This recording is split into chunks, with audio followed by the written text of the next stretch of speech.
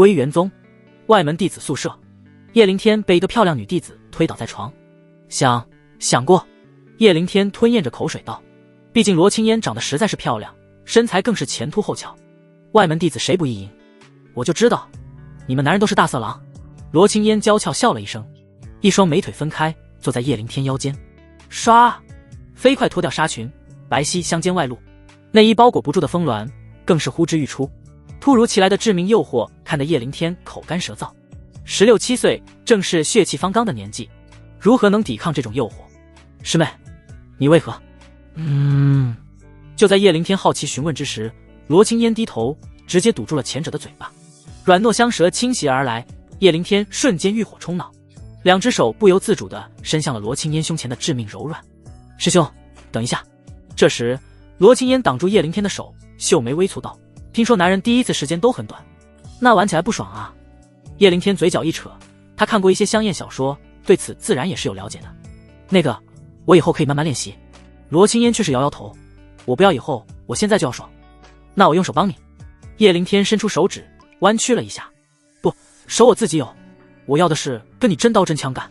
罗青烟说着，从床头取出一颗黑色丹药，美眸深处浮现一抹冰冷，一闪而逝后看向叶灵天妩媚一笑，叶师兄，这是壮阳丹，听说吃了之后能够应战2个时辰，你愿不愿意为了我试试？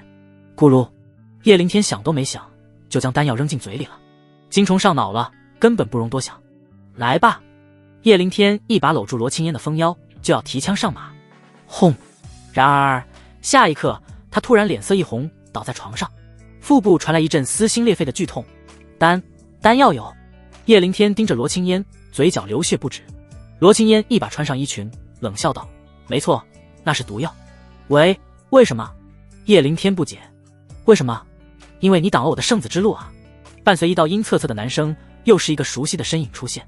叶灵天抬眸一看，瞳孔巨震，陆飞龙，自己3年小跟班。陆飞龙，你们这对狗男！轰！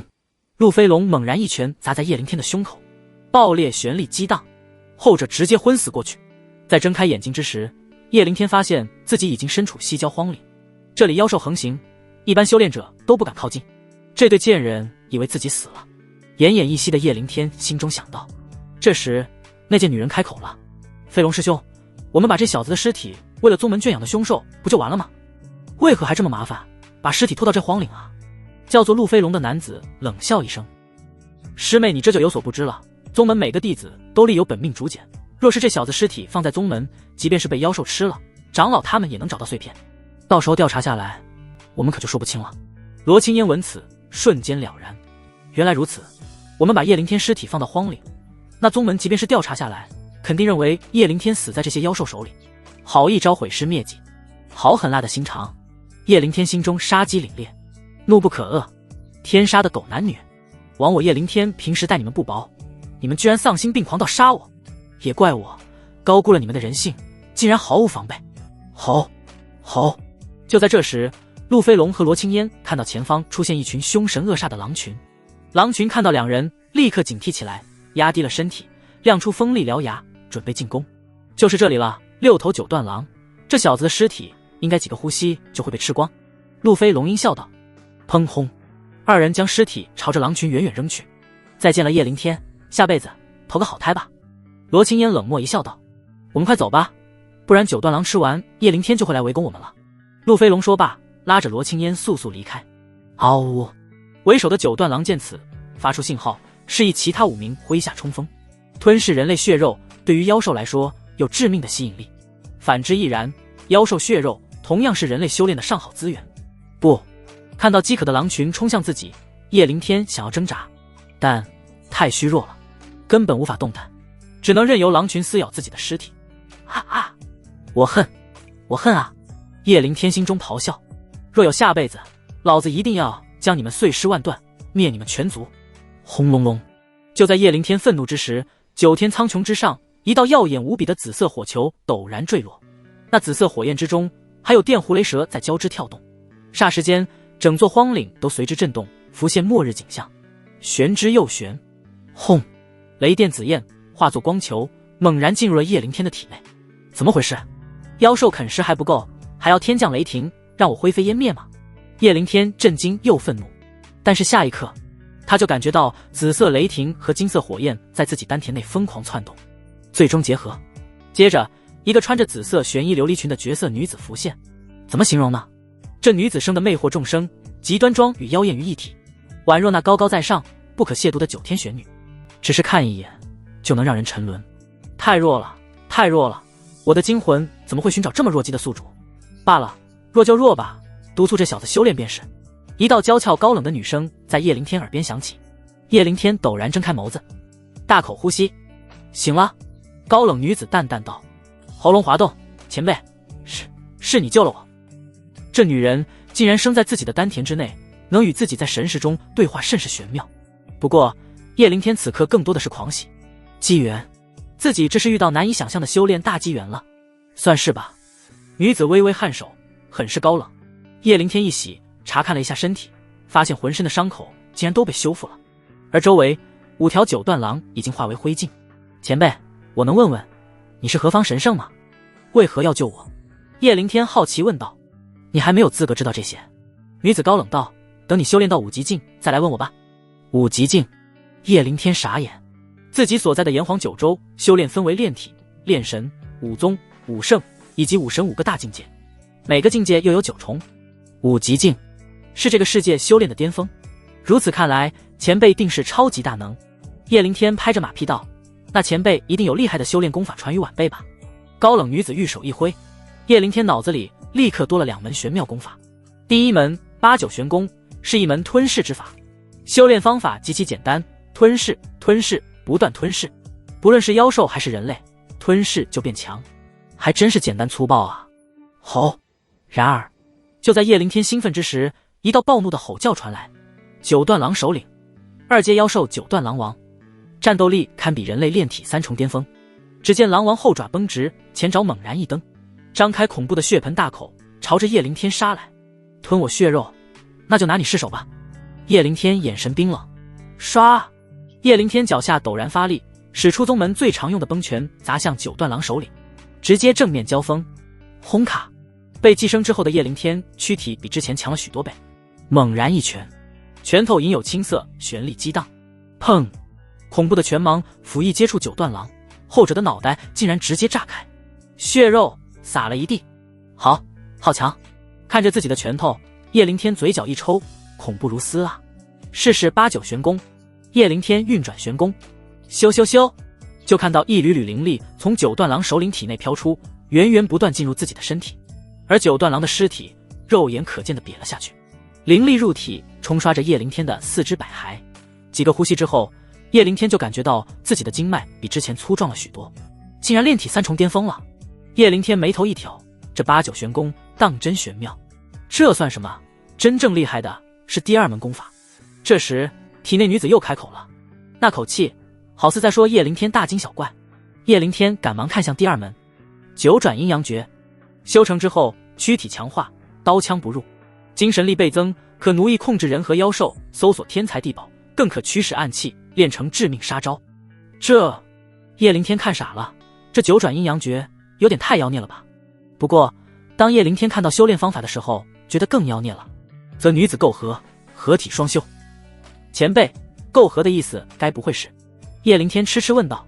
就是你想的那个意思。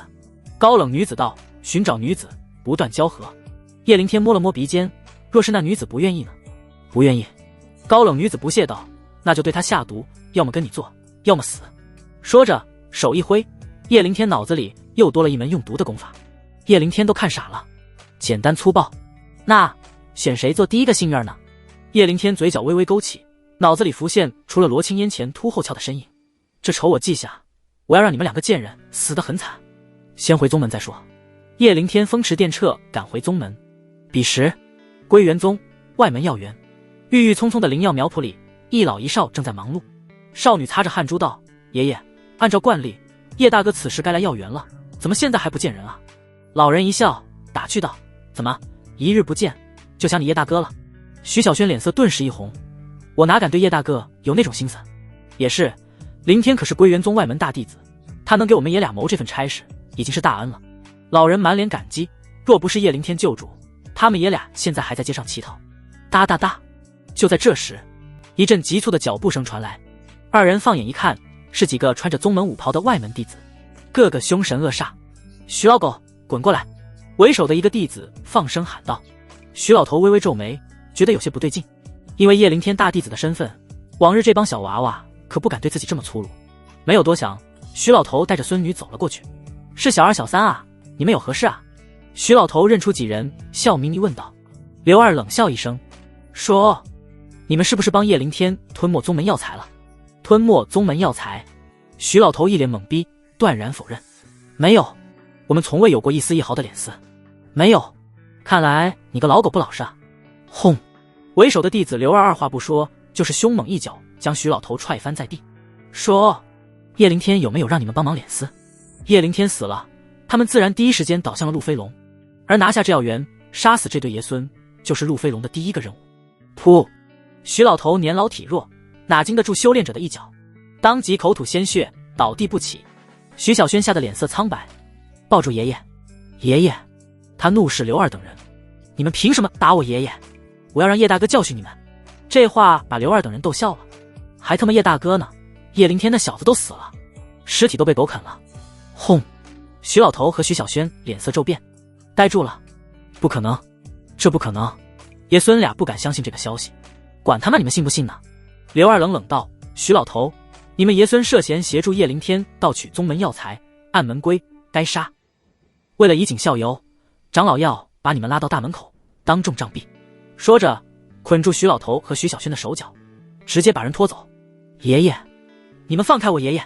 畜生，你们要杀就杀我，不要动我孙女啊！大门口，叶灵天刚刚赶到，就听到刘二的高呼：徐老狗、徐小轩两只蛀虫协助叶灵天侵吞宗门药材，罪无可恕，当庭杖毙，以儆效尤。此话一出，围观众人都是一片哗然。好家伙，叶灵天身为外门大弟子，竟然利用掌管药园之责吞没宗门药材为己用，该杀！我就看这两个家伙不是好东西。没错，平时连我们靠近药园都不允许，却让叶灵天一人脸撕，真是好狗。杀！不杀足以平分。原本无辜的一对爷孙瞬间被万夫所指，口诛笔伐，杖毙。刘二一声令下，几名弟子手持重棍对着爷孙二人砸去。啊啊！惨叫袭来，这几名弟子可都是炼体二重，力量岂是普通人能抵抗？几棍子下去，爷孙俩就皮开肉绽，浑身鲜血淋漓。尤其是体弱的徐老头，腿脚应声而断，森森白骨毕现。见此一幕，叶灵天怒火滔天，杀意冲霄，他宛若一头被激怒的野兽般冲了过来。谁给你们的狗胆，敢动老子家人，都给老子死！叶灵天，怎么可能？这狗东西不是死了吗？刘二等人惊愕无比。陆飞龙和罗青烟可是说过，已经将叶灵天格杀，连尸体都不存在的那种。别怕，这小子浑身伤口，只剩半条命，绝对不是我们的对手。一起上！刘二看到叶灵天样子狼狈，笃定后者一定是重伤在身，浑然不惧。轰！几人同时出手，拳脚齐出，汹涌的旋力聚集，朝着叶灵天围杀而去。灵天，灵天哥哥！徐老头和徐小轩见此，都是脸色苍白。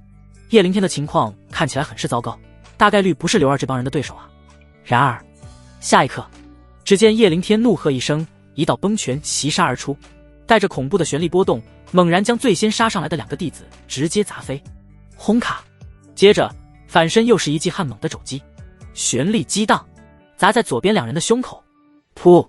二人毫无抵抗之力，直接倒地，将地面的坚硬的大理石地砖都砸碎开来。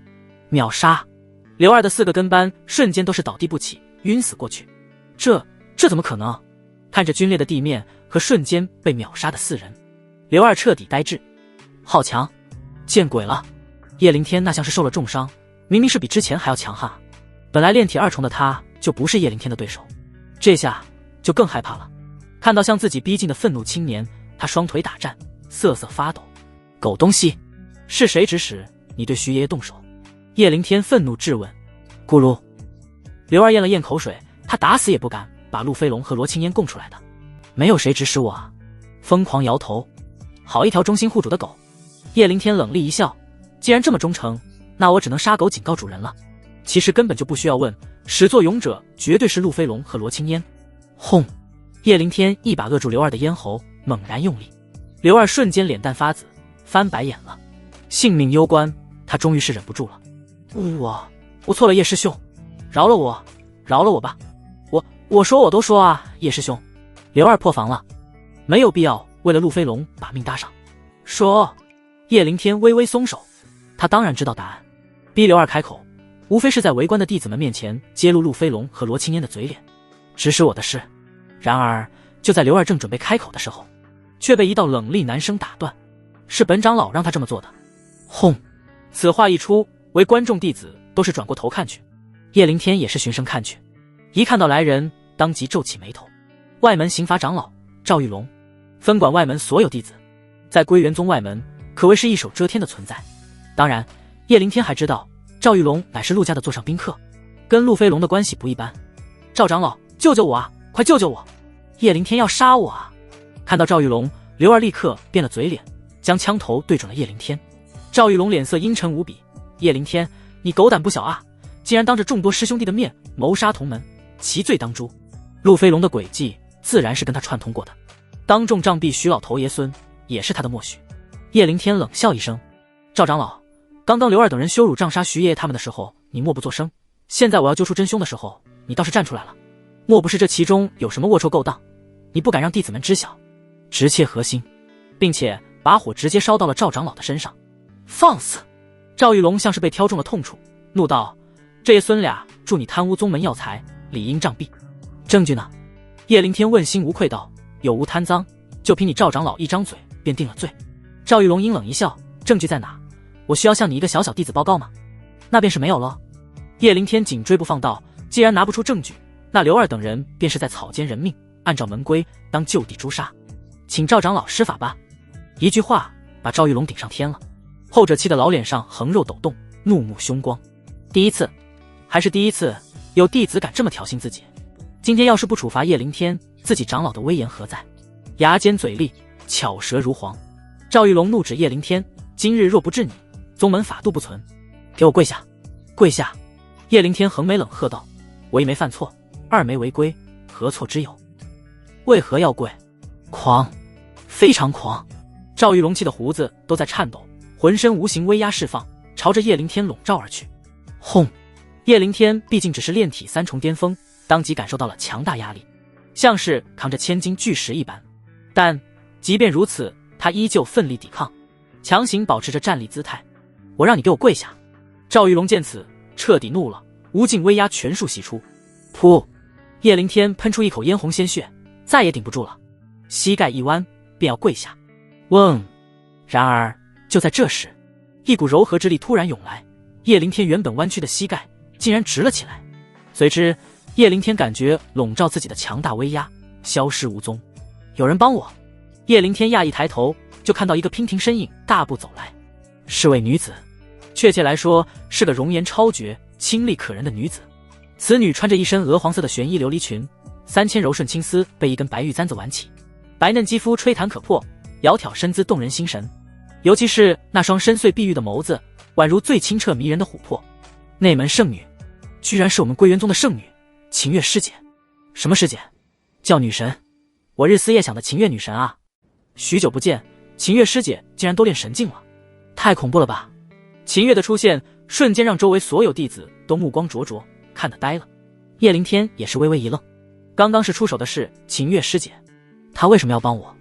然而就在他疑惑之时，体内那高冷的绝色女子突然惊呼开口，天生寒玉之体，小子快睡了他！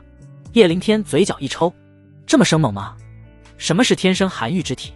叶凌天心中问道。绝色女子道，就是体内天生携带一颗寒冰种子，随着宿主逐渐长大，寒冰种子生根发芽，最终似宿主或者寒冰这种血脉之力。这女子之所以天赋绝佳，修炼速度远超常人，便是因此。你若是能与此女子合体双修，吸纳其体内的寒冰之气，实力就会突飞猛进。叶凌天微微挑眉，那我若是吸了她体内的寒冰之气，她会不会有损伤？修炼变强虽然重要，但叶凌天也不是那种滥杀无辜之人，不会，反而对他有更大的好处。绝色女子道，这寒玉之体虽然霸道，但也有缺点，那就是发作之时会很痛苦，你跟他交合就能大大缓解他的痛苦。原来如此。叶灵天明白过来，看向秦月，喉咙滑动。若是能与此等美女交合，也是人生妙事。不过，叶灵天自嘲一笑，秦月师姐可是宗门圣女，地位比那些长老都高，如何看得上我？没用的棒槌，我教你的用毒之法都忘了。绝色女子骂了一句，便沉默了。叶灵天摇摇头，没有回应。赵长老，宗门重地，你们在闹什么？秦月走上前，淡漠的眼神看着赵玉龙。身为内门圣女，秦月在各种意义上都能压制赵玉龙。见秦月开口，赵玉龙急忙摆出谄媚姿态，让圣女见笑了。外门一点小事，具体的事他自然不敢跟秦月细说。秦月美眸冰冷，赵长老，按理说你们外门之事我不该知会，但身为圣女，我想提醒你一句，外门也关乎宗门脸面，不是你赵长老的私人道场。言外之意，你要是敢为所欲为，一手遮天，后果很严重。赵玉龙如何听不懂秦月的警告，当即吓了一跳，躬身作揖，谨遵圣女训示。秦月微微颔首，散了吧。众人闻此，都是乖乖离去。叶灵天走上前，拱手道：“谢谢秦师姐出手相救。”秦月只是轻点秦手，转身离去。不过，就在他迈出几步之后，突然俏脸一白，腹部传来一阵刺骨的冰寒。又来了，这个月已经是第3次了。秦月强忍痛楚，自从进入炼神境之后，这寒冰之痛来得愈发频繁了。关键还没有任何破解之法。师姐，叶灵天见此，知晓对方这是发病了，立刻追了上去。秦月勉强支撑着娇躯，淡漠眼神看向叶灵天，有事？这小子怎么还追着不放了？叶灵天看了一眼秦月的腹部，压低声线道：“师姐，你的病我能治。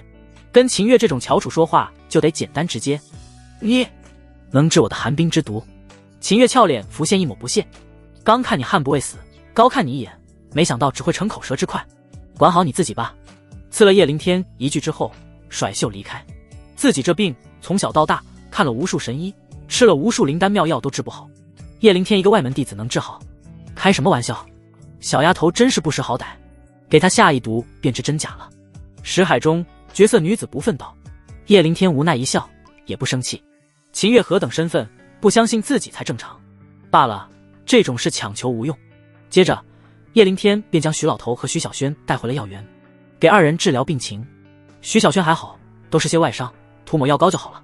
但徐老头却是骨折了，就有点难治了。叶灵天打听了一下，发现还是有办法的。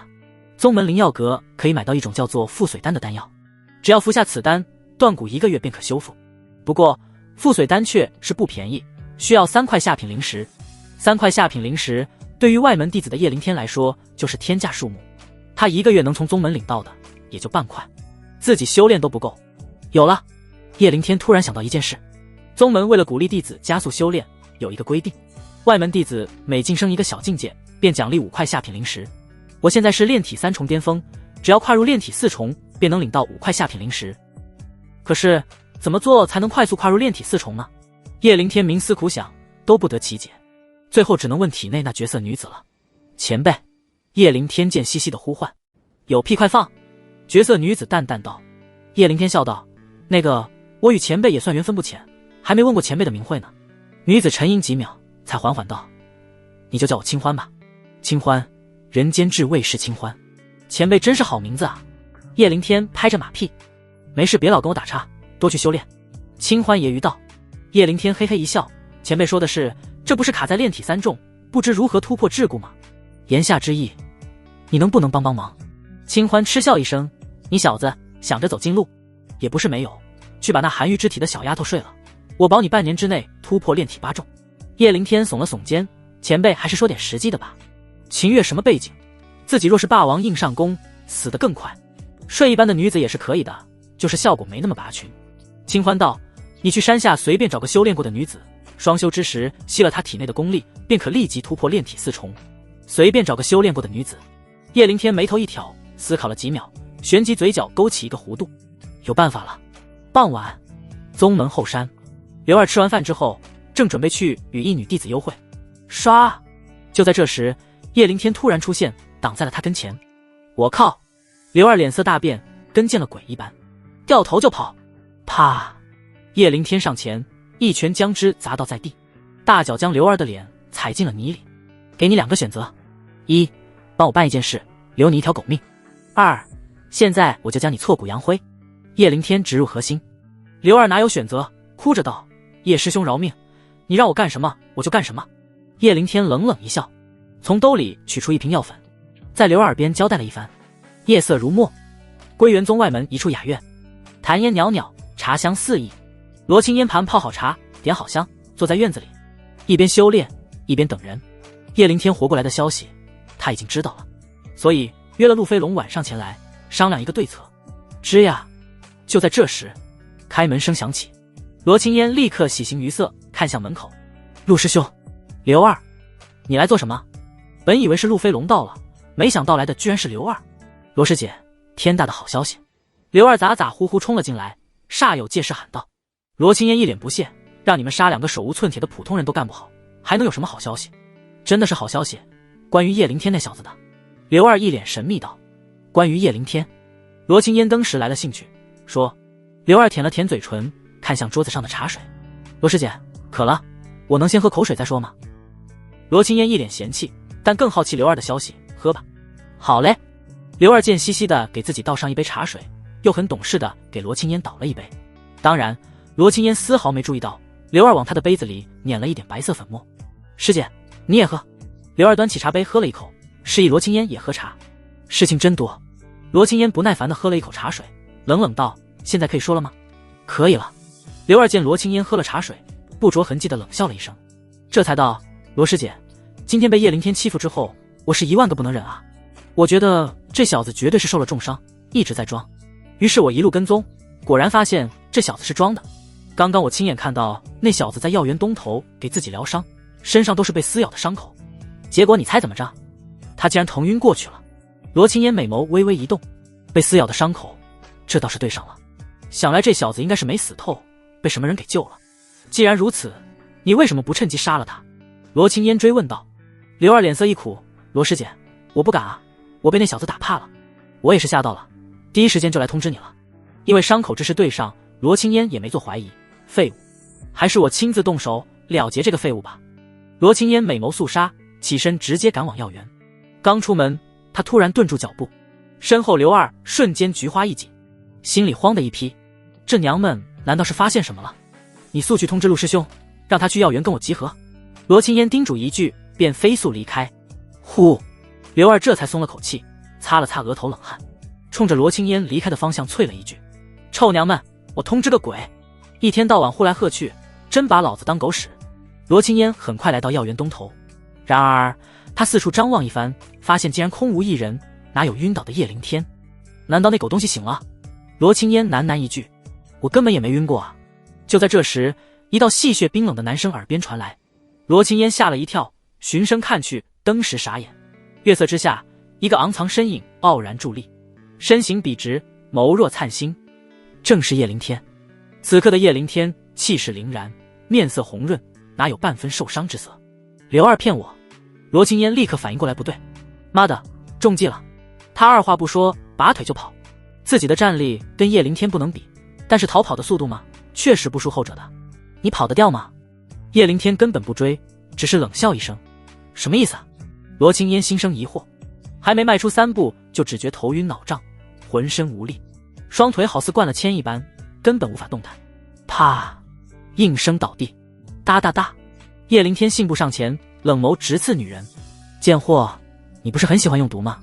现在滋味如何？罗青烟浑身软绵无力，但意识却格外清醒。叶灵天，你卑鄙！啪，叶灵天扬手就是狠狠一巴掌甩在女人脸上。我卑鄙？论卑鄙，我可跟你比不了。你用毒杀我的时候，有没有想过会落在老子手里？啪啪啪，叶灵天又是几个解气的巴掌往女人脸上招呼。罗青烟心里骤沉，瞬间意识到自己应该等不来陆飞龙帮忙了，当即露出一副楚楚可怜的姿态。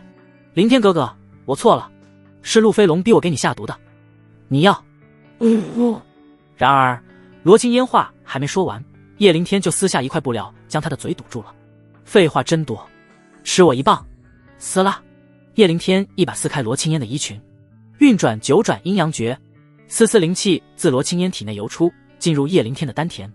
很快，丹田之内传来一阵爆豆般的炸裂之声，一股强悍无比的旋力席卷全身，开始冲刷四肢百骸和经脉。炼体4重，成了。叶灵天睁开眸子，嘴角露出满意的笑容，站起身，活动了下手脚，只觉轻松矫健，身体愈发强悍了。一旁，罗青烟已经昏死过去，叶灵天看都没看，就迈步离开。自然有人将这贱女人带回去，她也不会死，但功力被吸，后半生只能是废人，这应该比死更可怕。深夜，外门雅院，陆飞龙刚一进门，就看到罗青烟躺在院子里。青烟，陆飞龙脸色一变，急忙上前扶起罗青烟，渡过去一抹玄力治疗伤势。罗青烟缓缓苏醒，感受着浑身痛楚，尤其是丹田格外刺痛，他面如死灰，恨不得一头撞死。是谁干的？告诉我，是谁干的？陆飞龙愤怒质问。这女人自己都没动，居然被别人先摘了话，这如何能忍？叶灵天。罗青烟气若游丝地吐出3个字，再次昏死过去。叶灵天。听到这3个字，陆飞龙脸色极度扭曲。敢动老子的女人，狗东西，老子要将你挫骨扬灰。对于陆飞龙的无能狂怒，叶灵天自然无暇理会。翌日一大早，叶灵天就去到了宗门长老处，想要取得5块下品灵石，必须向主管修炼奖励的长老汇报自己的境界提升。不过当叶灵天来到长老处的时候，发现主管此事的竟然是一个熟悉的面孔，内门圣女秦月。秦月师姐，居然是你！负责此事的长老呢？叶灵天有些惊喜地问道。这不是你该关心的问题。秦月淡漠回应，因为上次的事情，他对叶灵天的印象并不好。哦，叶灵天耸了耸肩。叶灵天是吧？秦月看了一眼弟子簿上的记录，有些怀疑道，你2个月前才突破炼体3重，现在又有突破。叶灵天一笑，怎么？师姐这是不相信我的天赋？你天赋？秦月心中讥笑一声，外门弟子中有天赋者，万中无一，这叶灵天太自大了。别废话，把手放在测试石上。秦月直接忽略了叶灵天的话。好。叶灵天也不生气，将手放在面前的测试石上。这块石头可以精准测出修炼者的境界。嗡，测试石上亮出4道青色光华，这意味着被测试者是炼体4重。怎么样，师姐，我没忽悠你吧？叶灵天笑嘻嘻道。秦月一脸犹疑，难道是测试石出问题了？我自己来试试。想着便将柔白玉手放在了石头上。嗡，3道气势雄浑的火红色光华蹭的亮起。叶灵天看呆了，红色代表着炼神境，没想到秦月都已经炼神境3重了。要知道秦月比自己大不了几岁，境界却是碾压自己。炼神境3重，这已经远远超过内门所有天骄弟子了。怪不得秦月能够成为宗门圣女，权力比一般的长老还要大。小子，这就让你吃惊了。就在这时，体内的清欢开口了，语气中带着不屑道，以你现在的体质和掌握的功法，超过这小丫头也不过是半年多的功夫。啊，半年就能超过秦月？叶灵天彻底呆住。前辈，您不是在跟我开玩笑吧？清欢啐了一句，开玩笑？不信拉倒。信。叶灵天嬉皮笑脸道，前辈神通广大，无所不能，您说的话我都无条件相信。就在这时，秦月开口了，测试没问题，5块下品灵石收好，回去好好修炼，不要朝三暮四。说着将5块灵石交给叶灵天，心中倒是对叶灵天改观了一点。这小子的天赋他不敢说，但修炼应该很刻苦。叶灵天接过灵石，笑眯眯道，秦月师姐，上次我说的话是真的，我真能给你治病。闭嘴，不然灵石我立刻收回。秦月玉手一指，示意叶灵天赶紧滚蛋。好嘞。叶灵天也没多说什么，拿着灵石乖乖离开。这事急不来，来日方长。这一次秦月对自己态度不就有所改观吗？领到灵石之后，叶灵天立刻去买了覆水丹。不过就在他路过宗门广场准备回药园之时，突然听到一阵高喝，天骄榜放榜了。接着就看到一大群内门和外门的弟子从4面8方涌了过去。叶灵天顿住脚步也走了过去。天骄榜乃是归元宗内门为弟子设立的一个榜单，能上这个榜单的都是归元宗的顶级弟子，尤其是前10名，那绝对是名声响亮的佼佼者。当然上榜的好处不仅仅是名声，还有利益。即便是最后1名排名第100的弟子，每个月也能从宗门额外领取20块下品灵石，名次越靠前，奖励就越丰厚。最令人艳羡的是前10名，他们的奖励乃是上品灵石，甚至是灵液。当然除了丰厚的修炼资源，还有宗门的别样重视，以及无数女弟子的投怀送抱，看着上榜的弟子欢欣鼓舞，台下的叶灵天羡慕坏了。有朝一日我也要上榜，还得拿第一。带着雄心壮志，叶灵天回到药园，将附水丹交给徐老头之后，又彻夜修炼。第二天，太阳升起，叶灵天睁开眸子，这修炼速度太慢了。2块下品灵石已经消耗了1块，灵气进入丹田之后，如石沉大海，连一滴水花都看不到。清欢前辈，我这丹田是不是出问题了？叶灵天询问道。往日我吸收1块灵石，丹田内能聚集1成的灵气，现在怎么一点反应都没有？清欢一笑，这就对了，你的丹田已经被改造，面积是之前的100倍不止。如此一来，你的战斗力远超同境界。就拿现在来说吧，你炼体4重的实力，能力战炼体5重不败。不过如此一来，你修炼需要消耗的资源也是别人的很多倍。叶灵天点点头，这才了然。看来光等宗门每月发放的灵石肯定是不够了，得去找点事做做。做什么呢？去荒岭猎杀妖兽。不太行，不可控因素太多了，不光是厉害的妖兽，还有拦路打劫的山匪。除非是有精确情报，不然即便是内门弟子也不敢随便进入荒岭。有了，接宗门任务。叶灵天想到什么，立刻起身去到了宗门任务处。这里经常会放出一些任务，比如猎杀妖兽、押送重要物品、保护人员安全之类的。由于情报准确，一般不会有意外。来到人物处，叶灵天看了一圈，发现大部分任务都接不了，有实力要求。找到了，这个荒岭西山猎杀3阶妖兽猎天虎。根据上面的情报显示，这里最近出现了猎天虎群，这群猎天虎绝大部分都是3阶，也偶有4阶的成年猎天虎出现，适合炼体4重及以上的弟子领取任务。这不为我量身定制的吗？叶灵天笑了，拿下牌子来到窗口。师兄你好，我想接这个任务。窗口负责发放任务的弟子看了一眼叶灵天，有些不耐烦道：把牌子放回去，这任务你接不了。叶灵天一愣，不是说炼体4重就可以接吗？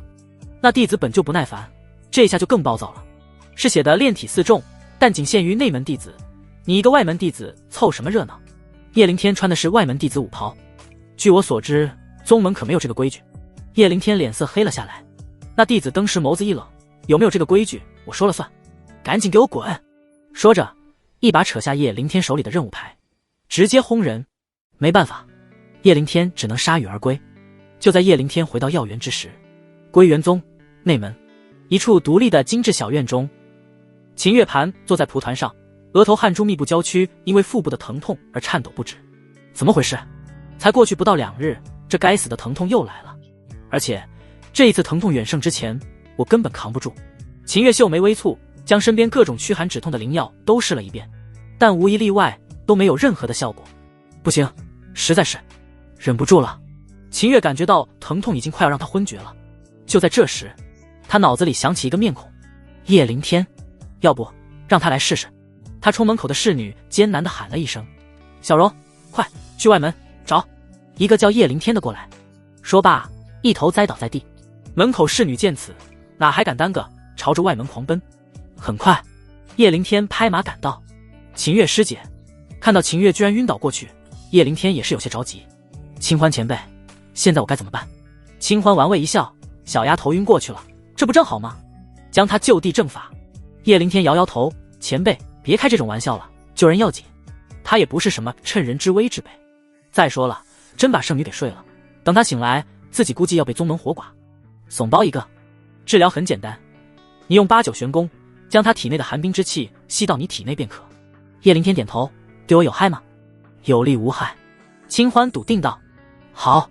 叶灵天立刻将秦月扶进了卧室，伸手落在秦月的衣物之上，就准备动手。这样不行，手要接触对方的皮肤。清欢提醒道。啊，那还得给秦月脱衣服。不过这时候也顾不得男女之别了。秦月师姐，对不住了。叶灵天念了一句之后，便将秦月的外纱脱掉。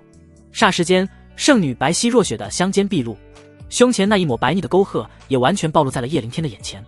完美，几乎是完美的身材。叶灵天运功，将手贴在秦月的盈盈一握的蛮腰之上，滑腻如脂的触感让得叶灵天喉咙滑动，不断吞咽着口水，当真是肤如凝脂啊。入手，一抹凛冽冰寒的气息便朝着叶灵天的手掌涌来。好冰！叶灵天一看自己的手掌竟然结出细碎的冰凌，这就是寒玉之体的威力吗？不过寒气被吸入体内之后，叶灵天很明显感觉自己的丹田变得浑厚起来，原本已经见底的丹田之池开始有灵气翻滚，这长得好快。叶灵天喜形于色，这要是让自己吸一会，不得直接突破炼体五重啊。然而很快寒冰之气就被吸完了，这不够啊。叶灵天不舍得收回手掌，再看秦月，面色已经红润起来，长长的睫毛颤动着，美如天仙，尤其是那诱人的红唇，让人忍不住想要亲上一口。就在叶灵天看得发愣之时，秦月美眸睁开，第一时间映入眼帘的就是叶灵天这张大脸和那快要流出嘴角的口水。他立刻往身下一看，还好叶灵天没对自己乱来。哗啦，他手一动，将上身衣物穿好，下了床，俏脸之上依旧是一副高冷的神情，但腹中却是暖洋洋的，确切来说是有一股从未有过的暖流在腹中流动，让他感觉极为舒适。秦月师姐，刚刚叶灵天开口就要解释，就被秦月打断，刚才的事只能你知我知。秦月显然不是个拘泥于小节之人，之前的事是我误会你了。秦月好奇地看向叶灵天，我的寒毒从小到大都无药可治，你是如何治好的？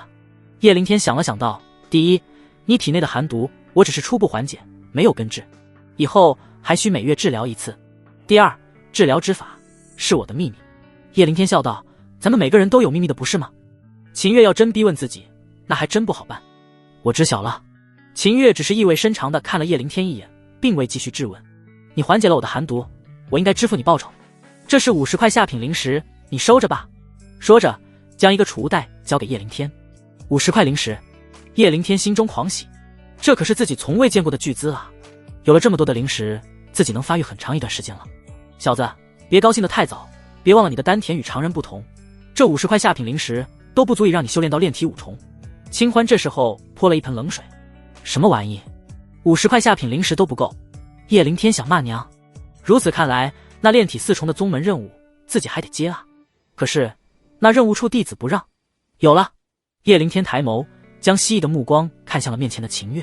秦月被叶灵天诡异的眼神看得一愣，什么意思啊？你觉得50块不够？这小子未免有些贪得无厌了吧？不是，师姐误会了。叶灵天笑道，我是有一事想求师姐帮忙。秦月微微颔首，说来听听。叶灵天将人物处的遭遇说了一遍。秦月秀眉微蹙，竟有此事？宗门可没有外门弟子不能接任务的规矩。走，我带你一起去。叶灵天立刻一喜，迈着六亲不认的步伐，跟秦月来到了任务处。任务处那弟子一看叶灵天又来了，登时脸色黑沉，训斥道，你小子是不是找打？老子的规矩不能破，赶紧给老子滚！叶灵天冷笑一声，没说话。就在这时，秦月走上前来，俏脸冰冷，你是谁老子？你定的什么规矩？你让谁滚？一声娇喝，吓得人物处的弟子差点没哭出来。这可是圣女秦月，连宗门的那些长老都惹不起的天之骄子。接着便是一出大变嘴脸的戏码。那任务处弟子先是给叶灵天诚挚道歉，而后双手捧着任务牌，恭恭敬敬递给叶灵天。叶灵天美滋滋地接过任务牌，心中暗道，还是有人脉好啊，谁都得对你恭恭敬敬。这个世界从来便是这样，想要混得好，要么背景大，要么实力强。你现在只是炼体4重，遇到4阶的成年猎天虎，还是要小心为上。这时秦月提醒了一句，叶灵天心中暖暖的，多谢师姐关心。秦月白了叶灵天一眼，谁关心你了？我是怕你死在大荒岭，没人给我治病。说着转身离开。这死丫头，嘴比你下面那玩意还硬。清欢感叹一句，啥？叶灵天嘴角一抽，这前辈真是语不惊人死不休啊。想到秦月那娇嫩红唇，叶灵天坏坏一笑，这可不一定，什么时候这两者碰到了，一试便知。就在叶灵天准备回去之时，广场上突然传来一阵喧哗，一群弟子抬着一个浑身鲜血之人，急匆匆赶往宗门救治处。快通知救治处的长老来帮忙，徐师兄在出任务的时候被妖兽偷袭了啊！徐师兄可是炼体8重，天骄榜第30，怎么会被妖兽偷袭？你懂什么？那可是大荒岭深处，各种意外都可能会发生，你以为是宗门后花园呢？完了，徐师兄好像不行了。最终那位徐师兄还是死了。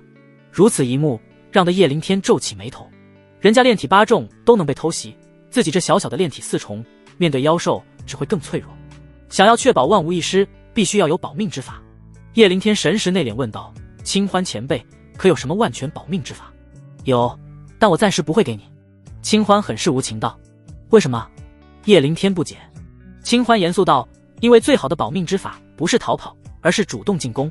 你现在正是历练之时，应当培养的是勇往无前、无可阻挡的血性。如果还没开始战斗就想着逃跑，那危机四伏的慢慢修炼之途，你如何度过？叶灵天顿时恍然，我知道该怎么做了，前辈。清欢满意一笑，你喜欢刀还是剑？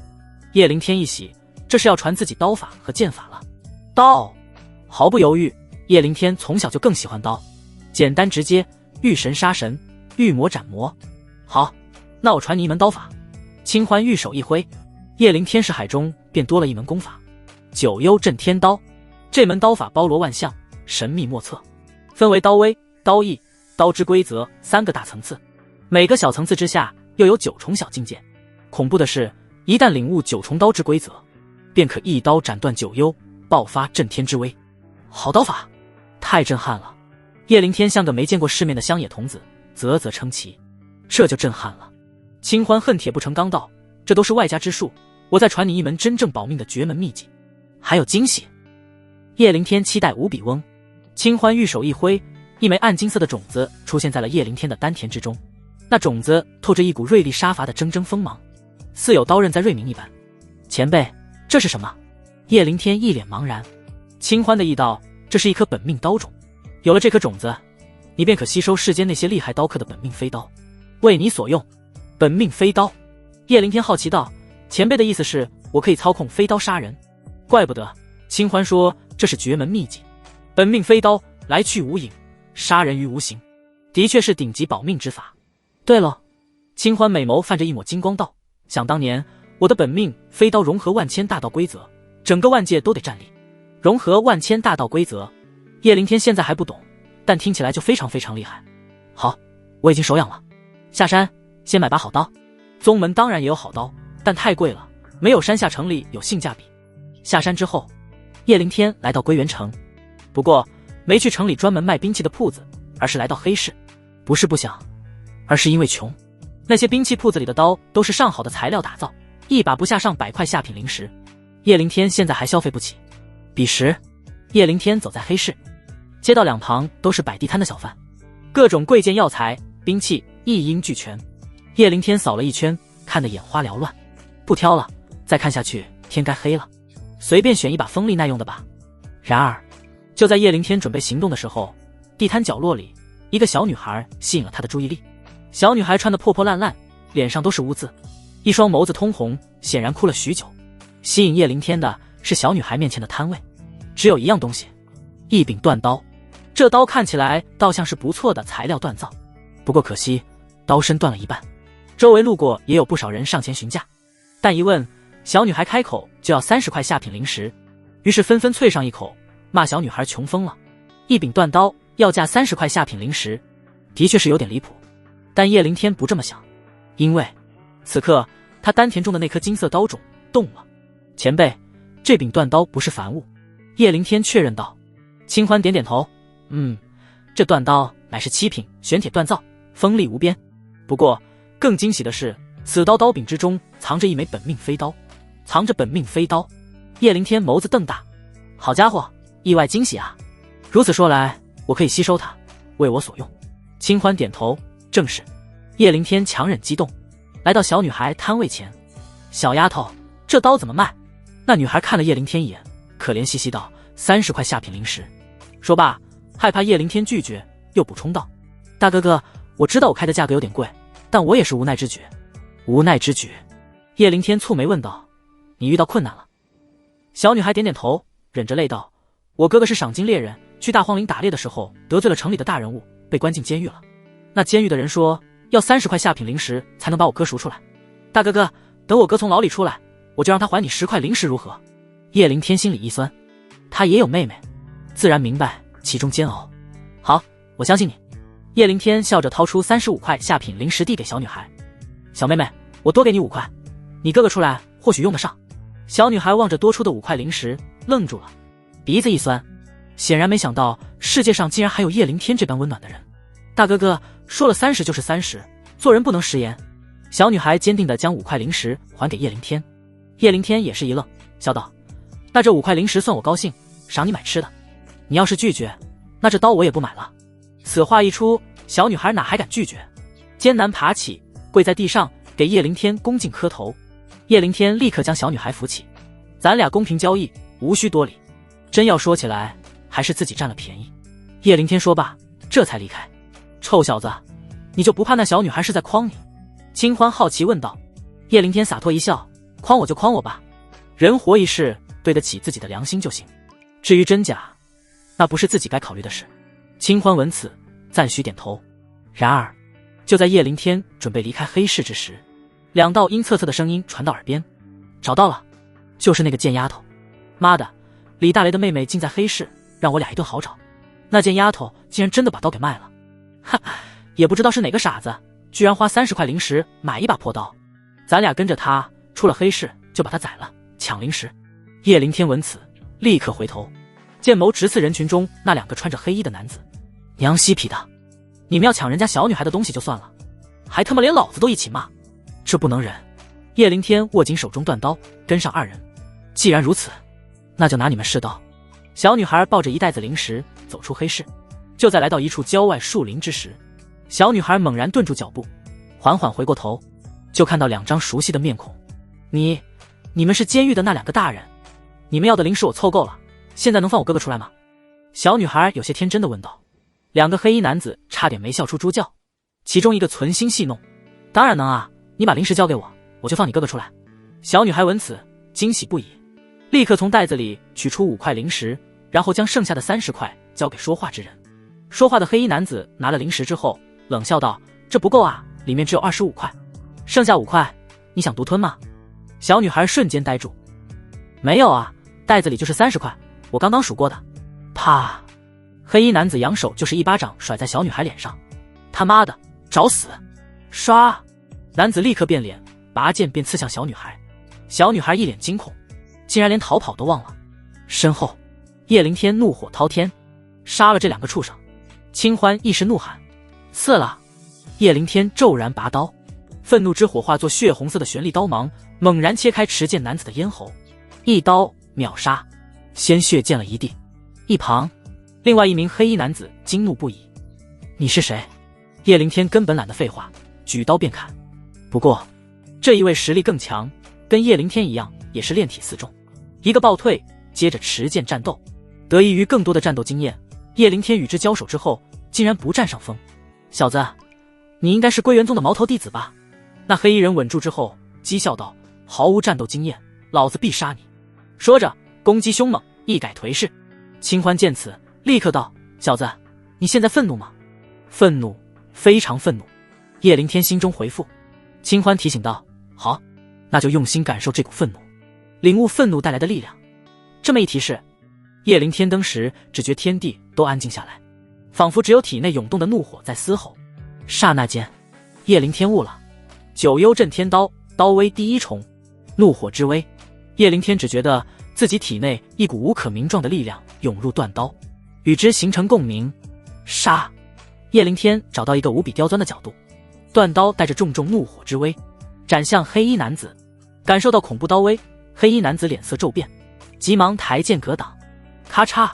然而叶灵天的刀太猛了，竟然将他手中之剑砍断，接着斩下后者头颅。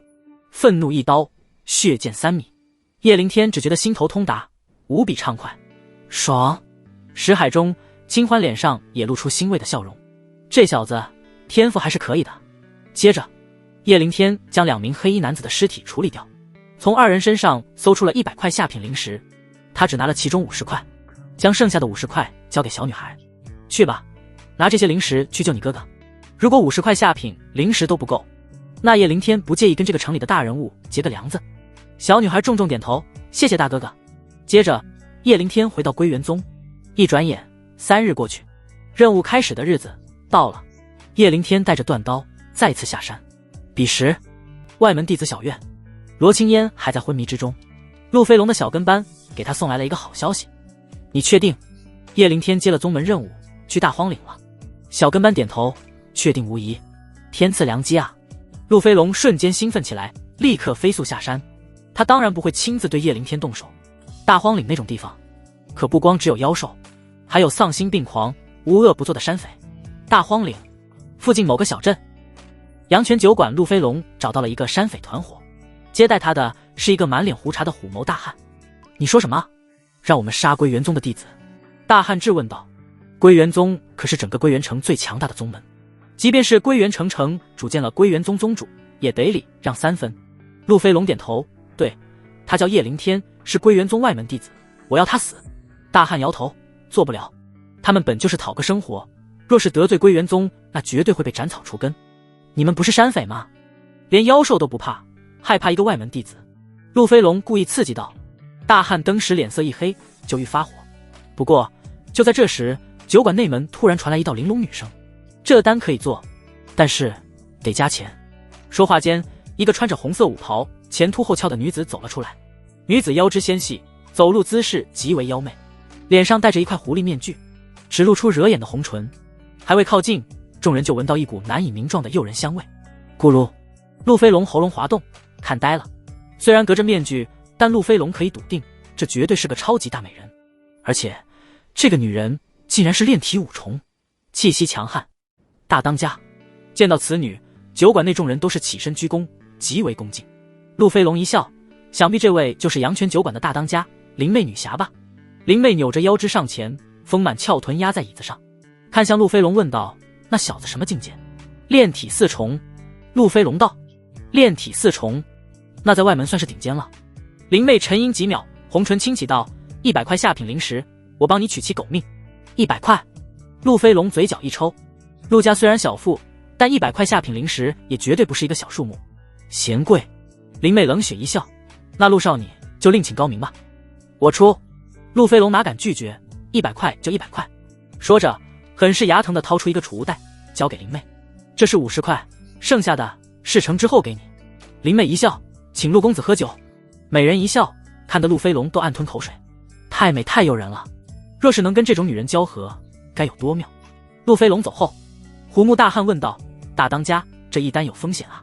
灵媚红唇勾起，怕什么？我们本就要离开，既然如此，还不如顺便做一单。虎目大汉心中一喜，天月灵果的位置你已经找到了。灵媚微微颔首，说着玉指上出现了一块羊皮地图。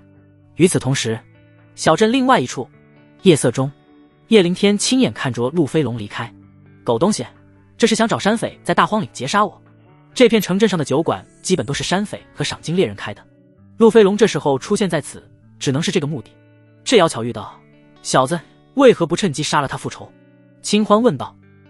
陆飞龙现在也是炼体4重，我还没有十足的把握能杀他。叶灵天道，这小子一向阴险，鬼知道有没有藏后招。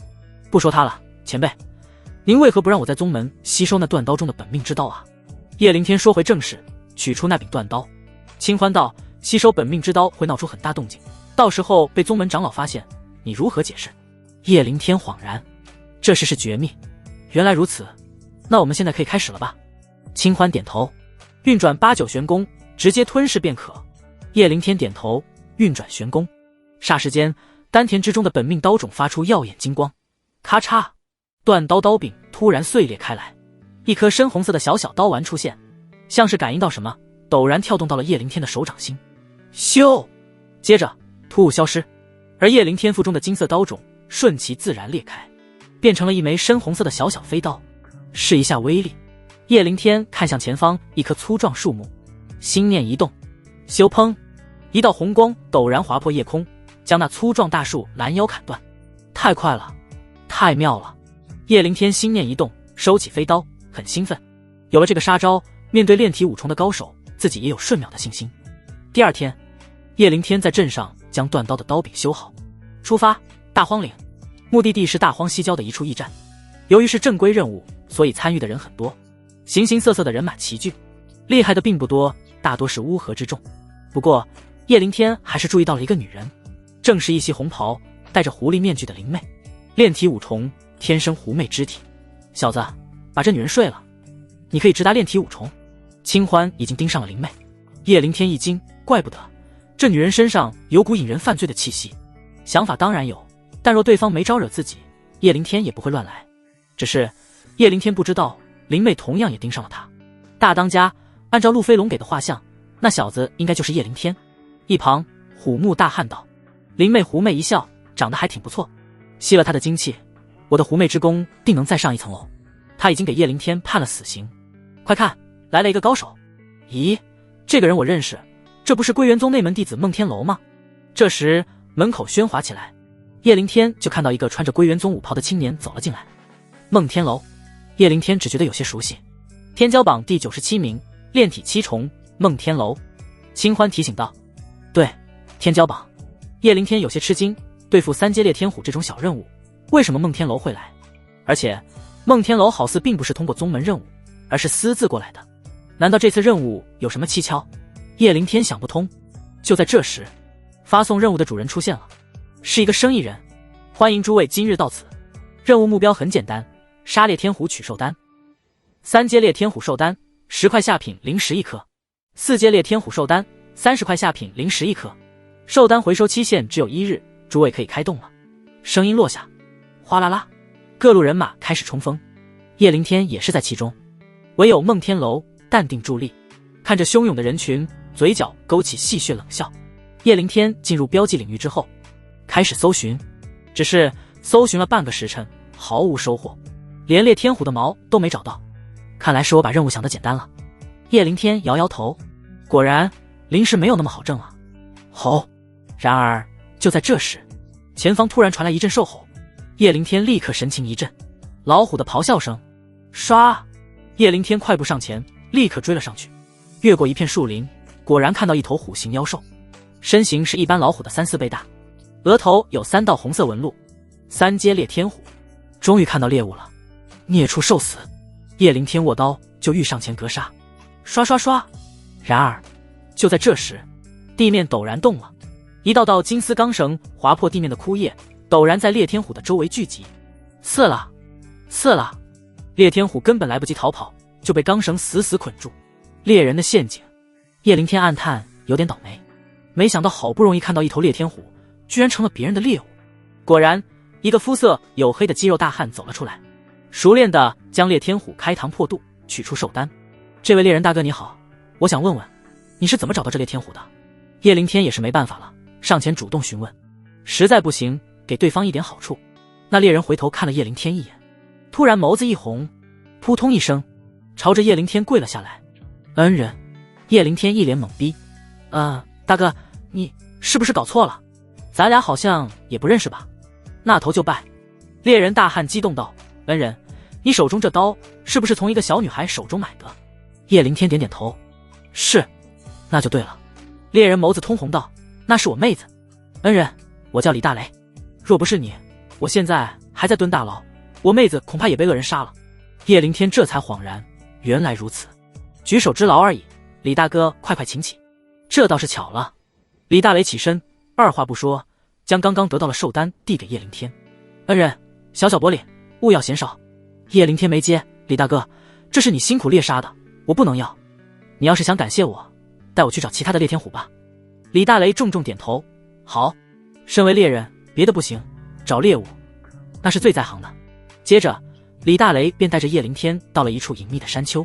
恩人，我做过勘察，这山丘往上至少有4头3阶烈天虎，3阶那就是30块下品灵石。叶凌天眸子都亮了，若不是有老猎人带路，自己还真找不到这里。谢谢李大哥，要不你跟我一起，咱俩一人2头。李大雷哈哈一笑，好啊，比一比，看谁动作快。正有此意。叶凌天一笑，脚下轻点，抢先一步。好快的速度！李大雷赞叹一声，手持利斧跟了上去。吼！叶凌天很快就看到了2头烈天虎，一雄一雌，正在交媾。吼！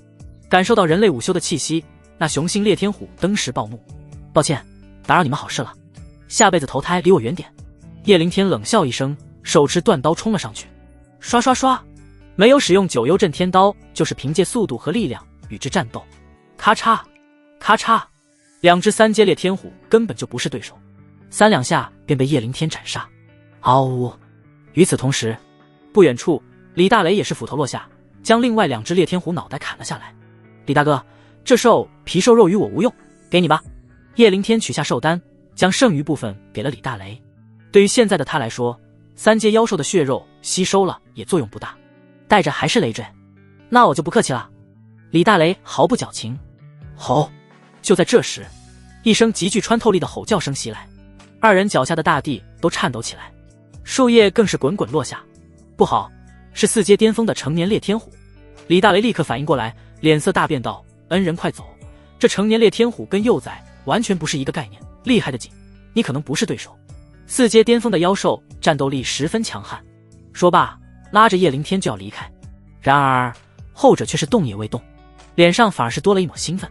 李大哥，你站远一点，我来会会这畜生。李大雷皱起眉头，躲到了一个远点的位置，手中斧头紧握，随时准备救叶灵天。吼！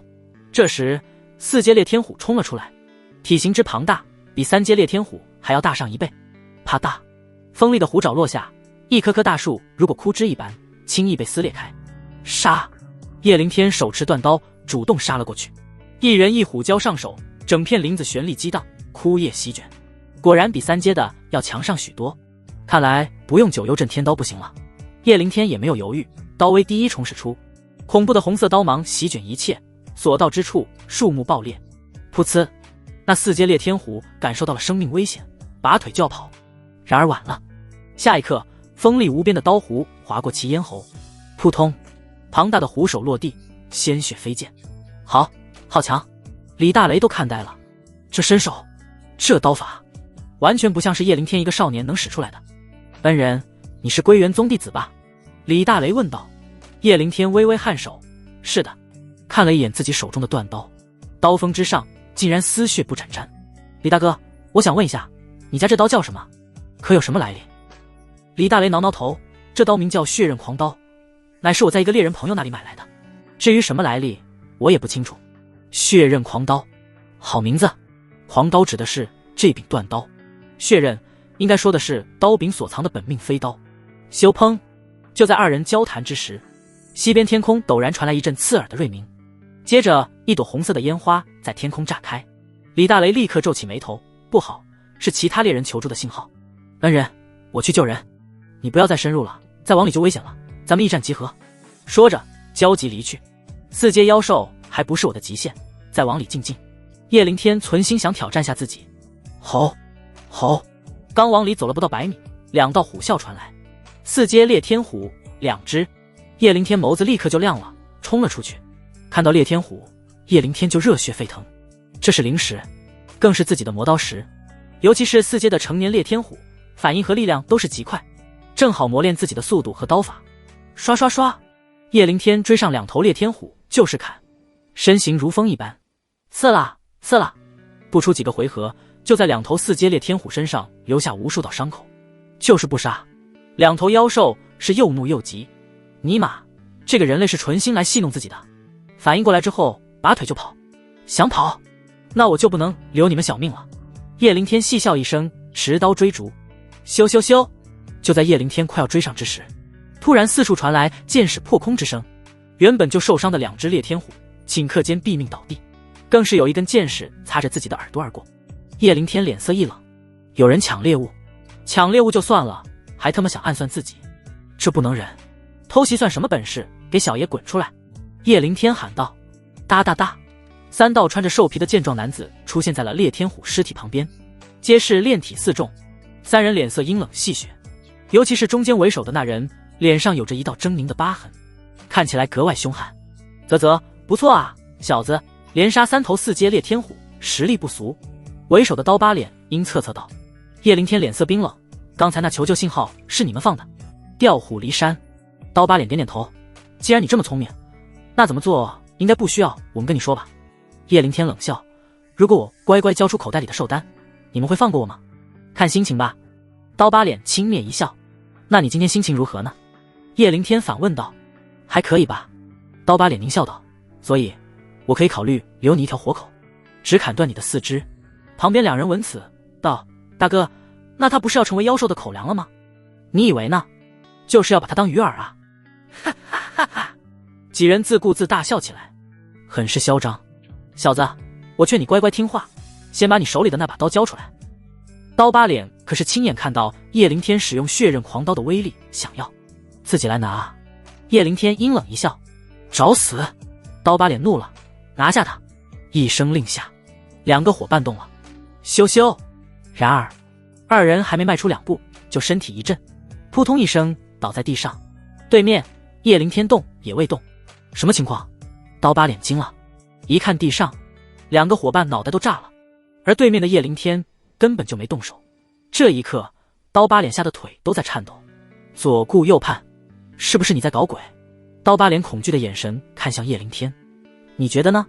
叶灵天冰冷一笑，意念一动，嗡，一柄血红色的飞刀便停在了刀疤脸的眉心，确切来说，距离眉心只有半指的位置。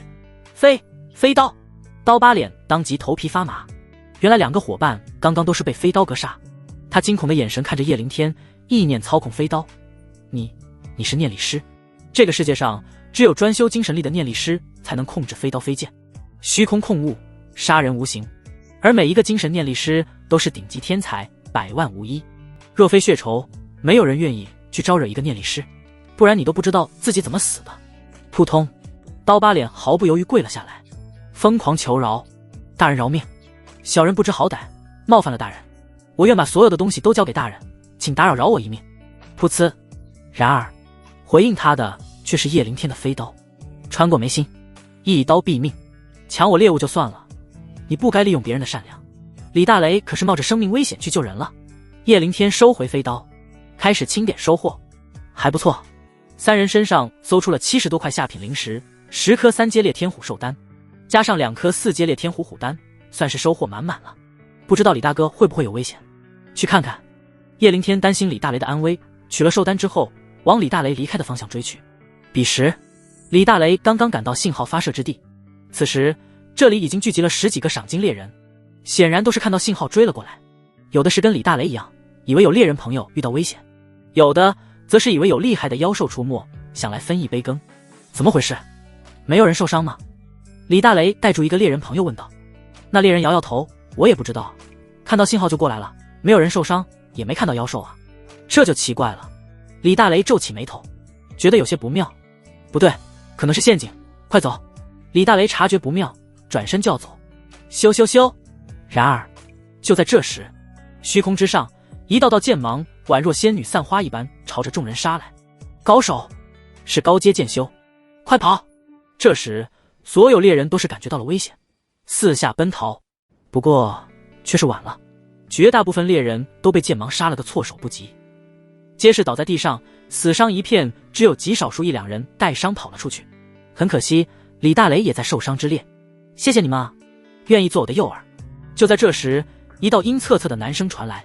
李大雷抬眸一看，登时皱起眉头，来者竟然是那个归元宗的内门弟子孟天楼。孟天楼，你是正道弟子，为何此般阴险？有人骂道。噗呲，孟天楼抬手就是一道剑芒袭出，那人瞬间变成了一片血雾。嘘，都给我安静点。孟天楼示意其他人安静。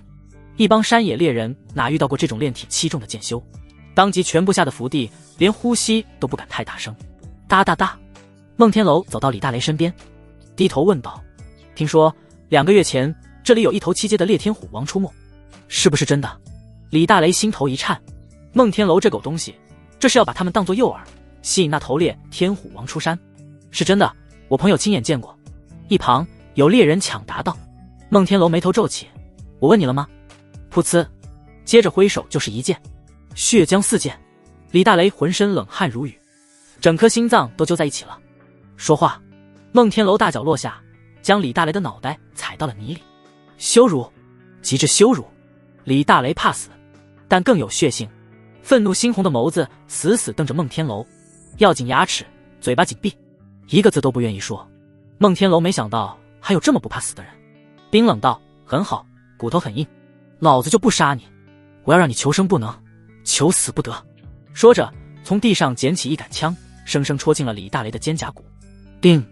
接着将李大雷钉在一棵大树上，鲜血哗哗直流。李大雷痛苦不已，但始终紧咬牙关，连一声闷哼都没有。狗日的，竟敢如此羞辱李大哥！不远处一棵密林中，叶灵天将这一幕尽收眼底，剑眸之中怒意爆闪，杀意沸腾。说起来自己能得到血刃狂刀，炼成本命飞刀，是李大雷的功劳。现在李大雷被抓，自己应该出手。臭小子别冲动，那小畜生是炼体气重，2根手指就能碾死你。清欢急忙劝解，连飞刀偷袭对他也没用吗？叶灵天很是气愤道。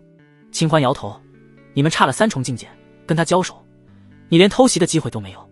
叶灵天皱起眉头，可我也不能看着李大哥被他活活折磨死吧，这不是他做人的风格。清欢想了想，沉吟道，也不是完全没有办法。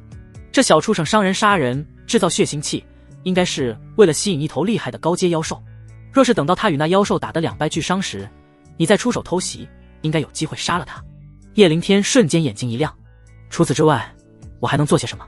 清欢道，尽可能的狩猎更多4阶猎天虎，吞噬精血兽丹，变强。若是能进入炼体5重，那偷袭成功的可能性更大。叶灵天点头，记住此地位置之后，转身便消失了密林之中。旋即，一个手持断刀的青年开始疯狂寻找猎天虎杀戮，1头、2头、5头、10头。猎杀完10头4阶猎天虎之后，叶灵天开始吸收妖兽精血和兽丹。然而，丹田内的气息只是涌动起些许波涛，丝毫没有蜕变的迹象。好气！到底需要多少头才够啊？叶灵天愈发焦急愤怒。已经过去半个时辰了，就算李大雷能挺住伤势，万一孟天楼已经将那高阶猎天虎猎杀了呢？那李大雷也必死无疑。咻咻咻！就在叶灵天焦急之时，情况陡变，一道道箭矢带着恐怖的红色火焰突然朝着自己围杀而来。偷袭！叶灵天眸中闪过一抹锋芒，老子正生气呢，又是哪个不知好歹的家伙撞枪口？只见他一个蹬地，宛若虎豹一般弹跳而起，以一个无比刁钻的角度躲过了10几道箭矢的偷袭。那些箭矢击中树木和大地之后，竟然发生爆炸，轰轰轰，地面被炸出大坑，树木更是瞬间爆裂成了木屑。叶灵天心头骇然，若不是他的精神力远超常人，根本不可能躲开这一波悍猛攻击。这不是一般的猎人，是专业杀人的山匪。叶灵天立刻反应过来，眼神无比警惕。啧，不愧是价值100块下品灵石的主，的确是有点实力在身上。就在这时，一个穿着火红色长袍的魅惑女子走了出来，那修长白皙的美腿，还有胸前隆起的巨物，都让人挪不开视线。正是阳泉酒馆大当家林妹。林妹身后还跟着6位野蛮狰狞的持刀大汉，个个都是炼体4重，而林妹更是炼体5重巅峰的猛人。这架势怎么看，叶灵天都没有胜算。不过叶灵天却不见丝毫慌张，脸上反而是多了一抹喜悦。小子，进入炼体5重的机会这不就来了？清欢玩味一笑。叶灵天望向林妹，是陆飞龙让你们来杀我的。林妹轻点琴手，是。不过呢，看到你之后我改变主意了，只要你答应我一件事，姐姐可以大发慈悲不杀你呢。叶灵天勾唇一笑，哦，还有这种好事，说说看。林妹舔了舔诱人的红唇，只要你跪下来叫我一声主人，以后乖乖做我的奴隶，陪我一起双修魅惑功法，我就不杀你。怎么样？不但不用死，还能跟姐姐夜夜风流，岂不快哉？双修魅惑之功，夜夜风流。叶灵天不屑道，不就是让我当你修炼的炉鼎吗？说的那么好听，以我这小身板，跟你双修能活过几日？林妹一笑，倒是不傻。不过你们男人不是说牡丹花下死，做鬼也风流吗？做我的炉鼎，总比做野兽的点心要好吧？叶灵天乐了讥笑道，就你这种贱婢，连给我当炉鼎都不配，顶多能做个一次性的玩物吧。贱婢，一次性玩物。林妹脸上的笑容戛然而止，变成了狰狞的蛇蝎之怒，悍然下令，岂有此理，杀了他，给我杀了他。一声令下，6个炼体4重的凶悍猛男脸色一冷，朝着叶灵天围杀而来。林妹冷笑不已，一个宗门的小小炼体4重弟子，怎是他们这帮山匪的对手？然而下一刻，他俏脸变色，刷刷刷，只见叶灵天宛若一只猎豹一般，主动窜进人群，手中断刀宛若九幽地狱的夺命利器，几个呼吸之间便将6位大汉的性命全部收割，乌合之众，不堪一击。叶灵天甩甩刀子上的鲜血，冷笑不已。怎么会？林妹柳眉微蹙，没想到这小子竟然在藏风。不过他丝毫不慌，反而是兴奋起来。我的剑好久没出鞘了，是时候沾沾鲜血了。他脸色一冰，骤然拔剑。然而手中剑还未拔出，他就猛地顿住了身体，娇躯站立，额头冷汗密布，一股致命的心悸袭上心头。此刻他眉间不到半寸之处，一柄血红色的飞刀凌空出现，没有丝毫征兆，就这么突然顶在眉心。本命飞刀。林妹美眸浮现森然恐惧。哒哒哒，叶凌天表情冷血，一步一步向他靠近。你想要做什么？林妹脸色惊恐，但却不敢动弹。你不是要与我双修吗？自然是要成全你的愿望。叶凌天打量着林妹完美的娇躯，嘴角勾起森然弧度。自己脱衣服。林妹娇躯一抖，忍着满腔屈辱，一件又一件将浑身衣物脱光。美，完美。当林妹将最后一件内衣褪下之后，一具完美无瑕的玉体浮现在叶凌天的眼前。林妹天生狐媚之体，而且从小修炼狐媚之功，身材、皮肤、气质都是一绝，远远不是一般女子能相比的。咻！叶凌天手指一弹，一枚特制的药丸便进入了女人的口中。药丸入体之后，林妹只觉得浑身升起燥热之感。叶凌天运转9转阴阳诀，丹田终于满了，一股股精纯的旋力开始冲刷自己的四肢百骸。很快，一股旋力激荡开来，叶凌天再次蜕变，炼体5重，中期，舒服。叶凌天感受着肉体脱胎换骨，忍不住喊出声来，竟然一下子让自己冲上了炼体5重中期。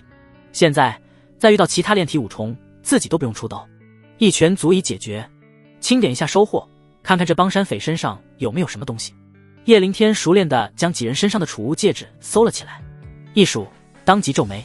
奇怪，这几人身上加起来竟然都不到30块下品灵石，这帮山匪未免穷得有点过分了吧？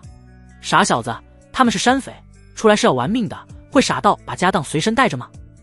清欢提醒到，叶凌天这才恍然，看来想要收获，得去抄了他们的老巢。林妹等人的老巢在小镇上，到时候回去打听一下就知道了。这笔钱跑不掉。咦，这是什么？就在这时，叶凌天在林妹的储物戒指中发现了一块羊皮纸，上面涂涂画画，好像是一个地址。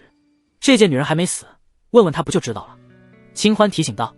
对，叶凌天将林妹叫醒一问，得到了天月灵果4个字。清欢前辈，你可听说过这种果子？叶凌天自然是不知。清欢却是一笑，臭小子，你这次撞大运了。是吗？莫非这果子了不得？叶凌天心中一喜。清欢解释道，天月灵果是一种天材地宝，吸收月之精华，吸收之后能够一步跨入炼神境，而且最关键的是，它能够让你的精神力更进一步，感知和控制扩大到500米，一步跨炼神，还能让精神力扩大到500米。叶凌天虎躯一震，激动坏了。要知道，他现在的精神力范围，无论感知还是控制，都只有不到70-80米而已。500米，那简直就是大大的质变。试想一下，敌人距离你500米，还未发现你的影子，就被你一刀格杀，这是何等恐怖！这天月灵果，我势在必得。叶凌天暗暗握拳，轰隆隆。就在这时，阵阵爆裂之声传来，叶凌天耳朵一动，是刚才那方向。看来那高阶妖兽跟梦天楼正在大战，好机会，救李大哥！唰，叶凌天宛若离弦的箭，飞速赶往大战处。距离大战中心500-600米，就看到梦天楼正手持利剑，与一只高大凶猛的烈天虎王在交战。那烈天虎王额头上竟然有8道火红色的纹路，竟然是8阶妖兽。叶凌天心头惊骇无比，碰到此等妖兽，自己恐怕出手的机会都没有。更让他啧舌的是，面对烈天虎王，炼体7重的梦天楼竟然丝毫不占下风，这就有点离谱了。不愧是天骄榜上榜的内门精英弟子，若是我刚刚莽撞冲上去，一定是送死。叶凌天暗暗庆幸，孽畜哪里逃！就在这时，烈天虎王吃了一剑之后，好像是意识到了不妙，竟然往山中老巢溃逃而去。梦天楼怎么可能放弃这个机会，立刻持剑追击。好机会！叶凌天趁机出手，将李大雷救了出来。还好，李大雷只是肩部受伤，未及要害。叶凌天将其安置在了一个安全之处，处理了一番伤势。李大哥，我送你出去。叶凌天想着先送李大雷到驿站。不用，我还死不了。李大雷抓着叶凌天的手道，你追过去看看，那小畜生跟烈天虎王回老巢，很可能会吃亏。若是他们两败俱伤，替我杀了那个小畜生。作为10几年的老猎人，李大雷深知一件事，妖兽回巢必有陷阱。叶凌天感动了，李大雷这是冒着生命危险，若是现在有妖兽再来，李大雷不一定能活命。但既然李大雷都开口了，他也不想错过这个好机会。好，叶凌天也没有再矫情，持刀快步追了过去。就在叶灵天寻迹追到妖兽老巢的时候，就看到孟天楼主剑立，半跪在地，浑身都被鲜血浸透了，显然已经重伤。一旁，烈天虎王已经身死。孟天楼擦了擦嘴角的血，得意冷笑：“你这孽畜，竟然在老巢中布置了陷阱！幸好老子有保命之法，不然还真被你给阴了。这一趟回去恐怕得休养半年。不过能得到一颗8阶虎王的寿丹，一切都值了。”孟天楼缓缓起身，艰难走到烈天虎王尸体旁，举剑就要剖尸取丹。唰！就在这时，叶灵天手持断刀猛然杀出。谁？感受到背后传来的凉意，孟天楼立刻回身反击。当，二人瞬间交手。孟天楼一惊，炼体五重竟然能爆发如此强悍的力量，你应该是领会了一重刀威。叶灵天根本懒得跟孟天楼废话，疯狂进攻。之所以没有用飞刀，是想利用孟天楼增加自己的战斗经验。当当当，二人瞬间交手10几招。叶灵天眉头微微皱起，这孟天楼虽然受了重伤，但是气息依旧稳固，还能维持炼体5重巅峰的战斗力。而且孟天楼的战斗经验显然比自己丰富多了。呵呵，臭小子，你太天真了，妄想偷袭我夺寿丹，我要将你抽筋扒皮。孟天楼讥笑一声，手中利剑旋利闪耀。小子，他在酝酿大招。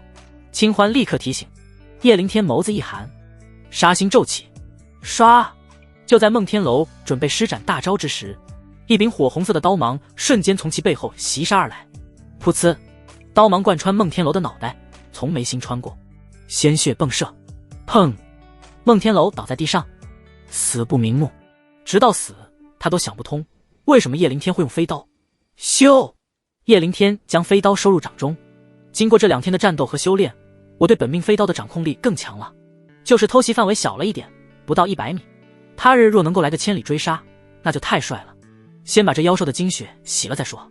叶灵天运转8九玄功，将烈天虎王的精血吞噬。反正这么大的妖兽，身体也带不走。吸收完之后，叶灵天明显感觉丹田起了波涛。妈的，竟然只是满了1/4。叶灵天很不服气，这可是一头8阶的烈天虎王啊，竟然连丹田的1/4都填不满。没多想，叶灵天取出了烈天虎王的寿丹，又将孟天楼的储物戒指取了下来。好家伙，这储物戒空间竟然是平常储物戒的10倍。叶灵天惊喜不已，要知道储物戒的空间越大，价格就越高。孟天楼手上的这一枚起码价值500块下品灵石，不愧是天骄榜上的弟子，竟然随身带着300块下品灵石。不过除了下品灵石之外，叶灵天还发现一件诡异的事，储物戒其他空间竟然装了大量女弟子的内衣，很多还是穿过的。你个死变态！叶灵天啐了一句，说着捡起孟天楼用的那把利剑，这才离开。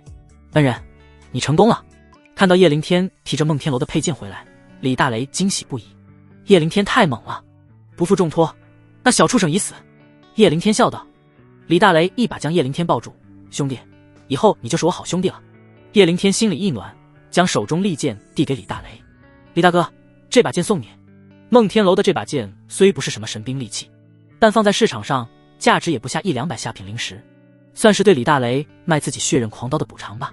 李大雷也没有矫情，接过利剑，笑道：那就谢过兄弟了，我带你去镇上喝酒。好。叶灵天也没拒绝，正好去抄了灵妹的老巢。二人来到镇上一个猎人酒馆，此刻所有猎人都在议论一件事。哎，你们听说没？这次大荒岭西郊出现了8阶的烈天虎王。天啊，幸好我没去，不然就是送死啊。呵，送死也轮不到你。听说那烈天虎王死在了归元宗内门一个厉害弟子的手里，归元宗的小兔崽子，那他拿到8阶寿丹了，发财了。这要是拿去城里拍卖，不下3000下品灵石，能买好几把玄铁打造的利器呢。听到周围人羡慕的语气，李大雷跟叶灵天对视一笑，都是心中暗爽。叶灵天小声问道：李大哥，归元城好几家资源铺子，找哪家拍卖比较好？李大雷压低声音道：当然是天雅阁啊。为何？叶灵天微微挑眉。李大雷坏坏一笑，因为他们老板娘最漂亮，乃归元城第1美人。我特么？叶灵天嘴角一抽，这也算理由？兄弟，说认真的。李大雷笑道：跟你开个玩笑，推荐天雅阁是因为他们信誉最好，而且天雅阁势力庞大，遍布我们东荒州，他们做的是长久的生意。叶灵天微微颔首，明白了。对了，还有一件事。叶灵天掏出灵妹身上搜出的羊皮纸，询问道：“李大哥，你看看这上面的地图，你知不知道在哪？”天月灵果才是这一次行动的最大收获。李大雷拿过煤油灯照了照，好像是在大荒岭深处的南荒城地界，那可是非常危险之地。兄弟，你为何有那里的地图？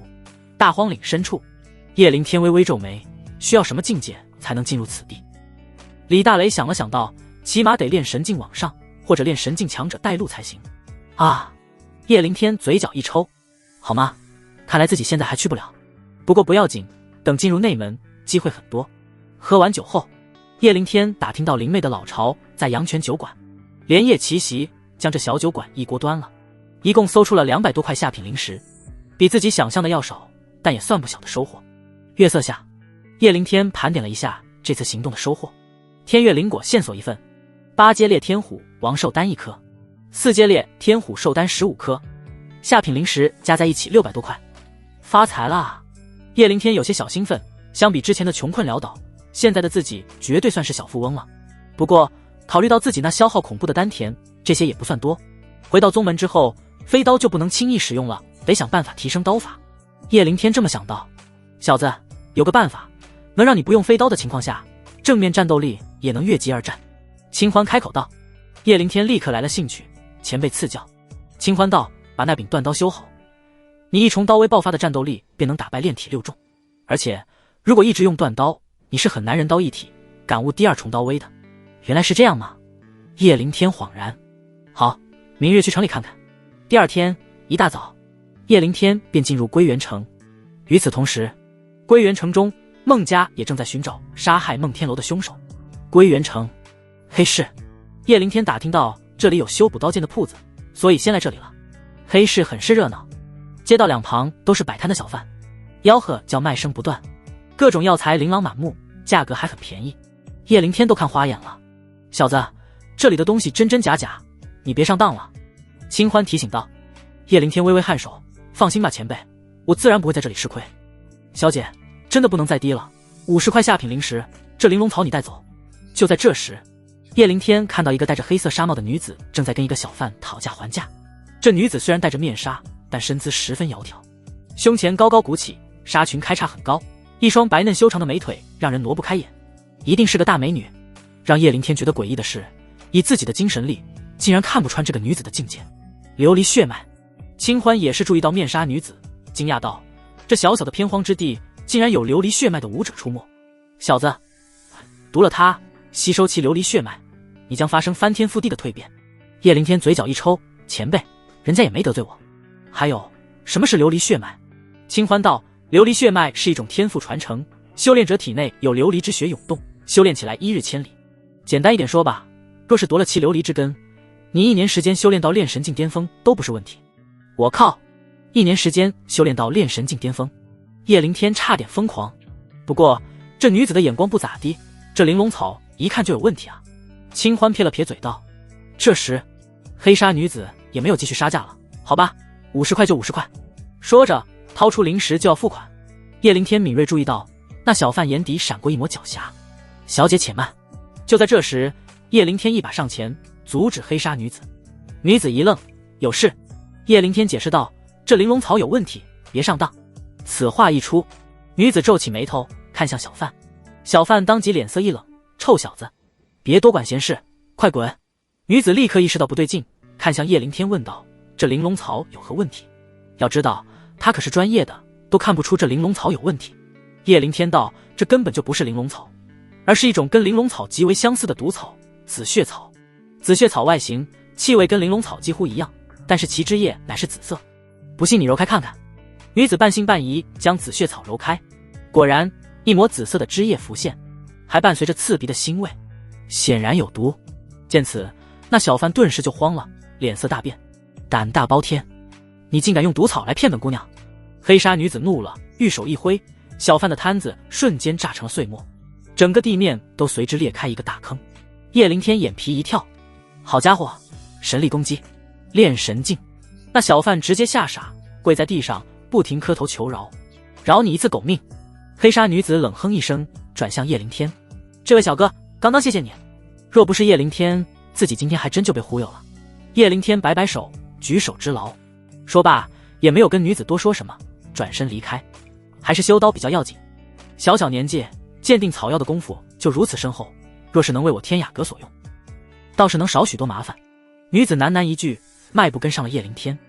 这边，叶灵天找到了一家修刀的铺子，里面有3、4个光膀子的师傅正在忙碌。客官，要修刀还是修剑？一个留着8字胡、颧骨高耸的精明老者迎了上来。修刀！叶灵天说着，取出断刀。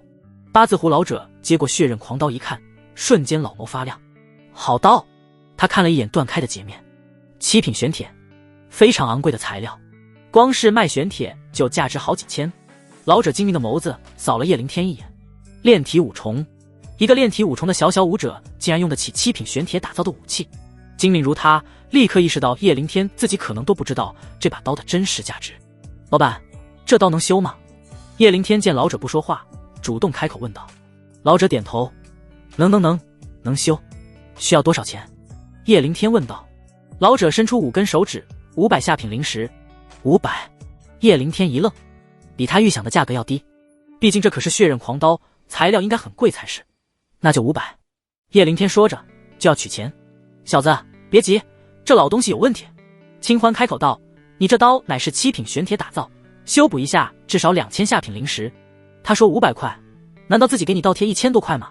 叶灵天立刻皱起眉头，将断刀从老者手中拿了回来。不好意思，我不想修了。说着转身直接走人。那老者登时愣住，老脸乌的黑沉下来，阴恻恻道，小虎小狼，跟着这小子找机会杀了他夺刀。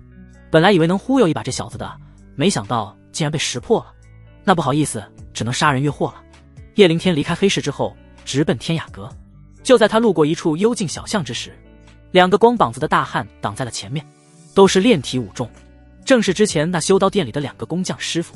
其中一人狞笑道，小子，把你的断刀乖乖留下，我兴许可以留你一个全尸。在他们看来，2个炼体五重对叶灵天完全是碾压。叶灵天不屑一笑，那真是抱歉，我不想留你们全尸。找死！2个大汉怒了，手持斧头和大刀围杀叶灵天。死！叶灵天没有丝毫留手，刀出如龙，不过3招便将2个大汉头颅削飞。死！2个靠透支经脉修炼到炼体五重的废物也敢跟我叫板？叶灵天冷笑一声，收刀走人。身后几百米远的某处屋顶，黑纱女子将这一幕尽收眼底。杀法果决，刀法干练，少年郎，你究竟还要给我多少惊喜？天雅阁，叶灵天干掉2人之后，便来到此处。好生宏伟，这天雅阁的确势力强大，光是占地面积比归元宗外门还要大。进出天雅阁的也都是强者，光是炼神境，叶灵天就看到5、6个。没有多想，叶灵天直接去到了拍卖处，一位穿着黑袍的老者挡在门口。准备拍卖的，先在我这登记，如果带的是废物垃圾，自觉离开，别浪费我的时间。老者看样子是拍卖处的管事，语气很是不耐烦。很快轮到叶灵天，我想拍卖，下一个。然而叶灵天话还没说完，就被老者直接打断。叶灵天当即皱眉，什么意思？我还没登记呢。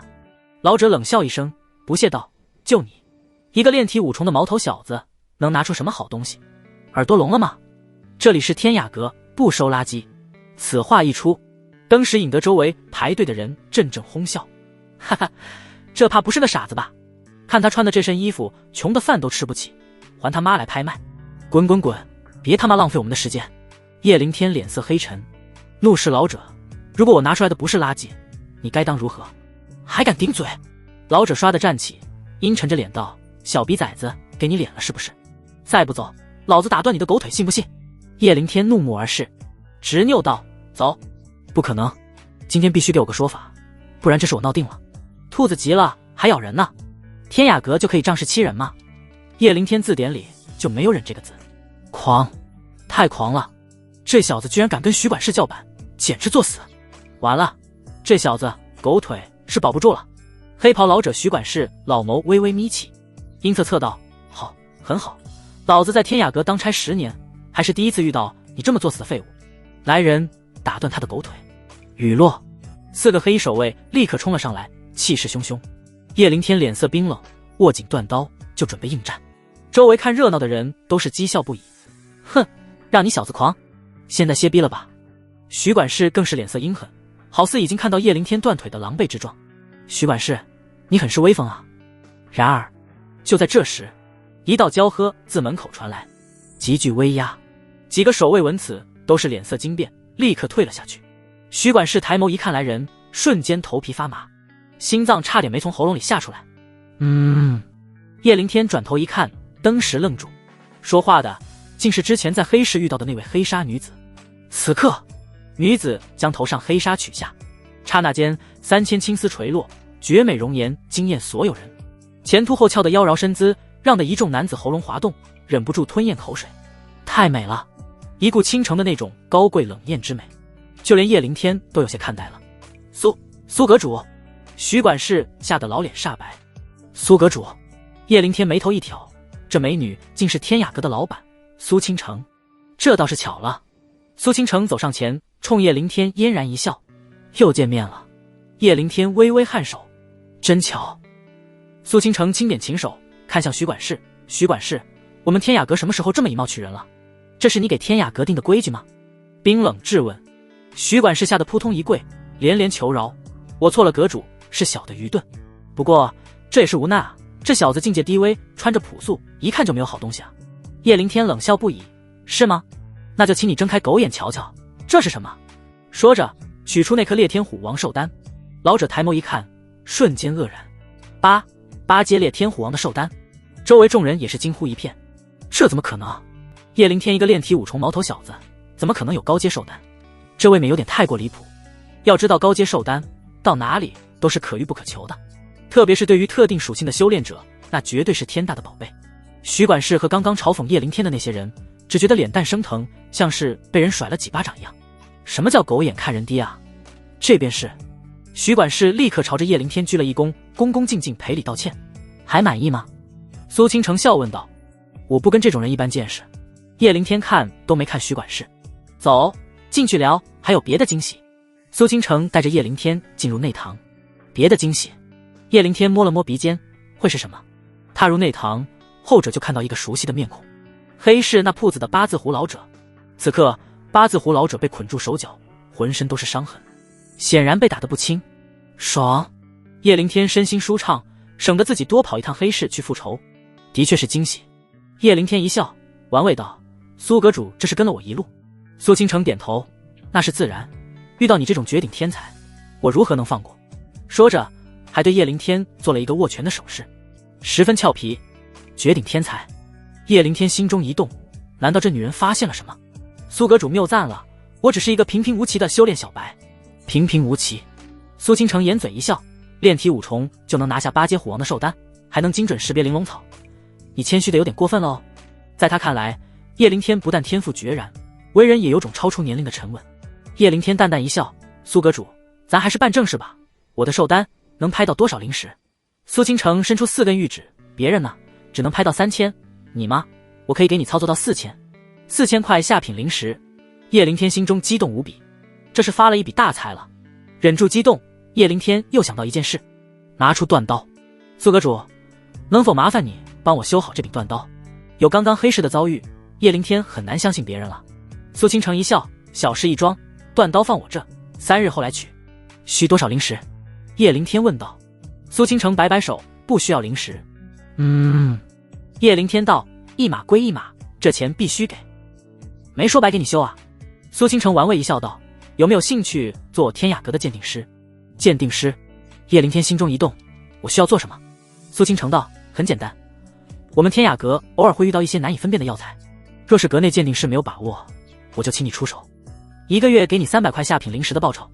另外，你以后在我们天雅阁购买物资，统一打8折，1个月300块下品灵石，购买物资打8折。叶灵天想不心动都难，而且有清欢这个超级大佬在，这世间恐怕还没有什么药材是他不能分辨的。好，叶灵天点头答应，我平时多在归元宗，若有需要联系我下山便可。苏倾城轻点琴手，那可就说好了。叶灵天微微颔首，将8阶寿丹和断刀交给苏倾城，便离开了天雅阁。3日后，苏倾城会差人将灵石和刀送到归元宗。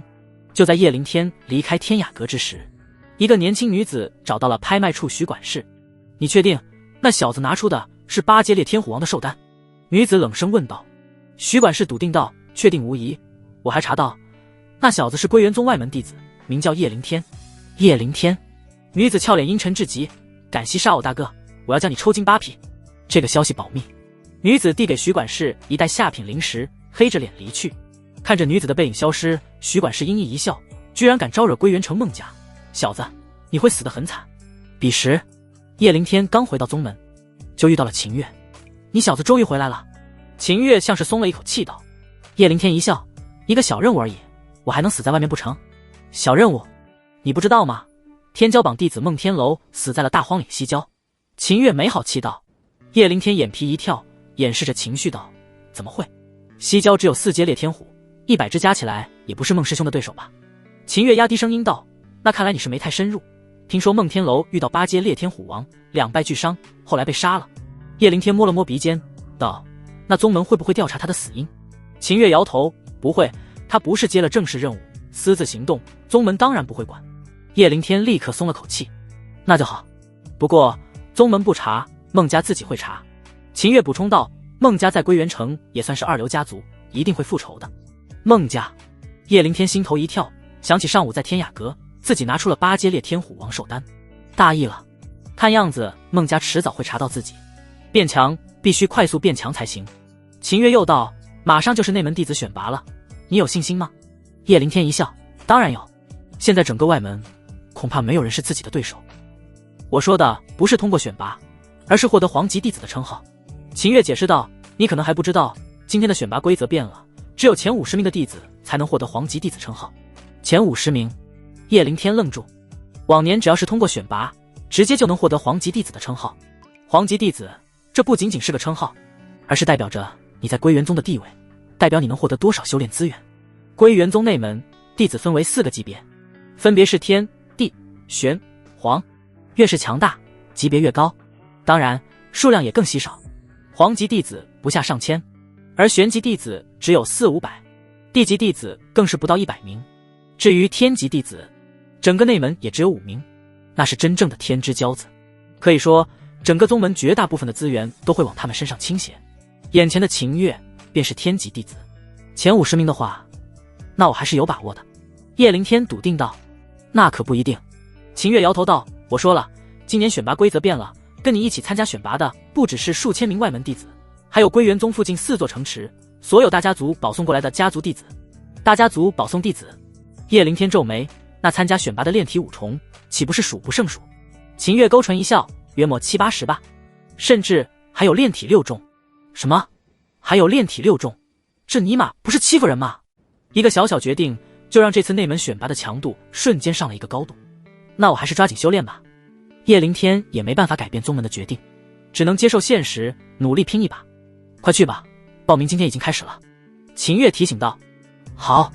叶灵天直接去到了宗门广场，报名处已经排起了长长的队伍。毫不意外，所有弟子都在议论新规则的问题。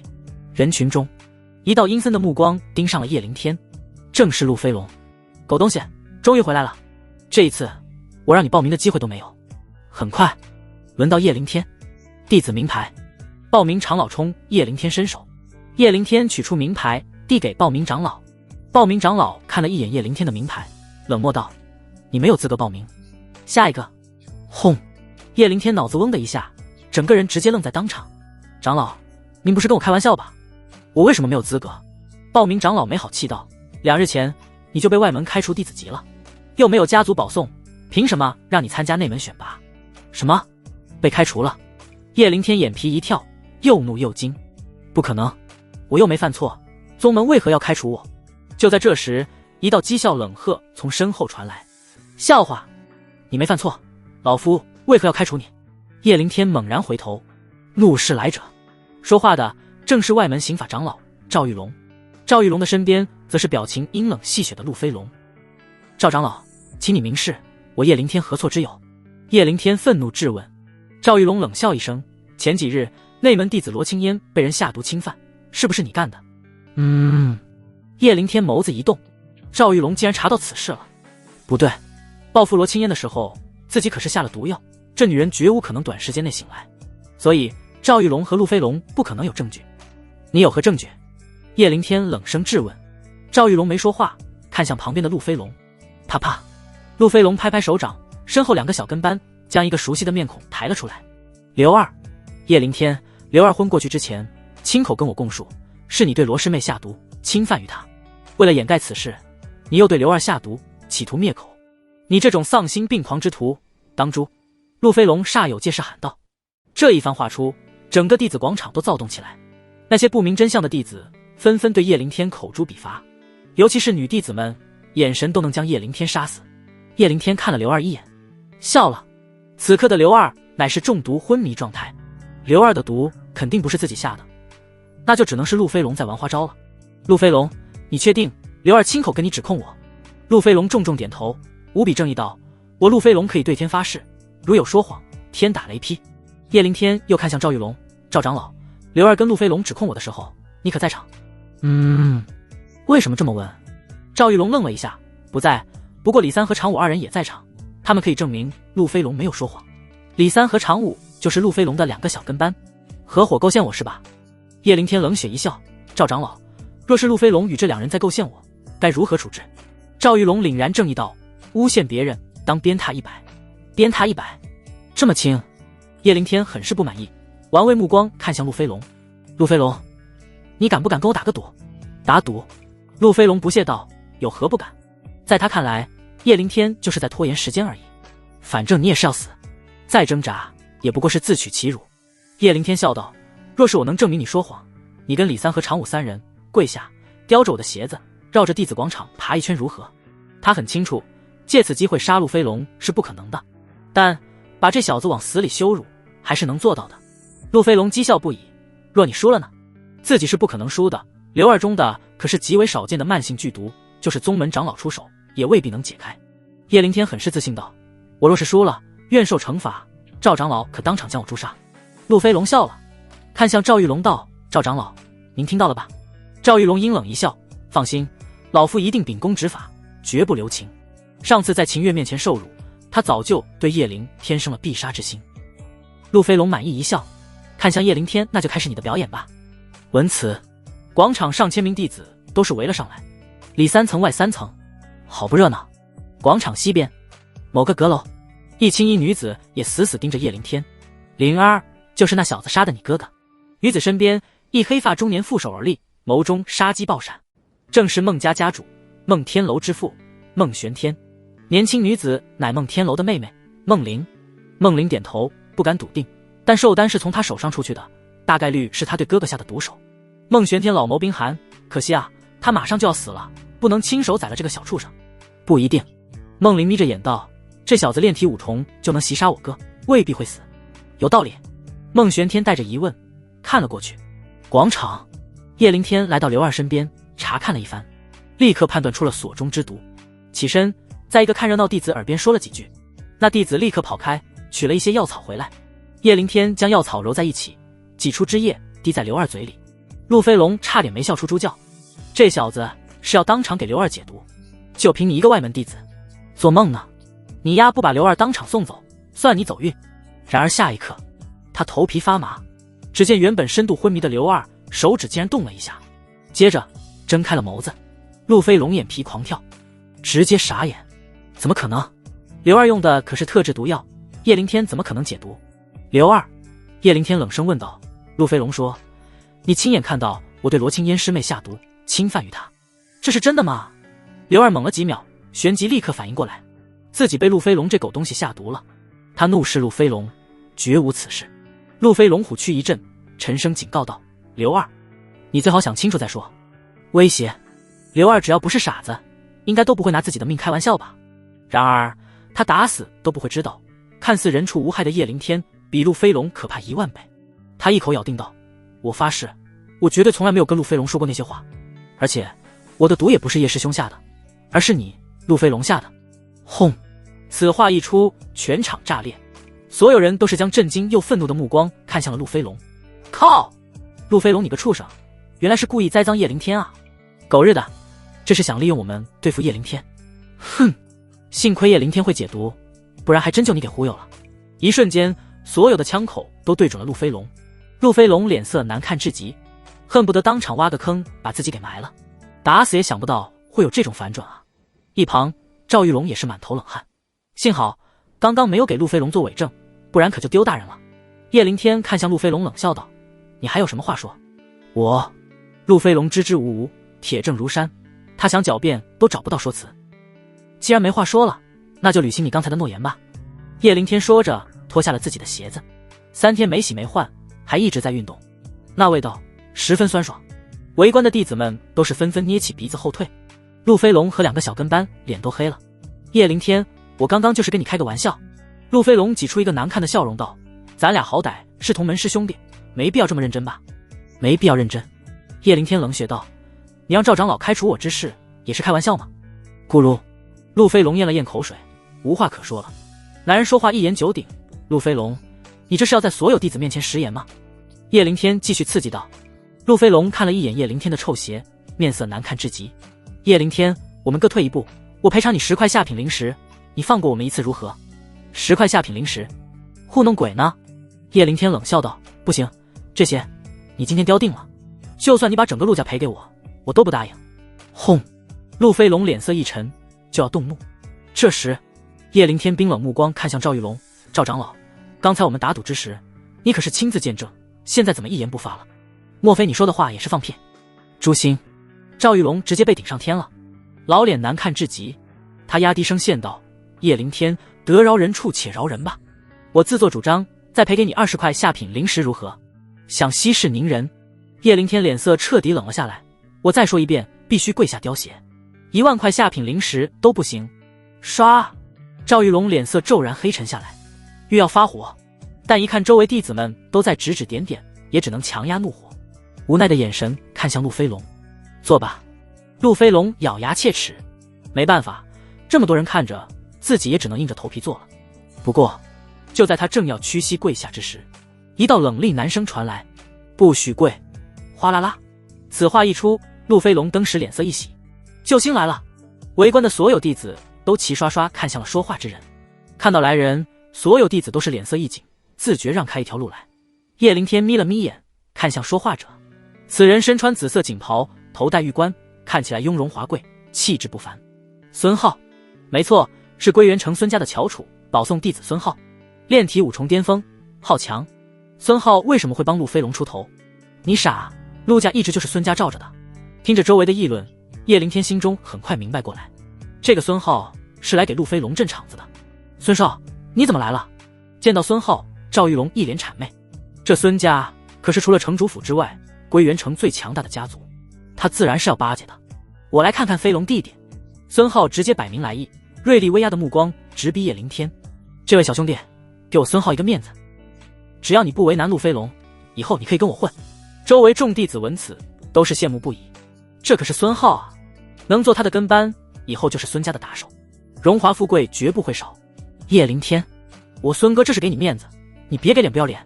陆飞龙扬着脖子很是威风道。叶凌天冷冷道：“我若是不答应呢？”他一向看不惯这种世家弟子高高在上的嘴脸，什么狗屁面子，叶凌天从来只给朋友面子。孙浩当即眸子一眯，一个外门的废物，你知道自己在说什么吗？老子一只手就能捏死你，信不信？一只手，叶凌天直接就被逗笑了，当即就要开口反击。然而就在这时，一道骄喝袭来：“孙浩，你好大的威风啊！这是要在我们归元宗杀人灭口吗？”唰！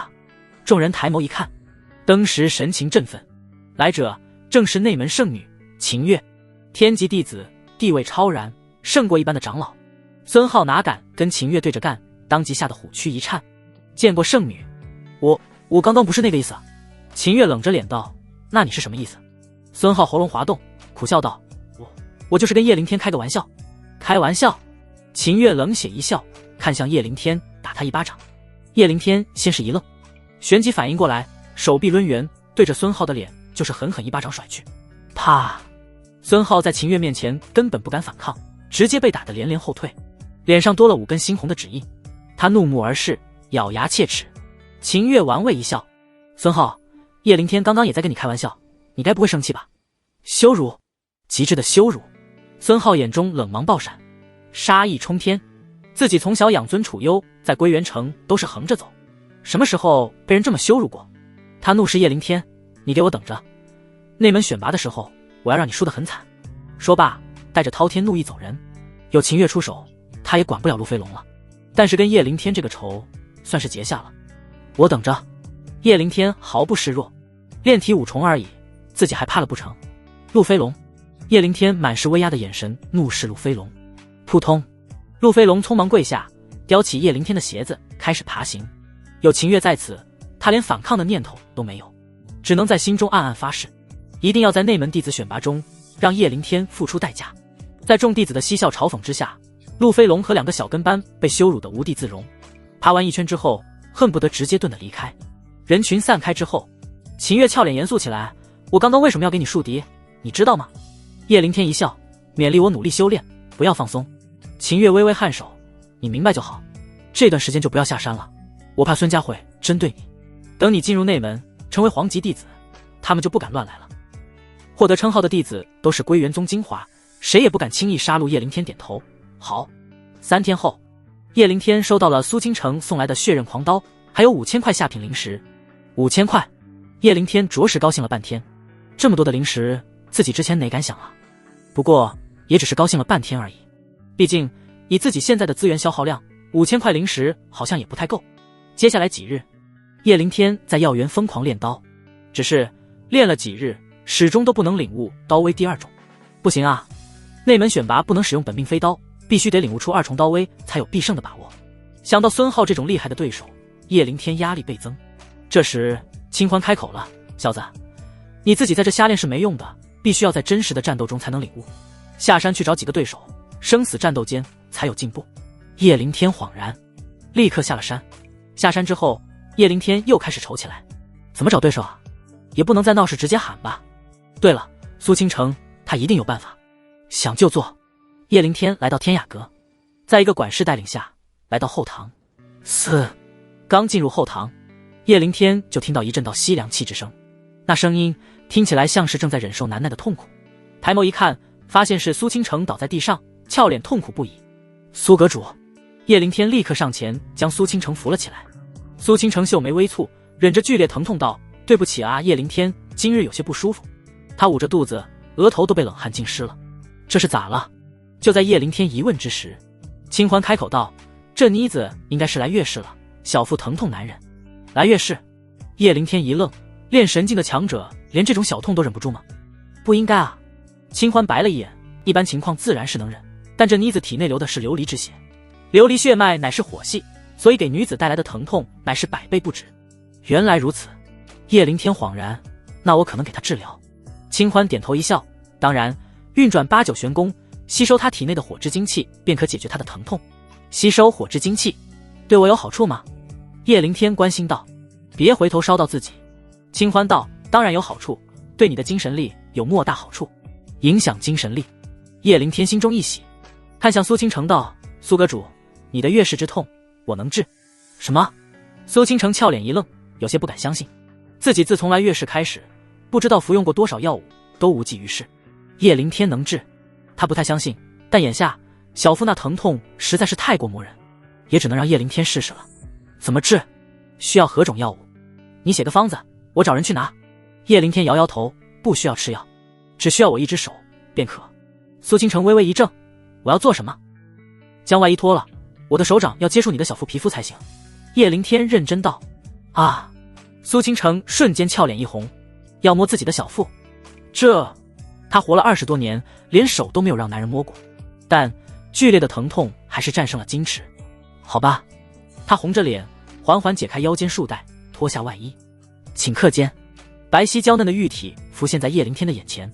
苏清城靠在椅子上，瞬间胸前那被兜衣束缚的白腻波涛冲动开来，十分壮观。咕噜，叶凌天暗暗咽口水，手掌缓缓落在女人平滑娇嫩的小腹之上。白玉无瑕。叶凌天脑子里浮现4个字。苏清城皮肤好到极致，触感好似那光滑润人的白玉。叶凌天运转8九玄功，开始吸收火之精气。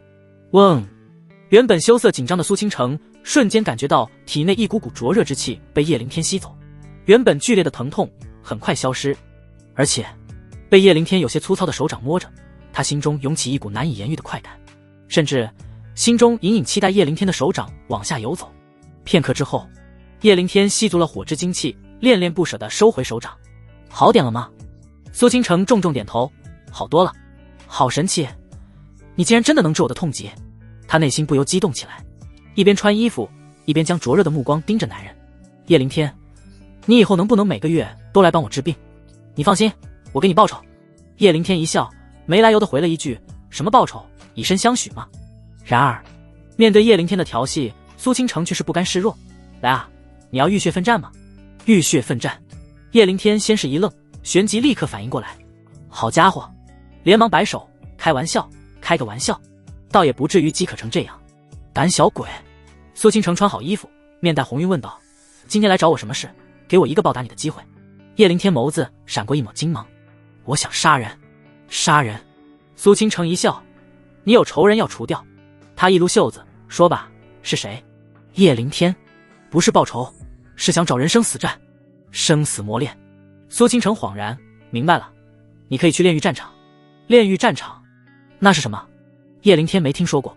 苏倾城解释道，孙家旗下的一家地下黑拳场，你可以选择生死战，也可以选择高危战。顾名思义，生死战就是台上决出生死，高危战就是危险系数极高，不一定会死，但大概率被打成废人。叶灵天瞬间来了兴趣，在哪里报名？苏倾城一笑，外人只能被邀请或者被推荐，不能主动报名。不过我就有推荐的权利。叶灵天一喜，不愧是天雅阁的阁主，在归元城的地位斐然，那就谢过苏阁主了。苏倾城秀眉微蹙，叶灵天心里咯噔一下，我说错什么了吗？以后不许叫我阁主。苏倾城扔给叶灵天一块玉牌，叫我倾城。这玉牌乃是炼狱战场的通行符。好的，苏阁主。苏倾城美眸眯起，好的，倾城。叶灵天嘿嘿一笑，拿着玉牌赶忙溜走。城北一处酒馆地下，叶灵天戴着面具将玉牌交给炼狱战场管事者。规矩都懂。管事者淡漠问道，不管谁推荐过来的都是亡命之徒，区别只在于你是炮灰还是能打的猛人。叶灵天点头，高危战，伤残出场，生死战只能一人活着下台。管事者收起玉牌，登记了叶灵天的信息。所以你选择哪个？生死战。叶灵天毫不犹豫。管事者冷笑一声，又来一个不知死活的菜鸟，上来就选生死战，看来是完全不知道炼狱战场有多恐怖。去候战室等着吧，叫到你的时候再上场。说着冲叶灵天摆摆手，示意赶紧走开。叶灵天一路走到候战室，沿路能听到此起彼伏的狂叫，透过走廊窗户能看到两个武者正在台上血战，断臂残肢碎了一地，台下上千名观众兴奋不已。叶灵天微微皱眉，还真是残酷啊。候战室此时已经有4人在等候。见叶灵天到来，为首一个满脸刺青的高大壮汉冷笑出声，炼体5重的新人，现在什么杂碎废物都敢来打黑拳了。大汉身边的2个伙伴也是不屑冷笑，看叶灵天的眼神像是在看一个死人。叶灵天懒得理会，来到角落坐下。那大汉见叶灵天居然敢无视自己，登时怒了，起身来到叶灵天跟前，居高临下道，小子，你叫什么？叶灵天抬眸，我叫什么？有必要跟你交代吗？咔吱，壮汉立刻握紧砂锅大的拳头，怒道，小子，你他妈找死是不是？刷！叶灵天刷的站起，愤怒对峙，都来这了，那必须得硬气。你他妈还敢瞪我！壮汉怒了，扬手就要对叶灵天重拳出击。狼哥息怒。就在这时，一直在角落里没说话的另一个面具青年站了起来，挡在叶灵天面前，语气和善道，狼哥，这新人不懂事，你别跟他一般见识。听到面具青年开口，叶灵天眸子一震，这声音很熟悉啊，难道他是？你他妈算什么东西，敢管老子的事？啪！壮汉扬手就是狠狠一巴掌甩在面具青年的脸上，直接将其脸上的面具打飞，青年牙齿都被打掉，满嘴是血。段小楼一看青年的脸，叶灵天心头一震，此人居然是自己的师兄段小楼，确切来说是前师兄，因为段小楼在1年前就被赵玉龙驱逐出归元宗外门了。叶灵天愤怒无比，段小楼曾经是自己的最敬重最感激的人，在归元宗外门3年，段小楼一直如同兄长一般照顾他，保护他。在没遇到清欢之前，是段小楼一直带着自己练功，直到自己进步被宗门驱逐之后，段小楼就突然失去音讯了。这是叶灵天心中最遗憾的一件事，没想到今天居然在这炼狱战场遇到他了。你他妈找死！叶灵天瞬间暴怒，握拳就要跟陈大郎拼命。不要冲动。段小楼自然是一眼认出了叶灵天，急忙抱住后者，将之拖了出去。后站室外，叶灵天死死盯着段小楼。段师兄，你为何挡我？段小楼默默戴上面具，无奈道：陈大郎，你我都惹不起。他本身就是炼体五重巅峰，而且还是孙家自己推荐进来的人，你就算能打得过，孙家也不会放过你的。叶灵天面露杀意，那我就在舞台上光明正大杀了他。不可。段小楼皱眉道：这里不是你一个宗门弟子该来的地方，速速离开吧。他不想叶灵天死在这。叶灵天摇头：我不会走的，来这就是磨练自己。不说我了，段师兄，1年前发生了什么？赵玉龙因为什么驱逐你？你又为何来这种地方营上？以段小楼的天赋，做什么不行，绝对不至于沦落到这种随时会死的地步。段小楼苦笑一声，前尘往事不说也罢。你这人！叶灵天急得想打人。他经脉被锁住了，无法寸进，而且身中一种慢性毒素，发作时必然痛苦无比。这时体内清欢开口了。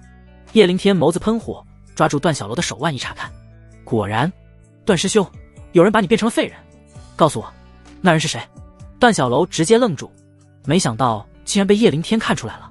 他低下头，红着眼道：1年前我在归元城街上行侠仗义，在一个纨绔刀下救了一个孩子，那纨绔一怒之下便操纵赵玉龙驱逐我，后面的事你都知道了。咔吱，叶灵天拳头捏得炸响，然后那个纨绔就将段小楼的经脉封住，还对他下毒，逼他在这里打黑拳，每天过着生死煎熬的日子。告诉我，那个人是谁？叶灵天的杀意冲天。段小楼喉咙滑动，带着浓重的恐惧，瑟瑟发抖地说出一个名字：孙浩。孙浩，又是你！叶灵天怒火中烧，杀意冲天。灵天，别冲动，孙浩不是我们能招惹的。段小楼无奈道：君子报仇，10年不晚，等以后强大了再杀了他也不迟。叶灵天表面上点点头，问道：段师兄，你想不想离开这里？段小楼苦笑一声：怎么会不想？但离不开啊，我体内之毒若是没有解药，必死无疑。叶灵天笑道：我有办法解毒，不过待你离开之前，得先出口气，把这闹个底翻天。段小楼重重点头：好。段小楼、陈大郎上场。就在这时，管事的声音传来，段小楼脸色登时一变，不好，管事竟然安排我跟陈大郎打。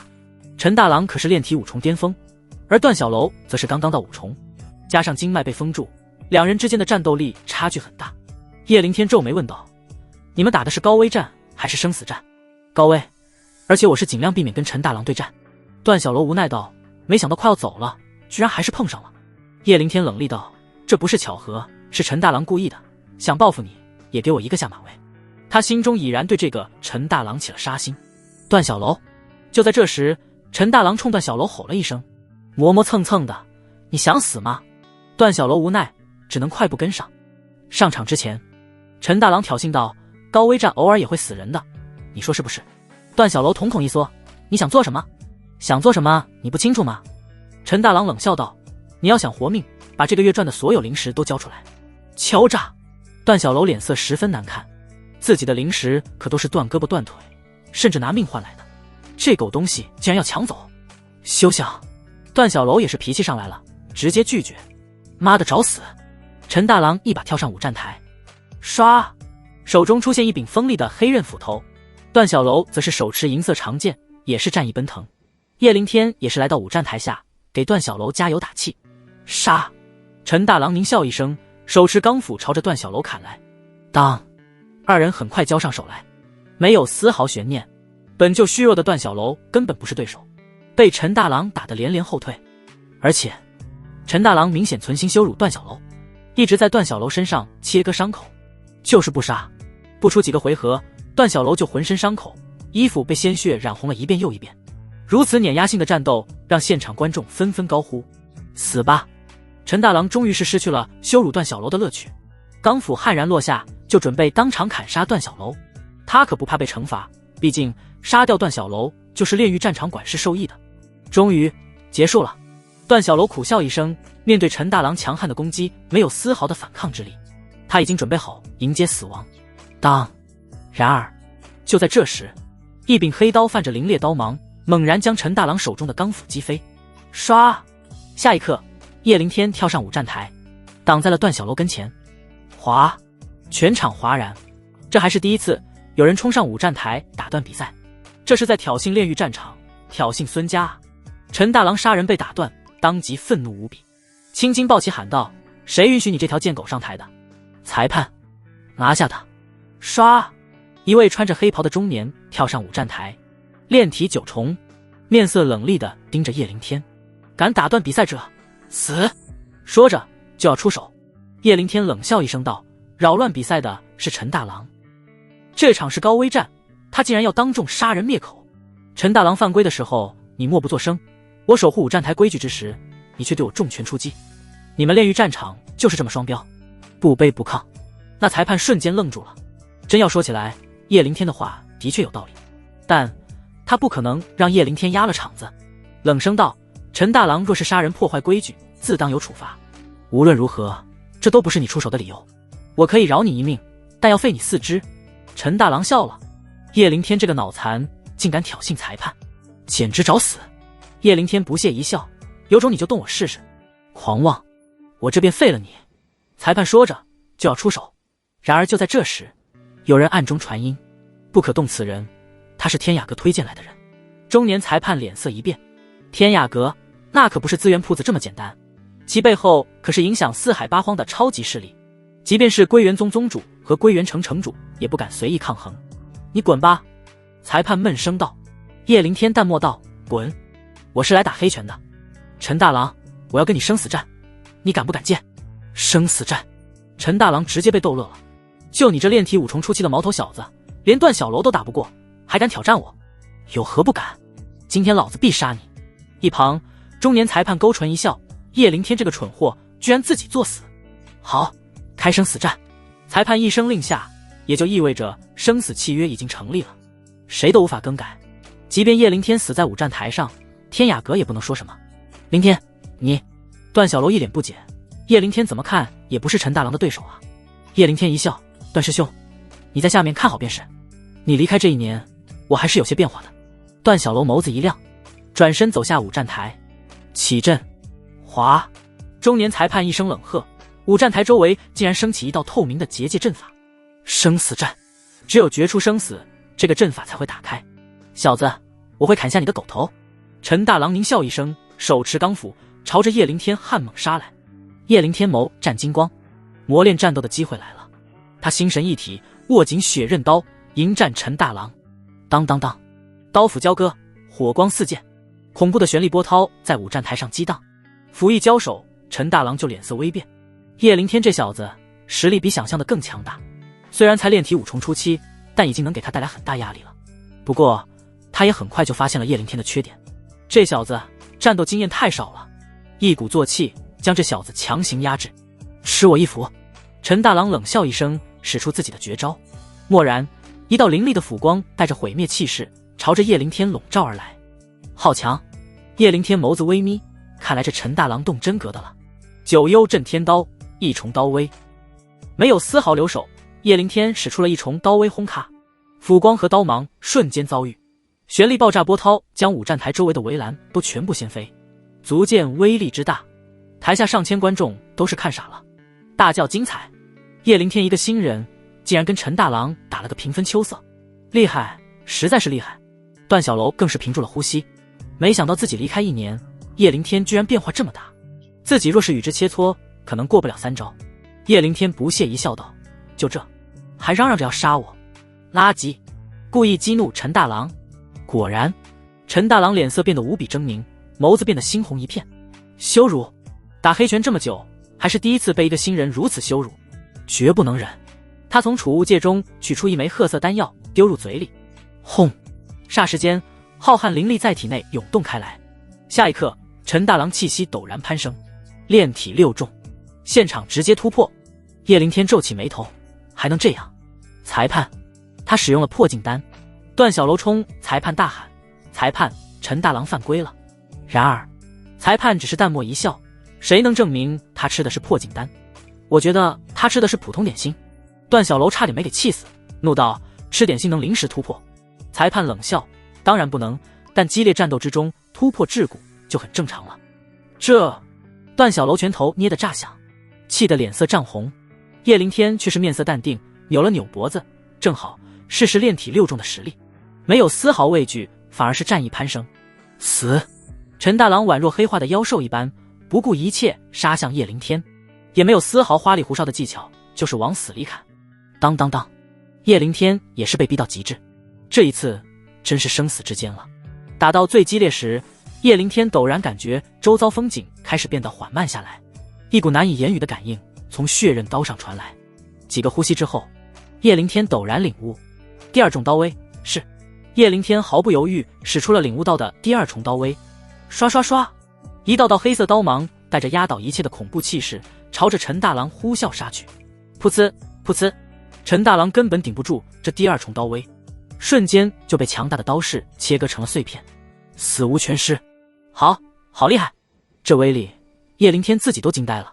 刀芒杀出的那一刻，他就感觉到对方会变成碎片。有了这第2重刀威之力，内门弟子选拔应该稳了。叶灵天心中一喜，收获很大。陈大郎被杀，现场硬是愣了3秒，旋即山呼海啸的狂叫袭来，段小楼更是激动的跳了起来。好猛！叶灵天实在是太猛了。台下中年裁判和管事都是面色黑沉如水，杀人的心都有了。陈大郎可是他们培养了很久的核心打手，没想到竟然死在了叶灵天一个新人的手下，这损失大了。出口处，管事黑着脸将100块下品灵石递给叶灵天，这是你的报酬。叶灵天笑着收下灵石，杀人诛心道：怎么？管事的有些不情愿。赶紧滚！管事冷声道。叶灵天不屑一笑，看向段小楼道：我要带他一起走。什么？管事眸子一沉，小子别得寸进尺，段小楼可是孙浩少爷亲自送进来的，没有他的允许，谁都不能带出去。是吗？若我非要带他走呢？叶灵天针锋相对。那你们都别走了。管事浑身威压一阵，炼神境1重的气势展露出来。张管事，你好生威风啊，这是要动我天雅阁的贵宾吗？就在这时，一道好听的女声袭来，天雅阁阁主苏清城来了，身后还跟着6个炼神境强者。上台之前，叶灵天就找人前去通知苏清城了。管事一见这个架势，登时怂了下去。苏清城亲自出手，这阵仗即便是孙家家主来了，都得低下头来。不敢。管事乖乖低下头。轰！苏清城玉手一扬，玄力掌风直接将管事抽飞好远。饶你一条狗命，再有下次，我将你剥皮抽筋。说罢，带着叶灵天和段小楼2人昂首离开。清城，拜托一个事。回到天雅阁之后，叶灵天开口道。苏清城一笑，你我之间不必这么客气，直说。叶灵天看向伤痕累累的段小楼，能否让我这位朋友留在天雅阁做事？苏清城一笑，小事一桩，拍卖处正好缺个管事，就让你这位朋友顶上吧。段小楼当时受宠若惊，天雅阁的管事，那可是绝对的香饽饽，多少人求之不来的位子。他拱手朝着叶灵天和苏清城鞠了一躬，大恩不言谢，我段小楼愿意效死。叶灵天拍拍前者的肩膀，好好疗伤，好好干。哎，不对。叶灵天想起什么，好奇问道，我记得拍卖处不是已经有管事了吗？苏清城淡漠道，死了。死了。叶灵天眸子瞪大，旋即明白过来，此人应该是出卖了自己的情报，被苏清城除掉了。之后叶灵天在天雅阁买了一些灵药灵草之后，便回到了归元宗。翌日，所有外门弟子汇聚弟子广场，内门选拔正式开始。叶灵天刚到广场，就感觉到一道凌厉的眼神盯上了自己。陆飞龙，广场中央，陆飞龙眸子阴沉，叶灵天敢羞辱我，老子让你第一关都过不去。就在这时，一个穿着青色长裙的女子被人簇拥着来到广场。女子的出现顿时引起人群一片喧哗。是孟家孟玲，那个保送弟子孟玲吗？我的天，她竟然炼体6重！据说孟玲的天赋比她哥哥孟天楼还要妖孽。孟玲是这一次夺冠热门，孟天楼的妹妹。叶灵天闻此也是看向孟玲。就在这一瞬间，孟玲锐利杀伐的眼神也是不约而同看向了叶灵天。叶灵天心头一紧，孟玲对自己有杀意，看来自己杀孟天楼的消息还是被孟家知道了。就在这时，人群又是一顿躁动，又是一个叶灵天熟悉的面孔大摇大摆出现了。孙家天才孙浩，今年真热闹啊，连孙浩都来凑热闹了。孙浩年纪跟孟玲差不多，已是炼体5重巅峰，非常厉害。没有丝毫意外，孙浩也是第一时间注意到了叶灵天。他看向陆飞龙道，叶长老那边都安排好了。都安排好了，重重设卡，叶灵天今天绝对不可能通过选拔。陆飞龙信誓旦旦。孙浩冷笑一声，很好，他若是被淘汰，就会被秦师姐抛弃，到时候随便杀之。说罢，看向了孟玲。浩哥，这个女人恐怕要成为你夺冠的阻力啊。陆飞龙道。孙浩嘴角勾起一抹弧度，你听说过血脉之力吗？血脉之力。陆飞龙眸子一震，惊呼道：浩哥，你不会觉醒了血脉之力吧？修武者血脉有着天壤之别，血脉分为地、黄、王、天、地、玄、黄七众，其中又有金木水火土5个属性。例如苏倾城的琉璃血脉便是地级火系。孙浩傲然一笑，自然是。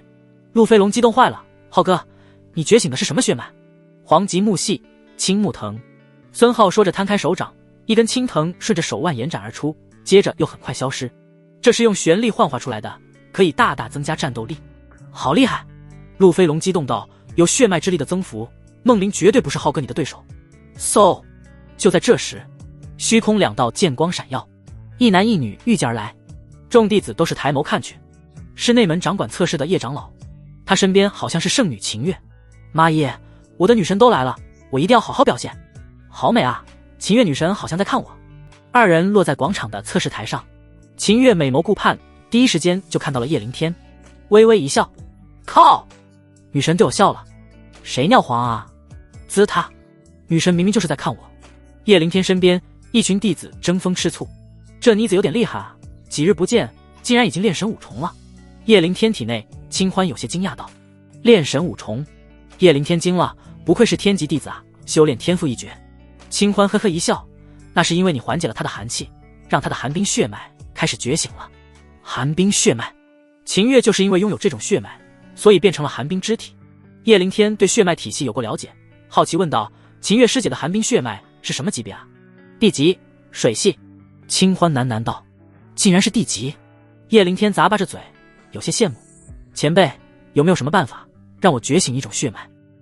若是能觉醒血脉，修炼才会变得神速。清欢玩味一笑，血脉之事我早有盘算，若是这次选拔你能夺冠，我给你一个大大的惊喜。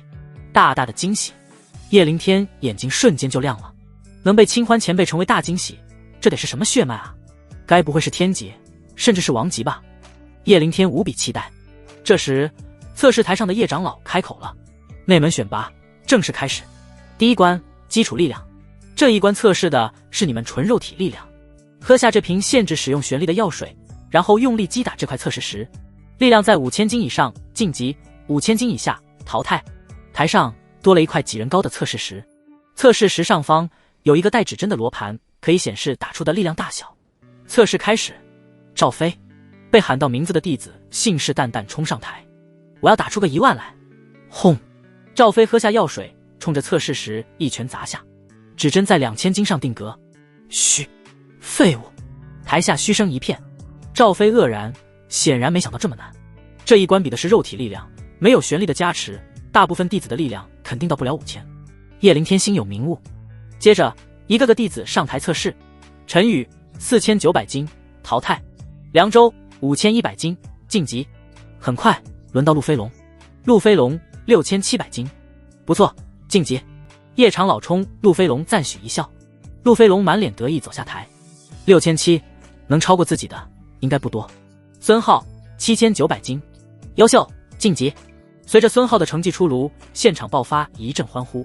将近8000斤，这实力恐怖如斯。却见孟玲嘴角勾出一抹不屑。轮到他的时候，孟玲8800斤，非常优秀，晋级。负责测试的叶长老看到这个成绩都有些惊讶，纯肉体力量居然能达到将近9000斤，这已经是天赋决然的妖孽了。孟玲挑衅的眼神看了孙浩一眼，毫不掩饰自己的炫耀。孙浩心中冷笑不已，他刚刚只是在隐藏实力而已，其实他的真实成绩超过9500斤。叶灵天，最后一个名字终于响起，霎时间所有人的目光都是落在了叶灵天身上。少年不卑不亢走上台，喝下药水。叶长老递给叶灵天一瓶药水，老眸闪过一抹阴险之色。叶灵天没有多想，拿过药水喝下。不出几秒，他就感觉自己的经脉被封住，丹田内的玄力完全不能调用了，还真是神奇。叶灵天扭了扭手腕，来到测试石前就准备开始。然而就在他抬起手臂之时，脸色骤然一变，疼痛难忍，全身的肌肉好似被钢丝捆住一般，酸痛至极。光是抬起手，就让他额头布满了冷汗。叶灵天心头一跳，猛然看向叶长老，那药水有问题。台下，陆飞龙看到这一幕，笑得格外阴险，怎么办？叶灵天紧紧皱眉，现在经脉被封住，肌肉不能动弹，测试成绩肯定达不到5000斤。这时清欢提醒道，别急，你体内吸取了秦月的寒冰之气和苏倾城的火之精气，在体内感受冰火之力的冲击，毒素就能稍稍缓解。叶灵天眸子一亮，赶忙闭上眼睛，一缕缕冰火之气从丹田涌出，竟然冲破了那层药水的束缚，进入到了四肢百骸之中，肌肉疼痛缓解了不少。不过想要发挥出全部实力是不太可能了。干什么呢，叶灵天？你不会是怕了吧？就在这时，台下传来陆飞龙讥笑声，众人纷纷附和。哈哈，看来陆飞龙和孙少给他造成心理阴影了。我早看叶灵天是个花架子，就知道躲在女人背后。现在好了，见真章了，果然吓住了。叶灵天没有理会，肌肉绷紧，朝着测试时猛然用力砸下，哗啦啦，指针开始游走，最后在5100的位置堪堪停下。呼，还好过了。叶灵天重重松了一口气，因为药物的缘故，自己的实力起码被限制了2/3。若是使出全部实力，至少能打15000。切，才刚过5000啊，就这还好意思说自己是外门第一弟子？陆飞龙师兄都能碾压你？哼，第一关都这么困难，这小子肯定过不了第二关。讥讽之声不绝于耳。秦月来到叶灵天身边，怎么回事？叶灵天的实力他很清楚，绝对不止5000斤。叶长老给我的药水好像有问题。药水有问题？秦月登时怒了，岂有此理，我去找他理论。师姐，别轻举妄动。叶灵天喊住秦月，药水我已经喝下了，没有凭证。不过他们肯定不就这么轻易放过我，待会第二关肯定还会搞事，你注意一点便是。秦月微微颔首，没想到叶灵天居然这么心细，居然让他过了。你怎么搞的？孙浩脸色一冷，质问的眼神看向陆飞龙。陆飞龙也是一脸懵逼，我也奇怪啊，他喝下的药水能影响肌肉活动，怎么还能打出5000斤？看来应该是药水出了问题。他这么想到，我不希望这小子通过下一关。孙浩冷冷道。陆飞龙重重点头，浩哥放心，我也有安排。不远处，孟林将这一切收入眼底，自顾自道，居然能躲过陆飞龙他们的算计。正好，你小子一定要闯过第二关，我要在擂台上亲手杀你。很快，第二关选拔开始。这一关的规则非常简单，挑战妖兽傀儡。测试台上有着1阶到7阶的妖兽傀儡，每一阶又有初期和巅峰之分，一共分为14个等级。这些傀儡虽然没有真实的妖兽灵活，但战斗力却也十分凶悍，而且能被长老精准控制，所以适合选拔和练习。叶长老道，从1阶初期妖兽傀儡开始挑战，若是能战胜4阶巅峰的妖兽傀儡，就算合格。4阶巅峰，那些刚刚晋级的弟子都是脸色大变。好家伙，这可相当于4阶巅峰的妖兽啊！普通炼体4重的弟子肯定不是对手。这第二关的难度比第一关不知高了多少，恐怕要刷掉绝大多数弟子。挑战开始，叶长老一声令下，第二关正式开始。第一个弟子上台，刚挑战到4阶初期的妖兽傀儡就败下阵来。徐正淘汰。这一关的难度的确很高，能通过的弟子不及1/10。很快轮到陆飞龙。叶长老，我能直接挑战4阶巅峰的妖兽傀儡吗？陆飞龙很是自信道。叶长老点点头，可以，但只有一次机会。我挑战4阶巅峰。陆飞龙没有犹豫，手持一柄长枪，与4阶巅峰的妖兽傀儡战斗起来。不出4-5个回合，陆飞龙一枪洞穿妖兽傀儡的咽喉，傀儡首级飞出，陆飞龙来了个帅气收枪。陆飞龙挑战成功，晋级。叶长老喊道。陆飞龙满意一笑，昂首下台。其实他能跟5阶的妖兽傀儡一战，不过为了顺利过关，他不会冒险。接着孙浩上台，没有丝毫悬念，直接挑战5阶初期妖兽傀儡，顺利晋级。轮到孟林之时，他竟然直接挑战5阶巅峰的妖兽傀儡。刷！五战台上剑光四溢，不出10个回合，那5阶巅峰的妖兽傀儡就被挑落马下。孟林挑战成功，晋级。叶长老满脸赞许，台下也是阵阵惊呼。5阶巅峰，好生厉害！要知道妖兽的战力可是比同境界5修要强的，孟林才炼体6重初期就可以碾压5阶巅峰的妖兽，实在是天赋卓然。看来这一次选拔第一名没有任何疑问了。希望我第3关擂台战千万别遇到这个女妖孽。很快轮到叶灵天上台，叶长老眸中闪过一抹寒意。刚刚让你小子给蒙混过去，这一关可就没有那么好运了。你选择挑战哪一阶的妖兽傀儡？叶灵天道：3阶巅峰。选择3阶当然不是害怕，而是想看叶长老玩什么花样。切，3阶巅峰，你怎么不直接弃权？就是弱击一个，这不是浪费我们时间吗？我敢打赌，他连3阶巅峰的妖兽傀儡都打不过。台下的嘲讽声传来，叶灵天并不在乎，而是跟秦月意味深长地对视了一眼，便手持血刃刀走入对战区域。嗡！刚进入对战区域，叶灵天就感觉到一股莫大的压力袭来，像是一座大山压在自己肩膀上。他皱起眉头，本来以为叶长老会在妖兽傀儡上动手脚，没想到竟然是暗中给自己施加压力。唰！就在这时，妖兽傀儡手持利器朝着叶灵天杀来。叶灵天挪动身体，发现威压之下，自己的实力竟然被压制了70%呢。叶灵天艰难挪动脚步，手持血刃刀与妖兽傀儡战斗。唰！干净利落的一刀杀出，妖兽傀儡的首级瞬间被削飞，一招秒杀。即便只能使出3层实力对付3阶妖兽，对于叶灵天也是轻轻松松。我要挑战4阶巅峰。叶灵天愤怒的眼神看向叶长老，叶长老脸色一变，什么情况？自己明明压制了这小子70%的实力，他竟然还能继续挑战？放4阶巅峰妖兽傀儡，没办法，他也只能照办。暗地里又加大了压制的力度。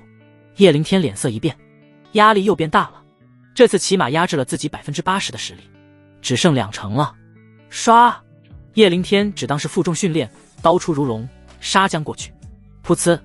又是轻巧的一刀，4阶巅峰的妖兽傀儡直接被砍成了2半。哗！这下所有人都惊住了，叶灵天竟然一刀秒杀4阶巅峰傀儡。陆飞龙脸色惊变，什么情况？怎么还让叶灵天晋级了？孙浩的脸色黑沉如冰，杀人的心都有了。成事不足，败事有余，要你何用？陆飞龙一脸懵逼，完全不知道发生了什么。台上，叶长老眸子瞪大，惊讶至极。没搞错吧？被压制了8成实力，这小子竟然还这么厉害。叶长老，我挑战成功，你很惊讶？叶灵天将凌厉目光刺向叶长老，叶长老像是被踩中尾巴的狗一般，直接跳脚。你这话什么意思？难道本长老动了手脚不成？叶灵天不屑道，难道没有吗？胡说八道！叶长老怒道，居然敢诋毁内门长老，罪无可恕！我宣布即刻取消你的选拔资格，逐出宗门。哗！全场哗然，一众弟子都是惊了。叶灵天这是脑子抽了吗？竟然敢质疑裁判，真是作死啊！叶长老，该滚出宗门的应该是你吧？就在这时，秦月冰冷开口。叶长老一愣，圣女，你这话什么意思？我听不太懂。唰！秦月手指一挥，一道道寒冰之气游走而出，落在叶灵天的周围。嗡！寒冰之气瞬间附着在了层层威压之上，形成了一个球形薄膜。这是威压之力，叶灵天周围竟然有一层层强大的威压。我的天，这么强的威压之下，叶灵天还能一刀秒杀4阶巅峰的妖兽傀儡，太可怕了吧！唰！叶长老老脸一红，立刻收了威压。这个可能是武战抬出了点问题，我不是故意的。再说了，叶灵天刚刚不也是发挥出了真实实力吗？说明这也没什么大影响啊。没什么影响。秦月俏脸冰寒，怒道：现在立刻滚去刑法处接受审问领罚，不然我会亲自上报宗主。圣女有监考之责，不但能监督弟子，也能监督长老。叶长老吓得虎躯一颤，急忙溜走。第3关擂台战由我亲自监督。秦月环视众弟子一眼，若有谁胆敢乱来，我不管你背后是什么家族，一律废掉丹田。神威赫赫，震慑所有人。陆飞龙脸色难看至极，这下出事了，以叶灵天的实力，说不定能冲个前10呢。孙浩则是冷笑一声，也罢，就让我在擂台上堂堂正正废了这小子。他有自信碾压叶灵天。梦玲则是红唇勾起，生出必杀之意。很快，第3关也是最劲爆的擂台战开始。这一关会决出前100名，不过只有前50名才有机会得到皇级弟子的称号。秦月宣布道，按照宗门的新规，只要成为皇级弟子，便可跟着5位天级弟子一起修炼。天级弟子光环耀眼，都是冲着大长老甚至宗主、城主的方向培养的，让他们带皇级弟子一起修炼，也是为了培养心腹。此话一出，全场震动。我靠，竟然可以跟天级弟子一起修炼吗？我要选秦月女神。哈哈，我不跟你抢，我要选剑水流师兄。我想跟赵岩师兄一起修炼火神枪。每一位天级弟子在众人心中都是传奇，能跟随这5位天之骄子一起修炼，那是绝对的荣幸。叶灵天笑看秦月，没有意外的话，自己应该会跟随秦月一起修炼。安静。秦月一声令下，擂台战开始。随着秦月下令，火热刺激的擂台战开始。孟玲一骑绝尘，连败5人，进入前5。孙浩也不甘示弱，进入前5。陆飞龙更是临场突破炼体5重，进入了前10。很快，轮到叶灵天跟陆飞龙。叶灵天对战陆飞龙，胜者进入前5。秦月娇喝道：“刷！”叶灵天和陆飞龙跳上擂台，后者冷笑一声：“居然让你小子混进前10了。不过遇到我算你倒霉，我会让你止步于此。”刷！陆飞龙亮出银剑，刀剑无眼。若是被我伤到，你该不会跟秦师姐哭诉吧？叶灵天笑了：“那说好了，我要是伤了你，你也不许狗叫，就怕你不敢动真格。”哼，伤我？你也配？刷！陆飞龙动了，银剑一抖，阵阵剑光朝着叶灵天笼罩杀来。就这，叶灵天不屑一笑，血刃刀雾的斩下，噗呲，玄力刀芒璀璨杀出，直接将陆飞龙的剑光轻松扫荡。接着刀芒寸尽，带着赫赫威势继续杀伐。不好！陆飞龙感受到这杀意震天的刀芒，脸色大变，匆忙举剑格挡，却是无用。刀芒一往无前，直接将陆飞龙的右臂切割开来。在陆飞龙的惨叫声中，叶灵天手持血刃刀猛然刺入陆飞龙的腹部。噗呲，刀口一转，陆飞龙的丹田瞬间被绞碎。啊！陆飞龙倒地扭曲不已，叫得跟杀猪一样，连我一招都接不住。垃圾！叶灵天冷血不已。轰！全场躁动一招，叶灵天只用了一招便终结了陆飞龙。要知道陆飞龙也是炼体5重啊，实力差距这么大吗？那些之前小看叶灵天的弟子都是脸色红了一片，羞耻至极，像是被人抽了10几巴掌一般。秦师姐，叶灵天蓄意伤人，残害同门，该当何罪？这时孙浩抓住机会冲秦月发难，闻此叶灵天冷笑不已。孙少这话很有意思，我赢了陆飞龙，你就站出来替他出头。若是陆飞龙废了我，请问你会站出来替我说话吗？这话直接把孙浩给问住了。若是叶灵天被废，他高兴还来不及呢，但当着这么多弟子的面，他只能硬着头皮道，牙尖嘴利，也改变不了你残害同门的事实。还请秦月师姐秉公执法。压力再次给到秦月。擂台上，秦月美眸冰冷，如果我没记错的话，对战之前叶灵天好像已经跟陆飞龙约定好，就算互相伤害也绝不计较吧。孙浩，我提醒你一下，这里是擂台，不是小孩子过家家，若是连自己立下的承诺都不算，那你趁早离开吧。哦对了，我劝你以后也别修炼了，容易死人。一番话直接把孙浩顶上天。孙浩脸色难看至极，面对秦月的话，他竟然不知道如何反驳。下一队，周荣对战叶晨。秦月直接忽略孙浩，宣布下一场对战。最终前5名决出，孙浩、叶灵天、孟玲以及另外2个保送的家族弟子。见此阵容，台下众多弟子都是狠狠皱眉，这也太不公平了。偌大整个外门，竟然只有叶灵天一个人进入了前5，剩下4人都是大家族保送过来的。秦月对此也是有些不满，但一想到宗门也是被逼无奈，也就只能表示理解了。前5名抽签，2人一组，抽中空白的1人直接进入前3。秦月看向晋级的5人，示意抽签。很快抽签结果出来，叶灵天竟然抽中了空白签，这也就意味着他躺赢了一把。见此，孙浩脸都黑成炭了。作弊！秦月一定是作弊了。他知道叶灵天不是剩下4人的对手，所以利用抽签将叶灵天保送到了第3名。不过没有证据，他也不敢信口胡说。孟玲对战周荣。秦月喊道。第一场，孟玲毫无悬念，一招解决战斗，直接晋级。第二场更是离谱，孙浩的对手竟然直接认输，孙浩晋级。前3出炉之后，秦月看向叶灵天，第3名抽签选择对手。如果你对战赢了，与剩下1人决出冠军；若是输了，你对手跟剩下1人决出冠军。叶灵天点点头，上前抽签。孟玲和孙浩都是眯起了眼睛，心中暗暗祈祷叶灵天抽到自己，这可是杀掉叶灵天最光明正大的机会。孟玲，叶灵天摊开纸条说道。闻此，孙浩心头一怒，妈的，错过杀叶凌天的好机会了。他看向梦玲，低声道：“替我杀了这个小子，我给你1000下品灵石。”梦玲不屑道：“不需要。”要论杀意，他更浓。梦玲走上台，锐利美眸直刺叶凌天：“敢不敢生死战？”开门见山。秦月美眸一震，立刻冲叶凌天轻轻摇头，示意后者不要冲动。这可不是开玩笑，梦玲的战斗力十分恐怖，炼体6重，叶凌天无论如何都不是对手。然而叶凌天却是冷笑一声，有何不敢？他很清楚，跟孟家的死仇已经结下，就算他不杀梦玲，梦玲也会一直追杀他。秦师姐，你可为我们作证？梦玲看向秦月道。秦月俏脸担忧，但最终还是点了点头。那就好。刷！梦玲玉手一抖，一柄锋利的软剑浮现。死！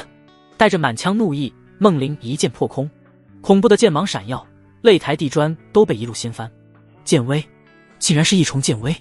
叶凌天死定了，梦玲居然已经领悟了一重剑威。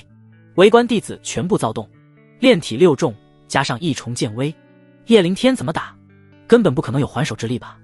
然而下一刻，所有人傻眼，叶凌天丝毫不慌，手中血刃刀猛然一砍，黑色刀芒带着赫赫威势陡然杀出，直接将梦玲的剑威直接扫荡一空。强大的反震之力让梦玲后退了好几步。我靠，刀威！叶凌天竟然也领悟了刀威，这下所有弟子都是惊呆了，谁也没想到叶凌天居然不比梦玲弱。秦月美眸一动，笑了，这小子竟然还有惊喜。唯有梦玲脸色苍白，叶凌天竟然在隐藏锋芒，我没有招惹你，是你自己在作死。叶凌天满腔杀意，既然如此，那我只能满足你了。刷刷刷，一道道恐怖刀芒带着湮灭一切的气势朝着梦玲笼罩而去。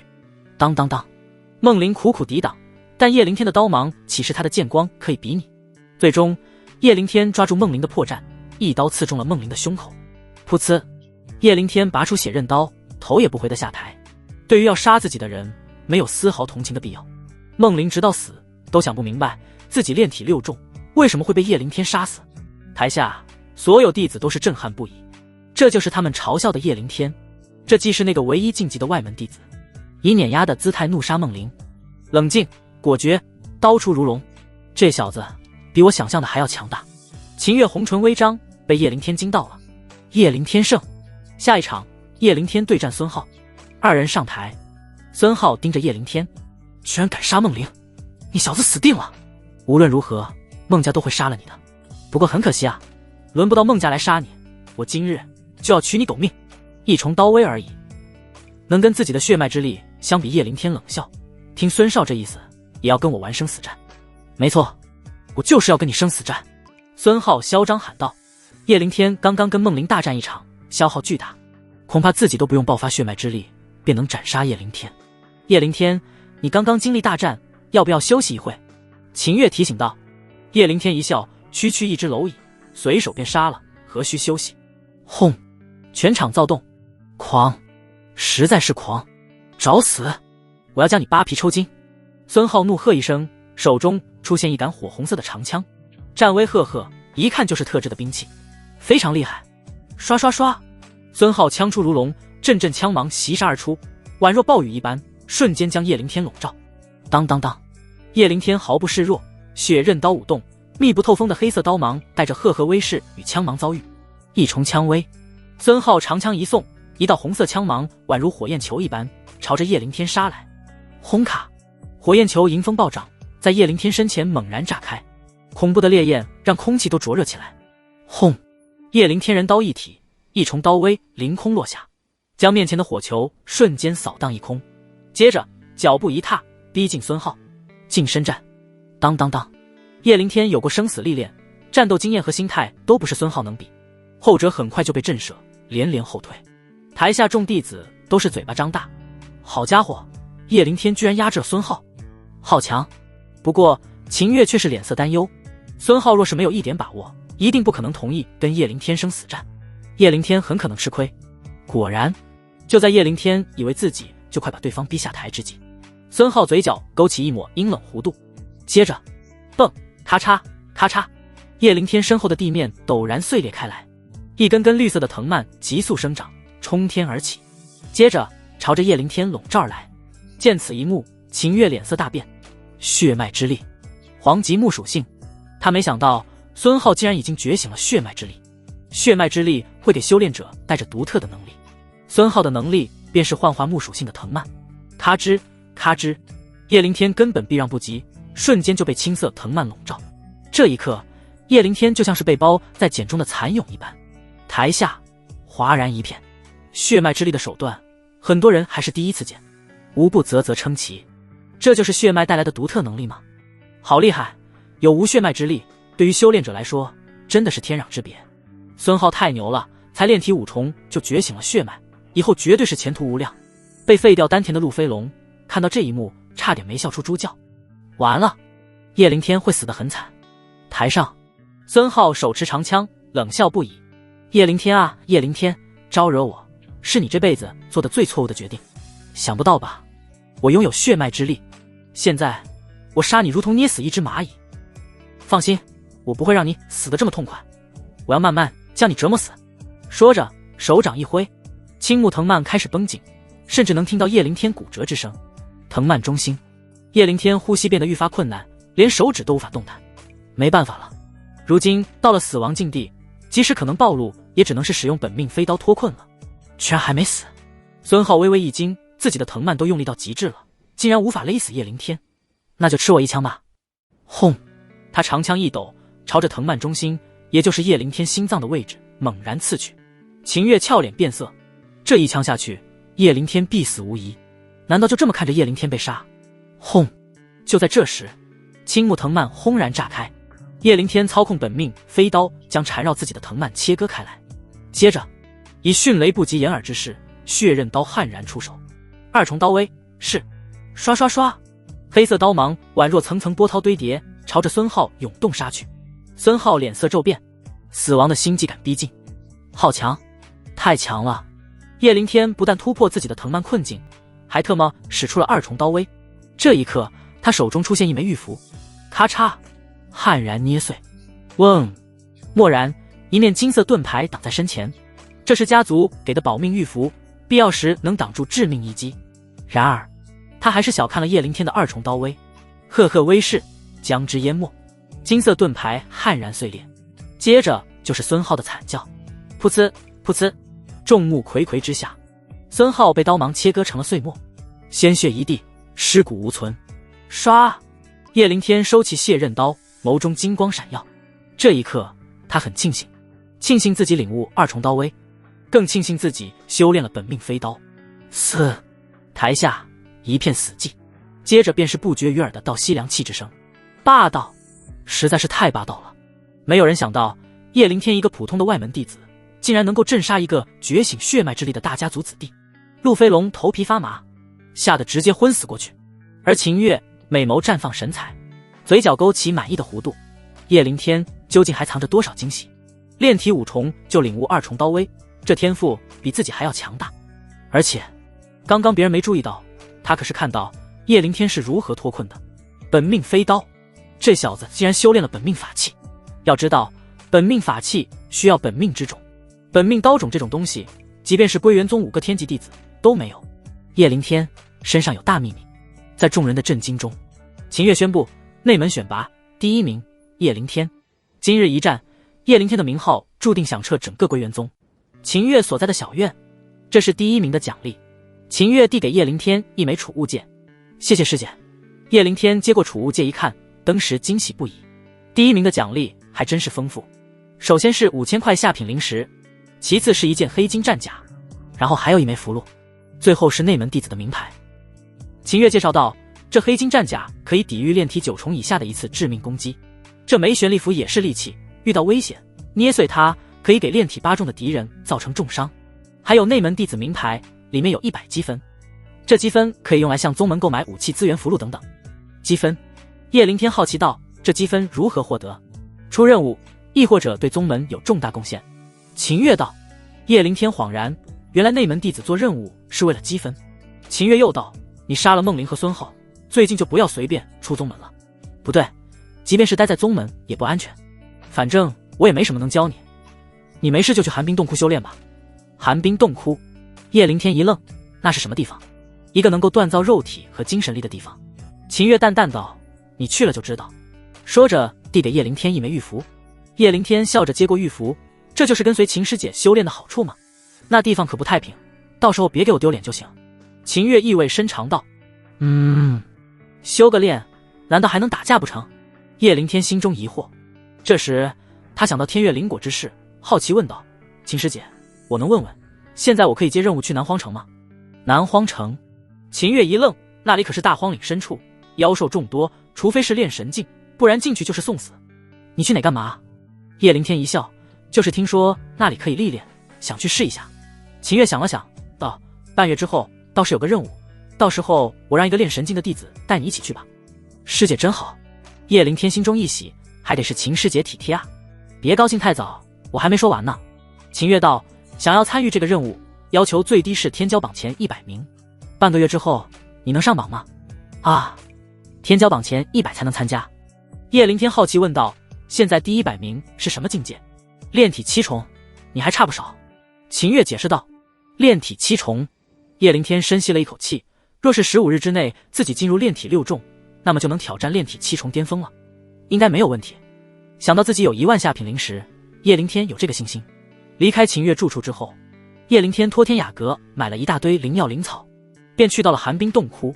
寒冰洞窟乃是归元宗内门一处独特修炼之地，因为石壁天生蕴藏寒冰石，所以非常适合武者锻炼体魄和精神力。洞窟全部位于悬崖之上，从下往上密密麻麻，得有数百。越是往下，洞窟越少，寒冰的温度也越低，修炼的效果也越好。以你的基础，得去最下面3层才有效果。清欢一番感应之后，开口建议道：好。叶灵天纵身一跃，落到倒数第3层，找了一个没人的洞窟，盘坐在地，就准备开始修炼。然而就在这时，一道冷喝传来：谁他妈让你占老子洞窟的，赶紧滚！面前石台上几个内门弟子面色冷峻，为首的身穿黄袍，黄级弟子，炼体6重巅峰，看样子应该是自己上一届弟子，刚刚成为黄级。叶灵天不屑一笑：这洞窟写你名字了吗？还是被你承包了？黄袍子弟林超扫了叶灵天一眼，还穿着外门弟子的衣袍，炼体5重，一看就是刚刚通过选拔的新弟子，就这种货色也敢来挑衅自己。林超阴恻恻道：小子，你惹怒我了，现在你走不了了，跪下，给师兄我乖乖磕头道歉，自废一臂，不然我的拳头可不客气了。说着拳头旋力激荡，威慑十足。叶灵天笑了：那你就试试。唰，说着血刃刀在手，凛然不惧，找打！林超怒了，挥舞拳头，青色拳芒撕裂空气，带着阵阵轰鸣砸向叶灵天。叶灵天不屑一笑，直接使出了一重刀威，黑色刀芒闪耀，林超脸色骤变，好强，不是对手。他立刻收了拳头就要躲避，然而还是晚了一步，黑色刀芒将他3根指头削飞，鲜血飞洒，林超惨叫不跌。就这，叶灵天收起血刃刀，讥笑不已：你给老子等着！林超留下一句狠话，脚下一蹬，上了悬崖。真是聒噪。叶灵天盘坐在地，静静等待寒冰洞窟开启。半个时辰后，一位长老来到，大手一挥，一道阵法将整片悬崖绝壁笼罩。接着叶灵天就感觉到洞窟深处一股冰冷彻骨的寒气涌出，好冷，感觉这寒气在刺激我的4肢百骸，甚至要侵入丹田。叶灵天运转丹田玄力，开始抵抗寒气的入侵。清欢解释道：抵御寒气入侵之时，你的肉体和精神力也会变强，只需10日左右，你的肉体和精神力就会再上一个台阶。效果这么好，叶灵天心中一喜，更加专注起来。时间来到第2天，叶灵天睁开眸子，无聊问道：清欢前辈，你之前说会给我一个有关于血脉的惊喜，现在可以说了吧？想到那日孙浩在擂台上展现出来的奇特能力，他就心动不已。清欢一笑：你小子记性倒是好，血脉的确是修炼者最重要的东西之一，当年我无意中得到了一滴神魔的精血。嗡！清欢说着，玉手之上出现一枚黑金色的血滴。叶灵天只是神识观看一眼，就感觉到一股仿佛来自荒古苍凉的神魔意志，这玩意好似要将自己的神识都侵蚀一般。神魔精血是上古神魔的遗物吗？叶灵天好奇道。清欢点点头，没错，上古神魔生于混沌，横贯寰宇，一个眼神便可毁天灭地，大千世界所有生灵的血脉都来源于神魔。换句话说，你拥有这滴精血，就能不断觉醒各种血脉，什么地级、黄级，什么金木水火，在神魔血脉面前都是垃圾。不断觉醒各种血脉，叶灵天惊呆了。也就是说，我的血脉没有等级和属性的限制，能一直生长。清欢点头道：而且会越来越强。等你修炼到这个大千世界的巅峰，血脉可以超越黄级。超越黄级！叶灵天目瞪口呆，激动的身体颤抖。请前辈赐予。清欢玉手一握，神魔精血消失。这神魔精血太过强横，你现在这副躯体根本承受不了，得成长到炼神境，或者服用一种叫做血容丹的丹药。血容丹！叶灵天眉头一拧，自己上哪去找？等等！叶灵天突然想到什么，从储物戒中取出一份拍卖邀请函。有了，10日之后天雅阁有个拍卖会，其中就有血容丹。10日之后，叶灵天登时期待起来，到时候自己就能吸收等于神魔精血了。也不知道到时候自己会觉醒什么血脉。转眼10日过去，叶灵天发现笼罩在绝壁上的阵法已经消失，洞窟里的寒气也缓缓退去。10天一个闭关日，叶灵天伸了伸肩膀，感觉身体轻盈敏捷了不少，四肢百骸好似灌满了力量。更可喜的是，精神力真的强了不少，可以清晰感觉到200米之外，一只蝴蝶正在扑打翅膀，精神控制竟然扩大到了200米。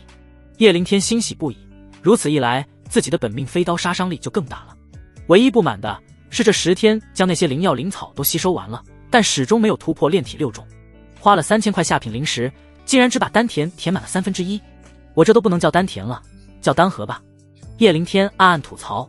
这时清欢开口道：不要急，等到你熔炼了神魔精血，身体会发生蜕变，到时候直接就能突破炼体6重。原来如此。叶灵天一喜，好，那就准备下山去天雅阁，正好看看师兄段小楼的病养得如何了。唰！叶灵天脚下一蹬，踩着绝壁轻松上了悬崖。哥，就是那小子断我手指。刚上来，叶灵天就看到一个熟悉的面孔，黄级弟子林超。林超身边站着一个年龄稍大的弟子，炼体7重巅峰，三角眼，颧骨高耸，看起来就阴力难缠。叶灵天立刻明白过来，这应该是林超找的帮手。二人守在此地，准备找自己寻仇。三角眼弟子负手而立，凛然目光直刺叶灵天。就是你断了我弟弟手指，谁给你的狗胆，连我林恒的弟弟都敢动？居高临下，威压赫赫。林恒，这名字好像有点耳熟。叶灵天想了想，好像是天骄榜第97名。你就不问问我为什么要动你弟弟？叶灵天不卑不亢道。林恒狞笑一声，不需要问，动我弟弟者必须付出代价。唰！林恒手中银剑一抖，极为跋扈道：自己跪下，乖乖让我弟弟断你双臂，废你丹田，不然我的剑可不长眼睛。十分霸道，甚至不容叶灵天解释。哼，那你可以试试。叶灵天浑然不惧，黑金战甲附身，玄力符捏在手中，有傍身的宝贝，而且还是在宗门，他可不怕一个小小的炼体7重。什么？你怎么会有黑金战甲？还有玄力符？林恒脸色一变，这可都是宗门宝贝，只有前50名的白银弟子才用得起的物品。叶灵天一个炼体5重无名弟子，竟然都有。你就是今年内门选拔第1名，叶灵天。林恒只能想到这个可能。叶灵天嘴角勾起一个弧度，没错，我就是叶灵天，有种来杀我啊！林恒嘴角一抽，杀叶灵天？开玩笑呢！叶灵天可是跟秦月这个宗门圣女一起修炼的，秦月是出了名的护短，自己要是在宗门出手，秦月非得扒了自己的皮。哼，我们走。林恒只能忍下这口气，转身就准备走人，以后再找机会在宗门外对付这小子。等等！就在这时，叶灵天突然喊住林恒。林恒眉头一皱，小子，别得寸进尺，老子已经放你一马了，你还要如何？真当天骄榜弟子没脾气？叶灵天淡淡道：我给你一个报仇的机会。林恒一愣，什么意思？你要跟我打一场？叶灵天点点头，3日后我要在5战台挑战你。挑战我？林恒愕然一笑，不屑道：就凭你挑战我的天骄榜位置，你敢不敢吧？不敢拉倒。叶灵天杀人诛心道：有何不敢？林恒自然不可能错过这个报仇的好机会。3日后我便在5战台等你，你若是不来……林恒戏谑目光看向林超，小超，你把这小子要挑战我的消息散播出去，看他能不能丢得起这个人。叶灵天冷血一笑，谁不来谁是小狗。说着转身离开。看着叶灵天潇洒自信的背影，林超有些担忧。哥，这小子居然敢主动挑战你，他是不是有什么依仗？林恒不屑一笑，他炼体5重，我炼体7重巅峰，这是碾压式的差距，他就算再妖孽又如何？再说了，难道他还能在3日之内突破炼体6重？林超点点头，也是。另外一边，叶凌天伪装了一番之后，来到天雅阁拍卖处。段小楼整个人焕然一新，面色红润，不但毒素已经解了，而且被封住的经脉也通畅了。段师兄，你当时是被冤枉逐出宗门的，想不想再回到宗门修炼？叶凌天问道。段小楼摆摆手，不了，我还是喜欢这城里的烟火气，在天雅阁混混就挺好。好吧。叶凌天也没有多说什么。这时苏倾城扭着风腰走了过来，递给叶凌天一块牌子，拿着这个，待会拍卖的时候你可以去贵宾包厢。谢过阁主了。叶凌天笑道。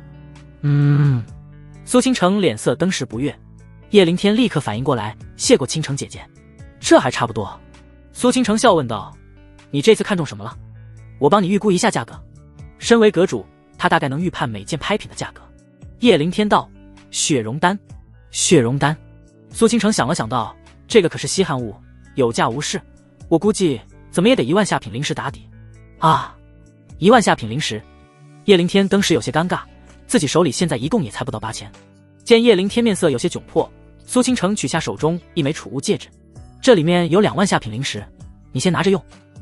他很明白助大佬于微末的道理。叶凌天苦笑道，这么多灵石，我要是拿了，一时半会可还不起啊。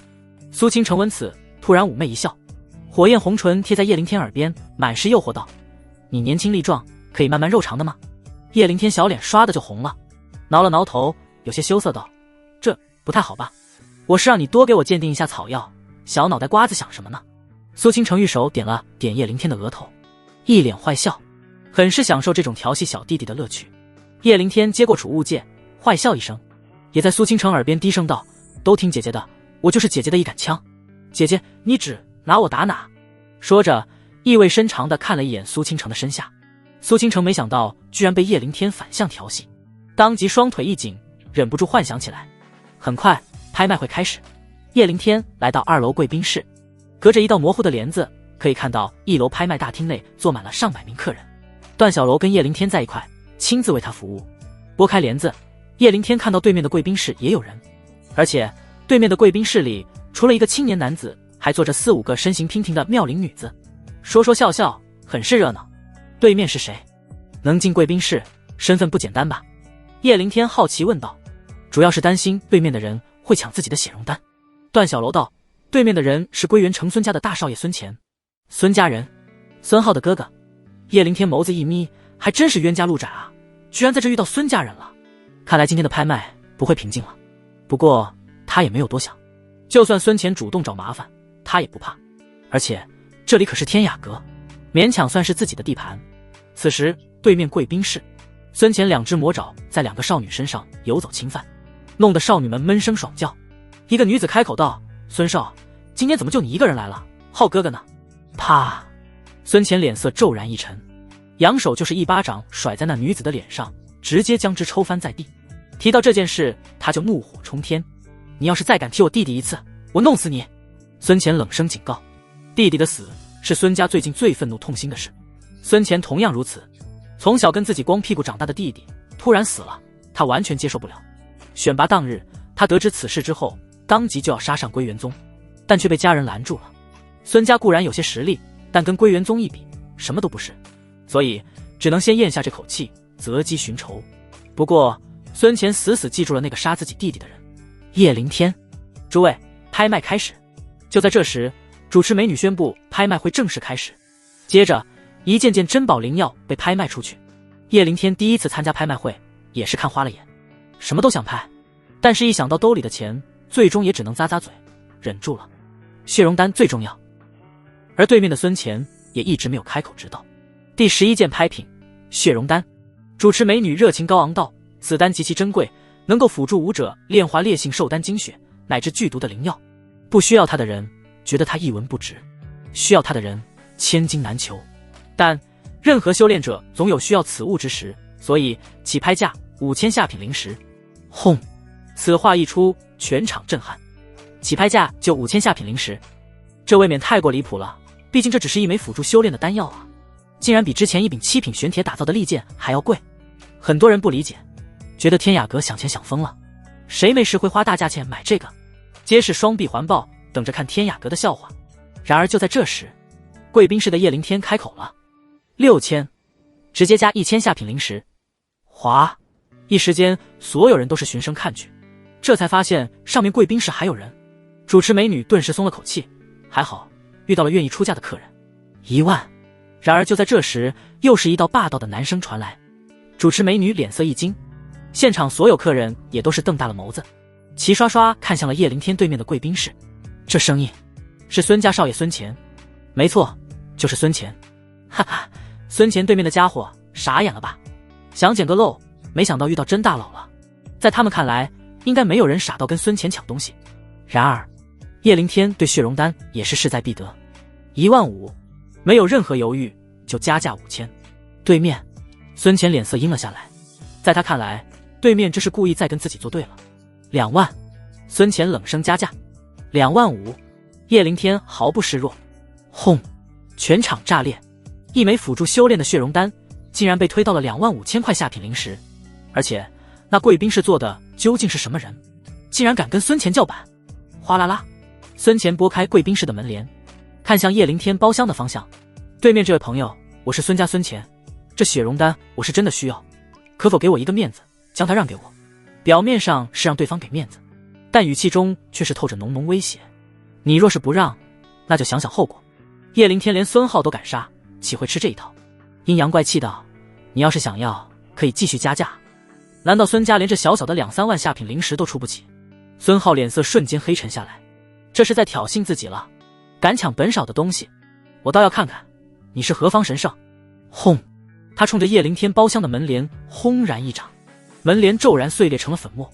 叶灵天的面孔出现在他眼前。是你，叶灵天？孙浩眸子骤然阴冷，浑身杀意迸发。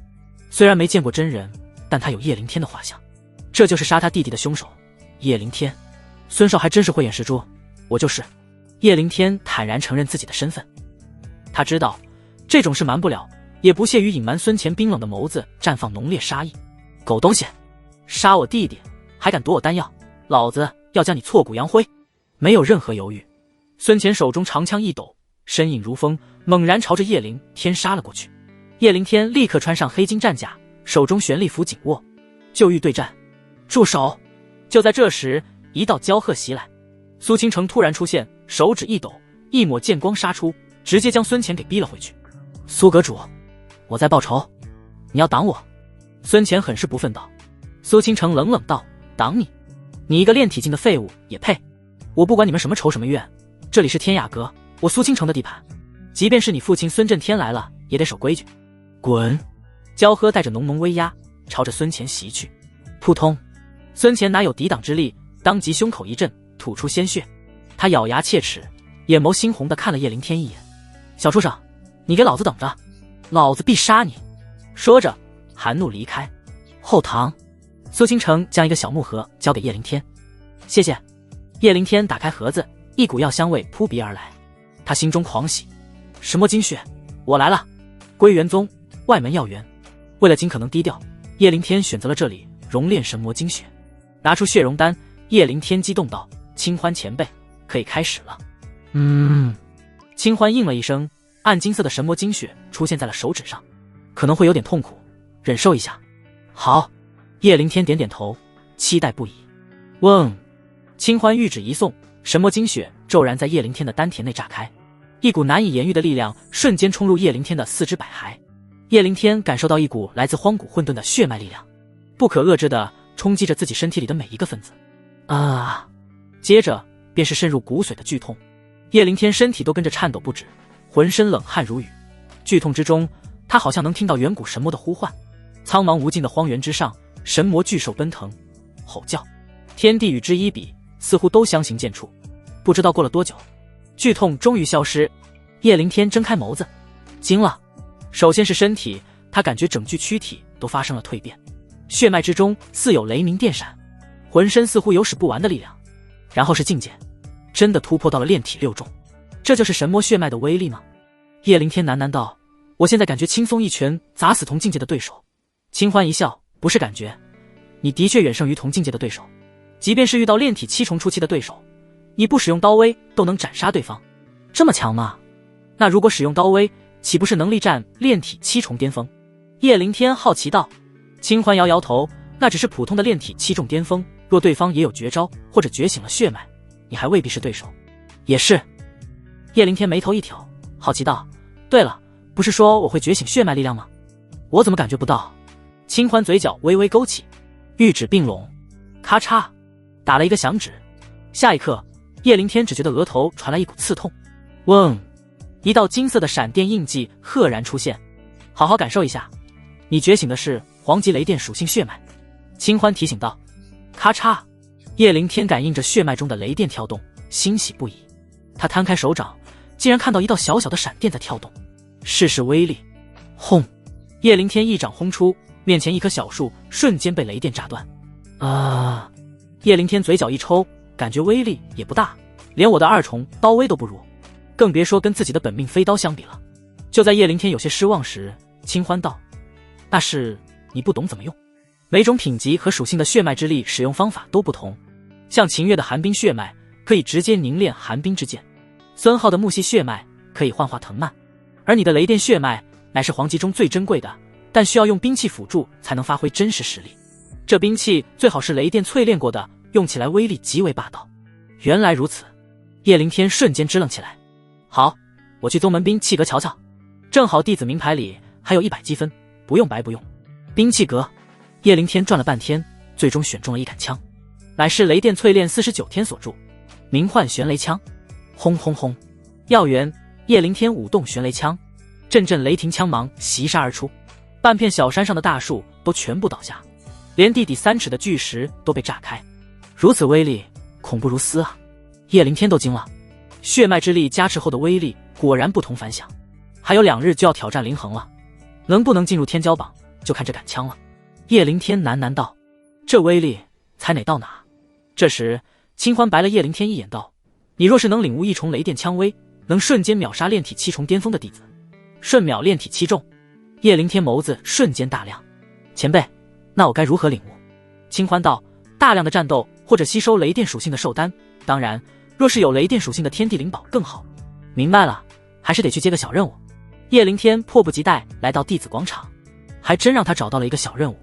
大荒岭北郊，猎杀6阶妖兽雷电暴熊。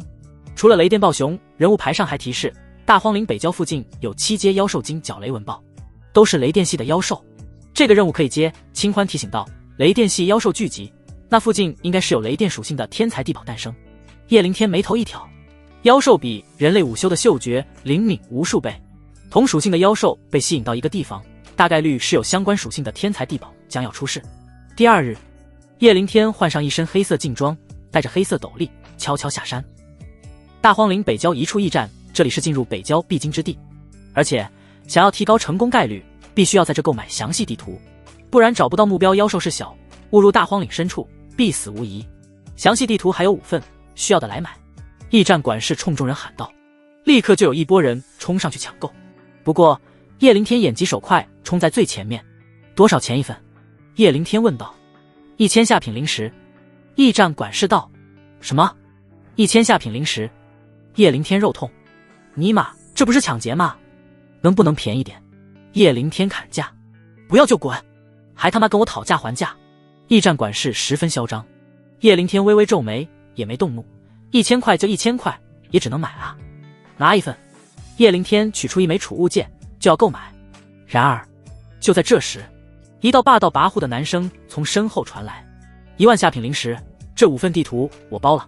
十分豪气。众人闻此回头一看，接着都是瞳孔一缩，全部散开。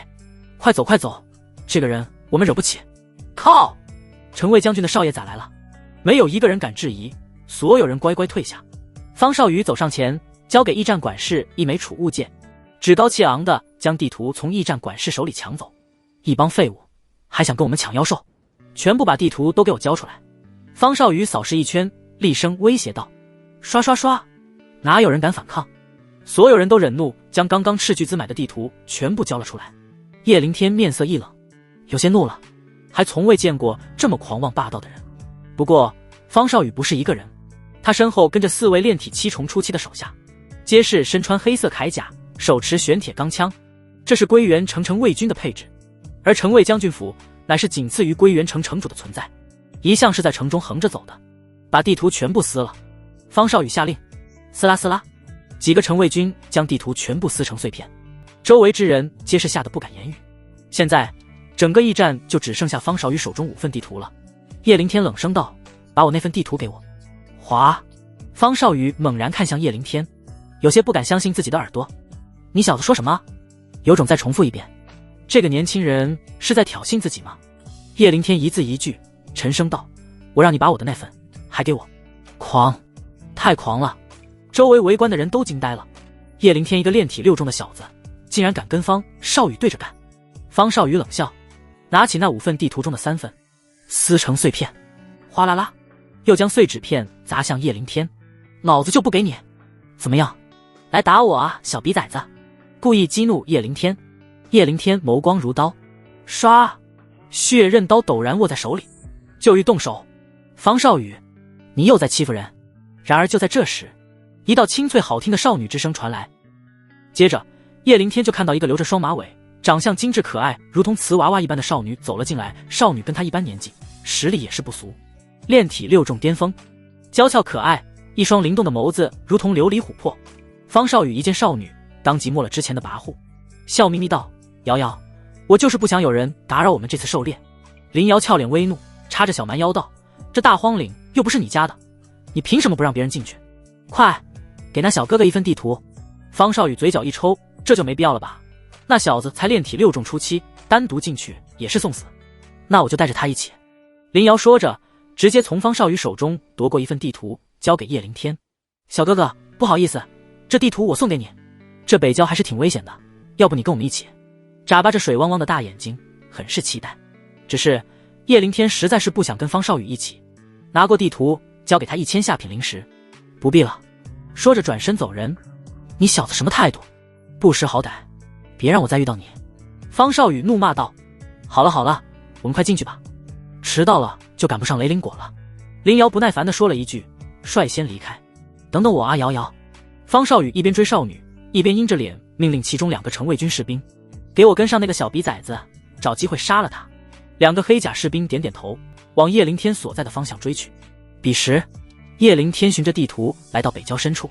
清欢前辈，我感觉刚刚那女孩不简单，她是不是也觉醒血脉了？叶灵天问道。清欢一笑，行啊小子，现在都能看出别人有没有血脉了。你猜对了，那女孩跟你一样，也是雷电属性的血脉，不过她比你厉害，是玄级。玄级血脉。叶灵天眉头一挑，归元城还有这等年轻的天才，看来这个灵瑶的身份绝不简单。不过叶灵天也不羡慕，等自己进入炼神境，血脉也会成长为玄级，到时候还会觉醒新的血脉属性。吼！就在这时，一声妖兽的暴吼传来，接着叶灵天脚下的大地颤动起来。叶灵天神识释放，瞬间锁定了妖兽6阶的雷电暴熊。叶灵天嘴角一勾，飞快往前方的密林冲了过去。刚跑出200米，叶灵天就看到一头浑身沐浴着雷电的黑熊，这畜生正在猎食一只5阶的妖兽。哗啦！雷电暴熊感应敏锐，马上也发现了叶灵天。吼！他巨大的熊掌拍打着胸脯，跟叶灵天示威。见叶灵天还在靠近，雷电暴熊眼中雷电闪耀，熊掌落在旁边一棵粗壮无比的大树上，咔咔咔，竟然将那大树连根拔起，而后朝着叶灵天扔了过来。唰！叶灵天玄雷枪紧握在手，猛然一跃，枪尖一送，一道雷电枪芒杀出，将那大树劈成2半后，雷电暴熊见此微微一愣，而后怒吼一声，熊掌缭绕着闪电，朝着叶灵天冲杀而来。来得正好，叶灵天也是战意冲霄，挥舞着玄雷枪迎战。一时间，整片密林雷电闪耀，无数参天大树被雷电熊掌和枪芒扫荡一空。呼呼呼！叶灵天玄雷枪舞动如风，枪影阵阵，有血脉之力的加持，很快在雷电暴熊的身上留下无数伤口。噗呲！最后，叶灵天找到这畜生的防御弱点，枪身一送，枪尖夹带着爆裂雷鸣闪电，猛然洞穿雷电暴熊的心脏。呼！这6阶的妖兽还真没那么好对付，比炼体6重的午休危险太多了。叶灵天刷的收回玄雷枪，就准备挑出兽单。小子，敢得罪我家少爷，把你的小命跟寿丹一起留下。就在这时，一阵阴笑袭来，接着2道红色枪芒带着霸道气势，一左一右朝着自己围杀而来。叶凌天脸色一冷，是方少宇身边的那2个城卫军。这个小畜生，老子放他一马，他竟然还要杀老子，找死！叶凌天没有丝毫犹豫，玄雷枪往左手边猛然一扫，噗呲，雷电枪芒瞬间将左边的黑甲士兵脑袋削飞。死！右边杀过来的黑甲士兵脸色一怒，枪尖直刺叶凌天的胸口。然而他发现自己的枪尖在距离叶凌天不到半寸之地突然止住，再也无法寸进。下一刻他就感觉自己脑后一凉，有鲜血涌出。噗呲，叶凌天心念一动，本命飞刀洞穿黑甲士兵的眉心，回到手上。轰卡，那黑甲士兵应声倒地，睁着惊讶的眸子，到死都不知晓叶凌天是怎么杀死自己的。接着叶凌天搜了2人的储物戒，目光锐利杀伐。方少宇是吧？你给小爷等着！还是没领悟一重枪威，看来还得深入寻找金角雷纹豹和雷灵果。叶凌天吸收雷电豹熊的精血和寿丹，发现还是不够。2个黑甲士兵的储物戒里加起来倒是有将近1万的下品灵石，还得是城卫军富裕啊，一个小士兵手里竟然就有这么多资源。叶凌天不由畅想，若是杀了那方少宇，岂不是发大财了？不过这时清欢泼了一盆冷水，杀方少宇暂时就不要想了。如果我没猜错，那小子只带4、5个护卫出门，身上应该有很多护身保命的宝贝。叶凌天这才清醒，也对，自己一个内门弟子身上都有黑金战甲和玄力符，那方少宇作为城卫将军之子，命金贵，自然法宝更多。往深处走，叶凌天将目标放在寻找天地灵宝上，循着地图继续深入。彼时前方一处山谷，林瑶和方少宇等人也是突遇2头雷电豹熊，都是6阶巅峰。当当当，方少宇一马当先，剑光扫荡，力战1头雷电豹熊。林瑶手持一条雷电鞭，跟第2头雷电豹熊打得昏天黑地，而方少宇的2个护卫则在一旁为2人护法。吼吼吼！然而就在2人战斗正酣时，山谷顶端突然又传来阵阵兽吼，轰轰轰！接着大地震颤，竟然又是另外5头雷电豹熊冲杀下来，皆是炼体6重巅峰。方少宇和林瑶都是脸色大变，不好，他们这是遇到熊群了。熊一般不结群，但在大荒岭这种地方，什么事都有可能发生。快挡住他们！方少宇冲2位护卫喊道。2个护卫想死的心都有了，尼玛，这可是5头妖兽啊，自己这不是送死吗？但躲是躲不掉的，他们只能硬着头皮上。只是普通的士兵岂是5头同境界妖兽的对手？不出几个呼吸，2人就被雷电豹熊撕裂成了碎末。吼！随后5头豹熊朝着林瑶和方少宇杀来。完了！方少宇什么时候遇到过这种致命危险？当即吓得腿发抖，竟忘了防御。还是林瑶镇定，大喊道：快捏碎玄力护身符！啊，对！方少宇这才反应过来，捏碎了一道青色符箓。嗡！青光闪耀，一个半球形的青光护盾将2人护住。嗡！林瑶也捏碎了自己的护身符，那青光护盾外围又多了一道红色半球光盾。这时7头雷电豹熊冲了上来，恐怖熊掌不要命地拍打着2道光盾，每一道熊掌拍下，光盾上都有雷电闪烁。不出几个呼吸，外面的红色光盾就波动起来。方少宇脸色难看，怎么办怎么办？我们的光盾根本顶不了多久。林瑶白了这家伙一眼，你怎么跟个妇人一样，怕成这样？捏碎护身符之后，附近马上会有炼体9重的城卫军高手赶来救你。方少宇脸色这才缓和一点，也是，不过你的护身符连着城主大人，他应该来得更快，我们的确不用怕。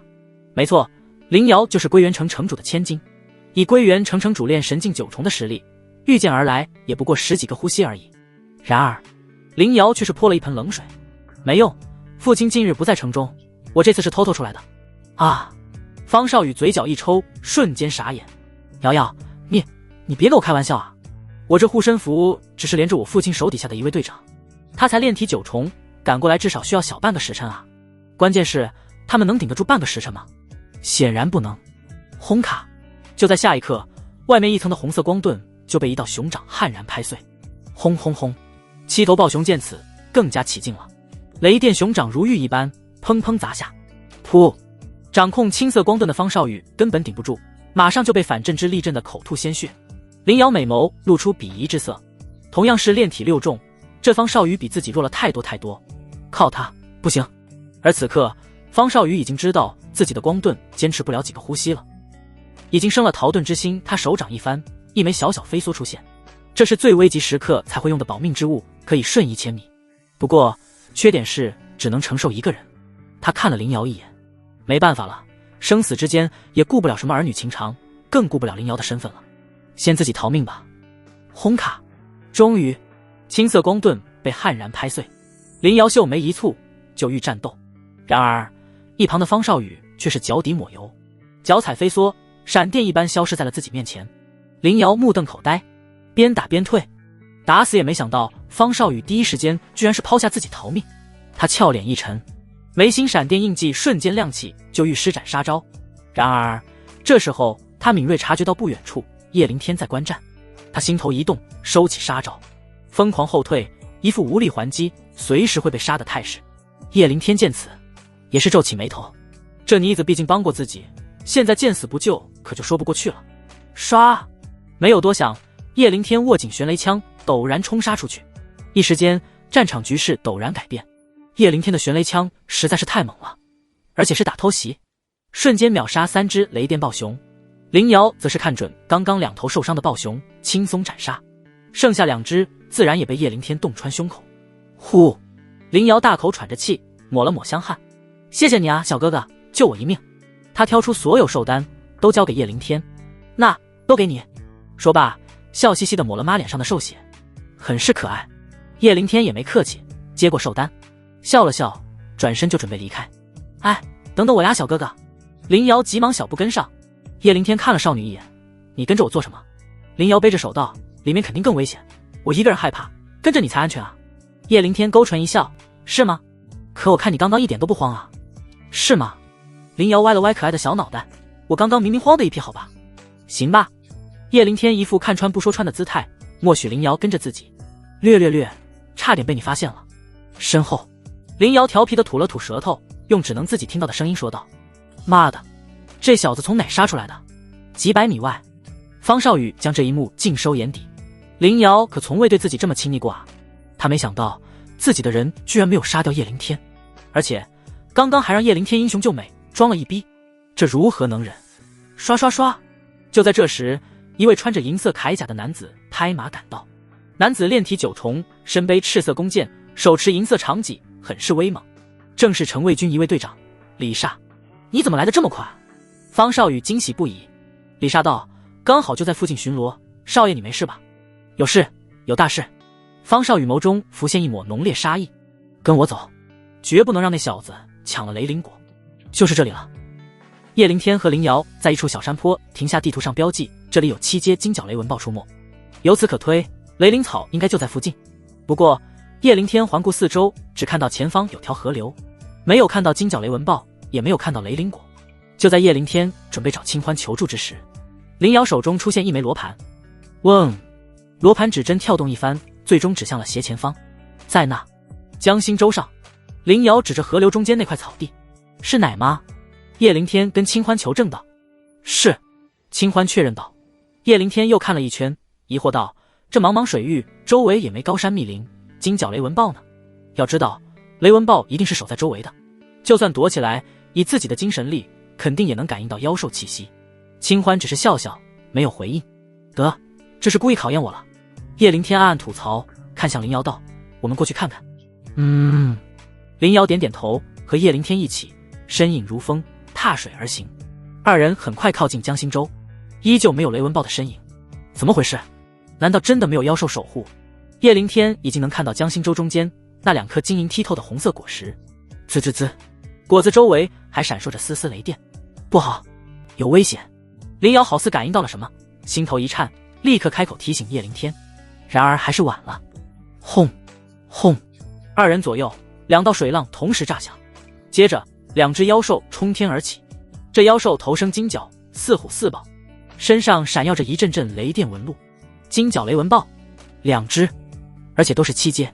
狗日的，竟然悄无声息藏在水底。叶灵天眸中金光爆闪，玄雷枪在手，踏水而战。林瑶也不遑多让，手中雷电金鞭舞动如风，战意奔腾。身后，相隔几百米处的林中，方少宇和李煞也已经赶到。少爷，要不要出手帮忙？李煞看到林瑶，当即开口问道。帮个屁！方少宇没好气道，还没到最危险的时候呢，等到那小子跟林瑶不敌，生死危机的时候再出手。李煞挠了挠头，这才反应过来，方少宇是想表演一个英雄救美，在林瑶面前挽回一点形象，而且到时候可以耍阴招杀了叶灵天，最后还能拿到一颗雷灵果。好一招一箭三雕，还是少爷脑子好使。李煞拍马屁道。方少宇得意一笑，多学着吧你。不过下一刻他脸上的笑容骤然凝固，只见叶灵天的枪练得差不多，竟然不讲武德的掏出了血刃刀，没有丝毫保留，直接使出了二重刀威，刷刷刷，重重黑色刀芒带着赫赫威势，宛若浪涛一般朝着金角雷纹豹笼罩而去。即便金角雷纹豹防御再强，此刻也是吓到了，被打得连连后退。一旁跟林瑶战斗的那头金角雷纹豹也是吓住了，忙不迭跑路。想跑？做梦！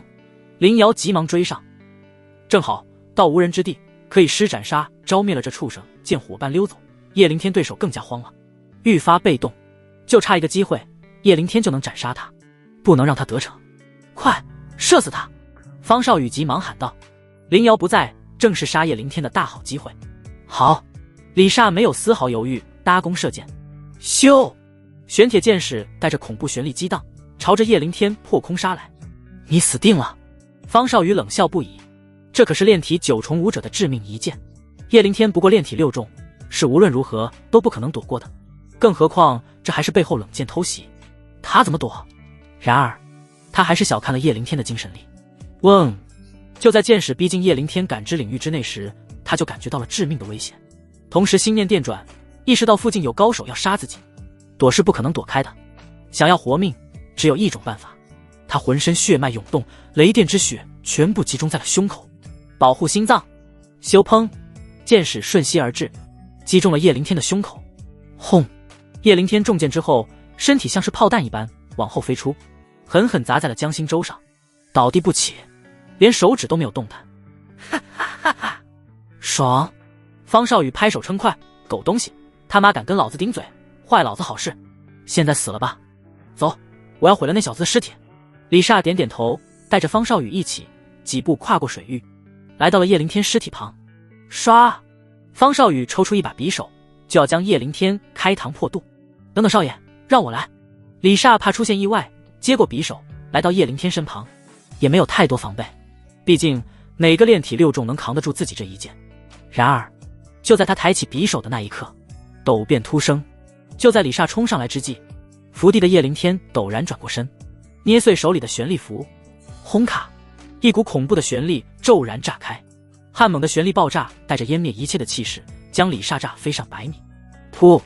李煞勉强稳住身体，但护体铠甲已然被破开了，丹田紊乱，气息倒流。但毕竟是炼体9重，肉体强度不是一般武者能比。叶灵天这一波偷袭竟然没有直接将之斩杀，不过却也让李煞受了内伤，实力直线下降。啪啪！叶灵天笑着站起身，将已经破烂的黑金护甲脱下。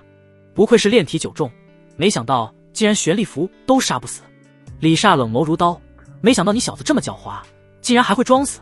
不过可惜你失败了，老子要将你挫骨扬灰。唰！说着长戟一抖，朝着叶灵天杀来。一旁观战的方少宇松了口气，还好李煞还有一战之力，叶灵天必死无疑。然而接下来的一幕让他目瞪口呆。噗呲！只见李煞长戟刚刚抬起，突然顿住了身形，接着眉心绽放一道血光，一柄飞刀破脑而出。砰！李煞倒在地上，死不瞑目。他到死也没想到，自己一个炼体9重的强者，为什么会死在一个炼体6重小子的手里厮。方少宇倒吸凉气，本命飞刀，你为何会有如此手段？方少宇震惊又恐惧，本命法器，要知道连归元宗的天级弟子都没有吧？叶灵天一个小小的炼体6重就有，现在知道害怕了。刚刚你在驿站不是挺牛逼吗？叶灵天冷血嘲讽道。本命飞刀在手掌上跳动着，缓缓靠近方少宇。你别过来！方少宇直接吓哭了，跪在地上磕起头来。求求你别杀我好不好？只要你不杀我，我什么都可以给你。真的，我爸是城卫将军，什么都有。然而，叶灵天是不可能给这小子机会的。李煞已经被自己杀了，如果不除掉方少宇，后患无穷。杀！叶灵天心念一动，就欲动手，不要杀他。就在这时，身后传来林瑶的娇喝：“小哥哥，不要杀方少宇！”叶灵天眸子一眯，给我一个不杀他的理由。林瑶解释道：“如果你杀了他，城卫将军一定疯狂，到时候追查下来，你不可能全身而退。城卫将军方战天乃是炼神期重境，他若是疯狂，谁都救不了你。”叶灵天闻此，摸了摸鼻尖，被说服了。不得不说，林瑶分析的很有道理。不过，只要方少宇还能开口说话，还是个不小的麻烦。一番权衡之后，叶灵天想出一个办法。咻！他手指一点，一枚丹药瞬间没入方少宇咽喉。你给我吃的什么？方少宇惊恐地捂着喉咙问道。灵丹妙药。叶灵天笑着说道。语落，方少宇白眼一翻，应声倒地。你对他做了什么？林瑶上前关心问道。叶灵天淡淡道：“放心，他死不了，只是中毒了，会昏迷1-2年，到时候会自动醒来。既然不能灭口，那只能让方少宇开不了口了。”好吧。林瑶无奈点点头，接着突然看到了李煞的尸体，水眸无限瞪大。你杀了炼体9重的李煞，这未免太离谱了吧？叶灵天道：“玄力符偷袭而已，正常情况下我绝对不是对手。”说着来到李煞身边，运转8九玄功，吸干了其体内的精血，接着又收了李煞的储物剑。至于方少宇的，他没拿。你回去准备怎么解释？叶灵天问道。林瑶想了想道：“我们在采集雷灵果的时候遭遇了9阶妖兽的袭击，李煞拼死抵抗，我们带着受伤的方少宇逃命。”叶灵天眸子一动，这小妮子脑瓜子转得很快嘛。好。接着叶灵天将2颗雷灵果采下，交给林瑶1颗。林瑶欢欢喜喜接过雷灵果，小鼻子闻了闻：“小宝贝，终于找到你了。”说着直接炫到嘴里。然而就在他等待雷灵果发挥药效之时，俏脸骤然苍白一片，接着腹部传来一股剧痛。啊，好痛！林瑶疼到倒地打滚，小脸都快扭曲了。救命！他满是痛楚的目光看向叶灵天。叶灵天皱起眉头，他也不知道发生什么了，完全无从下手。就在这时，清欢开口道：“小子，好机会啊，上了这个女娃娃，你的雷电血脉就能升级了。”叶灵天翻白眼：“清欢前辈，这时候就没必要开玩笑了，快说说我该怎么救人？”清欢恨铁不成钢地叹了口气：“这女娃娃身体体质比较差，所以经受不住雷灵果的药力冲击，经脉快要被撑爆了。你运转8九玄功，将她丹田里剩余的药力全部吸走，她便没事了。”原来如此。叶灵天立刻开始行动起来。那个，我能救你，但我需要脱了你的上衣，你能接受吗？林瑶俏脸顿时一红，她还从未被男人看过身体呢，但眼下生死之间，她没有选择，只能点头同意。好。叶灵天将林瑶的上衣一件件脱掉，最终只剩下一件兜衣。蓦然，一双巨峰陡然浮现在叶灵天的眼前。好家伙，这就是传说中的童颜巨，这规模是他见过最大最圆的，而且林瑶的肌肤白得发亮。没有多想，叶灵天将手掌落在林瑶白皙光滑的下腹，运转8九玄功，将那剩余的雷灵果药力全部吸走。他能感觉到自己那欲壑难填的丹田似乎在欢快鸣叫，而且4肢百骸中的血液似乎发热涌动，一起共鸣。这便是天才地宝的威力吗？吸到最后，叶灵天发现还有一小部分总也吸不出来。前辈，这怎么办？叶灵天求助道。清欢笑道：“用你的手掌轻轻抚摸这女娃娃的腹部，她身体一放松，药力就会被你吸出来了。这样吗？”叶灵天照做，粗糙的手掌宛若魔爪一般，在清欢光滑的腹部上游走，太舒服了。叶灵天喉咙发干，怪不得人家说女人是水做的，这妙龄少女的身子真是令人垂涎。而此刻，林瑶的疼痛已经缓解了不少，她感受着男人大胆的抚摸，小脸染上了醉人红晕。直到疼痛完全消失，她才小心翼翼问道：“那个，你好了吗？”好了。叶灵天恋恋不舍地收回手，太滑嫩了，不知道以后还有没有机会跟这妮子更深入交流啊。谢谢你，后会有期。林瑶红着脸穿好衣服，带着方少宇离开。清点一下收获。叶灵天打开所有储物间，2个城卫士兵有1万块下品灵石，自己一共杀了7头雷电暴熊，收获7枚兽丹。可惜就是刚刚那头雷纹豹趁机跑了。然后就是李莎的储物间，刚一打开，叶灵天就震惊了，居然有整整5万块下品灵石，还有许许多多的药草和灵丹，还有几把上好的兵器。这些物资加在一起，也至少价值不下5万块下品灵石了，那就是10万块下品灵石。就算还玩苏倾城的2万块下品灵石，自己也还剩8万。叶灵天喉咙滑动，发财了，这次真的是发财了，从来就没打过这么富裕的仗啊。直到这一刻，叶灵天才明白，为什么修武者之间都是杀戮与争夺，这样修炼资源来得最快啊。服用雷灵果，感悟一重枪威。叶灵天压制心中欢喜，将雷灵果服下，旋即一股雷电之力蔓延全身，整具身体好似都被雷电洗礼了一遍。这药力真的好强，叶灵天感慨不已，怪不得灵瑶扛不住这药效呢，即便肉体强如自己，都差点忍不住痛呼出声。趁着药效感悟一重枪威，叶灵天玄雷枪在手，舞动如风，感受着体内雷电之力与玄雷枪融为一体。呼呼呼，枪芒阵阵带着璀璨的闪电刺出，嗡，枪芒竟然凝聚成了一只雷电之龙，暴吼着朝水面杀去。轰卡，原本平静的水面瞬间炸开100米高的水浪，河流似乎都要被拦腰砍断一般。而且还有一个意外收获，刚刚逃遁的那只金角雷纹豹竟然被这一枪吓了出来，夺路狂奔。孽畜，想跑！叶灵天冷笑一声，一重枪威袭杀而出，几乎是一瞬间，雷纹豹就被雷电之龙吞没。死！唰！叶灵天心念一动，本命飞刀便将雷纹豹的兽丹挑出。啪嗒！叶灵天接住闪烁着雷电的兽丹，笑了，成了。这一重枪威有血脉加持，实力可谓是极度霸道。而且现在自己的实力已然达到炼体6重巅峰，若是施展一重枪威，即便是爆发血脉之力的炼体7重巅峰，也有把握一招秒杀。天涯阁，叶灵天找到苏倾城，递给他一枚储物戒，还债。苏倾城接过储物戒一查看，当即愣住，里面竟然真有2万块下品灵石，这才不过2-3日，你是怎么做到的？去卖身了。叶灵天嘴角一抽，老子卖身也挣不了这么多钱吧，有一些小小收获。他也没有跟苏倾城细说。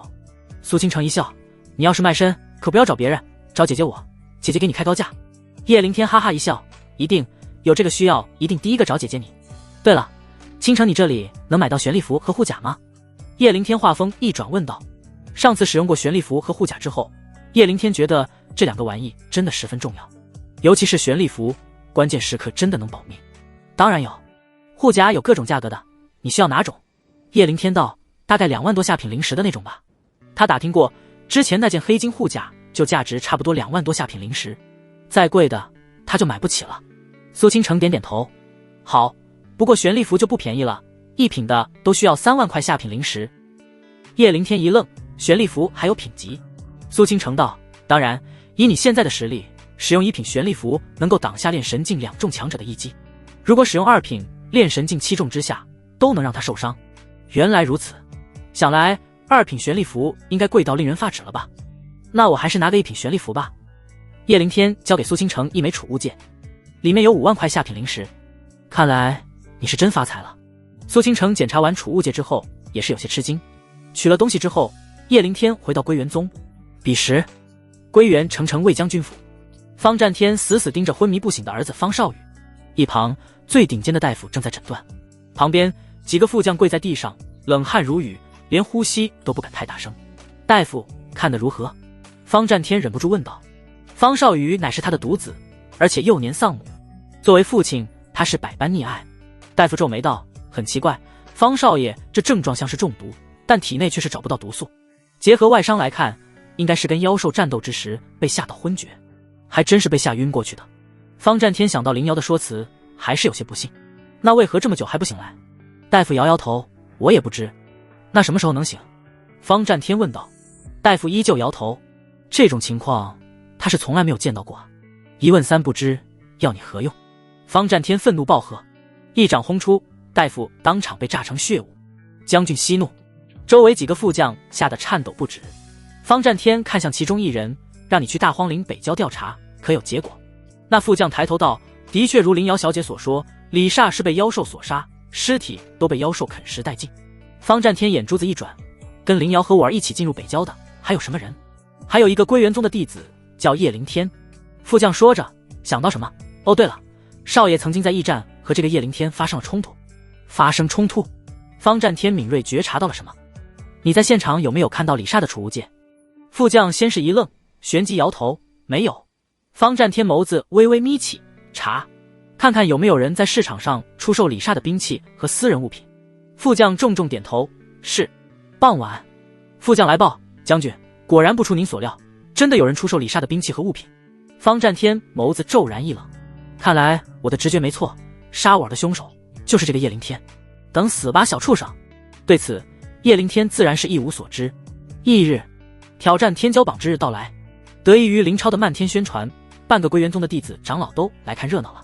一个刚进入内门没几日的新人王弟子，就要挑战天骄榜第97名，是不自量力，还是又要诞生一个天才弟子？很多人都是期待无比。开盘了，开盘了啊！叶灵天对战林恒，压林恒，赔率10比1。就在叶灵天来到五站台时，就听到有人在底下开了盘子，这有点意思，看看有多少人相信自己。叶灵天笑着上前看热闹，结果发现开盘的人面孔很眼熟，这不就是林恒的弟弟林超吗？好家伙，竟然还做起生意来了！这盘子开的没什么意思啊，输赢根本没悬念。对啊，叶灵天肯定要被林恒打成傻子，根本没有人压他好吧？都压林恒赢，这赔率太低了，根本也不赚钱。很多弟子都只是看看，不愿意下注。在他们看来，这场比试根本没有意外。林超闻此也是头疼，本来还想赚一笔的，没想到大家都不上当啊！我压1万，叶灵天赢。就在这时，叶灵天啪嗒一声将一枚储物戒砸在自己名字上。我靠，你小子疯了吧？竟然压叶灵天赢！呵呵，这人是个傻子吧？知道林恒什么实力吗？有钱没处花呗。一旁不认识叶灵天的人都是讥讽不已，而林超见此直接瞪大了眸子。是你，叶灵天，你要压你自己赢？哗！这话直接让周围所有弟子炸裂。好家伙，自己压自己赢，这得多大的脑袋啊！竟然这么狂！这可是1万下品灵石啊，能买多少资源？你压输了丢人就算了，还要浪费1万下品灵石，不可以吗？叶灵天戏谑道：“我不压自己赢，难道压你哥赢啊？”林超不屑一笑：“可以，当然可以。本来还以为今天要黄，没想到你丫主动来送钱了。我也出1万，压叶灵天赢。”就在这时，一道娇俏的女声传来：“哗！”这下现场所有弟子都是傻眼了，纷纷看向来人，结果都是瞪大了眸子，一个个跟猪哥般吞咽起了口水。说话的少女太美了，水眸如同琥珀，小脸可爱俏皮，穿着一身玄衣琉璃裙，腰间背着一个鹿皮小包，留着双马尾，正是林瑶。你怎么来了？叶灵天一愣，林瑶嘟嘴一笑道：“我可是归元宗内门名誉弟子，怎么不能来？”虽然嘴上这么说，但林瑶其实就是为了来找叶灵天玩的。叶灵天微微颔首，原来如此，赔率变了哈。叶灵天这边有人压2万下品灵石。林超这么一喊，瞬间所有弟子都是动了起来。当然，他们还是压林恒赢。林瑶捶了叶灵天胸口一拳：“嘿，小子，你可别让我赔钱啊，不然本姑娘找你算账。”叶灵天勾唇一笑：“输？怎么可能？”叶灵天。就在这时，秦月也到了。你有把握吗？叶灵天挠了挠头：“应该有吧。”好，我信你一次。秦月说着，也是掏出一枚储物戒：“我加1万，叶灵天赢。”轰！这下整个盘口是彻底炸了，来压灵石的人络绎不绝。哼，想的倒是挺美，也不看看自己有几分实力。这时林恒到了，毫不掩饰自己对叶灵天的不屑：“那就场上真招呗。”叶灵天冷笑一声，跳上五站台，林恒随行而上。哗啦啦，霎时间，所有人的目光都是看向了五站台。除了内门的诸多弟子，人群最后还有一道阴冷的视线盯着叶灵天。按理说，这种天骄榜挑战赛时常有，不会有很多人来观看。但像叶灵天这种进入内门不过1月的新弟子，就敢挑战天骄榜的，10年都见不到一个人。即便强如秦月这种天级弟子，也不敢说有这个能力。毕竟林恒现在可是炼体7重巅峰，没想到短短3日就突破炼体6重了。林恒冷笑道：“这就是你的依仗？老子的拳脚无眼，如果你现在跪下给我磕头道歉，自断双臂，或许我可以开恩饶你一次。”跪下道歉？叶灵天笑了：“不好意思，现在你连给我跪下道歉的机会都没有了。”找死！林恒脸色一冷，手中出现一柄黑色长剑，刷刷刷，凌空踏步恐怖剑芒阵阵，瞬间将叶灵天笼罩。叶灵天丝毫不慌，玄雷枪在手，呼呼呼，舞动如风，阵阵枪芒呼出，轻松将林恒的剑芒挑飞出去。使出真正的本事吧，不然真的会死。叶灵天玄雷枪一抖，一道恐怖雷电枪芒杀向了林恒。炼体7重的威力，台下众人都是脸色微变。好家伙，叶灵天这一枪竟然这么强悍！如此一看，这林恒还真的未必是对手。然而，林恒只是愣了半秒，旋即黑色长剑朝空，轰！骤然间，一方天空黑了下来，乌云阵阵。接着，离奇的事发生了，一只乌黑的灵猫抓破乌云，冲杀下来。砰！先是将叶灵天的雷电枪芒悍然抓碎，旋即嗷呜一声朝着叶灵天杀去。台下众人皆是震惊无比，这是什么血脉？为何从未见过？我感觉到了好强的妖气，那是九尾灵猫吗？就在这时，有长老惊讶开口道：“竟是妖系血脉，确切来说是风属性的血脉，只不过林恒融入了九尾灵猫的精魂，所以能够幻化出九尾灵猫来战斗。”另外一个长老解释道：“那叶灵天完犊了，哈哈，我压了500块下品灵石，赚翻了药。”很多弟子见此都是笑得合不拢嘴。当然，最得意还是林超。叶灵天啊，叶灵天，让你作死！敢惹我哥，算你倒了8辈子血霉！人群最后方的赵玉龙，老眸微微眯起，这难道还轮不到老夫出手？然而，接下来发生的一幕让得所有人目瞪口呆。就在林恒以为自己必赢之时，叶灵天冷笑一声，长枪一震，吼！阵阵枪芒化作一条雷电之龙，带着震天的怒吼，顷刻间将林恒的九尾灵猫吞噬。吼接着又朝着林恒继续杀去。林恒脸色骤变，血脉，雷电系血脉，叶灵天竟然也觉醒了血脉，而且是黄级血脉中最厉害的雷电系血脉。咔嚓，林恒没办法，只能捏碎一枚符箓保命。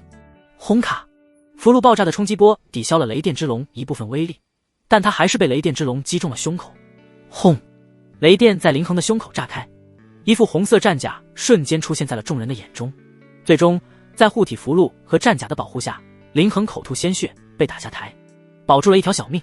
现场一片死寂。发生了什么？叶灵天竟然击败了炼体7重巅峰的林恒，而且还是在林恒爆发血脉之力的情况之下。更让大家震惊又不耻的是，林恒居然还用了符箓和护体战甲保命。要知道，这是违规行为。也就是说，如果是正常情况下，叶灵天这一枪足以斩杀林恒。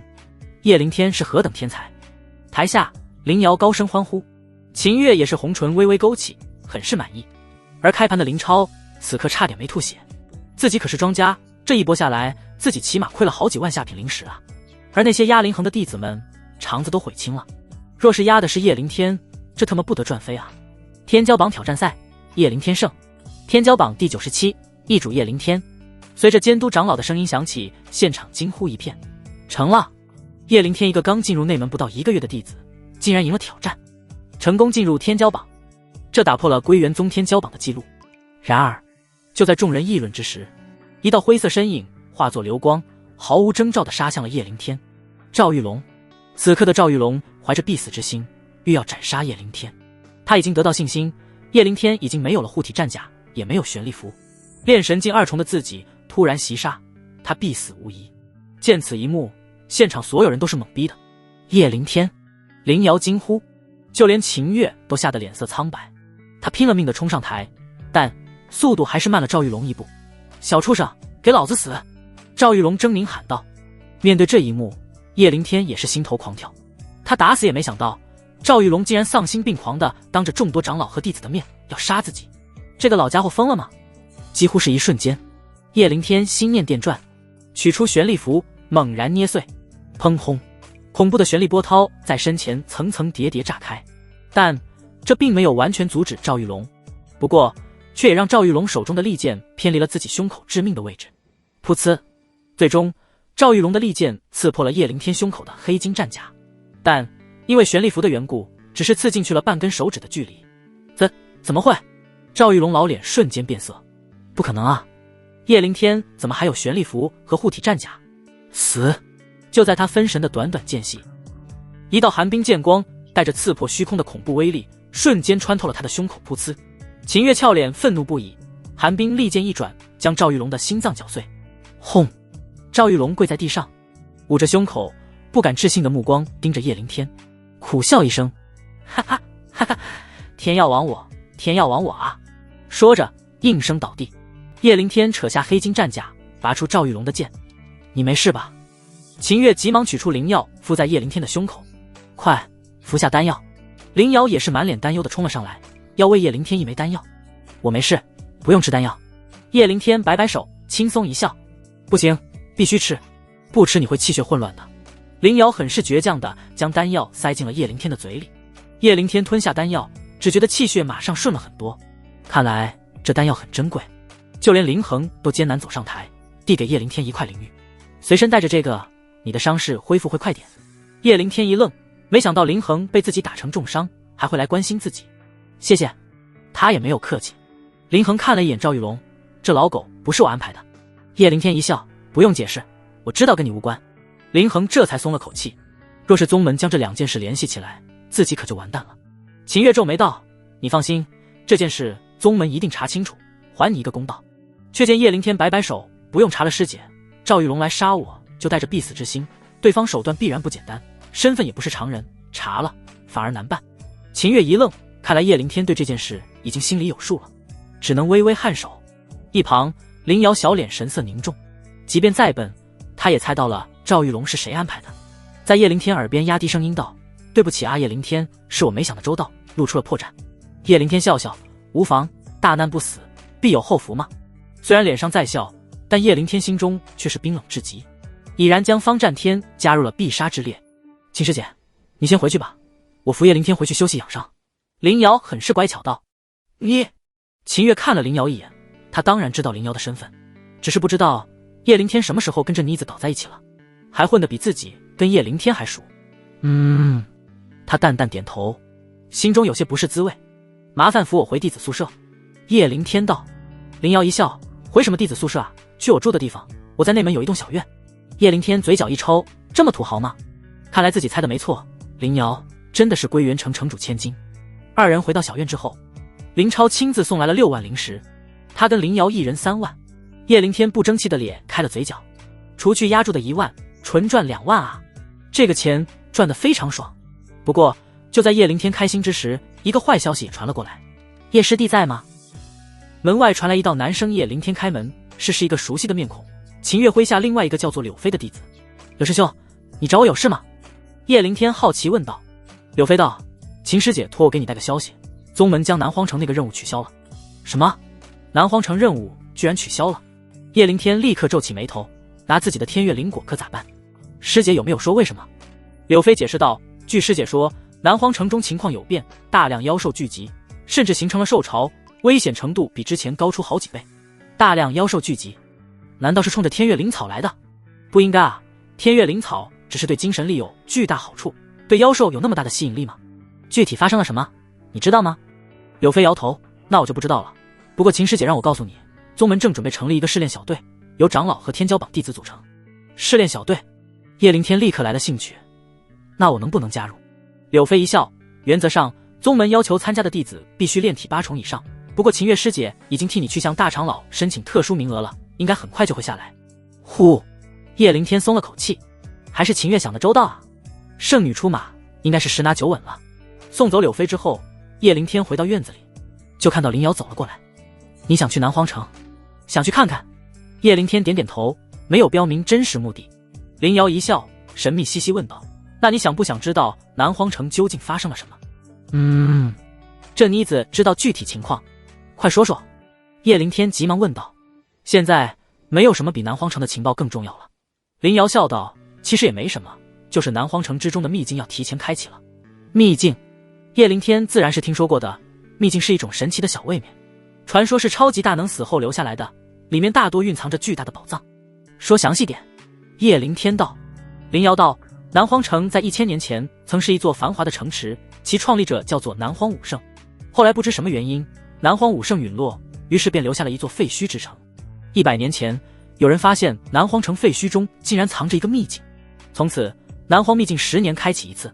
不过秘境留下的规则只允许炼体9重之下的武者和9阶之下的妖兽进入，据说秘境之中藏着南荒武圣留下的无数宝贝，我父亲年轻时候就进去过。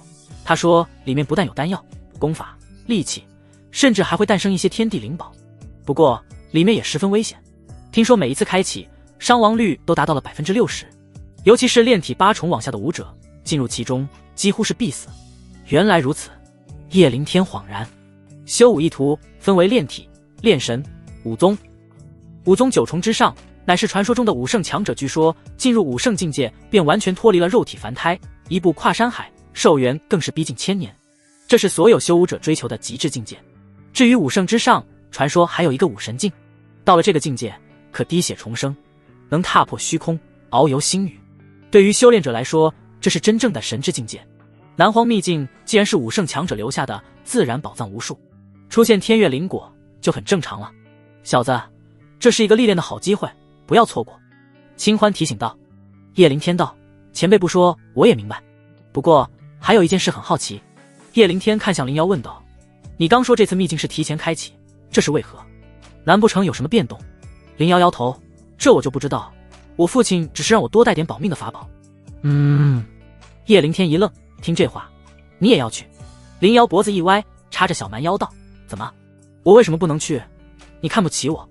叶灵天一笑，倒不是那个意思，这还差不多。林瑶笑眯眯道：你要不要跟我一起组队？组队？叶灵天挠了挠头：我倒是愿意，不过应该没有人愿意跟我们俩组队吧？林瑶一笑：那你就太小看我了，找本姑娘组队的多了去了。不过我最后选择了神枪小队，到时候我介绍你跟赵宇那小子认识。神枪小队？看样子这个赵宇也喜欢用枪。瑶瑶，你在吗？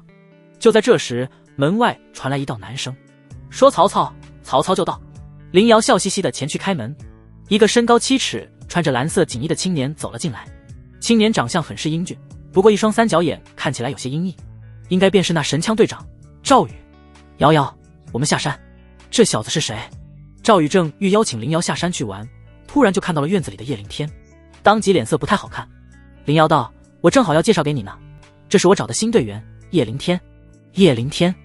赵宇对这个名字隐约有点耳熟，不过作为天骄榜前70的弟子，他很少关注新人弟子。听到叶灵天想加入他们小队，当即皱起眉头。瑶瑶，你不是在跟我开玩笑吧？这小子才炼体6重，也配加入我们小队？让他加入干嘛？拖我们后腿吗？瑶瑶，你就是太单纯了，容易被这种小子骗。叶灵天微微眯眼，他感觉到了赵宇的敌意。林瑶当即秀眉一蹙：炼体6重怎么了？我也是6重啊，那能一样吗？赵宇冷声道：你是身负地级血脉，林伯父给你的护体法宝更是数不胜数，这小子有什么？到时候遇到妖兽和敌人，难道还要我们保护他？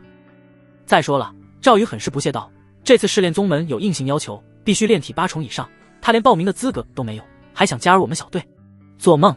对于任何接近林瑶的男人，赵宇都绝不容忍。这时叶灵天忍不住冷笑出声：你怎么就这么笃定我没有资格报名，还敢顶嘴？赵宇讥笑道：你要是能入选，老子今天倒立走回去。一言为定。叶灵天差点没笑出猪叫。如果你不能入选呢？赵宇冷冷道：没有如果。叶灵天已经入选。就在这时，一道冰冷霸道的女声传来，正是秦月。秦月将一枚玉符递给叶灵天：拿着这个玉符，你就可以进入南荒秘境了。赵宇傻眼了，一脸呆滞，不敢相信自己的眼睛。叶灵天居然也入选秘境试炼了，而且还是圣女秦月亲自送来玉符，这未免太过离谱。他脸色极为难看，跟吃了苍蝇一样。秦师姐，你没搞错吧？这小子凭什么入选？秦月冷眸如霜：凭什么？我需要跟你解释吗？你要不要亲自去问问宗主和大长老？一句话直接把赵宇顶上天了。师姐恕罪。赵宇赶忙低下头，锐利的眸子刺了叶灵天一眼。也不知道叶灵天对秦月使了什么迷魂术，竟然这么袒护于他。又想到刚刚林瑶对叶灵天的关心，他心中的嫉妒之火熊熊燃烧。凭什么？自己比这小子差在哪里？秦师姐，瑶瑶，你们聊，我先告退了。说着就要溜走。站住！叶灵天冷喝一声：赵师兄刚刚说的话是在放屁吗？揪着不放。赵宇脸色冰冷：叶灵天，瑶瑶的事我还没找你算账，你别得寸进尺。叶灵天不屑一笑：得寸进尺？若输的是我，请问赵师兄会不会放过我？当然不会。赵宇冷冷道：你是什么身份？本少是什么身份？你有什么资格跟我相提并论？身份？叶灵天倒是对赵宇的身份有些好奇，看向林瑶。瑶，赵师兄是什么身份？林瑶道：赵宇是隔壁赤岩城城主次子。原来如此。叶灵天恍然，怪不得这么横，原来跟林瑶一样，都是城主子女啊。现在知道你我的差距了。赵宇很是得意道：对于你这种剑修来说，归元宗是极限，对我跟瑶瑶来说，归元宗只是起点。得罪我，你最好想想后果。后果？叶灵天眸绽寒光，告诉我，得罪你有什么后果？你要在这杀了我吗？还是要让你父亲的赤炎军踏平归元宗？履行承诺，或者今天你就别走了。杀！叶灵天浑然不惧，玄雷枪在手，眉心雷电印记闪耀，人活一口气，就算暴露本命飞刀，叶灵天也要跟赵宇斗到底。找死！赵宇脸色一冷，没想到叶灵天一个剑修居然敢跟自己叫板，他手指凝聚血色剑光，强悍威压释放，就欲动手。这可是叶灵天主动惹事，就算杀了他，宗门也不能拿自己怎么样。然而他手指还没抬起，一道寒冰冷剑就顶在了他的喉咙前。动我的人，你可以试试。秦月俏脸冰寒，杀机浓烈。叶灵天可是他的人，谁敢动？秦师姐息怒。赵宇脸色一变，整个人好似落入冰窟窿。好，我倒立回去。没有办法，他不可能跟秦月硬碰硬，只能收起血色剑芒，摆出倒立的姿态，极度羞耻和尴尬地走了回去。周围围观的弟子都是惊呼不已。赵宇这是抽风了，还是脑子不好使？居然表演倒立。等回到住处，赵宇急忙摆正身形，脸色通红。他遥望叶灵天所在的位置，眸中杀机凌冽。叶灵天敢羞辱本少，等进入南荒秘境，你会死得很惨。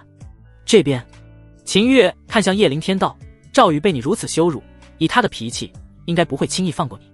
在秘境，你要小心点。叶灵天一笑：师姐放心，我在秘境一定避而远之。当然，这只是嘴上说说。赵宇要真对他动手，那就休怪他的飞刀无情了。秦月点点头，话锋一转道：还有一件事，这一次秘境开启，很可能会吸引血煞门的人，这帮人嗜血如命，尤其喜欢猎杀正道弟子，你一定要注意。血煞门。闻此，叶灵天和一旁的林瑶都是皱起眉头。这个血煞门是什么来头？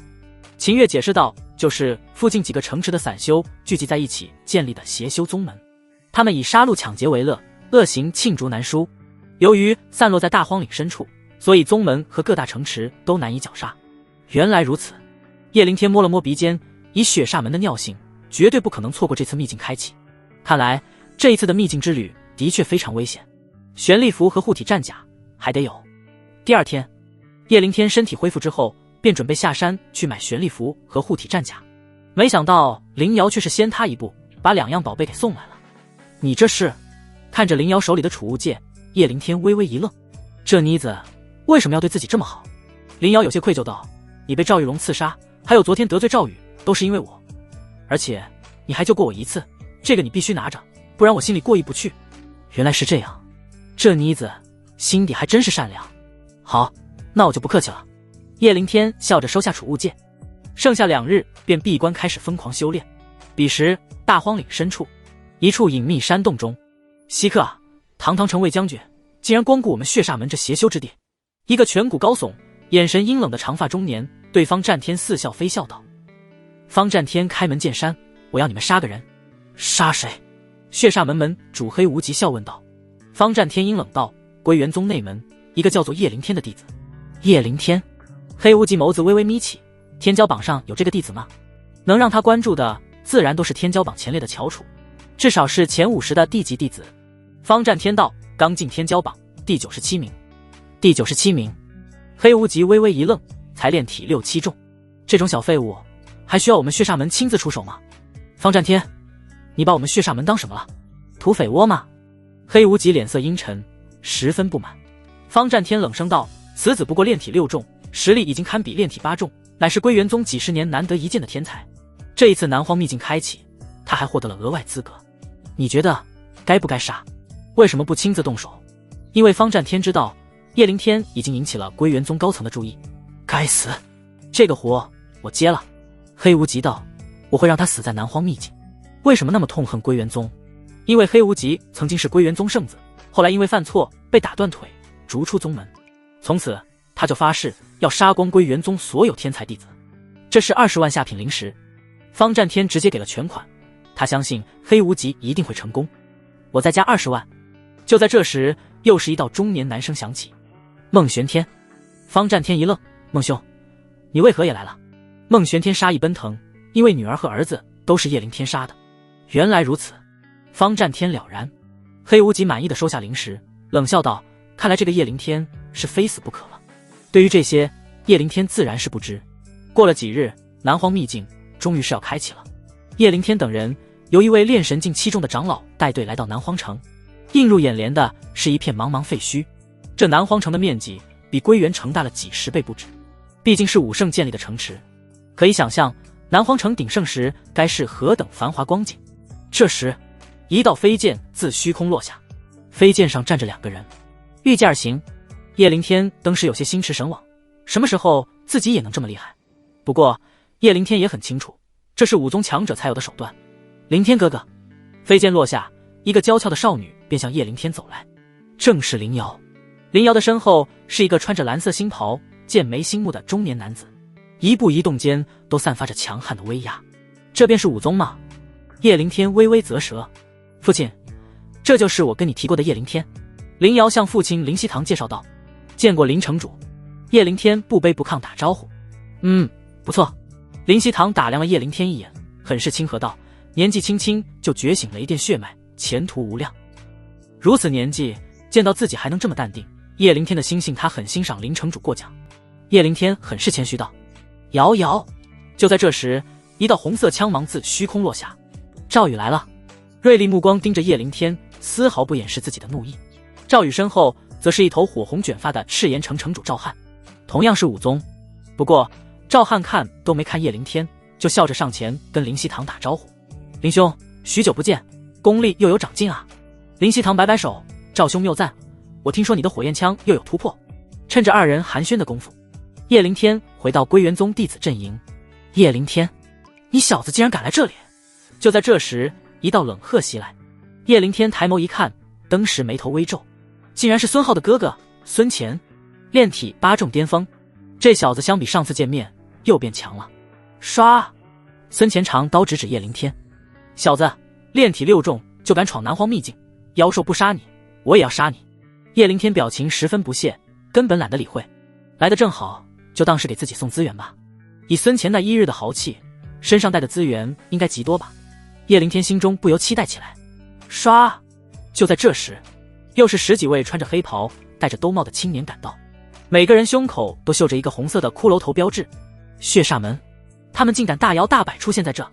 霎时间，周围所有人都被惊动了。林希堂和赵汉皆是眼神冰冷下来。武宗威压毕现，正邪不两立。血煞门无恶不作，年年杀害2成百姓，是他们共同的敌人。血煞门的小畜生，找死！老子今天先杀你们祭旗！暴脾气的赵汉手中出现一杆红色长枪，阵阵火焰缭绕，好似能焚烧一切。然而他的长枪刚举起，一道黑色身影凌空落下，挡在了血煞门众弟子身前。正是黑无极。黑无极头顶有着黑色魔光缭绕，一柄猩红色的血剑跳动着，杀机厉然。本命法器。叶灵天神色一动，没想到这个黑袍中年竟然也有本命法器，而且是武宗强者的本命法器，这个威力简直难以想象。此人要是发威，恐怕除了赵汉和林希堂，现场其他人都得死。如此看来，此人应当就是血煞门门主黑无极了。赵汉、林希堂，今日我不想跟你们开战，只是想凑个热闹，让我麾下几个弟子进入秘境试炼一番，不过分吧？赵汉啐了一口：我呸！你他妈的做梦！林希堂也是毫不相让，这南荒秘境乃是归元宗和我们2座城池所有，你们血煞门有什么资格进入？黑无极笑了：归属于你们，脸皮还能再厚一点吗？这南荒秘境乃是南荒武圣留下的宝地，谁都可以来，你们算个屁！唰！黑无极心念一动，血色飞剑冲天而起，迎风暴涨，变成一柄100米高的巨剑，猛然将眼前一座巨大的废墟宫殿拦腰砍断示威。法相飞剑，这家伙竟然感悟了法相飞剑！林希堂和赵汉的脸色都是变了。前辈，什么叫法相飞剑？叶灵天很好学弟问道。清欢解释道：本命法器的第2层次，凝聚巨大法相，法相之威摧枯拉朽，恐怖如斯。原来本命法器还有第2层次。叶灵天看着被劈开的巨大深坑，心驰神往，太牛了！嗡！就在双方对峙之时，废墟前方突然出现一个黑色的结界漩涡，并且面积越来越大，秘境快要开启了。有人惊呼：轰轰轰！接着周围开始地动山摇，吼吼吼！阵阵怒吼袭来。叶灵天脸色一变，那是无数大大小小的妖兽从四面八方纷至沓来，这些妖兽直接忽略人类午休，不要命地往结界漩涡冲去。快，一起进去！黑无极冲手下弟子大喊，几个弟子脚下一点，随着妖兽一起冲入结界漩涡。看着弟子们全部进入，黑无极嘴角勾起一抹玩味的弧度，锐利杀伐的目光看了叶灵天一眼。嘶！叶灵天只觉得如坠冰窖，浑身发凉。什么鬼？难道这个黑无极认识我？不过眼下由不得他多想，跟着大部队一起冲入漩涡。杀！孙乾紧随叶灵天冲杀而去。嗡！叶灵天穿过漩涡，落在一片森林之中，周围一个人都没有。看来进入结界漩涡的时候，会被随机传送到秘境不同的位置。看看地图，叶灵天打开那份羊皮地图，又看了看附近的地形，最终确定自己位于秘境的西南方一个相对偏僻的位置，而天月灵果位于秘境中心区域的一处山谷之中。往中心走，叶灵天朝着相反的东北方向前进。吼！还没走出几百米，一道兽吼传来，接着一头七阶的红色雄狮朝着自己杀来。火灵狮！叶灵天不敢小觑，血刃刀在手，迎战上去。刷刷刷，刀声呼啸，刀芒扫荡。轰！火灵狮张开巨嘴，朝着叶灵天喷出一阵火焰，炙热火焰所到之处，草木瞬间化作飞灰，就连叶灵天的阵阵刀芒都被焚烧殆尽。小畜生，有点实力啊！叶灵天战意来袭，一重刀威猛然杀出。嗷呜！火灵狮被砍中背部，发出刺耳的哀嚎，急忙往密林深处狂奔逃命。想走，留下命来！叶灵天立刻追了上去。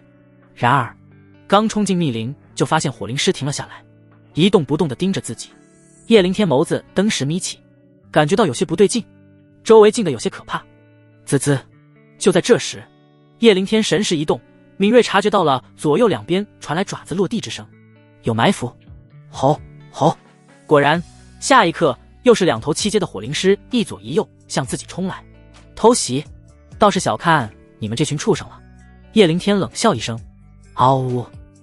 这时左右两只火灵狮同时张开嘴，就欲朝着叶灵天喷火攻击。然而叶灵天怎么可能给他们攻击自己的机会？手中血刃刀倒握，玄力灌注，朝着左边火灵狮猛然投掷杀去。接着玄雷枪在手，血脉之力爆发，雷电枪芒袭杀而出。砰轰！下一刻，刀芒和枪芒同时贯穿两只火灵狮的脑袋，两只畜生同时坠地，秒杀！嗷呜！剩下那只受伤的火灵狮直接傻眼，吓得头也不回的逃命。死！叶灵天怎么可能给他活命的机会？本命飞刀化作流光，瞬间穿透火灵狮的心脏，几乎是一瞬间，三头火灵狮都被秒杀。不过就在叶灵天准备吸取精血取寿丹之时，虚空之上陡然有三道光柱落下，照在火灵狮尸体上。下一刻，一道红光闪过，三头火灵狮的尸体消失了，而尸体所在位置则变成了一块巴掌大的灵晶。灵晶，这是灵晶。叶灵天拿起来一看，还真是灵晶。灵晶是由下品灵石萃取精华所得，一块灵晶价值3000块下品灵石，3块灵晶就是将近1万块下品灵石。叶灵天喉咙滑动，有些激动，这秘境还真是神奇。前辈，刚刚那光柱是什么？为什么会把妖兽的尸体变成灵晶？叶灵天好奇问道。清欢解释道，那叫规则铭文，蕴藏于整个秘境之中，只要你杀了妖兽，便能自动帮你炼成灵晶。规则铭文，叶灵天又学到了新的东西。获得灵晶可比吸收精血和寿丹来的实际多了，看来南荒武圣是故意让进来的妖兽和修武者生死斗的。等等，叶灵天想到什么，眯着眼问道，妖兽死后会被炼化成灵晶，那人类午休呢？清欢呵呵一笑，铭文可不管什么人和妖。叶灵天眸子一震，也就是说杀其他午休也可以获取灵晶，如此一来一定会有人专杀其他午休，抢夺其收集的灵晶。叶灵天微微皱眉，因为这个规则，那整个秘境里的午休都是敌人，当然灵瑶除外。叶灵天更加警惕地往东北方前进。就在叶灵天来到一处山脊之时，嗖！一只妖兽如同闪电般从自己面前划过，确切来说，那速度就像是真的闪电。这是什么鬼东西？叶灵天看向那妖兽逃跑的方向，好奇问道。要不是自己的精神力感知强大，估计都不知道这是一只妖兽。竟然是一只闪电灵狐。清欢有些惊讶道：“快追上去，活捉他！闪电灵狐有何特殊啊？”叶灵天一边追逐一边问道。清欢解释道：“闪电灵狐是妖兽里速度最快的一类，血脉之中自带雷电属性，擅长隐藏。若是能让他认主，可以跟你产生血脉共鸣，帮你做很多事。”收服灵兽，叶灵天登时来了兴趣，加速追去。妖兽绝大多数都很凶悍，能被收服的极少极少，但若能收服成为灵宠，那好处极多。勘察地形、寻找灵宝，甚至攻击敌人等等都不在话下。很快，叶灵天就利用超敏锐的感知力锁定了闪电灵狐的位置。别跑了，乖乖做我的灵宠吧，小宝贝。叶灵天手中血刃刀一送，猛然挡在了闪电灵狐的前方，接着玄雷枪舞动，又断了这小狐狸的后路。闪电灵狐当即急坏了，上蹿下跳，但没办法，现在处于山脊之上，左右都是悬崖峭壁，摔下去不死也是重伤。来吧，小宝贝。叶灵天笑着上前，就欲捕捉这小灵狐。咻咻咻！然而，叶灵天刚靠近，一道黑色钢丝网陡然从天而降，将小灵狐罩住。不管小灵狐如何挣扎，都无法挣脱。谁？叶灵天脸色一冷，竟然有人要跟自己抢灵宠。是我。一个熟悉的面孔从山脊下方走了上来。孙乾，这只灵狐是我的，不想死就赶紧滚。叶灵天冷声警告。如无必要，他也不想跟孙乾一战。孙乾手握黑色长刀，不屑道：“你的，不好意思，我不但要这灵狐，还要你的脑袋。”说着，手掌一握，那钢丝网便收起，朝着他飞去。叶灵天脸色一冷，杀心骤起，血刃刀挥舞如风，二重刀微起，带着赫赫威势朝孙乾悍猛杀去。就是这把刀杀了我弟弟，老子要将你大卸八块！孙乾眸中杀意爆闪，猛然动了，手中黑色长刀一震，黑色刀芒呼啸杀来，顷刻间便将叶灵天的二重刀微震碎开来。叶灵天一愣，这孙乾的刀法也是不赖啊！他立刻收起血刃刀，玄雷枪在手，舞动如风，枪芒阵阵，铺天盖地的雷电枪影瞬间将孙乾笼罩。孙乾脸色微变，叶灵天这小子竟然修炼了2种兵器，而且这小子的枪术好像还凝聚了血脉之力，怎么回事？说时迟，那时快，孙乾反应也是极快，猛然咬破舌尖，一缕精血激射而出，落在黑色长刀之上。接着，诡异的事情发生了，一只庞大的黑色蜘蛛虚影陡然将其全身笼罩。叶灵天的雷电枪芒遇到蜘蛛虚影，仅仅能让其产生一点波动，这也是血脉之力的用法。叶灵天惊了，这还真是闻所未闻，见识太少了吧？这其实是土属性血脉的一种用法。清欢解释道，这小子应该是在血脉之中熔炼了黑芒蜘蛛的精血。不过你也不用怕，以这小子目前的功力，能坚持30个呼吸已经是极限了。孙乾以为叶灵天被自己震慑到，狞笑道：“小子，能逼我使出血脉之力，你也算很厉害了，那就让你死个明白吧。”轰！雨落，孙乾浑身猛然爆发一股强悍威压，原本黑色蜘蛛虚影竟然变得凝实起来。嗡！接着，一双猩红的眸子亮起。死！孙乾一声冷喝，旋即庞大的黑芒蜘蛛朝着叶灵天冲杀而来。虽然只有30个呼吸的时间限制，但孙乾有信心能将叶灵天瞬杀。然而，他完全小看了叶灵天。唰！只见叶灵天身形猛然窜出，宛如一只灵活的野兔，瞬间消失在了孙乾的攻击范围内。这是雷电血脉带来的额外收获，速度加持。别跑！不许跑！孙乾没想到叶灵天这么不讲武德，当即就焦躁慌乱起来。黑芒蜘蛛在山间上蹿下跳，所过之处草木遭殃，飞沙裂石。来追我啊！你不是要杀我吗？叶灵天跳到一棵树上，不断挑衅孙乾。老子要将你碎尸万段！时间飞逝，孙乾急了。就在这慌乱间，30个呼吸的时间终于到了。眼看着黑芒蜘蛛虚影愈发透明，叶灵天知道反击的时间到了。唰！叶灵天长枪一抖，霎时间雷电闪耀，一头雷电之龙带着碾压一切的气势，昂首杀向孙乾。孙乾傻眼了，这叶灵天竟然还他妈有后招，领悟刀威就算了，还他妈领悟了枪威，这他妈是妖孽吧？砰！终于，雷电之龙将黑芒蜘蛛的虚影一头撞破，接着张开血盆大口，朝着孙乾吞噬而去。与此同时，叶灵天还怕这小子逃跑，手持玄雷枪准备近身搏杀。狗东西，跟老子一起死吧！孙乾见生还无望，眸子一片猩红，手中陡然出现一枚玄力符，只要捏碎玄力符，他跟叶灵天肯定一起死。叶灵天脸色骤然一变，心头震颤。就是在这千钧之际，他心念一动，本命飞刀悍然杀道。噗呲，孙乾的脑子瞬间被刺穿，地上红白一片。唰，叶灵天又是一枪落下，将孙乾握扶的那只手悍然砍断。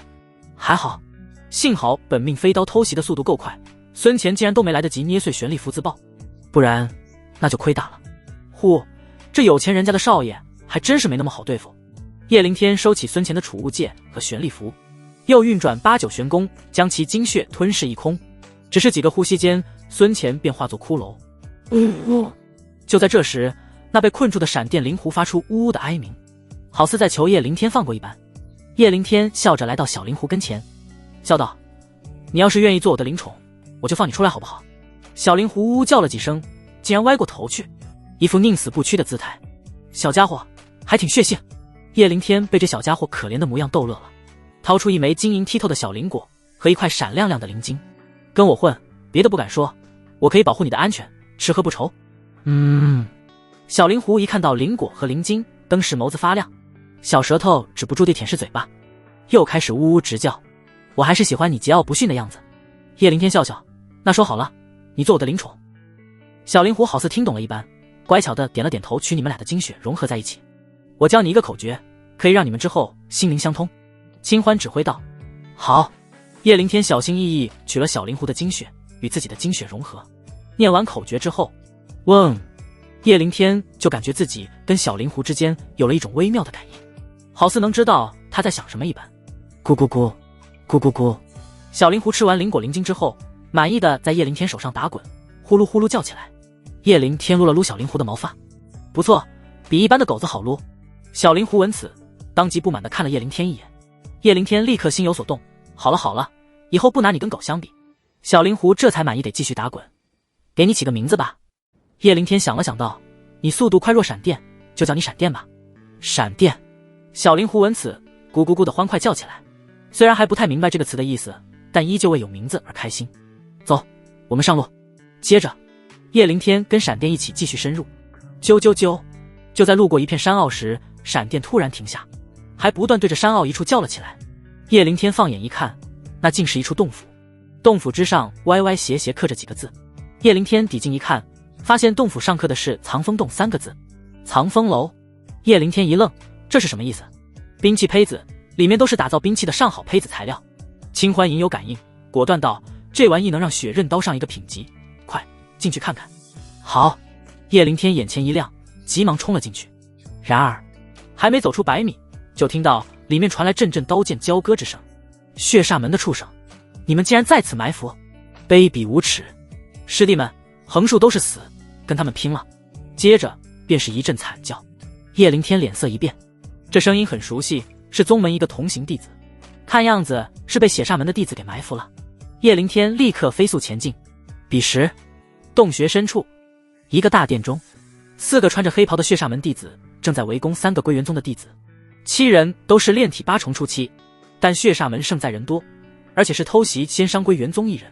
呵呵，杀一个归元宗弟子可以得到5万块下品灵石奖励，而且还能得到3块灵晶，这一波血赚啊！血煞门为首1人得意狞笑，已然是胜券在握。死！他手中黑色长枪一送，直接刺穿了归元宗一个弟子的肩膀。啊！归元宗弟子惨叫不已，一把握住满是鲜血黑枪，冲剩下一个弟子喊道：“师弟，我来拖住他们，你先走。”说着，手中出现一枚符箓，不过不是玄力符，而是一枚比较便宜的自爆符。您师兄不要。剩下那弟子眼眶欲裂，不想看到同门死在眼前。快走！受伤弟子红着眼喊道，说着就要捏碎自爆符。快杀了他！黑枪血煞门弟子喊道。唰！另一位血煞门弟子出手了，刀芒一闪，往受伤弟子脑袋猛然砍下。我不甘心啊！归元宗受伤弟子眼眶猩红，极度不甘。他知道自己连捏碎符箓的时间都没有了。可是自己还这么年轻，他不想死。唰！千钧之际，一道血红色的刀芒带着恐怖威势猛然杀来。噗呲！那持刀的血煞门弟子毫无防备，身体瞬间被劈成了两半，血雾纷飞，接着化为灵晶。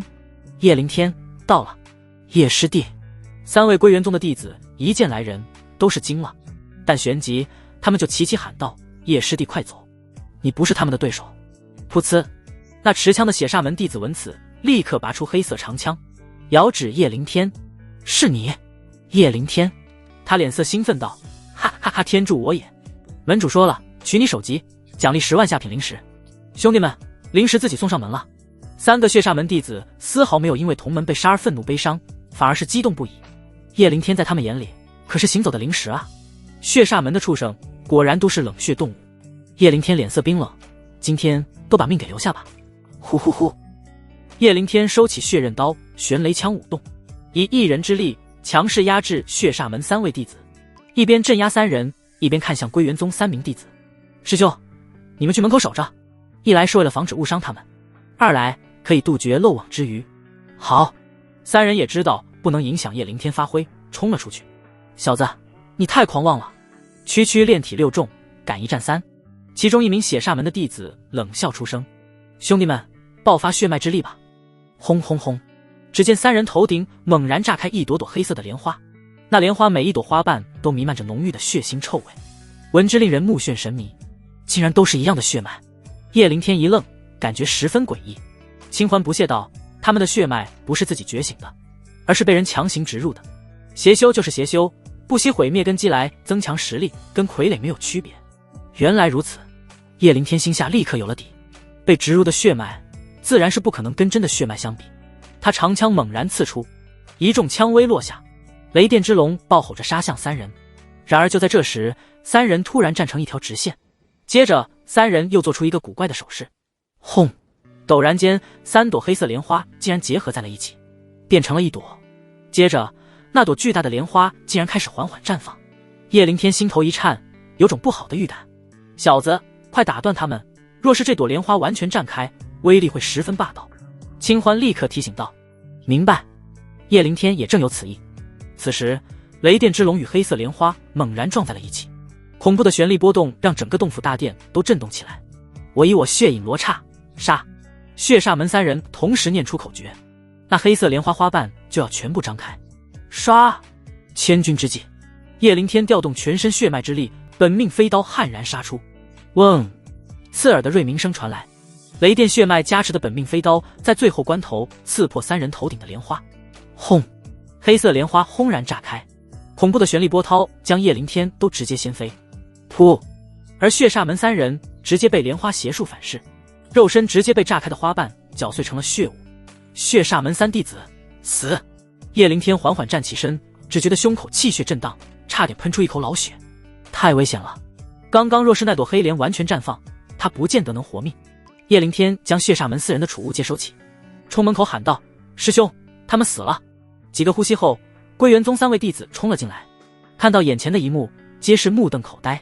那3人连尸首都没有，只有地上的猩红的血迹以及空气中弥漫着的浓郁血腥味，当然还有3块灵晶。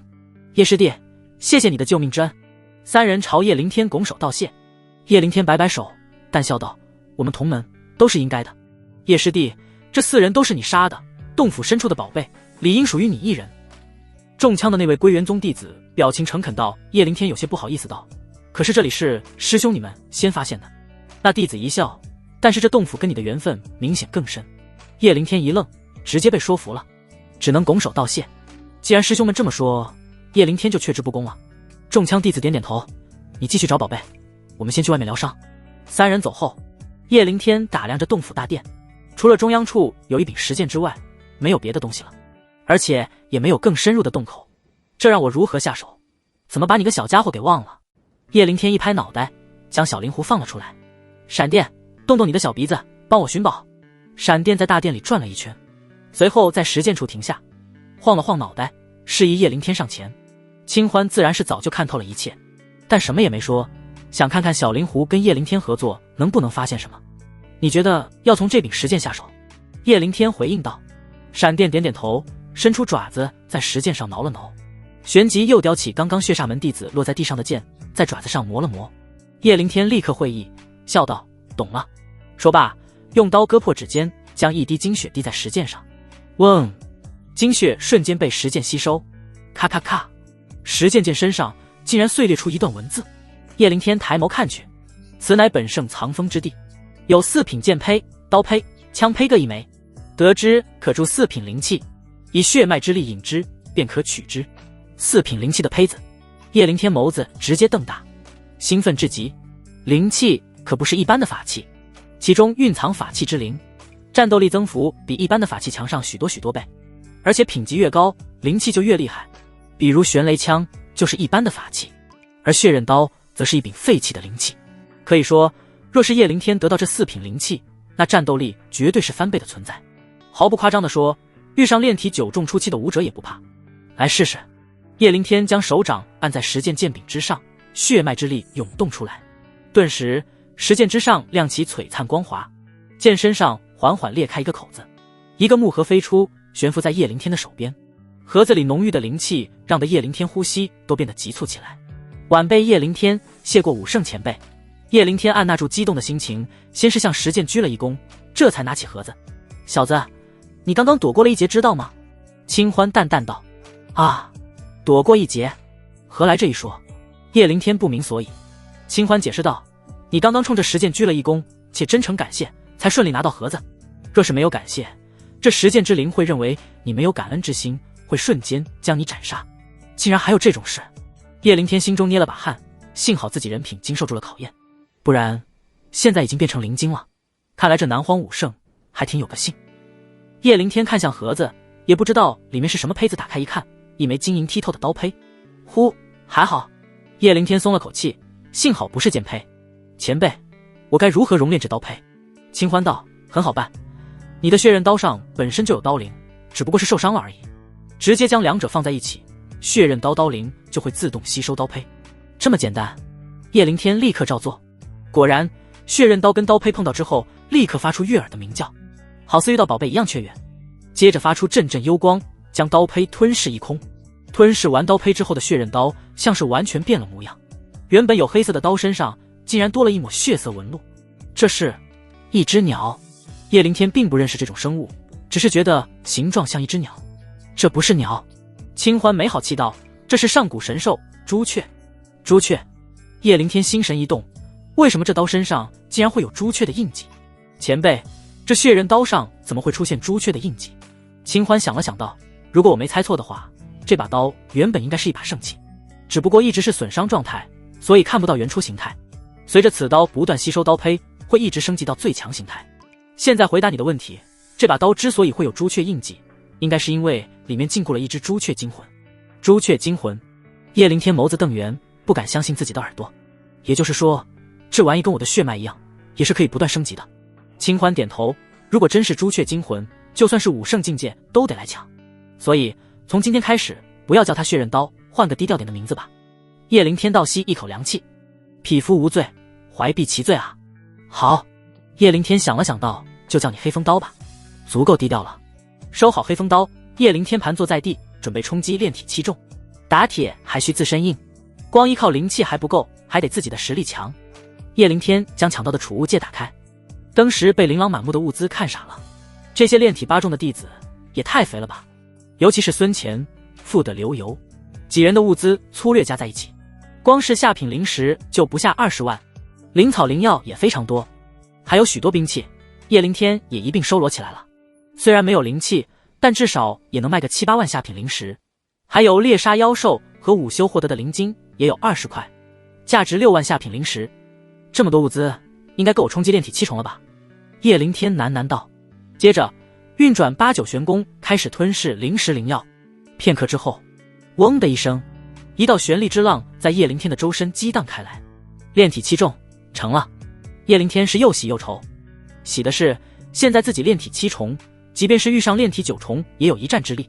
愁的是冲击炼体7重竟然将20万块灵石和那些灵药消耗一空，只剩下几块灵晶都不能叫你丹河，要叫你丹海了。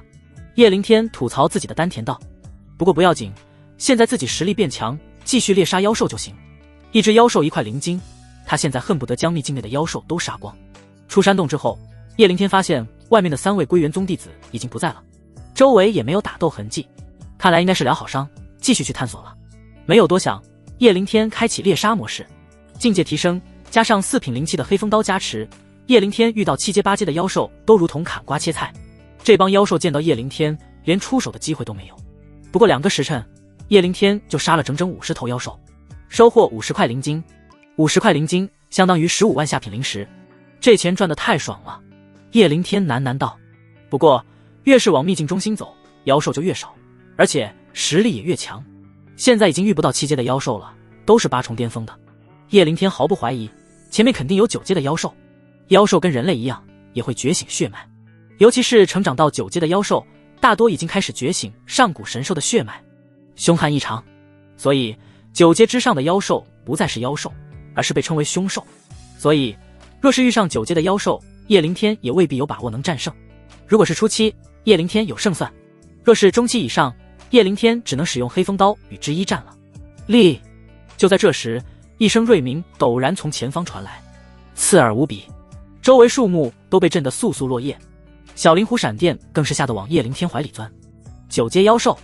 叶灵天脸色一变，竟然真的是9阶妖兽，正好去试炼一下自己。叶灵天将小灵狐闪电收入灵宠袋，追了上去。彼时前方是一片竹林，此刻竹林之中气氛肃杀，几个青年男女皆是脸色戒备，严阵以待。为首的正是赵宇，赵宇身后跟着几个归元宗弟子，都是跟他一起混的纨绔子弟。林瑶也在其中。瑶瑶，不要害怕，有我在，若是那铁甲金雕赶来，我便让他有去无回。赵宇信誓旦旦道。遇到危险，正是自己装逼获取林瑶好印象的绝佳机会。当然他心里也是害怕的，毕竟他从来没有跟在实战中跟9阶妖兽战斗过。林瑶没有说话，眼神盯着天空，十分警戒，心中则是想到，若是叶灵天那小子在此，他们就不会如此被动了。我们现在还往里走吗？其中一个纨绔瑟瑟发抖道。我有点害怕，要不我们退回去，苟上半日就能离开秘境了。要走你自己走，我肯定要带瑶瑶去南荒塔的。赵宇很是装逼道。他来之前已经拿到了详细情报，秘境中心是一座宝塔，里面藏着大量宝贝。那纨绔见此也不好多说什么了。立！就在这时，刺耳的鸟鸣再次传来，接着就看到一头暗金色的大鸟朝着他们俯冲而下，这金雕一双翅膀展开不下20-30米，根根羽毛宛若锋利的玄铁钢刀，一双暗金色的利爪长而锋锐，好似能将空气都抓爆一般。刺了！铁甲金雕速度快若幻影，看准刚刚说话的纨绔，猛然抓去。啊！那纨绔急忙举刀抵挡，咔嚓！然而钢刀竟然被铁甲金雕的利爪应声抓断。砰！接着那纨绔的脑袋被铁甲金雕抓爆，血雾扬起，腥味扑鼻。叮！光柱亮起，纨绔的尸体瞬间变成了一片灵晶。说起来时间长，但金雕从出手到飞回虚空，仅仅用了半个呼吸的时间，以至于赵宇等人都来不及阻止进攻。砰砰砰！金雕一击得逞，再次袭杀而来。这一次他直接抓爆了3个归元宗弟子的脑袋。叮叮叮，3颗灵晶浮现。林瑶和赵宇脸色骤变，现在只剩下他们2人了。瑶瑶别怕，有我。赵宇强行给自己打气。立！就在这时，虚空黑影一闪，金雕宛若一道暗金色的闪电般冲向了2人，那锋利的爪子还泛着猩红色的光泽。畜生找死！赵宇暴喝一声，没有丝毫保留，赤炎血脉悍然爆发，一杆火焰长枪在手，与铁甲金雕交战起来。当当当！铁甲金雕忽上忽下，利爪不断试探。赵宇像是一头被戏弄的小狗般，气急败坏又害怕。林瑶也是动了，手中出现一柄银色长剑，唰！全身血脉爆发，一时间整片虚空竟然下起了雨来。滋滋滋，雨滴落在铁甲金雕的羽毛上，竟然滋滋冒烟，侵蚀着这畜生钢刀一般的翅膀。嗡！下一刻，林瑶手指并拢，口中念诀，周围所有雨滴竟然虚空停顿，接着凝聚在一起，化作一柄透明的庞大利剑，神威赫赫，杀意凛然。这就是林瑶的血脉之力。不远处正在观战的叶灵天眸子微眯，玄机血脉就是不一样啊，极为霸道。这雨滴可不是玄力幻化，而是真正被召唤出来的。赵宇一起出手杀了他。林瑶冲赵宇喊道：“好！”赵宇这才反应过来，火焰长枪一抖，一道恐怖的火焰枪芒猛然朝着铁甲金雕杀去。铁甲金雕感受到了致命的危险，但丝毫不慌。只见他猛然一个旋转，浑身的钢刀羽毛竟然脱体而出，化作一片钢铁之盾。当当，任凭透明巨剑和火焰枪芒攻击，丝毫不动。待到攻击被抵消，钢刀羽毛瞬间归位附体。立！下一刻，金雕锐利的眸子盯住二人，猛然俯冲杀去。这下林瑶和赵宇彻底傻眼了，尤其是赵宇彻底慌了神，腿一软，竟然朝着金雕跪了下去。别杀我，别杀我啊！林瑶脸色惊变，就要捏碎逃遁符箓。咻！然而就在这千钧之际，一道雷电长枪带着湮灭一切的气势陡然破空杀来。噗呲！就在铁甲金雕爪子快要抓到林瑶之时，雷电长枪猛然洞穿了他的脑袋，啪嗒！金雕极度不甘心地摔在地上，化作10块灵晶。显然，秘境的铭文认为9阶妖兽的危险系数是一般妖兽的10倍。赵宇眸子死死瞪大，是谁？竟然能将9阶妖兽一枪击杀？这是何等威力？难道有炼体9重的强者进入？就在这时，叶灵天走了出来，唰的一声将地上的玄雷枪拔起，接着笑看林瑶：“我来的不算晚吧？”林瑶直接看呆了，冲上去一把抱住叶灵天的手臂：“你太厉害了！要不是有外人在，他恨不得冲上去亲叶灵天一口。”赵少，你怎么趴在地上啊？叶灵天冷血玩味的目光看向赵宇：“赵少，你不是要教训我吗？现在我来了。”一副杀人诛心的表情。赵宇脸蛋生疼，像是被人抽了几十巴掌一样。让你装逼，现在好了吧？让叶灵天抢了风头。这一刻，他恨不得挖个坑把自己埋了。就自己刚刚的表现，之前还敢跟叶灵天炫耀枪法，人家一枪震杀9阶妖兽，你呢？跪在地上求饶，这脸打的啪啪响了。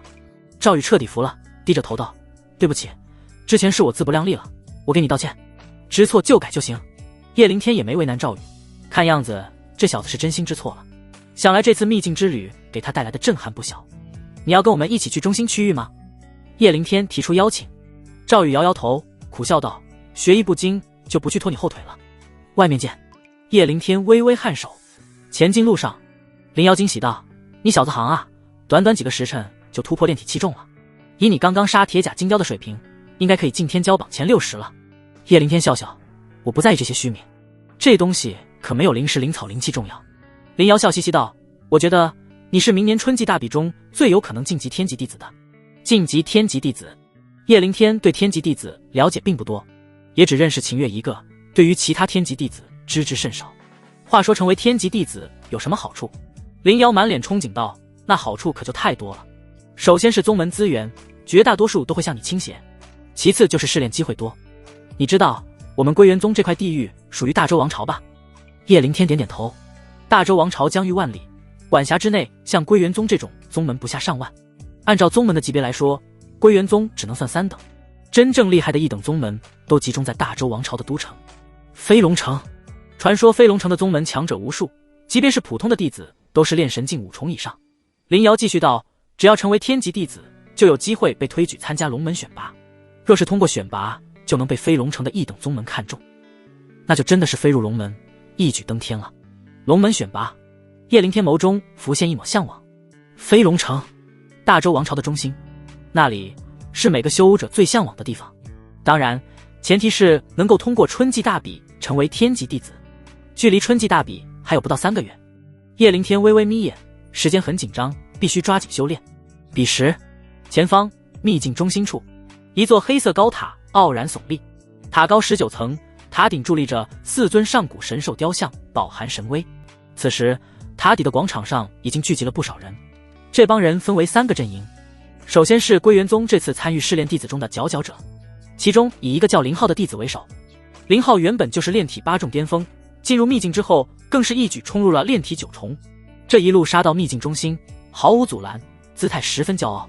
第二波则是归元城隔壁的耀龙城少主姚玉郎，此人手持一把折扇，玉面桃花，始终是一副笑脸，看起来城府就很深，境界亦是炼体9重。最后一拨人则是血煞门的乔楚，为首一人满脸蓝色纹路，一双眸子摄人心魄。李剑锋，炼体九重。此刻三拨人马都是死死盯着南荒宝塔的入口，谁都没有轻举妄动。嗡！这时宝塔前方一道穿着星空舞袍的虚影浮现，又来了一批新娃娃。虚影扫了众人一眼，笑着说道：见过南荒前辈。三拨人马都没有拖大，纷纷鞠躬致敬。这道虚影便是南荒武圣留下的塔魂，就代表南荒武圣本尊。南荒武圣虚影开门见山道：取宝的规则很简单，进入我身后的南荒塔，每闯过一层就会有更好的宝贝。简而言之，越是往上，能得到的宝贝越是厉害。上一次秘境开启时，有人最高闯到了第10层，得到了一柄五品灵器。众人都是眸子瞪大，竟然得到了五品灵器，那可是五品啊，拿出去卖不下几百万下品灵石。不过今年规则改了，炼体9重以下闯塔没有保命符箓。唰，虚影手一挥，4颗本命符箓飞到了众人眼前。林浩、姚玉郎以及李剑锋毫不犹豫拿了一枚，剩下的弟子们则是脸色难看。他们也想进去，但是不敢，毕竟9重之下不保命啊，这明显就是想故意卡住他们不让进。谁都不会傻到拿命去搏宝物。我先进去给你们打个样。林浩勾唇一笑，就欲进塔。林师兄稍等。这时姚玉郎突然喊住林浩。林浩皱眉，你要第一个上。姚玉郎摆摆手，不，我随便，只是突然有个好玩的想法，说与诸位听听。林浩眯了眯眼说。姚玉郎挥着折扇道：我们3人玩个游戏吧，大家各自拿出30万下品灵石或者物资，灵金亦可，谁闯的层数最高，这些灵石就归谁，可好？赌灵石若是赢了，那除了所获宝贝，还能额外得到60万下品灵石。这对于3个无比自信的年轻人来说，太有诱惑力了。好，我加入。林浩第一个点头，掏出自己的储物戒，放到了塔前的一个祭坛上。李兄你呢？姚玉郎看向李剑锋。李剑锋沉默了几秒，最终点点头表示加入，将一枚储物戒放到祭坛上，始终没有说话。好，这下就好玩了。姚玉郎说着，又看向剩下那些弟子，诸位也可以参与押宝，若是押对了人，可以将赢得灵石分支，如何？我押林师兄，我押姚师兄。这帮人正愁没有参与感呢，被姚玉郎这么一鼓动，立刻纷纷掏出储物戒押宝了。姚玉郎最后数了数，除了我们3人的90万，剩下之人押了一共110万。轰！所有人眸子都亮了，那就是200万下品灵石啊！这不管放在那里，都是一笔巨资。这下所有人都是对3人的闯塔期待无比，纷纷给自己押的人加油助威。林师兄加油！干死他们！姚师兄雄起，让这帮家伙全部破产。就连血煞门那边都是纷纷给李剑锋握拳使眼色。好了，押宝完成，林师兄可以开始你的表演了。姚玉郎笑看林浩。好，我来终结比赛。林浩目光锋锐，战意沸腾。等等，就在这时，又是一道男声传来。叶灵天和林瑶终于赶到了。唰，叶灵天往祭坛扔出一枚储物戒，淡淡一笑道：比赛加我一个。你炼体7重的废物，也配跟我们比？姚玉郎扫了叶灵天一眼，很是不屑道：炼体7重，能活着走到中心处已经是无比幸运了，还敢闯南荒塔？叶灵天讥笑道：你要是不敢跟我比，可以直接认输啊。认输？姚玉郎眸中寒芒爆闪，那你就等死吧。他也不介意多拿20万块下品灵石。归元宗弟子林浩则是皱起眉头，有些严肃道：叶灵天，你别闹，南荒塔十分危险，炼体8重进去都是必死无疑。作为师兄，我劝你不要作死。看到林瑶跟着叶灵天，他心中自然是很不爽的。这小子如何能跟自己比？现在还要抢自己的风头。叶灵天淡漠回应道：多谢林师兄好意，不过你管好自己就行了。言下之意，别特么多管闲事。哼，劝也劝过了，待会死了我是不会替你收尸的。林浩冷声道。最后是李剑锋这边，有弟子低声道：大师兄，这个叶灵天竟然没死，要不要现在解决他？李剑锋微微摇头，不屑道：林浩等人还在呢，没必要起冲突，让他死在南荒塔里吧。若是他侥幸活着出来了呢？那弟子问道。李剑锋冷笑一声：那就正好，我们再杀了他，多得几个宝贝。此时塔下，南荒武圣虚影意味深长地看了叶灵天一眼。咦，这小子炼体7重就拥有本命法器，还觉醒了雷电血脉，有意思有意思。他深邃一笑，手掌一动，剩下一枚符箓就飞到了叶灵天的手里。规矩你们都清楚了，那就开始吧。唰，南荒武圣心念一动，黑塔入口缓缓打开。去吧，捏碎手中玉符便可出来。我先来。林浩一马当先，冲入黑塔。哗！所有人的目光都看向了塔身。塔身每一层都有一道火焰印记，闯塔者每上一层，此层的印记就会随之亮起。10分钟后，咚，第2层印记亮起，咚咚。接下来半个时辰，林浩竟然一口气闯了3层。又是一个时辰，林浩闯到了第5层，不过也就只不到了第5层。眼见无法突破第6层，林浩也只能捏碎玉符，传送传来了。就这，林瑶讥笑一声，还给我们打个样，你这是进去献个丑吧？其他2方人马也都是讥诮不断。5层，说明林浩的潜力真的不行。林浩肉痛地看了一眼祭台上的上百万灵石，很想哭。我来试试。姚玉郎收起折扇，淡定走入塔内。临进入之前，他还不屑地看了叶灵天一眼。小子，看好小爷是怎么打破记录的。咚咚咚，姚玉郎没有吹牛，只用了不到半个时辰的时间，竟然就突破到了第7层。不过接下来就很慢了。叶灵天能预感到姚玉郎的极限也快到了。果然，姚玉郎最终止步第8层。第8层，姚少太牛了！在一众小弟的彩虹屁中，姚玉郎被传送出来了。出来的时候，手里还拿着一颗漂亮的珠子，表情十分得意。7彩琉璃珠，我靠，竟然得到了这种神器！很多识货的弟子都是发出惊呼。这玩意有什么用啊？叶灵天问道。林瑶笑道，相当于烈性炸弹吧，激发之后可以同时炸翻3位炼神境的强者。啊！叶灵天眉头微挑，这么猛，这玩意是不是很贵？林瑶点头，岂止是贵，此物炼制起来极难，有价无市。原来如此，小子，羡慕吗？姚玉郎将7彩琉璃珠在叶灵天面前晃了晃。叶灵天不屑一笑，有种你现在激发炸了我。滚！姚玉郎脸色一黑，连忙将珠子收了起来。这种宝贝不到绝命时，他怎么可能会用？接着，李剑锋进入了黑塔。咚咚咚，夺目的印记一层层亮起。半个时辰之后，李剑锋竟然到达了第10层。这下所有人都瞪大了眸子，竟然到了第10层，这小子如何能做到的？姚玉郎脸色极为难看，他父亲耀龙城城主当年也不过到了第9层。李剑锋一个草莽邪门的弟子，潜力竟然如此强大吗？一时间，所有正道弟子都感觉脸上火辣辣的。李剑锋这是在用行动打他们正道宗门的脸啊！此子断不能留。林瑶美眸浮现一抹寒厉，显然是感受到了李剑锋带来的潜在威胁。若是放任此人成长壮大，以后将是归元宗和周围各大城池的灾难。你有信心到第几层？他看向叶灵天问道。叶灵天摇摇头，不清楚，试了才知道。这时，姚玉郎看向李剑锋问道：“你得到的宝物是什么？”李剑锋也没有保留，手掌摊开，一柄赤红色的刀胚浮现在众人眼前。这是5品刀胚！姚玉郎惊呼，众多弟子也都是震惊不已。5品的刀胚啊，可以打造一柄5品灵器，太狠了！姚玉郎恨不得抽自己几巴掌。这尼玛就2层的差距，宝贝的质量竟然相差这么多。5品刀胚，叶灵天眼前一亮，这玩意对于他来说是绝对的宝贝啊！若是被本命飞刀吸收，战斗力一定再上一层楼。他不着痕迹地看了李剑锋一眼，这下李剑锋不来杀他，他也会对李剑锋下手了。该你了，叶灵天！林浩冷声喊道。这一刻，他是有点庆幸的，有叶灵天在，他应该不至于垫底。按照他的预估，叶灵天应该会止步前3层，毕竟第4层开始就会有危险了。加油！林瑶攥起粉拳，给叶灵天加油鼓气。叶灵天淡定走入塔中。第1层什么都没有，只有往上的台阶。他跨出一步，眉头登时皱起。抬脚的瞬间，他感觉脚步十分沉重，好似有几百斤的负担一般。不过这点难度对于叶灵天来说算不了什么。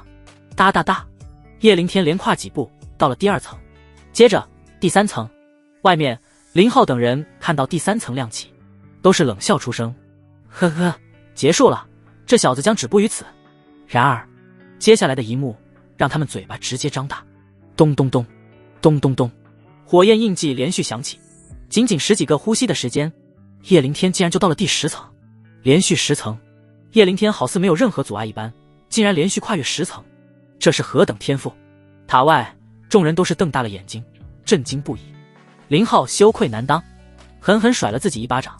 面对这种妖孽，自己刚才竟然让他退出，这不开玩笑吗？李剑锋等血煞门的弟子都是狠狠皱眉。有弟子道：李师兄，此子天赋决然，断不能留。李剑锋点点头，怪不得门主让我们务必在秘境里杀了他，等这小子出了秘境，恐怕要被归元宗严密保护起来了。而林瑶则是激动无比，恨不得跳起来给叶灵天欢呼。此时塔内，叶灵天终于跨过第10层，来到第11层。嗡，眼前光景瞬间变换，原本的阶梯不见了，变成了一个5站台。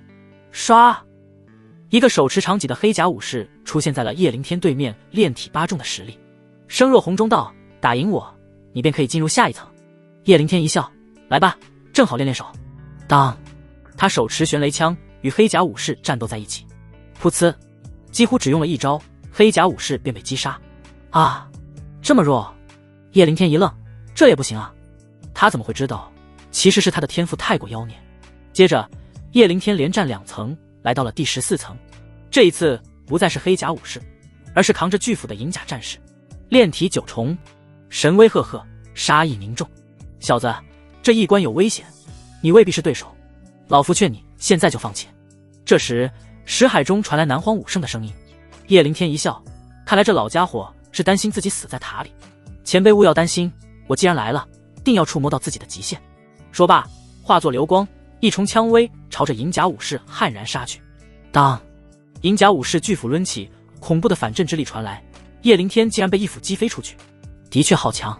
叶灵天神色认真起来，这银甲武士比一般的炼体9重强多了。唰，他没有犹豫，直接亮出了血刃刀，确切来说是4品灵气血刃刀。唰，叶灵天猛然砍出一道璀璨刀弧，带着炙热的光芒袭杀而出。银甲武士挥起斧子阻挡，但根本不是对手，直接被刀弧给砍成了飞灰。接着，叶灵天就出现在了第15层。此刻，塔外第15层的火焰应急亮起，所有人都沉默了。叶灵天竟然一路杀到了第15层，太过离谱了！姚玉郎和林浩已然呆住，而李剑锋击杀叶灵天之心也达到极致。第15层到第18层，依旧是实力不断提高的银甲战士。叶灵天到最后直接使出了2重刀威，才将第18层的银甲战士击杀。嗡，终于，叶灵天到了最后一层，第19层，一位金甲战士出现在了叶灵天的面前。小子，你是千年以来第2个闯入第19层的人。南荒武圣的声音再次传来，这一次他苍老的声音中竟然带着一丝激动。啊，第2个！叶灵天微微一愣，自己之前竟然还有一人闯入到了最后一层，那人是谁？是什么修为？叶灵天好奇问道。要知道他能闯到这里，是因为身负清欢的传承，还有本命法器傍身。另外一位得是什么妖孽啊？南荒武圣道，是一位白衣剑客，名叫林长安，他闯塔的时候跟你一样，也是炼体7重。啊！叶灵天直接呆住，此人有何神奇之处？南荒武圣道：2个字，剑痴。剑痴。叶灵天眸中浮现一抹敬仰。林长安，出去之后一定要打听一下这位大佬。好了，最后一关的金甲战士乃是一位炼神境，你要与之一战吗？炼神境。叶灵天眸子瞪大，犹豫了。自己现在这样面对炼体9重，现在自己是有把握的，但是炼神境那已经是另一个大境界了，可以玄力外放，不是炼体9重可比。想了想，叶灵天问道：那位白衣剑客如何选择的？最后是赢是输？南荒武圣缓缓吐出4个字：一剑破之。轰！叶灵天眉心一颤，一剑破之，这是何等风采！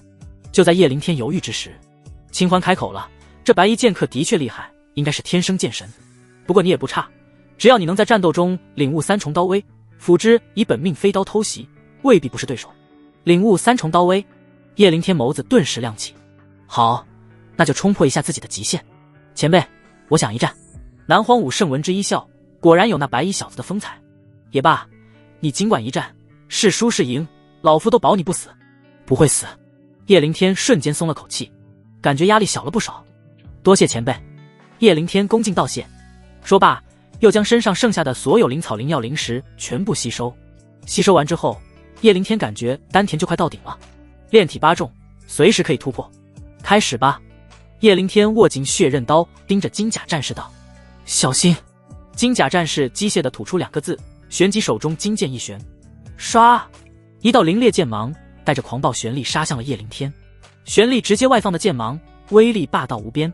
当，叶灵天二重刀威直接用上了，与之战在一起，但很快就被震飞出去。再来！叶灵天抹了抹嘴角的鲜血，不要命地向金甲战士冲杀。当当当！不知道杀了多少回合，叶灵天已然是全身伤痕累累，但此刻的叶灵天好似感觉不到疼痛一般，进入了一种极度癫狂的状态，眼中只有对手，目标只有挥刀，直到逼近极限的那一刻，叶灵天陡然悟了。4品灵气血刃刀迅速回应，哈哈，悟了，我终于悟了。3重刀威，无念，杀！叶灵天脑海中所有念头瞬间清空，只剩下手中的刀和金甲战士的首级。唰！猛然一砍，一道道璀璨无边的刀光层层叠叠，前赴后继地杀向了金甲战士。然而，正在观战的南荒武圣却是叹了口气，这小子已经发挥到极致了，可惜啊，这一招依旧无法战胜金甲。然而，下一刻，突如其来的一幕陡然让他老眸瞪大。轰！叶灵天这恐怖的3重刀威杀出，竟然被金甲战士硬生生挡住。这一招只是打成了平手。然而，强悍的3重刀威也成功分散了金甲战士的注意力。唰！关键时刻，叶灵天的本命飞刀毫无征兆地出现在了金甲战士的脑后。金甲战士感觉到了极致的危险，急忙就要反身格挡，但却已经晚了。本命飞刀瞬间洞穿了金甲战士的后脑。轰！金甲战士身体炸开，化作飞灰。赢了！叶灵天激动无比，他以炼体7重巅峰的战力击杀了一个炼神境。虽然金甲战士没有任何战力增幅，只是一个标准普通的炼神，但那也是炼神啊！跨越大境界击杀对手，这是只有妖孽才能办的事情。嗡！南荒武圣的虚影出现在了叶灵天跟前。小子，你很不错，前途无量啊！南荒武圣毫不掩饰自己的赞许。叶灵天拱手作揖，前辈过奖了。南荒武圣抹了抹胡须，更加高看叶灵天一眼了。天赋如此决然，竟然还能这么谦虚，叶灵天以后能走到哪一步，他都不敢想。那白衣小子从我得到的是一枚天命剑种，你的武器是刀和枪，看你也不需要什么刀枪之法，我就给你一个可以随时修炼的宝贝吧。说着，手一挥，一尊小小的黑塔便落在叶灵天手里。这……叶灵天微微一愣，这小黑塔好像是缩小版的南荒宝塔啊。南荒武圣解释道，这黑塔是我的本命法器之一，认主之后，你可以随时进入其中，塔内会凝聚一位比你境界高3层的金甲武士，与之对练，你的实战经验会迅速提升。啊，这么神奇！叶灵天心头狂喜，这不是随身带着一个修炼宝贝，而且还没有生命危险，这可是至宝啊！谢谢前辈。叶灵天又想到什么，问道：前辈，我之前得到一个情报，说是这中心地带会有天月灵果出现，可是真的？这也是自己来这的重要目的。天月灵果。南荒武圣一笑，你需要这玩意，来，给你便是。唰，3颗灵果便出现在了叶灵天的手中。啊，3颗！叶灵天喉咙滑动，本来以为只有1颗，没想到竟然有3颗，还真是意外之喜呢。1颗就够了，剩下2颗你吸收了也作用不大。这时清欢提醒道，不过你可以把这玩意拿去拍卖，或者让宗门回收，能换不少其他资源。叶灵天点点头，正有此意。得到灵果之后，叶灵天也心满意足了，拱手道：前辈，请送我出去吧。出去。南荒武圣一笑，最后一层的奖励还没给你呢，急什么？啊，什么？最后一层奖励还没给？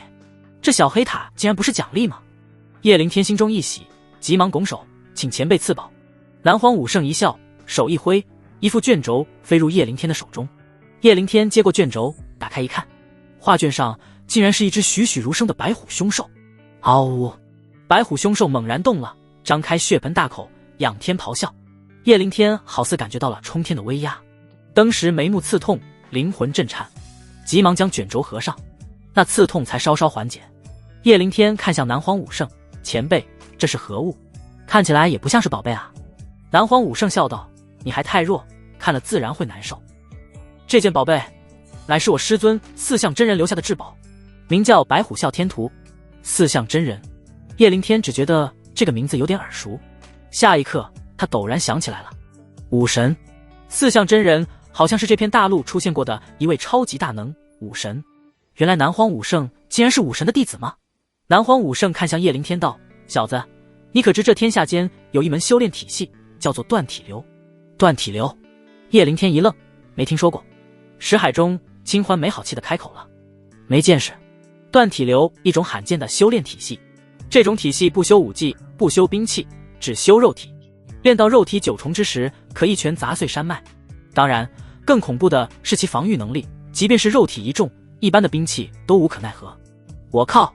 叶灵天嘴巴掌无限张大，好猛！原来天底下竟然还有如此恐怖的修炼体系，这白虎啸天图便有此种作用吗？叶灵天问道。南荒武圣点头，你每日打开观想片刻，肉体便可不断变强。叶灵天感激无比，弯腰致敬，前辈之恩，晚辈没齿难忘。南荒武圣哈哈一笑，遇到你这种妖孽也是我的幸运啊。叶灵天受宠若惊，不过很快又有点发愁，自己这闯入最后一层，出去还怎么低调啊？南荒武圣好似看穿了叶灵天的心思，但笑道：无需担心，外面之人只看到你进入第15层，16层之上的印记并未亮起。原来如此，叶灵天担心的事情顿时一扫而空，恭敬道：还是前辈考虑周全，去吧，祝你幸运。南荒武圣一笑，手一挥，叶灵天的身影便消失了。空荡荡的大厅内，南荒武圣深邃的眸子中闪过一抹期望。小子，白虎啸天图可不只是能断体这么简单，其中蕴藏着师尊4相真人留下的武神秘藏，希望有朝一日你能解开这个秘密吧。唰，叶灵天身影出现在塔外。对于南荒武圣的期望，他自然是不知，果然停在了第15层。叶灵天回头看了一眼宝塔，笑了。15层很玄妙，既能体现自己的实力，又不会显得自己太过妖孽。叶师弟，你终于出来了。林浩第一个走上前，拍起了马屁。归元宗的弟子们也是个个换了嘴脸，前倨而后恭。姚玉郎则是默默低下头，看都不敢看叶灵天。这小子身上的光芒实在是太耀眼了，未来必定震慑一方，自己还是躲远一点吧。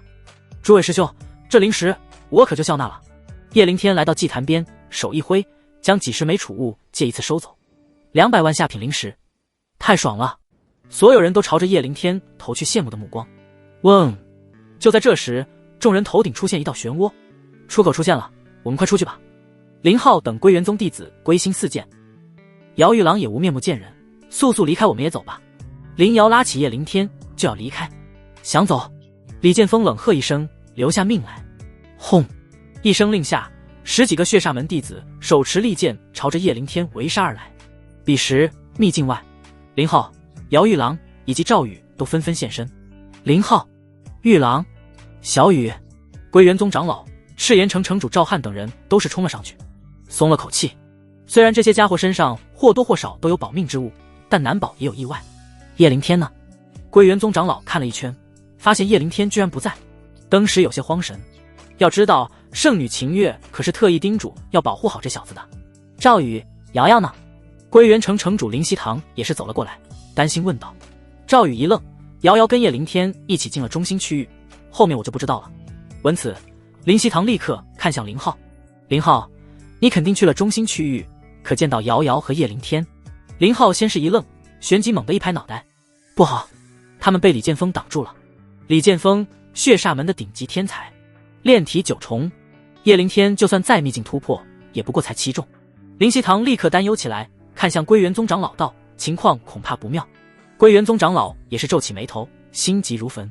这时一旁的黑无极冷笑开口了，急了，我劝你们不用急，因为叶灵天必死无疑。归元宗长老立刻威压爆发，黑无极，是不是你吩咐弟子截杀我归元宗弟子？黑无极耸了耸肩，不然呢？诛杀叶灵天本就是我给他们布置的任务，就算不闯南荒塔，也必须杀了那小子，杀人诛心。归元宗长老气得差点吐血。林希堂浑身剑气暴涨，怒道：瑶瑶要是少了半根汗毛，老子一定踏平你们血煞门，杀光你们这帮畜生。黑无极一笑，林城主不要担心，只要令元不主动作死，我血煞门的弟子不会动他的。林希堂狠狠皱眉，他太了解自己女儿了，以林瑶的性格怎么可能束手旁观。然而就在众人焦急忐忑之时，唰，一颗满是鲜血的首级陡然从漩涡里飞了出来，众人皆是一惊，该不会是叶灵天的首级吧？不过定睛一看，发现不是，都是松了口气。除了黑无极，脸上的笑容陡然凝固，因为这首级乃是他血煞门弟子的。怎么回事？他震惊又不解。此刻秘境中，叶灵天玄雷枪舞动，犹如砍瓜切菜一般，将血煞门弟子一一斩杀。还杀人诛心的将他们的首级往漩涡处挑飞。不出几个呼吸，10几个血煞门弟子全部化作无头尸体。不过因为试炼时间过了，尸体并没有变成灵晶。广场上只剩下浑身伤痕的李剑锋了。他死死盯着叶灵天，完全不敢相信这小子战斗力竟然恐怖到如此程度，自己炼体8重的师弟们竟然连还手的能力都没有就被斩杀。你刚才让谁留下命来？叶灵天玩味冷笑。李剑锋是真怕了，余光瞟了一眼漩涡之门，心中有了逃生的主意。刷刷，他双手一抖，2枚玄力符陡然杀出。一旁林瑶脸色骤变，快躲开！叶灵天可不敢硬抗玄力符，当即抱着林瑶疯狂后退。就是现在，李剑锋脚下一点，朝着漩涡处疯狂逃窜。见叶灵天和林瑶距离自己足有100米之远，他暗暗松了口气，小命保住了。然而他突然看到叶灵天脸上露出一抹冷血笑容，下一刻一道寒光闪过，他只觉得脖子一凉，尸首分离。死亡之前的短暂觉知让他能看到自己的身体坠落，越来越远。砰！最终脑袋飞到了黑无极的脚边。下一刻，叶灵天带着林瑶出了秘境。剑锋！黑无极见此当即呆住了。李剑锋首级上双眸无限睁大，好似还残留着惊恐。看到叶灵天安全出来，他彻底怒了。暴怒的黑色火焰陡然扩散开来，将周围所有血煞门弟子的首级全部焚毁。接着他将愤怒至极的眼神看向叶灵天，给我死！轰！法相巨剑陡然浮现在头顶，朝着叶灵天就要斩杀而去。父亲，救救叶灵天！这时林瑶和赵宇竟然异口同声向自己父亲求助。林希堂和赵汉对视一眼，默契的同时出动。轰！林希堂手持黑色长剑，赵汉手握火焰长枪，陡然对上了黑无极。跟黑无极爆发战斗不是一个好选择，但保护叶灵天如此妖孽的天才绝对是正确选择。五宗之战破坏力恐怖无比，光是余波就将周围的废物大殿夷为平地。躲在我身后！归元宗长老立刻手捏法器盾牌，将所有弟子护在身后。咚咚咚，余波不断击打在盾牌之上，归元宗长老和弟子们不断后退。虚空上，黑无极癫狂怒战几百回合，但始终无法突破防线，只能咬咬牙准备撤了。你们2只老狗给我等着，今天的账老子黑无极记下了，来日百倍千倍找你们偿还。说着身形一闪，脚踩长剑离去。唰！林希堂和赵汉瞬间松了口气，摇晃着身子回到众人身边。2人虽然没受外伤，但气息都是有些不稳。这老畜生的法相之剑当真可怖。赵汉捂着胸口道，若是再坚持片刻，说不定我的防线就要被攻破了。林希堂也是倍感压力，黑无极这次铩羽而归，恐怕不会善罢甘休。叶灵天这时候立刻站了出来，拱手道，叶灵天谢过2位前辈救命之恩。赵汉笑着摆摆手，无妨，小雨刚刚都跟我说了，你救了他一命，我还你个人情而已。叶灵天笑笑，这赵宇看起来跋扈，倒也是个性情中人，可以交个朋友。林希堂则是将叶灵天拉到了一边，低声问道，血煞门这次直奔着杀你而已，肯定没有那么简单，你之前是不是的罪过什么人？叶灵天一愣，林城主的意思是有人想通过血煞门除了我？林希堂点头。叶灵天想了想，若是说起血仇，那应该只有孟家和方家了。孟家和方家，这可都是自己归元宗的家族，竟然敢跟血煞门勾结在一起。林希堂眸中顿时浮现一抹浓烈杀意。孟家是他庇护的大家族，方家方战天更是被自己委以城卫军的重任，这2个家伙竟然暗中跟血煞门勾结，这无疑是触了林希堂的逆鳞。你放心，这件事我会给你一个说法。林希堂保证道。叶灵天微微颔首，谢过林城主。就在众人准备好准备离开此地时，姚玉郎带着一抹尴尬走了过来，歉意一笑道，不好意思啊，叶师弟，刚才在秘境里对你态度有些不好，这珠子就算做我对你的歉意，你可不要嫌弃啊。说着竟然把那颗从南荒塔中得到的7彩琉璃珠给了叶灵天。叶灵天也没客气，笑眯眯地接过7彩琉璃珠，没事，我不记仇，有仇一般当场也就报了。姚玉郎这才如蒙大赦，松了口气。刚才叶灵天的气势他可都看到了，独占血煞门众弟子，还能让归元城和赤炎城的2位城主出手救命，这种人绝对不能得罪。回到宗门自己的独栋小院之后，叶灵天开始清点收获。首先就是3颗天月灵果，能让精神力大大提升，然后就是迎来的200万下品灵石，加上血煞门众弟子的储物戒，约莫一共350万下品灵石。350万，叶灵天微微啧舌，这个收获真可谓是巨大。其次还有七彩琉璃珠，能够炸飞3位炼神境强者的宝贝，这是绝佳的保命之物。除此之外，还有从李剑锋身上得到的5品刀胚。叶灵天没有犹豫，直接运转玄功，将5品刀胚融入了黑风刀之中。嗡，黑风刀刀身荡起旋律涟漪，气势又更加霸道了几分。5品灵气，杀伤力又变强了。最后就是南荒武圣给的小黑塔和白虎啸天图了，这才是真正的至宝。小黑塔能够让自己随时锤炼战斗经验，白虎啸天图则是能够让自己断体。接着叶灵天吞下一枚天月灵果，恐怖灵气开始冲击4只百骸，尤其是石海。睁开眼的瞬间，叶灵天感觉自己的感知力大大提高。500米外，一处草丛中，一只灰色兔子正在偷吃药草。咻！叶灵天心念一动，本命飞刀瞬间击穿灰色兔子。下一刻，飞刀带着兔子落在了叶灵天手上。摸着灰色兔子，叶灵天笑了。500米的感知力和杀伤力，恐怖如斯。接下来该冲击一下炼体8重了。叶灵天吸收了将近50万下品灵石，才将丹田的空隙填满。在起身之时，已是炼体8重。感受着生机勃勃的身体，叶灵天觉得自己有把握用玄雷枪击杀炼神境1重初期的武者。第二天，叶灵天马不停蹄地开始观想白虎啸天图。一开始只能看几秒，便头痛欲裂，但过去1日之后，居然能抗住10来分钟。终于，这日傍晚，叶灵天感觉自己的身体开始发生变化了，好似有一头白虎在自己体内奔腾一般。吼！旋即，身体的血肉开始绷紧，皮肤之上一股股黑色污泥进了出来，这是肉体发生质变的表现。叶灵天将污泥洗去，发现全身肌肤变得光滑紧绷。用刀试试。叶灵天取出一块匕首，用力砍在自己手臂上，咔嚓，那匕首竟然瞬间断裂开来。这也太猛了吧！叶灵天啧舌，这就是肉身一品的威力吗？那以后面对普通兵器，岂不是完全不用怕？这一次，叶灵天算是彻底体验到了闯荡秘境的好处。虽然比一般的任务更危险，但收获那是真的丰厚啊！咚咚，就在这时，小院门被敲响。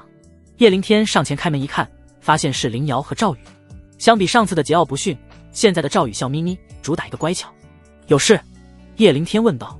林瑶笑道：灵天哥哥，我们想邀请你一起参加今年的采莲争渡大赛。采莲争渡？叶灵天没听说过，这是什么活动？林瑶解释道：你知道宗门的东山湖吧？湖里生长着一种血莲花，每年这个时候莲花开放，莲子成熟，就是采莲的大好时候。不过血莲子的数量是有限的，所以宗门便组织了一个争渡大赛，大家一起争渡，各凭本事抢夺血莲子。血莲子？叶灵天很好奇，这玩意有啥用时？清欢开口了：这可是好东西啊，能够增强修武者对血脉之力的感悟。你要是能抢到，说不定能领悟2重蔷薇。有这好处？叶灵天毫不犹豫点头：好，我加入。太好了，有灵天哥哥在，我们神枪小队绝对必赢。林瑶开心坏了。神枪小队？叶灵天一愣，什么意思？我们要组队参加吗？赵宇点点头，当然了，为了最大限度抢到血莲子，几乎所有弟子都得加入小队才行，不然你一个人怎么可能是一队人马的对手？叶灵天笑了，赢者通吃的玩法呗。赵宇一笑，没错，血莲子一共才9颗，只有最强的小队才能得到。对了，赵宇满怀期望道，那个，我想请你做我们神枪小队的队长，到时候一切行动都听你指挥。他很清楚一点，叶灵天的实力远超于他。叶灵天一笑，好啊，只要能拿下血莲子，怎样都好说。赵宇瞬间一喜，本来以为叶灵天要拒绝，没想到居然同意了。好，那我带你去见见我们神枪小队的弟兄们。叶灵天笑着点头，加入一个集体，认识点朋友也好。内门一处华丽小院，门牌上刻上了神枪小队4个字。叶灵天笑笑，整得还真像那么回事。此时院子里已经有几位弟子到了，赵宇将叶灵天介绍给了大家。不过几位弟子一看叶灵天才炼体8重初期，都是微微有些不悦，就这能当他们的队长？没有一个人服气。梁度他们呢？赵宇看了看众人，皱眉道：这小子怎么回事？每一次有事他都不来，这争渡大赛他们还想不想参加了？就在他话音刚落，3道身影走了进来。为首的一人满头红发，戴着耳环，表情极为嚣张道：我可以参加，不过神枪小队的队长必须是我，队长必须是你。赵宇冷笑不已，疯了吧你？就凭你，我都可以碾压你。都是炼体8重，而赵宇还觉醒了血脉，他觉得梁度脑子一定是出了问题。然而下一刻，梁度全身气息陡然一震，炼体九重的威势赫然爆发。梁度冷笑道：凭这够不够？炼体九重？怎么可能？赵宇和一众神枪小队的弟子都是脸色震惊。不过区区1月未见，这小子怎么可能就进入炼体九重了？现在我有资格做神枪小队队长了吗？梁度戏谑问道。有，当然有。梁师兄做我们的队长，这一次争渡大赛赢定了。几位弟子都是纷纷表示支持。然而赵宇依旧摇头，不行，这个队长必须是叶凌天。梁度是比自己强，但是跟叶凌天一比，什么都不是。一个能秒杀李剑锋的存在，何其恐怖！你说什么？梁度瞬间就怒了，指着叶凌天喊道：老子炼体9重，难道还不如这个8重初期的小子？赵宇，你他妈眼睛瞎了吧？你宁愿找个垃圾都不愿让我当队长是吧？此话一出，叶凌天当即眉头皱起，冷冷道：一个靠药材堆积起来的废物，你有资格说我是垃圾？他早就看出来了，这个梁度的炼体9重就是用灵药强行堆积出来的，跟真正的炼体9重根本就不能比。闻此，梁度直接就气炸了，怒吼道：你小子他妈说什么？一个8重的废物，你他妈居然敢这么说老子？找抽吗？叶凌天不屑道：被踩中尾巴了，弱还不让人说？我弱？你有资格说我弱？梁度直接被气笑了。来，咱们打一场，我今天要是不把你屎打出来，算你拉得干净。打一场？叶凌天笑了。行啊，跟你这种药材废物打，我要是使用兵器都算输。轰！此话一出，周围弟子都是傻眼。好家伙，这么狂！一个炼体8重，就算你有点底气，也不可能不用武器吧？除非你天生练拳，不然那就是绝对的劣势。可也没听说叶凌天是拳法高手啊。好，很好，我就没见过你这么狂的家伙。走，五战台见。梁度说着，还吩咐手下2个弟子多叫点人，让这小子把脸丢尽。很快，2人站在了五战台上。听说是叶凌天的对战，很多弟子都是被吸引过来。这一次没有人敢下注了，谁也不知道这小子能玩出什么花样。梁度昨天晋升天骄榜第60名，炼体9重。叶凌天天骄榜第96名，炼体8重。开始吧。裁判长老开口道。哗啦啦，人群所有视线都看向了五战台。小子，今天让你知道什么叫梁家枪。呼呼呼！梁度舞动手中黑色长枪，一道道黑色枪芒宛如下雨一般朝着叶凌天杀来。叶凌天身形一闪，轻松无比地躲过枪芒，手中没有任何武器。这么狂，看老子扎不扎你就完事了。梁度握紧玄铁黑枪，直接跟叶凌天近身战。唰！锋利枪头直刺叶凌天的胸口。然而让人震惊的一幕发生了，叶凌天竟然原地杵着，动也未动，任凭梁度的枪尖刺向胸口。这小子疯了！赵宇和林瑶都是脸色一变，不知道叶凌天在玩什么花样。梁度则是嘴角勾起一抹冷血弧度，这小子不会是被自己的枪法吓坏了吧？他也没打算杀人，枪尖朝着叶凌天右胸非致命处刺去。当！下一刻他彻底傻眼，枪尖像是被钢板挡住了一般，竟然无法寸进半步。所有人都呆住了。尼玛叶凌天难道是断体流吗？要知道这黑枪虽然不是灵气，但也是极品玄铁所铸啊。该我了。叶凌天冷笑一声，伸手握住黑枪，猛然用力，咔嚓，枪身应声而断。接着叶凌天一步跨出，犹如闪电般伸出拳头，朝着梁度猛然砸下。轰！梁度哪能扛得住肉身一品的力量，直接被砸飞出去好远，口吐鲜血，倒地不起。轰！全场炸裂，所有围观之人都是瞪大了眼睛，不敢相信叶凌天一个炼体8重，竟然真的不用武器就将梁度碾压。这看似平平无奇的一拳，竟然有如此威力。哒哒哒！叶凌天缓步走到梁度跟前，冷血道：就这啊？不是要把我打出屎吗？你怎么还自己尿了？叶凌天看了一眼梁度脚下，竟然湿了一片。杀人诛心啊！围观的弟子都是笑得前仰后翻。赵宇见此得意无比，看向神枪小队的众弟子：叶凌天当队长，你们还有意见吗？这帮人早就吓傻了，哪还敢有意见，连连点头。回到神枪小队院子之后，叶凌天问道：这一次参加争渡大赛的小队中，哪一支威胁最大？知己知彼，才能百战百胜。赵宇想了想道：要说威胁最大的，就要数快刀小队了。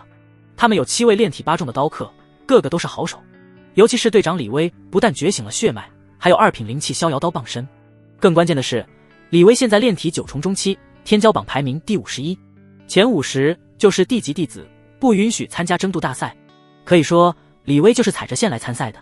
2品灵气傍身，觉醒血脉，炼体9重中期。叶灵天摸了摸鼻尖，淡淡一笑。从表面实力看来，此人对自己威胁不大。不过，他们不知道的是，彼时，快刀小队聚集处，此时迎来了一个新队员，梁度。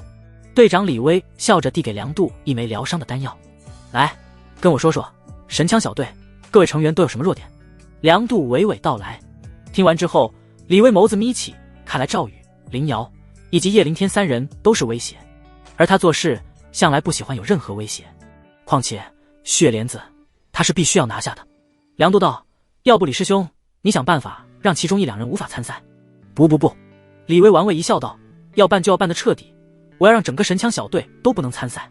翌日，叶灵天下山来到天雅阁，200多万下品灵石留在身上不自在，得想着变成更好的资源。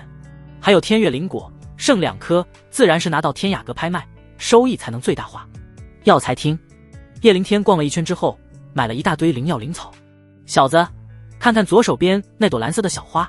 清欢这时候提醒道。叶灵天立刻看了过去，那是一朵通体蓝色的小花朵，看起来十分不起眼，但凑近一闻，却透着沁人心脾的幽香。前辈，这是什么花？对我有什么好处？叶灵天好奇问道。清欢解释道，这花名叫蓝色妖姬，对于普通修炼者来说作用不大，但是对于你这种断体流和炼刀流来说非常有用。小子，你炼刀完和断体之后，是不是觉得浑身肌肉疼痛，像是有一团气在经脉之中冲撞？叶灵天立刻点头，的确，每次炼刀完，尤其是断体完，那股气都让我生不如死。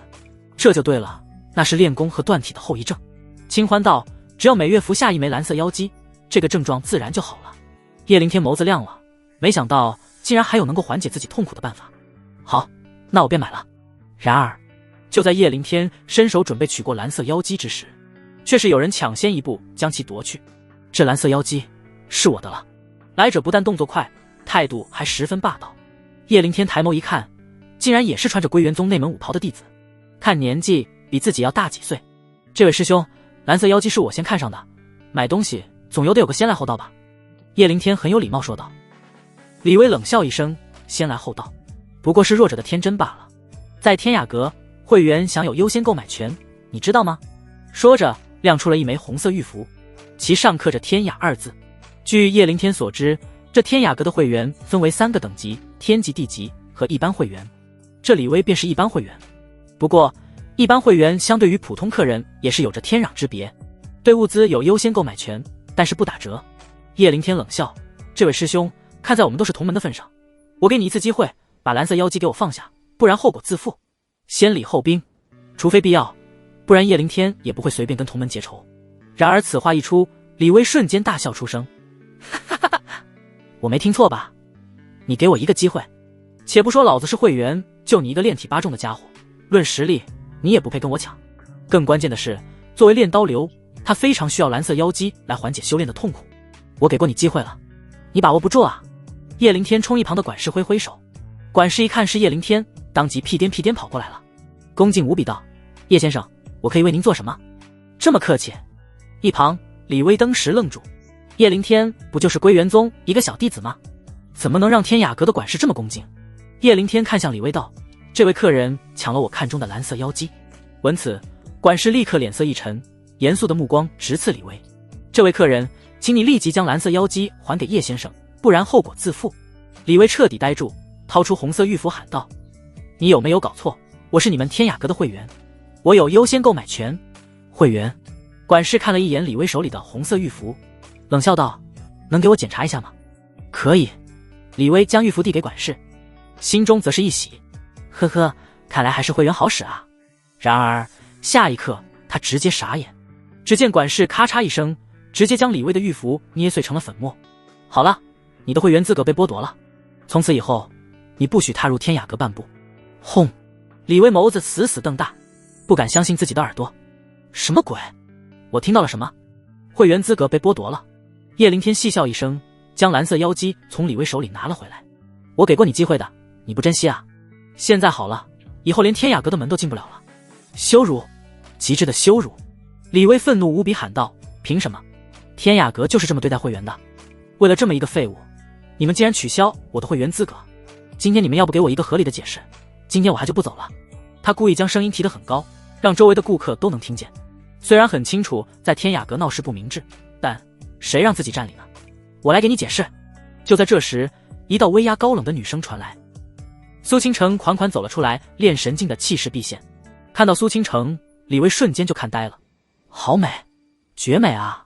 他还以为苏倾城要给自己主持公道，立刻拱手道：您就是苏阁主吧？你们管事的，因为这小子毁了我的会员玉符，请苏阁主还我一个公道。说着，将幸灾乐祸的表情看向了叶凌天。然而，回应他的却是苏倾城恐怖的一掌。轰！掌风呼啸杀出，李威身体瞬间一轻，直接被拍飞出去。苏倾城冷声呵斥道：敢招惹我们天雅阁的座上宾，这就是我给你的交代。轰！此话一出，李威直接傻眼。座上宾，这小子竟然是天雅阁的座上宾！他不敢置信，叶凌天不就是归元宗内门一个小弟子吗？境界也不过是炼体8重，在天骄榜前50都排不上，他凭什么？查，一定要查清楚这小子是谁。李威也是有些背景的，不光是在归元宗朋友多，家族在归元城也有产业。很快他就查到了叶凌天，那小子竟然就是神枪小队的叶凌天。发现是叶凌天之后，他怒不可遏，立刻调动了家族在归元城的所有势力，严密监视这小子的一举一动。本少不管你们用什么方法，都要让神枪小队明天全部不能跟我抢血莲，尤其是叶凌天，我要让他亲眼看着我拿到血莲子。天雅阁后堂，苏倾城给叶凌天泡好一壶茶。上次去南荒城有没有带出点什么好东西？有没有遇到什么危险？叶凌天一笑，将在南荒秘境发生的事情大概说了一遍。苏倾城听完，美眸微微惊讶，竟然引发了5宗大战，那真是太惊险了。幸好你小子人缘不错，有林城主他们帮助，不然真要死在黑无极手里了。天月灵果在哪？拿出来瞧瞧。叶凌天取出2颗天月灵果，苏倾城接过一看，闻着清新扑鼻的香味，流露陶醉的神色。这可是不可多得的珍稀宝贝啊，尤其是对于那些修炼本命法器的人，可以开出天价。这玩意在天雅阁能拍出什么价格？叶凌天连忙问道。苏倾城一笑，归元城的武修们可配不上这个好东西，得拿到天雍城去拍卖，才能发挥它最大的价值。我估摸着2颗加在一起至少10万上品灵石吧。10万上品灵石，1万上品灵石价值100万下品灵石，也就是说这2颗果子可以拍出将近1000万下品灵石。饶是有些心理准备，此刻叶凌天还是不由咋舌。赚发了，真的赚发了。这时识海中清欢开口了：小子，你记住了，这片大陆上凡是跟精神力相关的修炼物资、兵器都是珍贵无比的。叶凌天暗暗点头，的确，因为修炼精神力的武修实在是太少了，而精神力杀伤力又强大，可想而知与之相关的资源会有多珍贵等等。叶凌天想到什么，好奇问道：要送去天雍城拍卖？据叶凌天所知，他们所处的这块地域属于东周，东周之下有无数皇朝，其中统治这块地域的便是大周王朝。大周王朝麾下的城池分为4级，归元城这种小城池便是最低的4级，大周王朝的都城则是1级，而天雍城则是3级城池，人口1000万，修炼强者无数，更是有着强大的修行门派。苏倾城点点头，笑道：怎么，你也想去天雍城走走？叶凌天重重点头，当然想去。你想去天雍城做什么？苏倾城笑问道。叶凌天想了想，苦笑道：看看我妹妹。妹妹？苏倾城一愣，你家在天雍城，那为何千里迢迢来归元城这种小地方修炼？归元宗只不过是3级宗门罢了，天雍城可是有着强大的2级宗门，那里的长老都是5圣级的存在。叶凌天无奈一笑，孩子没娘，说来话长，自己4、5岁的时候就被逐出家门了，跟着老徐头一路来到归元城。这么多年，叶凌天之所以不要命的修炼，就是为了有朝一日能够杀回天雍城，让叶家那些冷酷无情的人看到当年的选择有多么错误。当然，最大的动力还是想再见自己的妹妹。好，2个月之后我有假期，到时候我带你一同去天雍城。苏倾城也没有多问什么，叶凌天自然有不能说的苦楚。离开天雅阁之后，叶凌天就准备回归元宗，然而刚到大门口就看到神枪小队众人簇拥着下山。叶师弟，你去哪了？可把我们一都好找啊。赵宇上前道。叶灵天笑道，这么大阵仗，你们这是要去做什么？赵宇一把搂过叶灵天的肩膀，明天不是要参加争渡大赛吗？今天我带大家下山搓一顿，吃点好的。走，一起吧。叶灵天对吃的并没有太大兴趣，就准备拒绝。然而这时林瑶却是挽住了叶灵天的手臂，嘟着嘴道，这是第一次小队活动，你不许拒绝。二人不容分说，架着叶灵天就往山下跑。好好好，我去还不行吗？叶灵天投降。一伙人打闹着下山。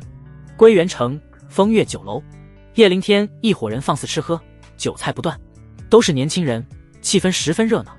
小二，继续上酒。好嘞。又是几壶好酒上桌。来，呵呵呵。赵宇带头给叶灵天灌酒。叶灵天拿起酒杯喝了一口，旋即微微皱眉。这酒刚喝到嘴里，叶灵天就觉得这酒口味有点不对，但是具体哪里不对他也说不上来。怎么，有什么问题吗？林瑶问道。叶灵天摇摇头，没有，继续喝。他可以确定的是，这酒里应该没有下毒，所以也没有太在意。几人不知道的是，对面一个包厢里，一个熟悉的面孔将这一切尽收眼底，正是李威。少爷，按照您的意思，已经办好了。酒楼掌柜无比恭敬道。没错，风月酒楼正是李家的产业，不单单是风月酒楼，整个归元城绝大多数的酒都出自李家。李威冷冷一笑，李家对于酒的研究十分深入，在里面加入一些药物，几乎不可能有人能分辨出来。而且叶灵天等人酒里加的根本就不是毒药，而是一种特殊的香料，只不过这种香料效果独特，敢抢老子的蓝色妖姬，明天让你们气到吐血。第二天，归元宗东湖热闹非凡，几千弟子蜂拥而至。不过他们之中只有上百人有资格参与这次争渡大赛，每一个小队都信誓旦旦，若是赢下争渡大赛，不但能够拿到珍贵的血莲子，还能露脸出风头。往年那些夺冠者无不吸引着宗门诸多女弟子的追逐，换句话说，这是一个寻找道侣的好机会，成功者能够获得优先择偶权。快刀小队已经就位，李威精神百倍，气势昂扬，颇有夺冠之姿，而神枪小队则来得很慢，集合的时候还一个个哈欠连天，显然是刚睡醒。赵宇伸了个懒腰道，昨天的酒后劲太大了，竟然睡了那么久。林瑶也是揉着眼袋，睡醒之后身体也软软的，跟生病了一样。其他成员也都是如此，除了叶灵天。见此，叶灵天脸色一变，对于修炼者来说，酒跟水没有太大区别，不可能有这么大的后劲。他立刻皱起眉头道，不太对劲，你们快试试能不能催发玄力。几人闻此都是急忙运功，然而很快全部傻眼。我靠，我竟然只能运起5成功力，我也一样，只有4-5成功力。林瑶也是小脸煞白，我也是，感觉经脉被封住了一样，怎么办啊？这怎么参与争夺啊？赵宇等人都是急坏了。叶灵天道，应该是昨天喝的酒有问题啊。风月酒楼有人对我们下毒吗？赵宇脸色一沉，十分愤怒。林瑶更是黑着脸道，岂有此理，我这就去让我父亲调查，这可是归元城林家的地盘，竟然还有人敢对自己下毒，这不是作死吗？叶灵天摇头，应该不是下毒，而是有人在酒中加入了某种暂时克制功力的香料。不过可以肯定的是，有人不想我们参加今天的争渡大赛。李威，刷！小队所有人瞬间都是将愤怒的目光看向了李威。如果有这个人，那一定是快刀小队的李威。对了，叶师弟，你为何没事？赵宇好奇的目光看向叶灵天。昨天叶灵天也喝了不少酒啊。叶灵天无奈一笑，自己之所以没有影响，那是因为肉身一品。断体流可不仅仅是物理防御，还有经脉远强于常人，虽然说不上百毒不侵，但这种香料根本不可能影响到自己。怎么回事？就在这时，秦月走了过来，问道，参加大赛的小队都在那边集合了，你们怎么还不去？叶灵天耸了耸肩，将刚才的事情说了一遍。秦月闻此，俏脸登时显露锋芒。你们有证据吗？我是这一次争渡大赛的裁判，若是有证据，我立刻取消李威的参赛资格。叶灵天摇摇头，现在没有，需要调查。秦月秀眉微蹙，那就没办法了。见秦月都无奈了，赵宇和林瑶都是非常气愤，真是不服气啊！李威那小子竟然能想出这种卑鄙手段，我的血莲子啊，我不甘心！以这种方式失败，他们都是很难接受。秦师姐，我可以独自参与争渡大赛吗？叶灵天突然问道。以他现在的战斗力，未必没有取胜的机会。一个人，秦月微微一怔，倒也不是不可，就是你一个人面对这么多的团队，有胜算吗？不行。赵宇皱眉道：叶师弟，你一个人肯定不是快刀小队的对手，这个血莲子我们宁愿不要，也不能让你一个人上。林瑶也是重重点头。叶凌天笑道：我已经决定了，让我试试吧。说着看向秦月：秦师姐，拜托了。秦月无奈点头：行吧，你去那边集合。不知道为什么，他对叶凌天就是很有信心。集合处，快刀小队众人一看叶凌天竟然只有一个人，都是冷笑不已，尤其是叛徒梁度，差点没笑出猪叫。他讥笑嘲讽道：哟，叶凌天，你这么狂吗？居然一个人就来参赛了，你这是要一个打我们7个？上次输给叶凌天，他是不服气的，现在有快刀小队加持，他底气十足。尤其是李威，这个可是炼体9重的猛人，天骄榜第51名，原则上已经有地级弟子的实力了。叶凌天一个人拿什么来斗？没有理会梁度，叶凌天直接看向李威：你有没有想过这么做的后果？李威眸子一眯，玩味道：你在说什么？我怎么听不懂？不过抢夺血莲子一向是团队作战，你独自一人想要跟我们争？呵呵，做梦。说着扬起脑袋，眼高于顶。叶凌天负手而立，眸子看向东湖。东湖尽头一片血色，那是一片片枯萎的莲叶，莲叶之上7道血红色的光芒闪耀，那便是7颗血莲子，十分珍贵。所有弟子都是眸战金光。轰隆隆，就在这时，一道白链出现，接着突然高涨，变成了一道巨浪。见巨浪形成规模，秦月喊道：争渡大赛开始！一声令下，上百名弟子如离弦之箭冲向湖面，踏浪而行，飘逸洒脱。李威一马当先，带着快刀小队冲在最前面，叶凌天也不落后，紧随而至。嘶嘶嘶！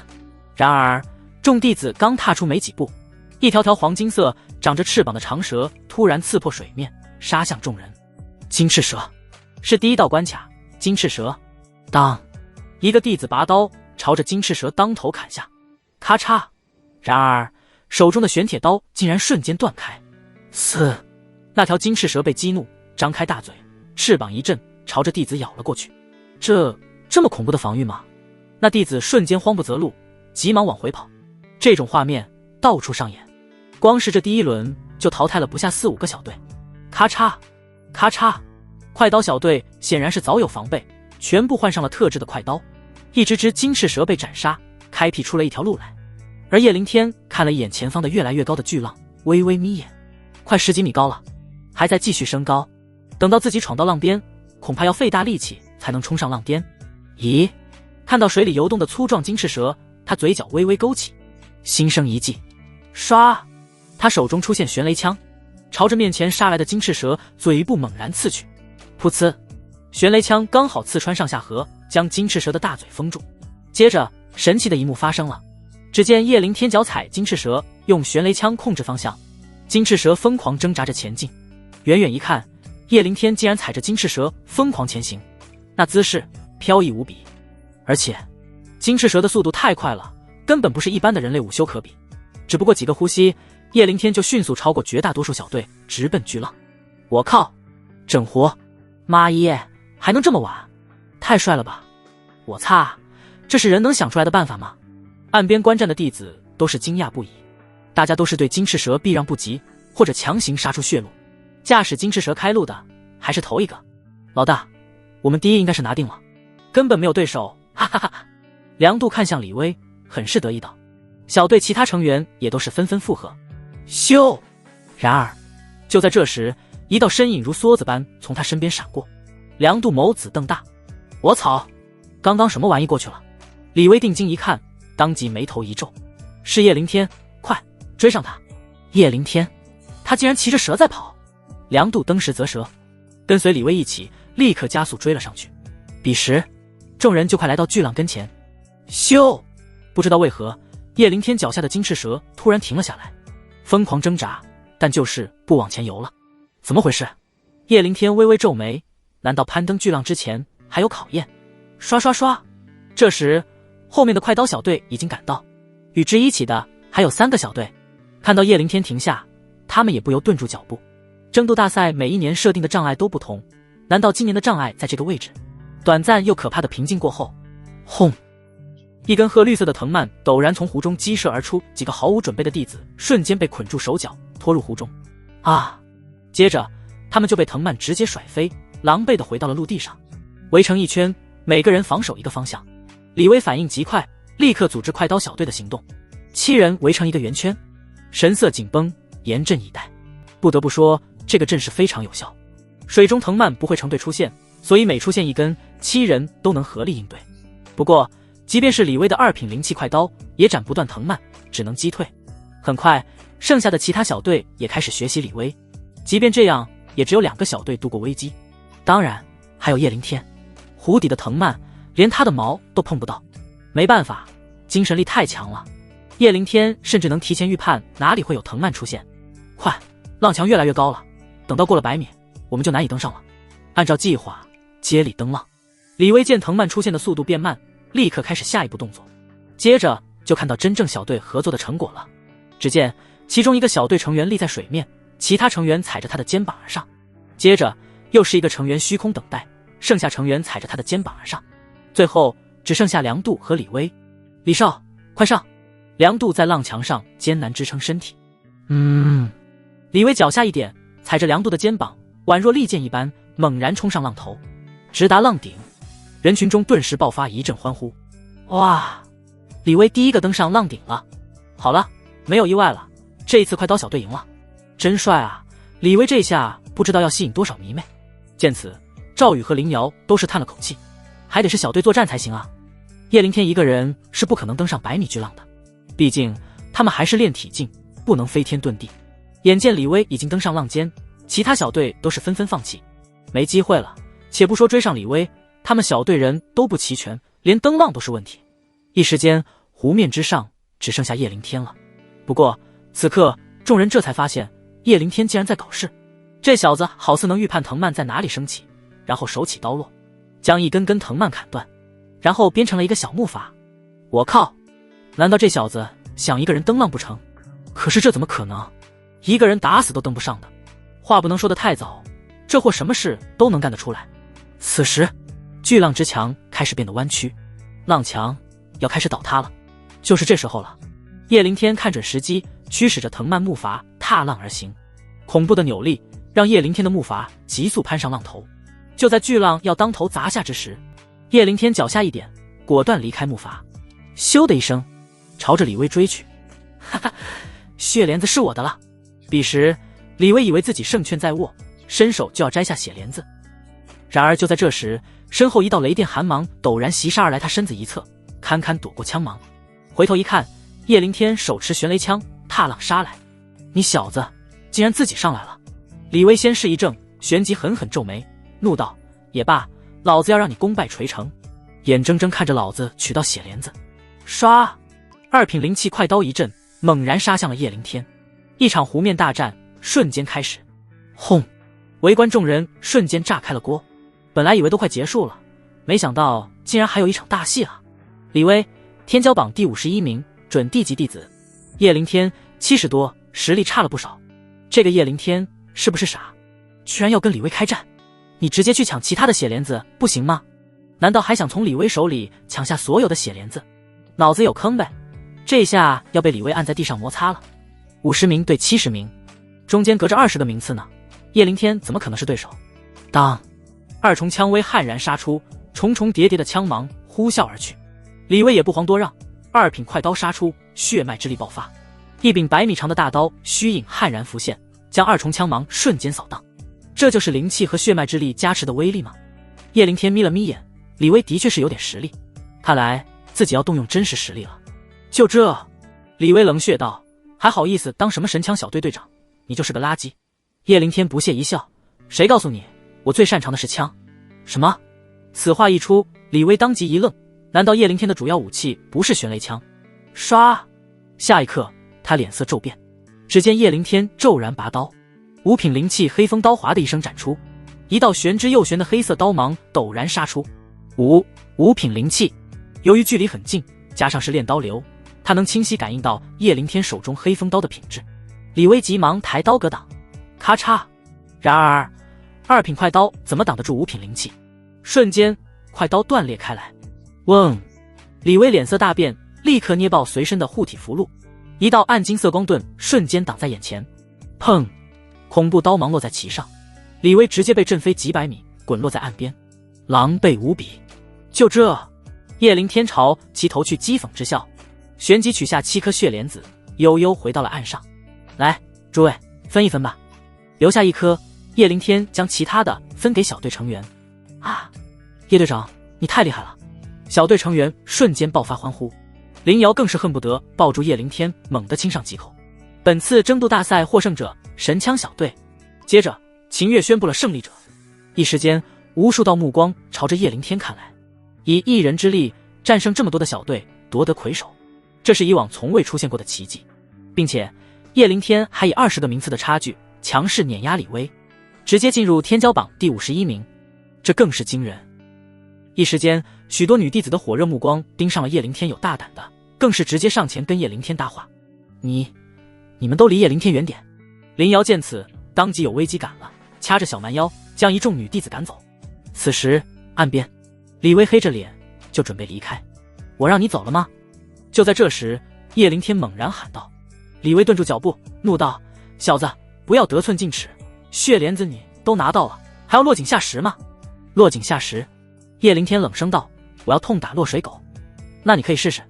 李威冷笑道：我们李家弟子在归元宗也不是可以随意欺负的。叶灵天闻此看了秦月一眼，秦月暗中传音道：李家实力不俗，产业遍布附近4大城池，而且家族有人在本宗人长老，那位长老地位还不低。叶灵天微微皱眉，显然没想到李威还挺有背景。哗啦啦！就在这时，人群突然传来一阵喧哗，接着自动让出一条路来。叶灵天抬眸一看，一位穿着蓝色长老道袍的中年走了过来，道袍之上还纹着一个刑字，刑法处2长老李荒。有人立刻认出了这位长老。李荒到来，自然是有快刀小队的成员前去通知了。怎么回事？李荒来势汹汹，瘦削的脸上满是锋利。李威见家中来人，立刻支起了腰板，指着叶灵天道：二叔，这个家伙刚刚在争渡大赛蓄意伤我，而且还污蔑我陷害他们。闻此，叶灵天当时就笑了：我哪句话说了你陷害我了？这个蠢货不打自招。李威一愣，但依旧梗着脖子道：你没直说，但你言语中都透着那个意思。叶灵天冷笑道：没错，我就是这个意思。我们神枪小队今天全部功力受限，就是你故意为之。你看，他承认了。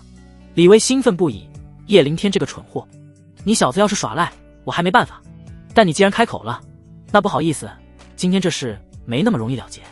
李威一边指责叶灵天，一边跟李荒暗中传音，说了事情的经过。李荒则暗中反问他们有没有证据。不可能，他们绝对不可能有证据。李威十分笃定，要是他们有证据，早就拿出来了，还等到争渡大赛结束，那就行了。李荒心中了然，阴冷的眸子看向叶灵天，大胆，刚刚是不是你蓄意谋害同门？上来就是一顶谋害同门的大帽子。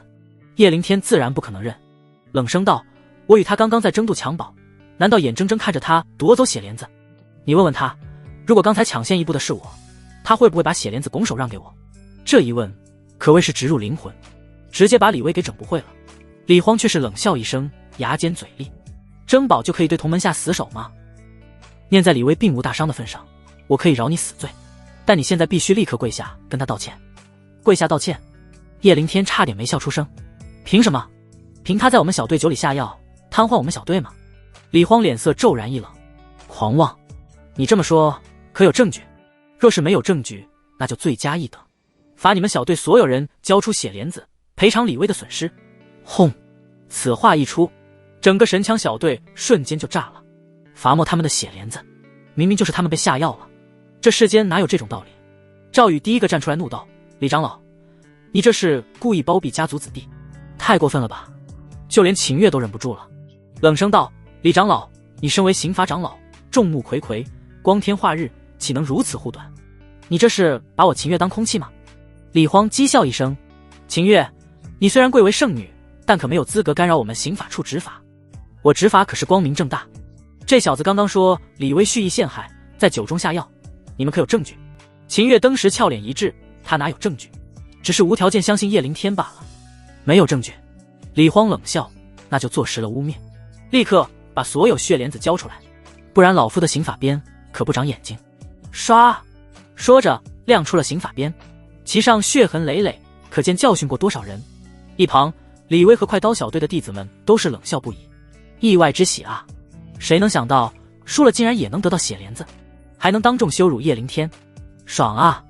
神枪小队的成员们都是皱起眉头，愤怒不已。已经入手的宝贝，谁愿意再拿出来？不用拿，都把宝贝收好。这时叶灵天负手而立，剑眸寒光毕现。李荒老脸登时一冷，小子，我看你是找抽。唰，说着长鞭一抖，朝着叶灵天猛然抽去。秦月俏脸瞬间冰冷，立刻就要出手。然而就在这时，一道恐怖的威压瞬间袭来。武宗，竟然是武宗的威压！众人抬眸一看，来者气势凛然，剑眸锐利，正是归元宗宗主灵犀堂。只见灵犀堂一把握住李荒的刑法鞭，咔嚓，接着刑法鞭顷刻间碎成两段。李长老，你一个炼神七重欺负一个小孩，过分了吧？灵犀堂冷声喝问。父亲，林城主。一见灵犀堂，林瑶和叶灵天都是微微一愣，竟然把灵犀堂都惊动了。李荒并不畏惧灵犀堂，毕竟归元宗还是要压归元城一头的。林城主，你要干扰我刑法处执法？灵犀堂摇头，自然不是，只是有件事来找你们一个弟子讨个说法。谁？李荒问道。灵犀堂冷声道：李威，找他作甚？李荒丝毫不让。灵犀堂寒声道：对我女儿下药。李荒心头一动，话可不能乱说，可有证据？灵犀堂冷冷一笑，把证据给我抬上来。雨落，两个卫将扛着一个中年走了进来，正是风月酒楼的掌柜。大声说出来，是谁指使你在酒里下毒？灵犀堂冷喝质问。那掌柜直接被吓破了胆，哪敢隐瞒，直接把昨天李威指使他的事情一五一十全部说出。末了还怕灵犀堂不满意，竟是将昨天没喝完的酒拿出来了。这下李威彻底傻眼，头皮发麻。他打死也想不到这件事竟然会惊动归元城城主啊！这可是武宗级别的强者。叶灵天看向李荒，李长老，你还有什么话说？李荒此刻脸色极度难看，就像是吃了苍蝇一般。本来以为就是给李威出个气，在新弟子面前立个威的，没想到竟然被灵犀堂当场打脸。此事是我没有查清，被李威这小子给骗了。李荒面色缓和道：李威，还不快给林城主他们道歉？对不起，是我鬼迷日眼，冒犯诸位了，我给你们道歉。说着鞠了一躬。光道歉就可以吗？叶灵天皱眉道：刚刚你可是让我跪下道歉，然后交出血帘子的，难道就因为他是你们李家子弟就如此双标？李荒脸色一黑，你还想怎样？叶灵天看向秦月，秦师姐，按照宗门规矩，陷害弟子，破坏大赛公平，该怎么处置？秦月悠悠一笑道：打断双腿，废掉丹田，逐出宗门。此话一出，李威登时就慌了，无助的目光看向李荒：二叔，你救救我，救救我好不好？丹田一废，他就彻底成了废物，在家族都混不下去了。李荒自然也是不想侄儿被废，看向叶灵天道：换个处罚吧，你开个价，我们赔偿你，这件事作罢，如何？赔偿？叶灵天差点没笑死。李长老，我若是砍断李威2条腿，赔偿你们如何？你……李荒当时额头青筋暴起，你别不识好歹，不识好歹的是你吧？这时秦月冷声开口了：你身为刑法长老，竟然企图为家族子弟逃脱惩罚，这符合门规吗？要不要我去找大长老要个说法？此话一出，李荒知道自己没有退路了。秦月深得大长老的信任，若是这妮子去投诉一波，自己肯定要被人口舌议论。罗长老，你来执行。李荒命令手底下一个刑法长老执行，说罢甩袖离去。接着就是李威的惨叫声了。人群散去之后，灵犀堂看向叶灵天道：你刚刚应该服个软的。叶灵天一笑：林城主是担心李荒之后会针对我，这是必然的。灵犀堂淡淡道：他太了解这些长老了，谢谢城主关心。叶灵天眸战金光道：不过我叶灵天眼里容不下沙子，就认一个死理，有个性很好，希望你能有与之匹配的实力。灵犀堂叮嘱一句，便带着灵瑶离开了。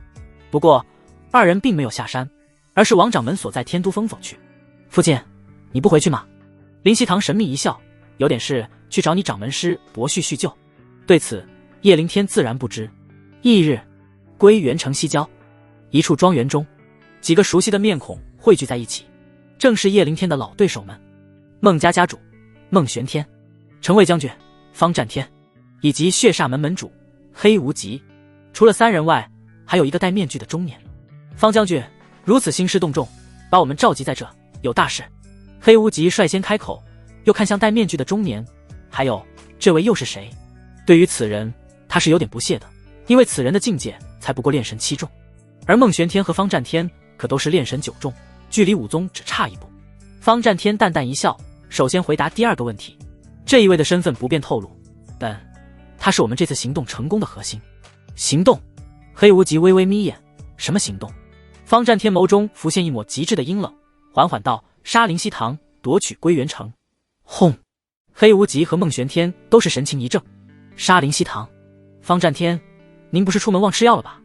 灵犀堂何等实力，能乖乖让我们杀死？孟玄天不屑道：就算有黑无极这个武宗强者，但灵犀堂也不是那么好杀的。若是行动失败，让他逃掉，后果不堪设想。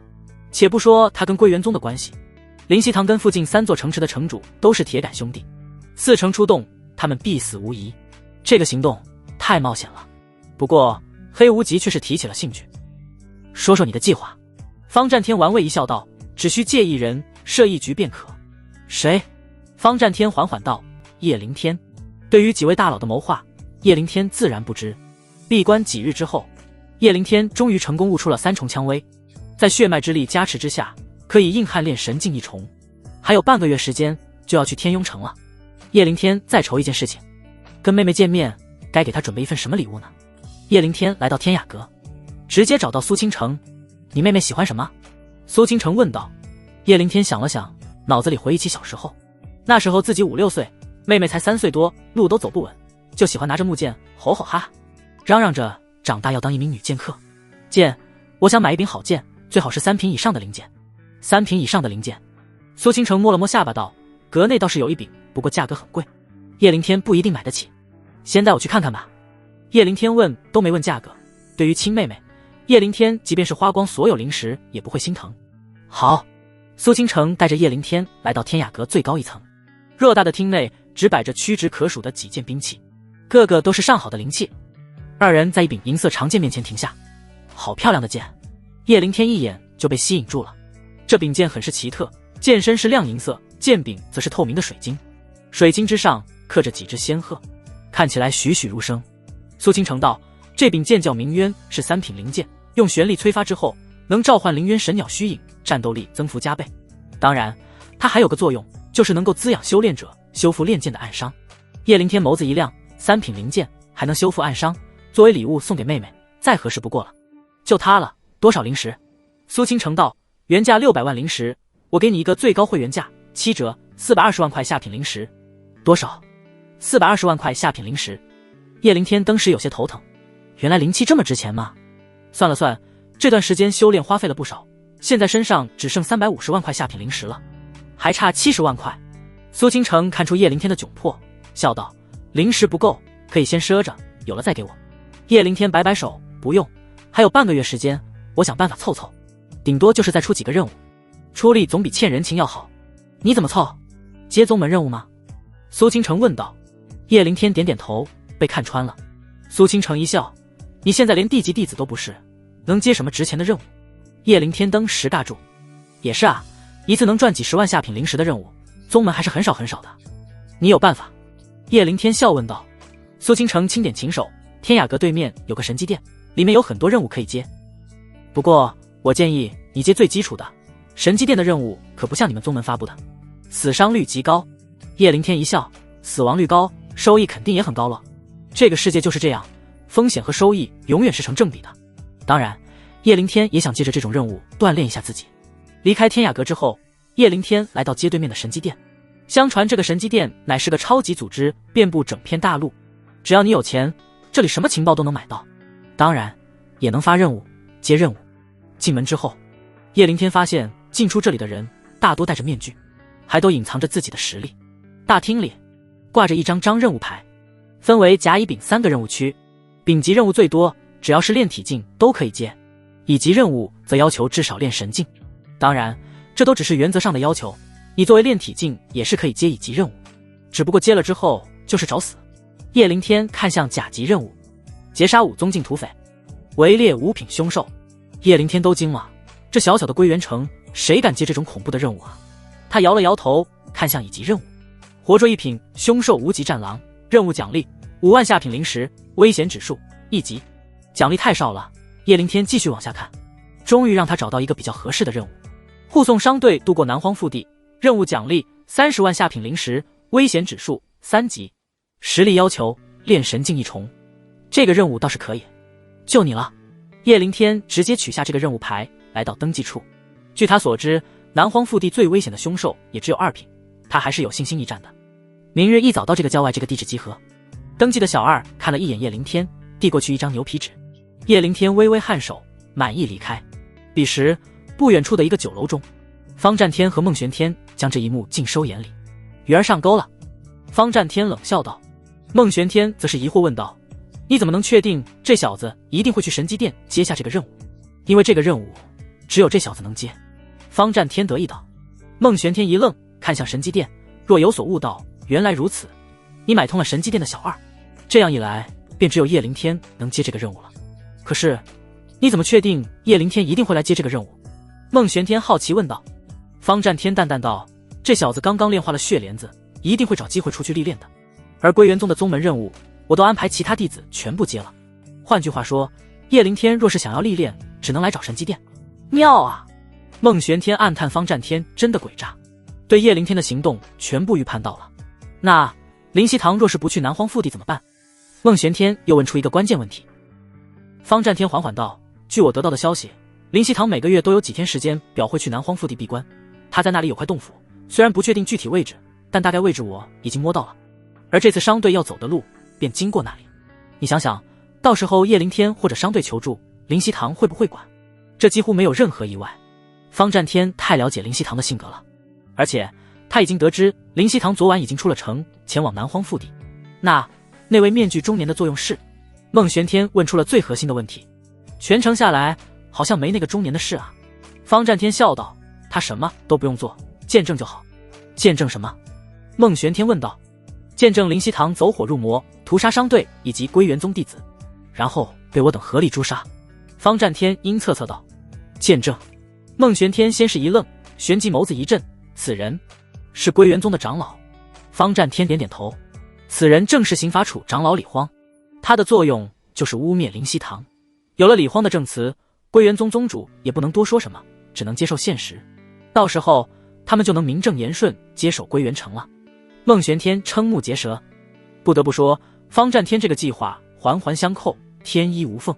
翌日，叶灵天来到西郊，此时已经有一支10几人的商队在等候了。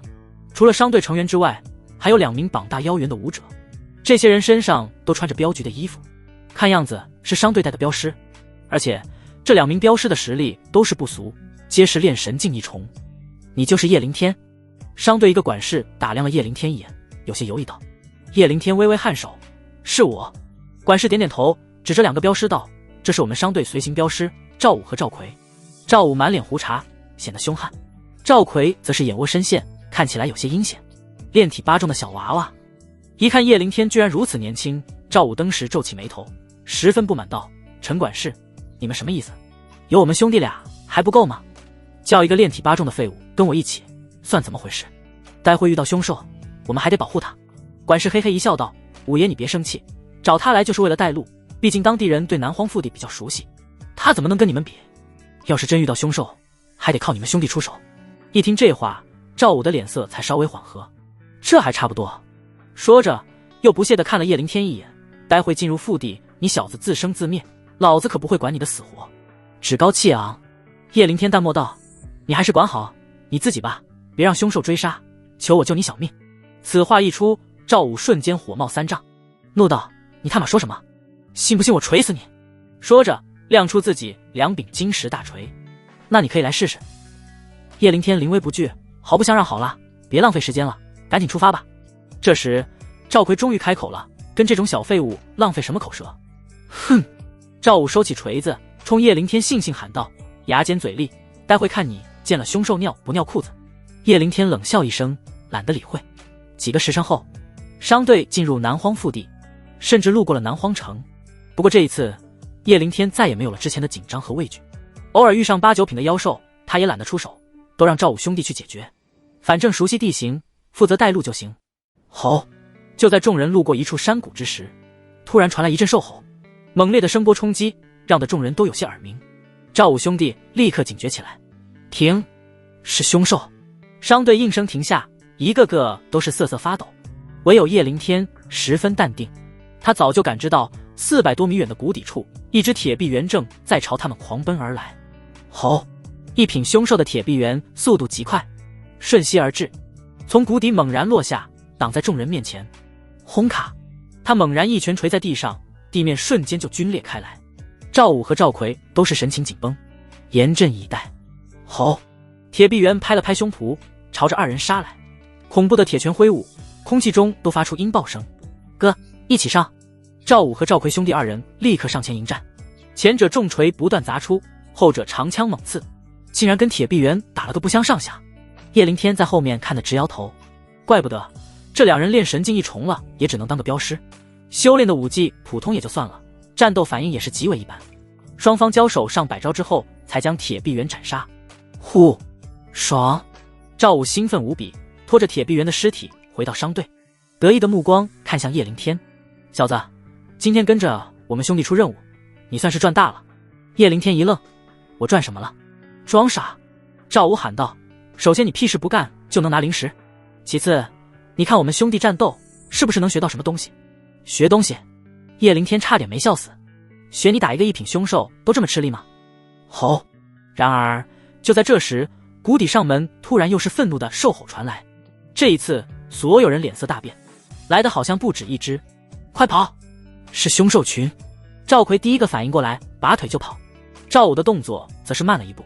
就在他愣神的瞬间，6只凶狠无比的铁臂猿冲了下来，全部都是一品凶兽，而且成群的凶兽战斗力更强。看到赵武手里自己同伴的尸体，6头铁臂猿瞬间暴怒，吼吼吼，咆哮着朝赵武杀来。啊！赵武直接吓傻了，连抵抗和逃跑的勇气都没有。弟弟！赵奎脸色惊变，但他却不敢上前，上去就是送死。快发求救信号，让附近的猎人来救我们！他冲商队管事喊道。管事颤抖着拿出求救烟花，朝天发出信号咻。然而就在赵武绝望之时，一道耀眼的雷电枪芒骤然杀出，在无比极限之间洞穿了一头铁臂猿的脑袋。轰！在场所有人瞬间震惊无比，出手的竟然是叶灵天，炼体8重的叶灵天，而且这个小屁孩竟然一枪秒杀了一头一品凶兽，这尼玛合理吗？赵武兄弟彻底呆滞。也就是在这个间隙，叶灵天手持玄雷枪杀了出去，2重枪威席卷，雷电枪芒层层叠叠，宛若无边浪花一般，将剩下5头铁臂猿笼罩。只是一个眨眼的功夫，剩下5头铁臂猿就被全部斩杀，兽血流了一地，腥味扑鼻。商队所有人都是嘴角嗫嚅，不断吞咽着口水。太恐怖了，那可是整整6头一品凶兽啊！即使是最低级的凶兽，但也堪比人类练神境一重。叶灵天一枪就给秒杀了。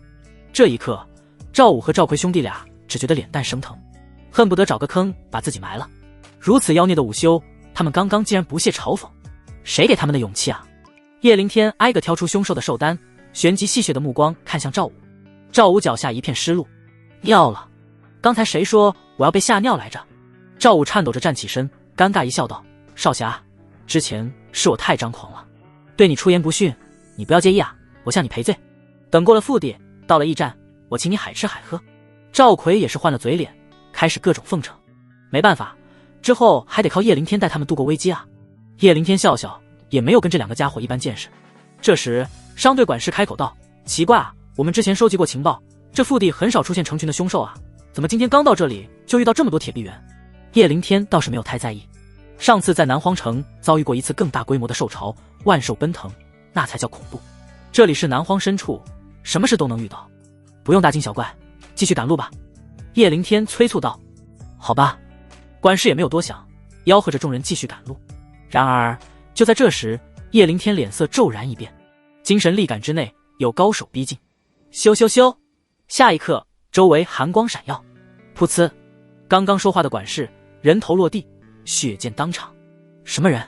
赵武和赵奎兄弟瞬间头皮发麻，他们甚至都没察觉到管事竟然就被杀了。噗呲，噗呲，下一刻，商队所有人同时人头落地，鲜血洒了一地。越来越近了，叶灵天眉头紧皱，手握7彩琉璃珠，随时准备迎战。饶命！大侠饶命啊！赵武和赵奎彻底被吓傻了，纷纷跪下磕头饶命。然而对面显然没打算给他们活路，又是2道寒光闪过，二人磕下去的头再也没能抬起来。小子，有大埋伏！清欢冷声开口道，看气息应该是上次你屠戮的血煞门。血煞门？叶灵天心头一跳，他们竟然知道自己要出任务经过这里是人是鬼，都给我出来吧！叶灵天喊道。刷刷刷，4道穿着黑袍戴着骷髅面具的身影落在叶灵天周围4个方向，个个都是炼神3品以上。啧，叶灵天，没想到吧，你落在我们血煞门司护法的手里了。为首的一个黑袍阴森笑道。怎么办前辈，你有没有脱身之法？叶灵天心中问道。这尼玛，4个方向围攻自己，即便是有7彩琉璃珠，恐怕也不能同时干掉4个吧。清欢沉吟几秒，缓缓道，真到了危机之时，我可以出手一次，不过什么？叶灵天立刻追问道。不过会消耗我仅剩不多的生命力，帮了你，我会沉睡。沉睡多久？短则数月，长则数年，要看你断体流修炼的速度。若是你能突破肉身2品，我就能吸取一部分生命力，醒过来。叶灵天微微皱眉，如此一来，还真不能让清欢轻易出手。等等，好像有高手在快速赶来，你拖延一下时间。清欢提醒道。好。叶灵天看向说话之人，问道：你们大可以在出发的时候就杀了我，为何要等到这时候才出手？说话之人似乎并不急着出手，笑着答道：你猜猜呢？我猜个锤子啊！小孩子啊，还猜？再说我怎么猜啊？叶灵天暗暗吐槽，嘴上却是道：我猜你们是觉得杀了我可惜，所以想劝我归顺血煞门。一定是，你们门主都觉得我天纵奇才，舍不得杀我。此话一出，4个黑袍护法都是笑得前仰后翻，完全没想到叶灵天竟然如此厚颜无耻。小子，你他妈做什么美梦呢？你屠戮我血煞门那么多弟子，仇深似海，我们还能容得下你？今天不但要杀你，老子还要吃你的肉，喝你的血，还天纵奇才，你看我扎不扎你就完事了。叶灵天摊了摊手，就完全没得谈吗？要不你们请示下门主之后再来处置我，想拖延时间？黑袍冷笑一声，不好意思，你的死期到了，杀了他。刷，4人联手冲向叶灵天。没办法了前辈，出手救我吧。叶灵天还没感应到救兵前来，他已经来了。清欢却是淡定一笑。轰！就在这时，一道剑光火球从天而降，瞬间将4个黑袍炸飞，而叶灵天头顶则是出现了一枚暗金色的结界盾牌。就凭你们4个废物，就想杀本城主的人？林希堂御剑落下，威风凛凛。林城主！叶灵天一见来人，立刻愣住。您怎么会在这？这下他看不懂了。林希堂淡淡一笑，马上你就知道了。话音未落，又是3道身影落下，正是黑无极和方战天他们。林城主，别来无恙啊！黑无极冷血笑道。我靠！叶灵天直接瞪大了眸子，惊讶不已。怎么回事？来了这么多大佬？不是巧合，这是黑无极等人的阴谋。叶灵天这才反应过来，自己竟然入了这帮人的杀局之中，而且好像还连累林希堂了。不过叶灵天发现此刻林希堂脸色却是没有丝毫惊慌之色，十分淡定，也没有一点意外，好像对眼前的一幕早有预知。林希堂失望的眼神看向方战天和孟玄天。老方，老孟，我这些年对你们不薄吧？你跟黑无极勾结就算了，还要合伙设计杀我。方战天冷冷一笑，从你护住这个小畜生的时候，就注定了我们要成为对手。我儿死得那么惨，你让我大仇不能报，今日你就跟着一起陪葬吧。孟玄天更是愤怒无比，我一儿一女皆死在这小子手里，老子今天就算是拼了这条老命，也要将你们抽筋剥皮。林希堂淡漠道，你们儿女的死都是自找的，今天你们的死也是一样。闻此，方战天几人对视一眼，都是大笑出声。哈哈，不愧是一城之主，狂，很狂啊！今日我们3人诛杀你一个，你逃命都来不及，还想杀我们？黑无极冷冷道，跟他废什么话，杀了便是。轰！一枚100丈巨剑符现在头顶，黑色煞气缭绕，威势赫然。方战天和孟玄天也是各自亮出兵器，杀机凛然。死吧！杀了你，归元城就是我们的了。说着就要冲杀而去。天真啊，你们真以为我林希堂那么好杀吗？林希堂冰冷一笑，话音落下，虚空一道星芒闪过，一位满头白发的赤袍老者出现。见到此人，黑无极三人都是神情一震，头皮发麻。老者居然是归元宗宗主贺天魁。贺天魁附近4座城池加上归元宗，这一片势力中唯一的3品武宗，而黑无极也不过是2品武宗而已。贺宗主，什么风把您都吹来了？黑无极陪笑着问道。贺天魁扫了叶灵天一眼，才悠悠说道：怎么，你们3个杂碎敢欺负我归元宗一个小弟子，不许我来找个公道？这一刻叶灵天安全感拉满，太威风了。这就是传说中的3品武宗，单是其威压都让叶灵天感觉有些喘不过气来。贺宗主，今日之事都是方战天这家伙设的局，与我无关啊。黑无极低头求饶。方战天脸都快绿了，这尼玛的，鬼知道贺天魁都被惊动了啊！这些话下地狱去跟阎王说吧。贺天魁脸色一冷，手指一送，一柄参天巨剑带着无尽青色铭文，猛然杀向了黑无极。黑无极头顶的法相之剑瞬间被击溃，轰轰轰！黑无极脸色大变，浑身所有保命之物全部不要命的往外掏，但实力差距太大了，只是几个呼吸，身体就被贺天魁给洞穿了。刷！贺天魁手指一勾，黑无极的储物戒全部去到他的手里。你们2个也去死吧！林希堂冰冷目光看向方战天2人，杀意爆闪，只是2个呼吸，2人就被轻易斩杀。他们连武宗都不是，自然远远不是林希堂的对手。地上叶灵天看呆了，好强！尤其是贺天魁那巨大的法相之剑，威力无比霸道。解决掉3人之后，贺天魁没有立刻离开，而是眼神一冷，冲千米之外扔出一根绳索，接着轻轻一拉，一个戴着面具的中年就被拉了回来。我归元宗竟然出了你这种孽障！贺天魁痛心疾首喊道。面具中年差点没哭出来，瑟瑟发抖，不敢说话。唰！贺天魁和林希堂落在地面上，那面具中年也顺势跪在了叶灵天跟前。这位是？叶灵天好奇问道。贺天魁手指一划，一道寒光闪过，中年脸上的面具碎裂开来。李荒，李长老！叶灵天登时愣住，他很震惊，但也不意外。是你跟方战天他们设局害我们？李荒点头，对，是我们故意给了这个商队一批订单，还特意要求路过此地，本以为能够借你引出正在附近闭关的灵犀堂，合力诛杀，没想到竟然被你们识破了。李荒说着，很是不甘心问道：为什么？灵犀堂，你是如何知道我们计划的？叶灵天也看向灵犀堂。是啊，自己接任务还是苏清城建议的呢，按理说没有任何征兆啊。灵犀堂淡笑道：你们的漏洞太多了，商队的任务怎么会被要求走南荒腹地呢？而且归元宗弟子广场适合叶灵天的任务都被接空了，这是不是太过反常？当然，最大破绽是你。灵犀堂笑着看向李荒，这几天你太安静了，这太不寻常了。而且争斗大赛冲突那日，我便拜会了贺宗主，让他盯着你。果然，方战天他们找上你了。先知先觉。李荒苦笑一声，没想到灵犀堂居然预判了他的行为。给我一个痛快吧！李荒闭上眼睛，求死。贺天魁不屑道：想死？有那么容易吗？要死，你也得在宗门众弟子长老面前被审判，然后诛杀。砰！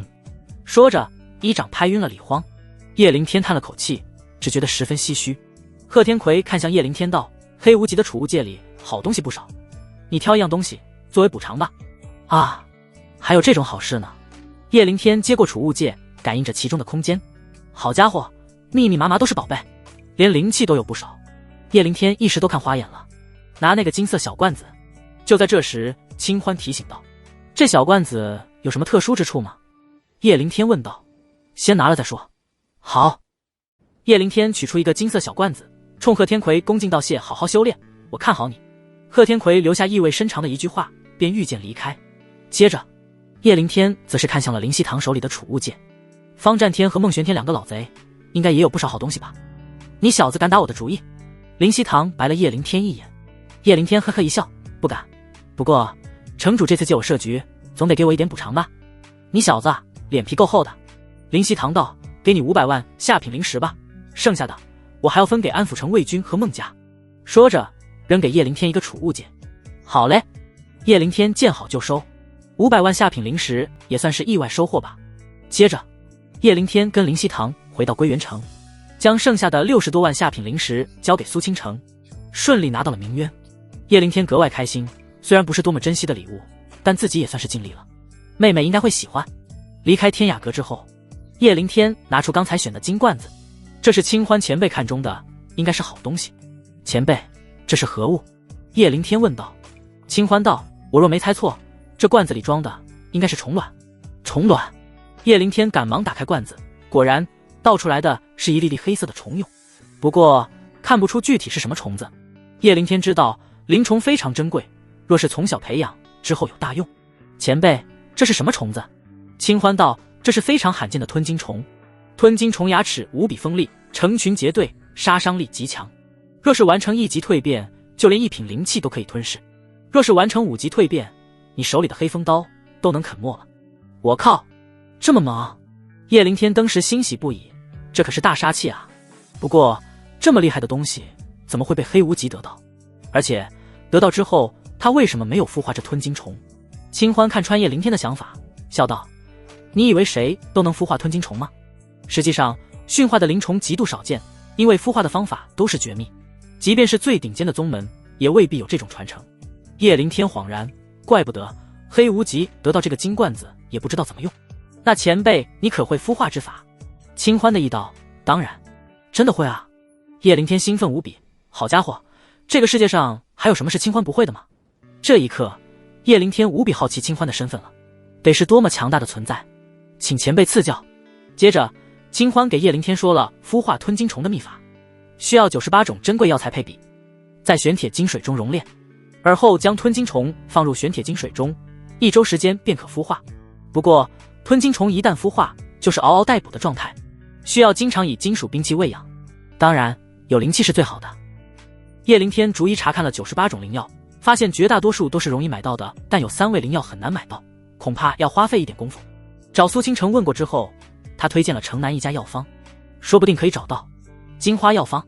叶灵天很快来到这里，这是一个非常小的药铺，门口就弥漫着浓烈的药材味道。叶灵天敲了敲门，一个白发老者打开门，有些警惕问道：客官有什么事啊？叶灵天一愣，笑道：你这不是药房吗？我来这自然是要买药。老者点点头，左右看了看，才招呼叶灵天进门。叶灵天微微皱眉，怎么买个药搞得跟做贼似的？难道这里是家黑店？也不应该啊，这可是苏清城推荐的。客官，你要些什么药材啊？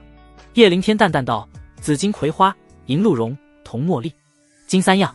老者像是对此很熟悉，开口问道：金3样？叶灵天有些不懂，这3样药材有何特殊吗？老者一笑：这3样药材还是很珍贵的，都是金属性的，比较少见，一般也只有金属性血脉的武者才需要。叶灵天恍然，可能是跟吞金虫的喜好有关吧。那您这里可有这金3样？老者点点头，不过要等到明日早晨才能凑齐。那也不晚。好，那我明日早晨再来取药。说着，叶灵天就准备离开。轰卡！就在这时，药方大门突然被人一脚踹开，2个气势霸道的青年闯了进来，脸色冷峻桀骜。叶灵天微微皱眉，这2人竟然都是归元宗的弟子。左边的长发青年剑眉星目，气质冷沉，竟是炼神2重巅峰；右边的青年一头红发，气势霸道，好似随时都会发怒，也不弱，炼神1重巅峰。而且2人眉间都有金色印记，看样子都是觉醒了金属性的血脉。金老头，给你的时间已经到了，我们的药呢？红发青年逼问道。金老头为难道：时间是你们单方面定的，我都已经说了，今日搞不到那金3样的。叶灵天微微一愣，这2人需要的也是金3样。啪！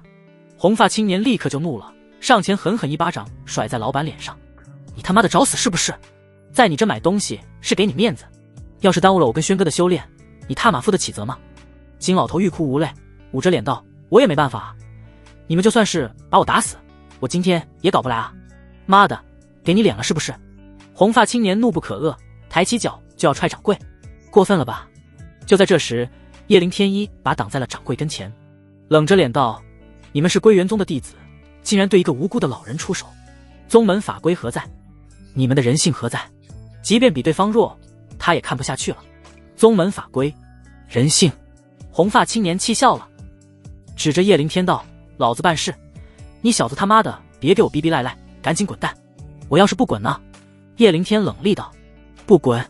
红发青年须发皆张，寒声道：别说这里是宗门外，就算在宗门里，老子也照样打你，信不信？这么狂？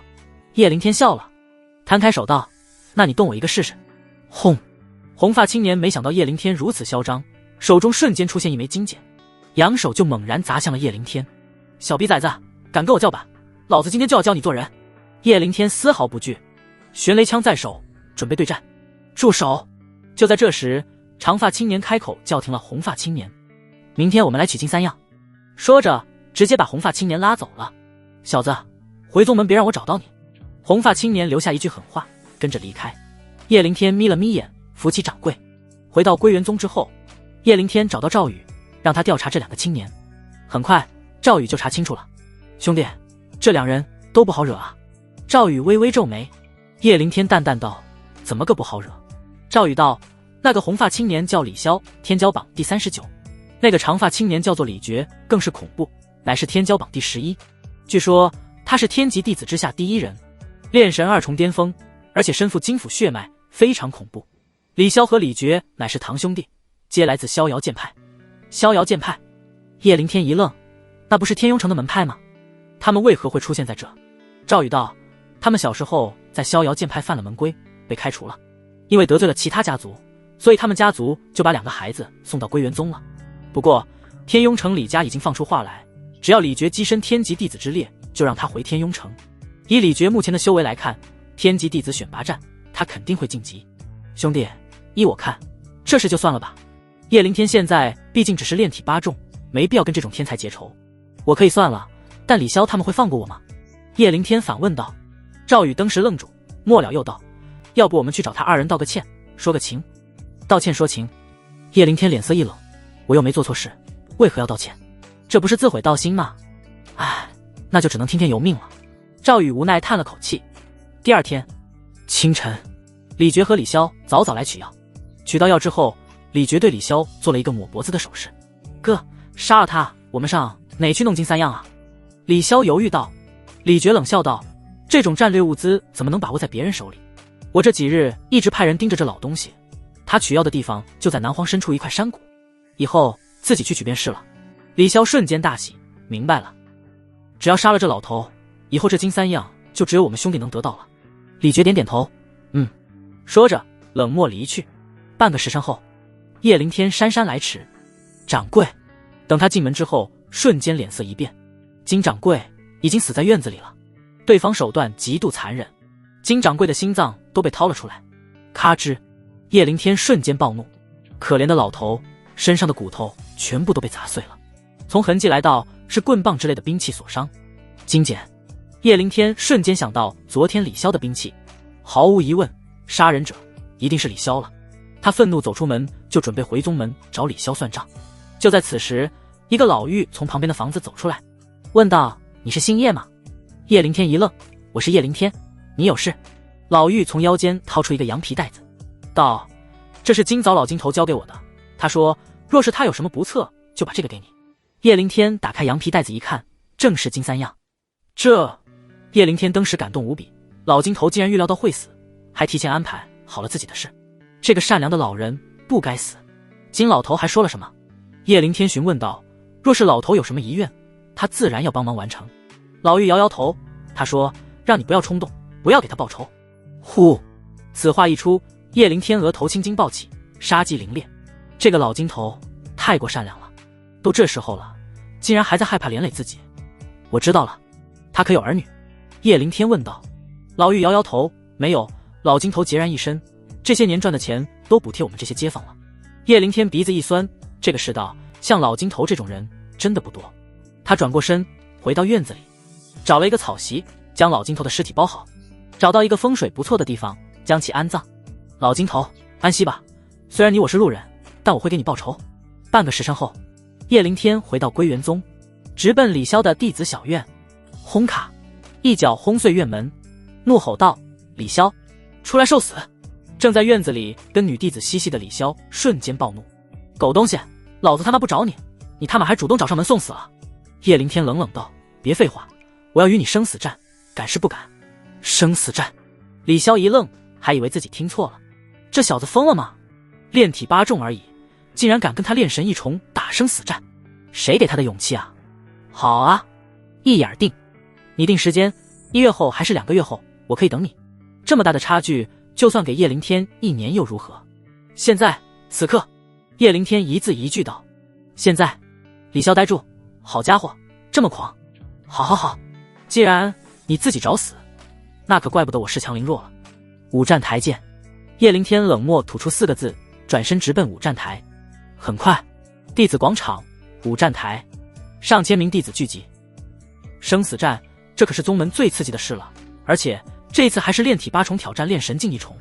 叶凌天这边，林瑶、赵宇还有秦月都是赶了过来。凌天哥哥，你别冲动啊，这李潇可是觉醒了血脉的。林瑶很是担心道。就连秦月也开口劝道，究竟是什么事？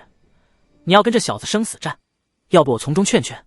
叶凌天冷漠摇头，不用了，今天李潇必须死，决心已定，谁都改不了。秦月3人都是叹了口气，很无奈。而李潇这边，堂哥李觉也来了，看来这小子是想给那老不死的报仇。李觉冷冷道，你不能藏拙，要一招灭了他，不要给我们天雍城李家丢脸。李潇放肆一笑，哥，你这就太小看我了，一个炼体8重而已，能翻得起什么风浪？就算他觉醒了血脉，也远远不是自己的对手。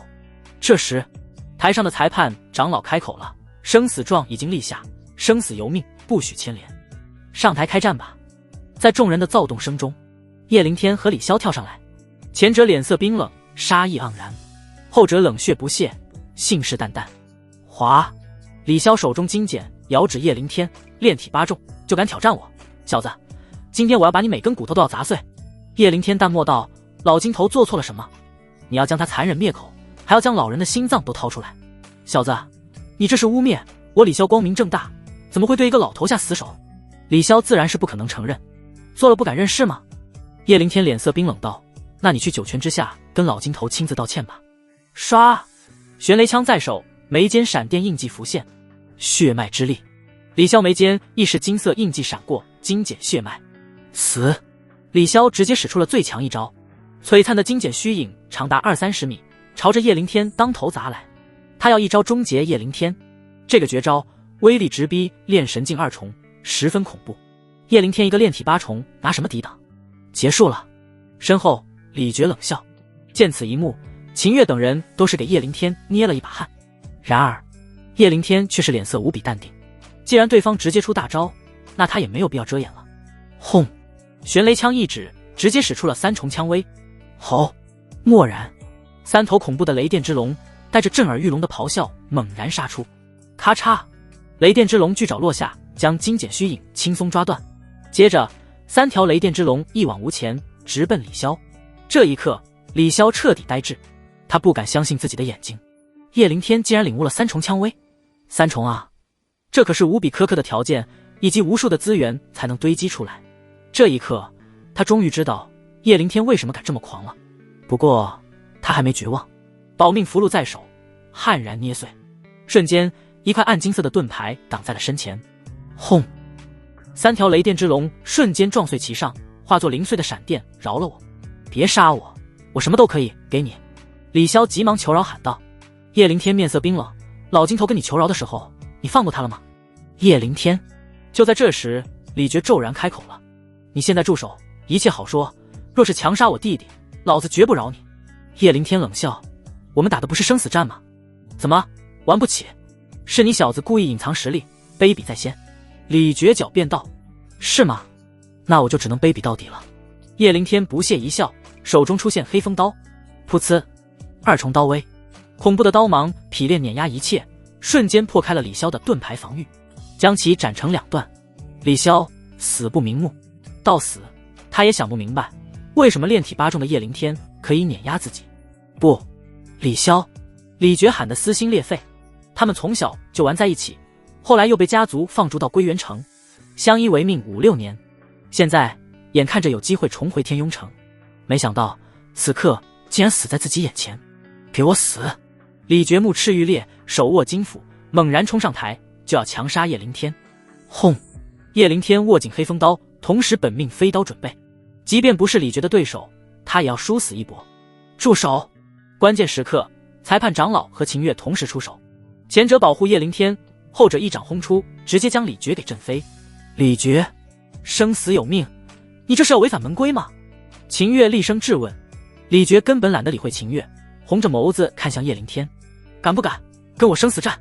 你需要多久我都给你，但你必须应下这场生死战，不然我会追杀你到天涯海角，不惜任何代价。威胁，当众威胁。秦月立刻皱起眉头，就要呵斥对方。然而就在这时，叶凌天开口了：好，这一战我叶凌天应了。2个月之后，天级弟子选拔战，咱们一决生死。2个月后。闻此，台下众人都是纷纷不屑，这叶凌天是不是脑子有问题？2个月够干什么？就算你丫天赋绝伦，难道追得上李觉？要知道李觉现在可是炼神境2重巅峰，可想而知这2个月他会疯狂提高境界，进入炼体3重。秦月立刻道：叶凌天，你不要冲动。叶凌天，师姐，我很冷静。唉，秦月也只能叹口气。好吧。说罢肃然的目光看向李觉。李觉，今天上千人见证你们的约定，这2个月内你不许对叶凌天出手，不然宗门必诛杀你到天涯海角。李觉冷哼一声，放心，我不会动他，我要在天级弟子选拔战上光明正大的杀了他。说着抱起弟弟的尸体离去。叶师弟，你冲动了啊。人群散去之后，赵宇上前叹气道。林瑶则是有不同意见。凌天哥哥，你说2个月应该是有把握战胜李绝对不对？叶凌天不置可否，淡淡道：到时候就知道了。离开武战台之后，叶凌天回到弟子小院。2个月时间，我要回一趟天庸城，还要准备天级弟子之战，时间很紧，得快速突破炼体9重，最好是炼神境，然后找地方历练。叶凌天规划着行动，最后决定先从孵化吞金虫开始。这玩意用得好，也是大杀器。取出81种药材之后，叶凌天又买了一座小鼎和一大堆玄铁，将玄铁熔炼成金水之后，加入药材，将虫卵倒入其中，接着烧火，保持金水沸腾。忙碌了几日之后，终于小鼎之中传来嘶嘶嘶的挥斥之声。叶凌天登时一喜，急忙查看，果然小鼎之中有大量的虫子在翻滚，这虫子十分特殊，通体金色，就连嘴巴和翅膀都是金灿灿的。叶凌天捻出一只，那小家伙顿时咬住叶凌天的手指，强大咬合力直接破开了叶凌天手指，鲜血直流。叶凌天立刻将小家伙抖了出来。好猛！叶凌天惊讶不已，要知道自己现在可是肉体一品，即便是玄铁都未必能破开，这小幼虫竟然随便就咬开了。幼虫就这么强，若是成熟，杀伤力的有多么恐怖。滋滋滋，随着时间流逝，小鼎之中的金水和药材全部都被吞金虫吞噬完了，几百只吞金虫幼崽只能啃食着青铜鼎，时不时还对叶凌天发出不满的滋滋声，好似在提醒叶凌天该喂食新的金属了。前辈，我现在应该做什么？叶凌天急忙问道。清欢道：趁着他们翅膀还没硬，还不会飞，赶紧认主，不然等到他们翅膀完全长好，就不听你使唤了。灵虫也可以认主。叶凌天觉得有些新奇，我要怎么做？清欢，找到虫王，让他吸收你的精血便可。虫王？叶凌天一眼看过去，发现其中有一只身体明显更大，而且其他吞金虫见到它都会低下脑袋，最大的这只就是虫王。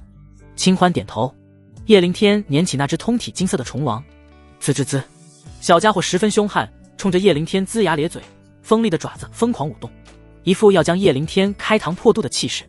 叶凌天取出黑风刀，割破手指，逼出一滴精血，吸溜，虫王立刻将之吞噬进去。嗡！下一刻，叶凌天就感觉到自己的神识跟小虫王有了感应，不，应该说是跟整个虫群都有了感应。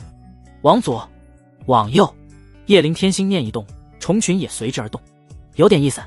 清欢这时开口道：现在这些吞金虫数量还很少，等到你将它们喂到1级，它们会开始繁衍，到时候数量会到达上千只，等到2级，那就是数万只。最可怕的是9级，这时候不光每个个体都很强大，而且数量更是多达数以亿计。你想想，这是多么恐怖的存在！叶凌天瞠目结舌，数以亿计，那不就是随身带着一支军队吗？有这种玩意傍身，走到哪里都是收割啊！不过想要升级并没有那么简单。清欢道：前3级吞噬一般玄铁金属就行，但往后就需要天材地宝，甚至是绝品灵气。总之，他们会伴随你很久。叶凌天微微颔首，摸了摸虫王，拿出那个小金罐，都进来吧。滋滋滋，上百只吞金虫很是听话的爬了进去。这帮小玩意多久才能会飞？叶灵天问道。清欢道：还要吸收上万柄玄铁剑，上百份金三样。我靠，这么能吃！叶灵天摸了摸额头，玄铁剑好找，金三样现在可不好找了啊。就在这时，叶灵天突然注意到地上一张羊皮纸，正是老金头给自己包裹金三样的那张纸。纸上竟然有一幅地图，地图之下还写着几个字：金三样生长之地。叶灵天当时鼻子一酸，感动了。老金头竟然将这么重要的信息给了他，谢谢，在心里道了声谢谢。叶灵天就立刻启程，去到了地图所在的位置。南荒深处一个叫做金水湖的地方，金水湖相对安全，很少有凶兽出没。不过没有凶兽不代表没有其他人。此时归元城一个酒楼，几个穿着锦衣华服的青年正在喝酒，其中一个正是李傕。不过面对在座的其他人，李傕却表现得格外恭敬。无他，这几位都来自天雍城大家族，每一位的身份都比李傕显赫太多。当然他们也有共同点，都是在逍遥剑派修炼的外门弟子，且都觉醒了金属血脉。李傕被家族驱逐之前就属于这个小团体。其中一个寸头青年淡淡道：李傕，你说你能找到金三样？大批量的金三样，即便对于天雍城的弟子来说也是十分珍贵的。李傕点点头，我知道有个地方，那里生长着几百株金三样。几百株？另外3个青年立刻睁大了眸子。有个黑皮青年激动道：在哪？我们现在很需要这个。剩下一个少女更是抓住了李傕的手臂，快告诉我们。李傕身体微微后仰，淡淡道：还是我带你们过去找吧，那里可能有2品凶兽出没，以你们现在的境界可能会有危险。没错，这3个家伙虽然资源比自己更多，但境界竟然还没自己高，全部都是炼神一重巅峰。当然李傕也很清楚，他们的一重巅峰远不是弟弟李潇可比。光就一点，这3人身上都有3品灵气，且都身负厉害的武技，战斗力远远胜于李潇。好，赶紧的，你带我们去。少女赵贤开口道。等等。这时寸头青年上官楼眯了眯眼道：李傕，你就不用去了，把地图给我们，我们自己去便是了。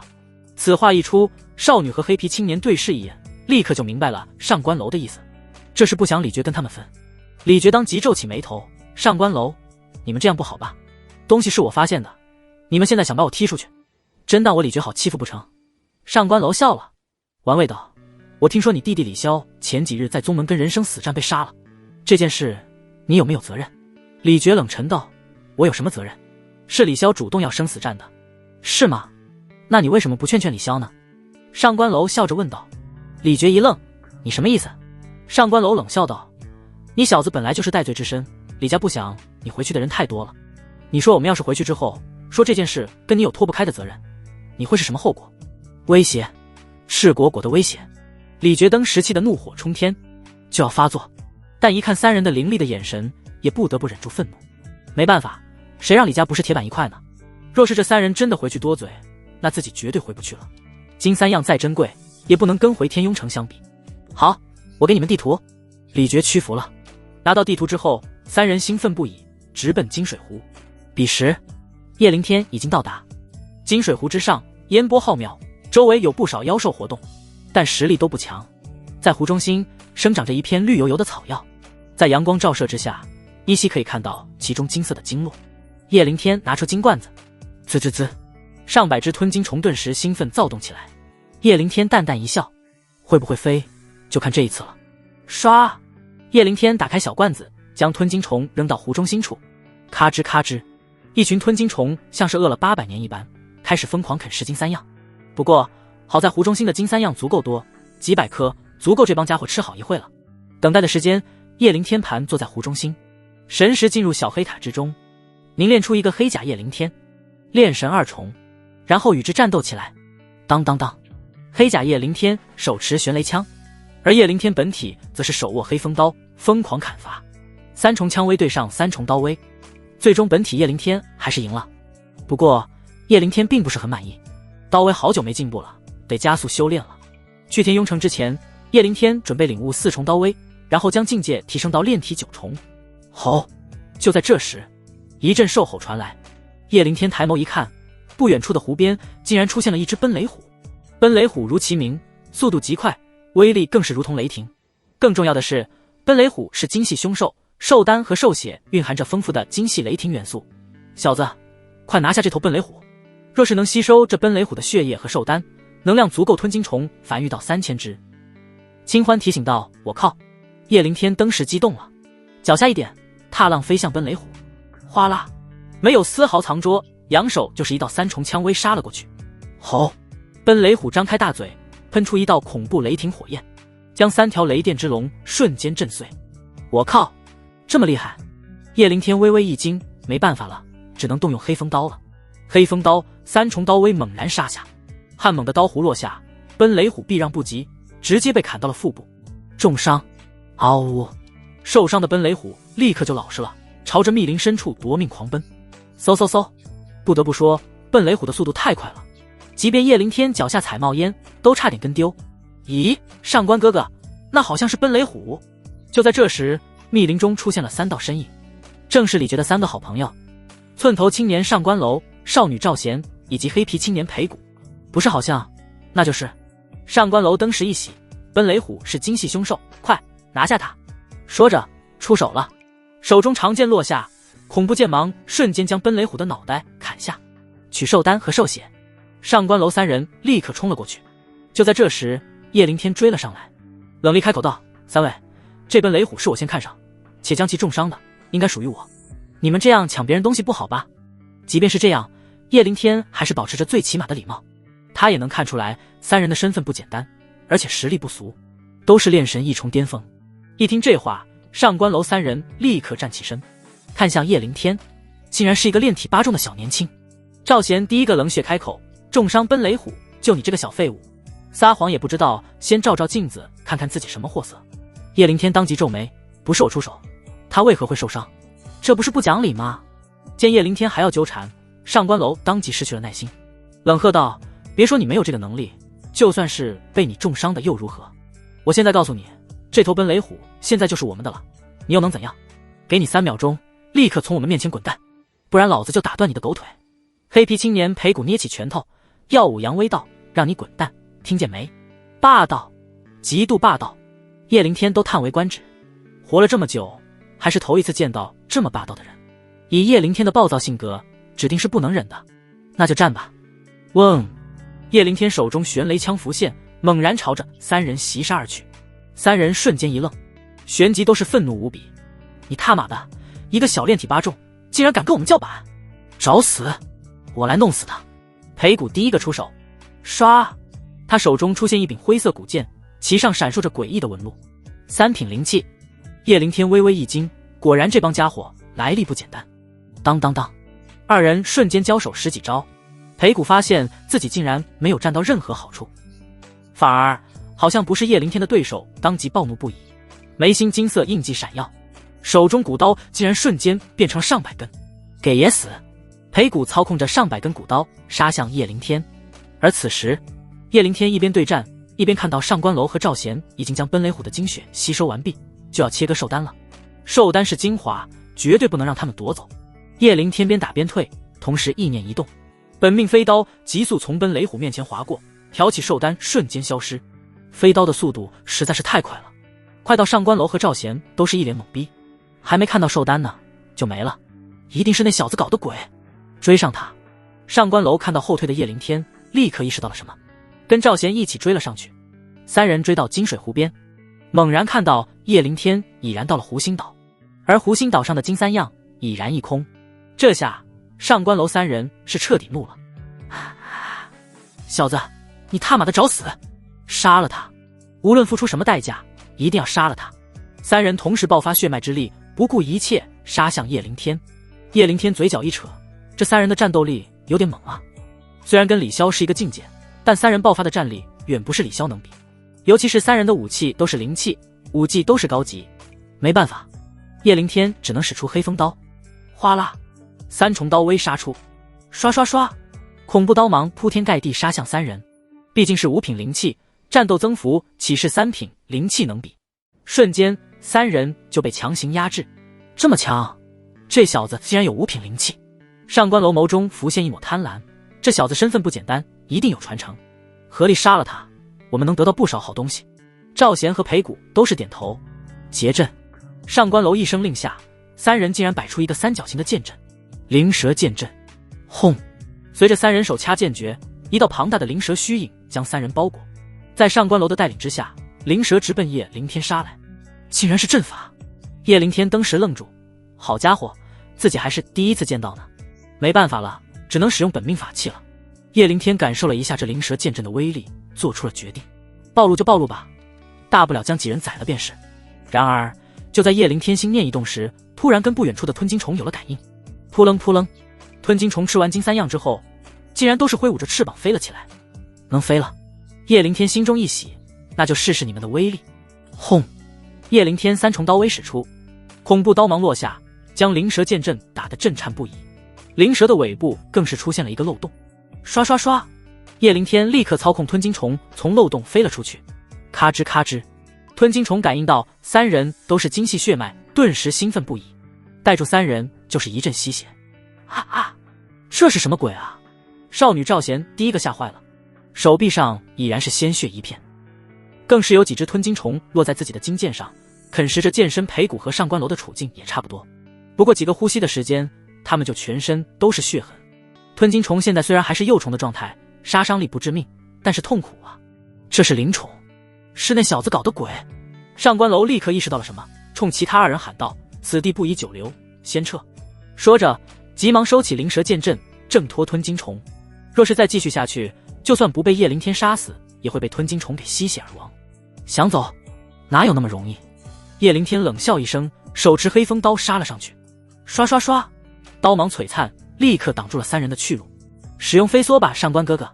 这时赵贤劝道：“上官楼知道自己没有其他选择，只能使用秘宝跑路了。”说着，手中出现一枚飞梭，心念一动，飞梭立刻变大，三人瞬间跳上飞梭就要逃离。留下命来！叶凌天直接抱起黑风刀，快若虚影，猛然朝着三人砍去。不过很可惜，没有砍死三人，只是砍下了上官楼的一只手臂。啊！上官楼惨叫一声，飞梭化作流光，瞬间闪现，消失几百公里。叶凌天从断手上取出一枚储物剑，抹去对方痕迹之后，他感受到里面大量的宝物。我去，800多万的下品灵石，还有这么多精细的灵药灵草，玄铁兵器也不少。叶凌天满意一笑，还算不错。你们有段时间不用愁吃喝了。说着心念一动，数百只吞金虫宛若黄金旋风一般飞了过来，乖乖进入金色小罐之中。接下来几日，叶凌天购买了大量的灵药灵草，在宗门闭关，终于在出发之日突破了炼体9重。算了算，这一次突破炼体9重，起码花费不下600万下品灵石，与之前相比，不知道翻了多少倍。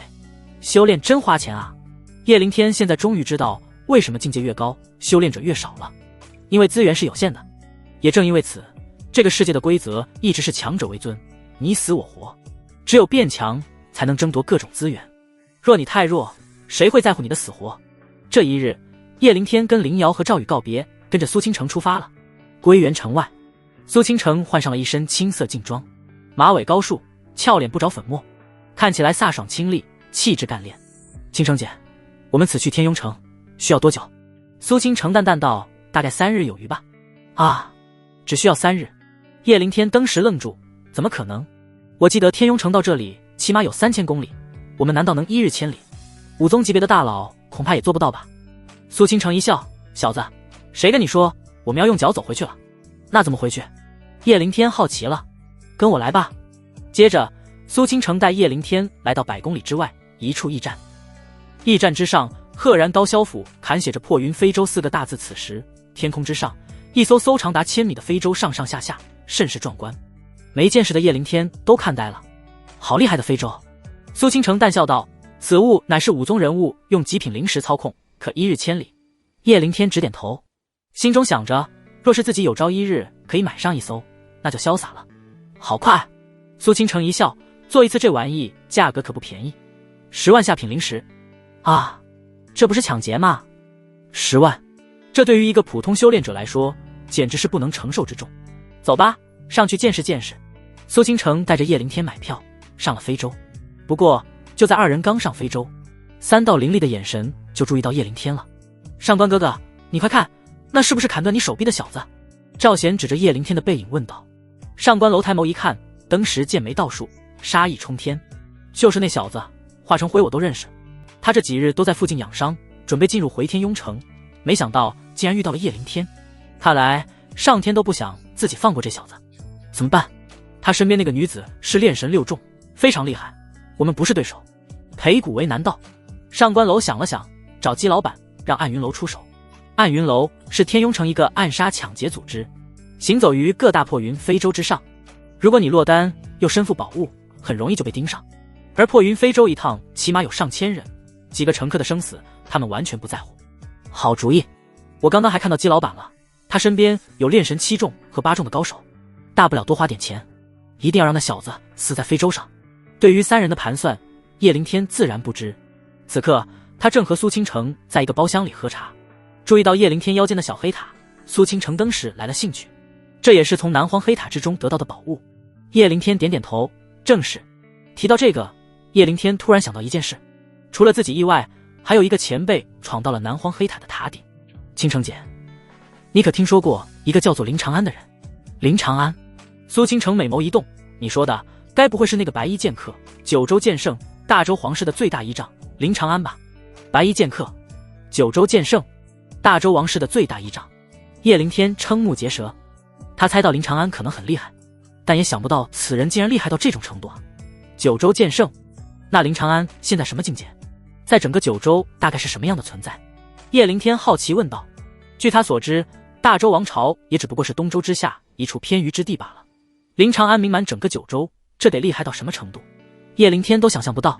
苏倾城满眼崇敬道：这可是我们整个东周的骄傲。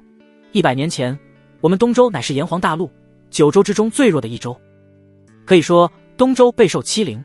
但是在100年前的那次九州圣子大战中，林长安突然露出峥嵘，连败8位至尊天骄，成为横压一个时代的超级天才。后来林长安更是教授东周无数门派剑法，仅仅100年，东周就走出了倒数之列。不过后来林长安就很少出现了，只有在东周遭遇大危机之时才会挺身而出解决危难。据我所知，林长安最后一次出现是在30年前，东周大荒之地受潮汹涌，那时东周18位武皇级别的强者联合镇压都失败了。就在最危险之时，林长安着一身白衣，拿着酒壶从天而降，只是手指一点，万千道剑如雨落下，上百头黄级凶兽尽数被斩杀。说到这里时，苏倾城玉手托着下巴，一副敬畏向往之色。叶灵天听的是热血沸腾，剑雨落，凶兽亡，多么霸道啊！帅飞了好吧，连黄级凶兽都随手可杀，那林长安岂不是已经到了武神境界？叶灵天好奇问道。据他所知，武宗之上乃是武圣，武圣之上乃是武王，武王之上则是武皇，能够超越武皇的便是传说中的武神了。苏倾城摇摇头，不知道，林长安实在是太神秘了，无数剑客趋之若鹜，用尽一辈子追寻，也有好多人扮成林长安的模样招摇撞骗，但真正知道他行踪的也只有那些武皇才知道。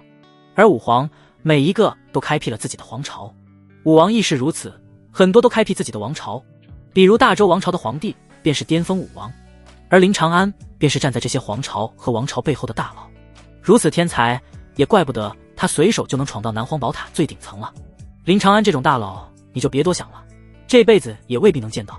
苏倾城打趣道，不过你初次乘坐破云非洲，倒是可以出去看看下面的风景，马上就要路过大荒的西南角了，那里峰峦如聚，美不胜收。也好，叶灵天也很好奇飞在天上的感觉。出门来到甲板上，眺望着下方飞驰而过的城池和山峦，风景绝好。就在这时，一个醉醺醺的白衣男子也走了出来。男子留着长发，步伐潇洒肆意，手里拿着一壶酒，香味扑鼻。白衣男子兴许是喝高了，望着天空飞过的一只飞鸟，竟然吟起诗来：黄鹤一去不复返，白云千载空悠悠。好酒好酒啊！说着开始疯狂给自己灌酒。叶灵天一愣，他发现自己竟然看不穿这个男子的境界。奇怪的是，男子不是那种隐藏实力的高深，而是看起来就像一个普通人，手无寸铁，毫无防备。可是一个普通人如何做得起这破云非洲？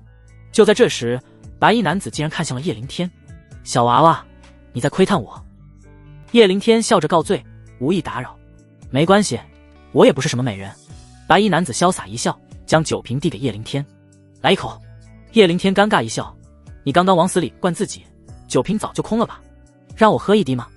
来嘛，大男人怎么能不喝酒呢？白衣男子热情道。叶灵天不想扫对方的兴致，拿过酒瓶就准备意思一下，然而却突兀地灌了自己一大口，酒瓶竟然是满的。叶灵天红着脸强行将酒咽下，霎时只觉得浑身舒畅，甚至全身经脉都传来噼里啪啦的声音，那是经脉在蜕变。这酒……就在叶灵天惊讶之时，清欢立刻察觉道：“快，小子继续喝，这酒不是凡物，再喝一口就能突破肉身2品。”啊！我靠！叶灵天直接瞪大了眸子，不敢相信自己的耳朵，这尼玛是灵丹妙药吧？他只能眼巴巴继续看着白衣男子。白衣男子连忙将酒瓶护住：“别这么看着我，只剩下1口了，我自己还得喝呢。”我信你个鬼啊！叶灵天暗暗吐槽：“你这酒瓶根本就是法器，里面不知道藏了多少好酒呢。”不过叶灵天也没有强求，而是好奇问道：“前辈，你叫什么名字？要去何处啊？”问这个问题也不是冲着酒去的，而是真心好奇这家伙的身份。白衣男子一笑：“名字只是个称呼，重要吗？至于去哪里？”白衣男子望着遥远的天际线，缓缓道：“天大地大，心安便是无家。”非常潇洒。叶灵天直摇头，说了又好像什么都没说：“就当我没问吧。”那前辈保重。叶灵天拱手作揖，转身就准备离开。就在他转身的瞬间，白衣男子敏锐注意到叶灵天腰间的小黑塔，当即眸子微眯，露出一抹玩味的笑容。“小子！”他突然叫住叶灵天。“前辈有事？”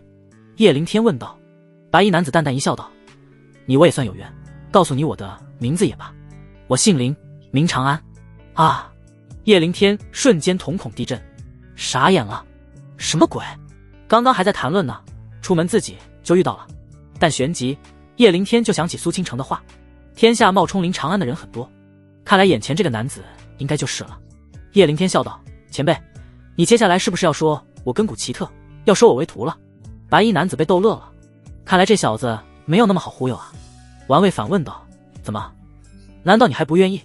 叶灵天看了一眼白衣男子手里的酒瓶，笑道：“你要是再让我喝一口你的酒，我就答应你，就算是被忽悠要找自己拿零食，那至少也要把酒喝回来，到时候进入肉身2品，自己还是赚了。”白衣男子一笑：“你小子倒是想得挺美，酒我是不舍得给你喝，不过我可以送你一句话，在船上的这3天长点心，别睡觉。”说完便笑着离去。长点心，别睡觉。叶灵天微微皱眉，这是什么意思？难道是船上有危险？他立刻进入船舱包厢，跟苏倾城商议起来。彼时，另外一个包厢里，暗云楼的姬老板正在跟上官楼3人交谈。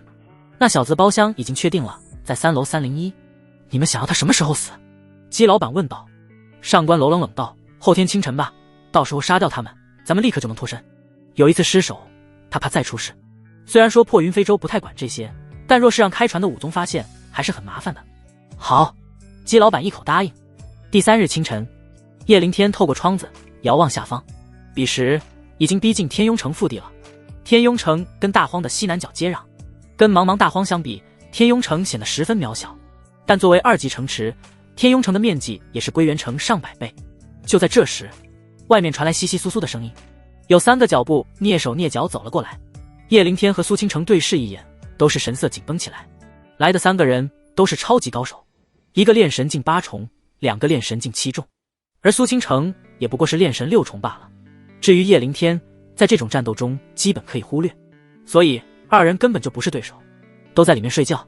好机会，动手！3人戴上兜帽，遮住口鼻，猛然冲了进去。然而刚撞开门，3人就被迎面闪过的七彩光芒刺瞎了狗眼，接着便是响彻整座非洲的爆炸声。是的，叶灵天将七彩琉璃珠给了苏倾城，以他炼神6重的实力激发，猝不及防杀死这3人绰绰有余。轰卡！恐怖的爆炸声传来，3人甚至来不及反应，直接就被炸飞出去，当场死在甲板上。呼呼！苏倾城和叶灵天大口喘着粗气，倒吸凉气。若是没有任何准备，若是没有七彩琉璃珠，那后果不堪设想。猛烈的爆炸声直接惊醒了非洲上的所有人，人们纷纷来到甲板上查看情况。怎么回事？一个非洲守卫急速赶到，看到3个炼神境的尸体，也是愣了一下。苏倾城走上前，如实说明了情况。守卫听完之后也没有立刻相信，而是让人先去调查了一番，最后果然发现这3人的身份是暗云楼，这才放过苏倾城和叶灵天。不远处，姬老板和上官楼三人也将这一幕尽收眼里，他们啧舌，不敢相信自己的眼睛。一次损失3员猛将，姬老板很是肉痛，冷厉道：“这个女人恐怕不简单，身上应该有特殊的法宝。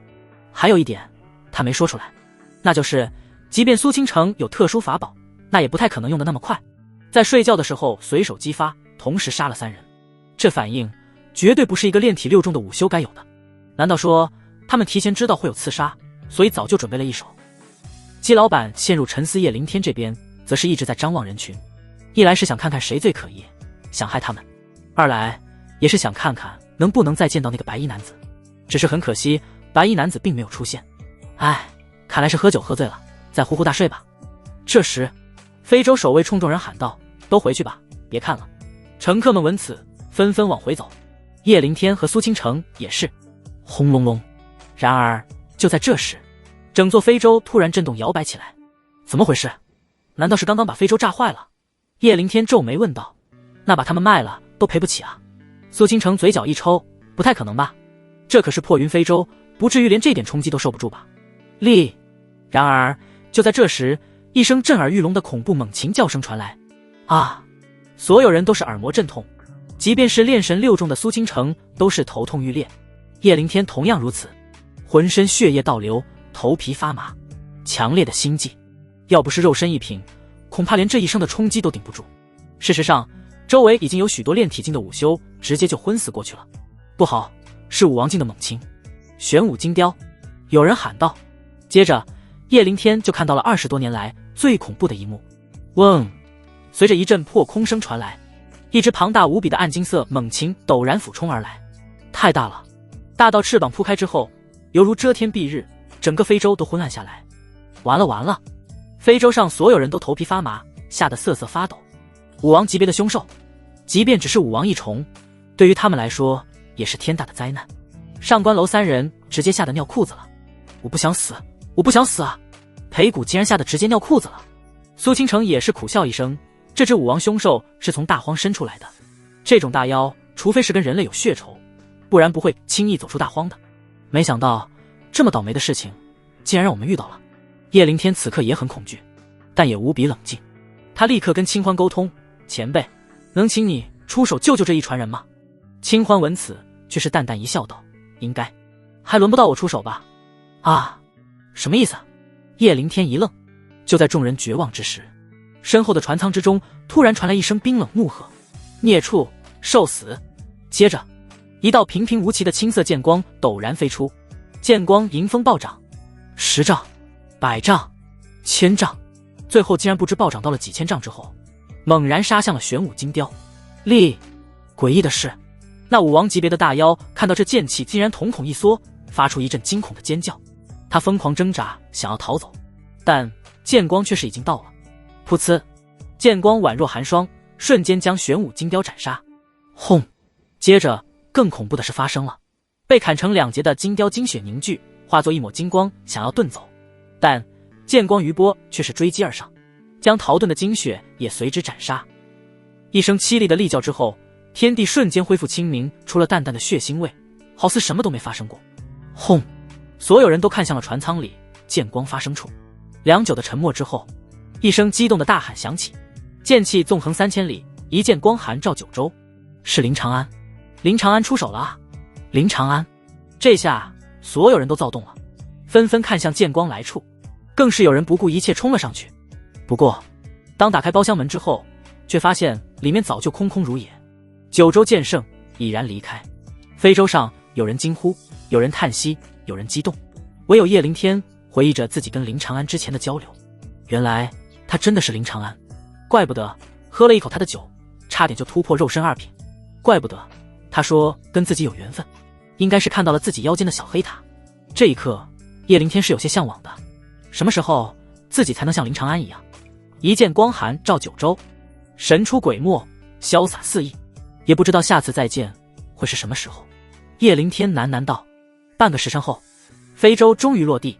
叶凌天抬眸望着浩渺壮阔、繁华无比的天雍城，只觉得陌生又熟悉。自己离开这里的时候才不过4、5岁，还是个懵懂的小孩子。你是天雍城叶家的孩子？苏倾城问道。叶凌天点头。你比我大几岁，应该知道当年叶家出过事。苏倾城想了想道：的确，当年大荒受潮之乱，叶家长子叶风流夫妇主动请战，没想到壮烈牺牲，连尸骸都没找回。苏倾城一惊：你是叶风流的儿子？叶风流夫妇也算是天雍城的英雄吧？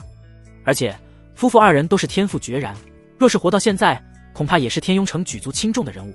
叶灵天悲痛的点点头，这就是他仇恨妖兽的原因。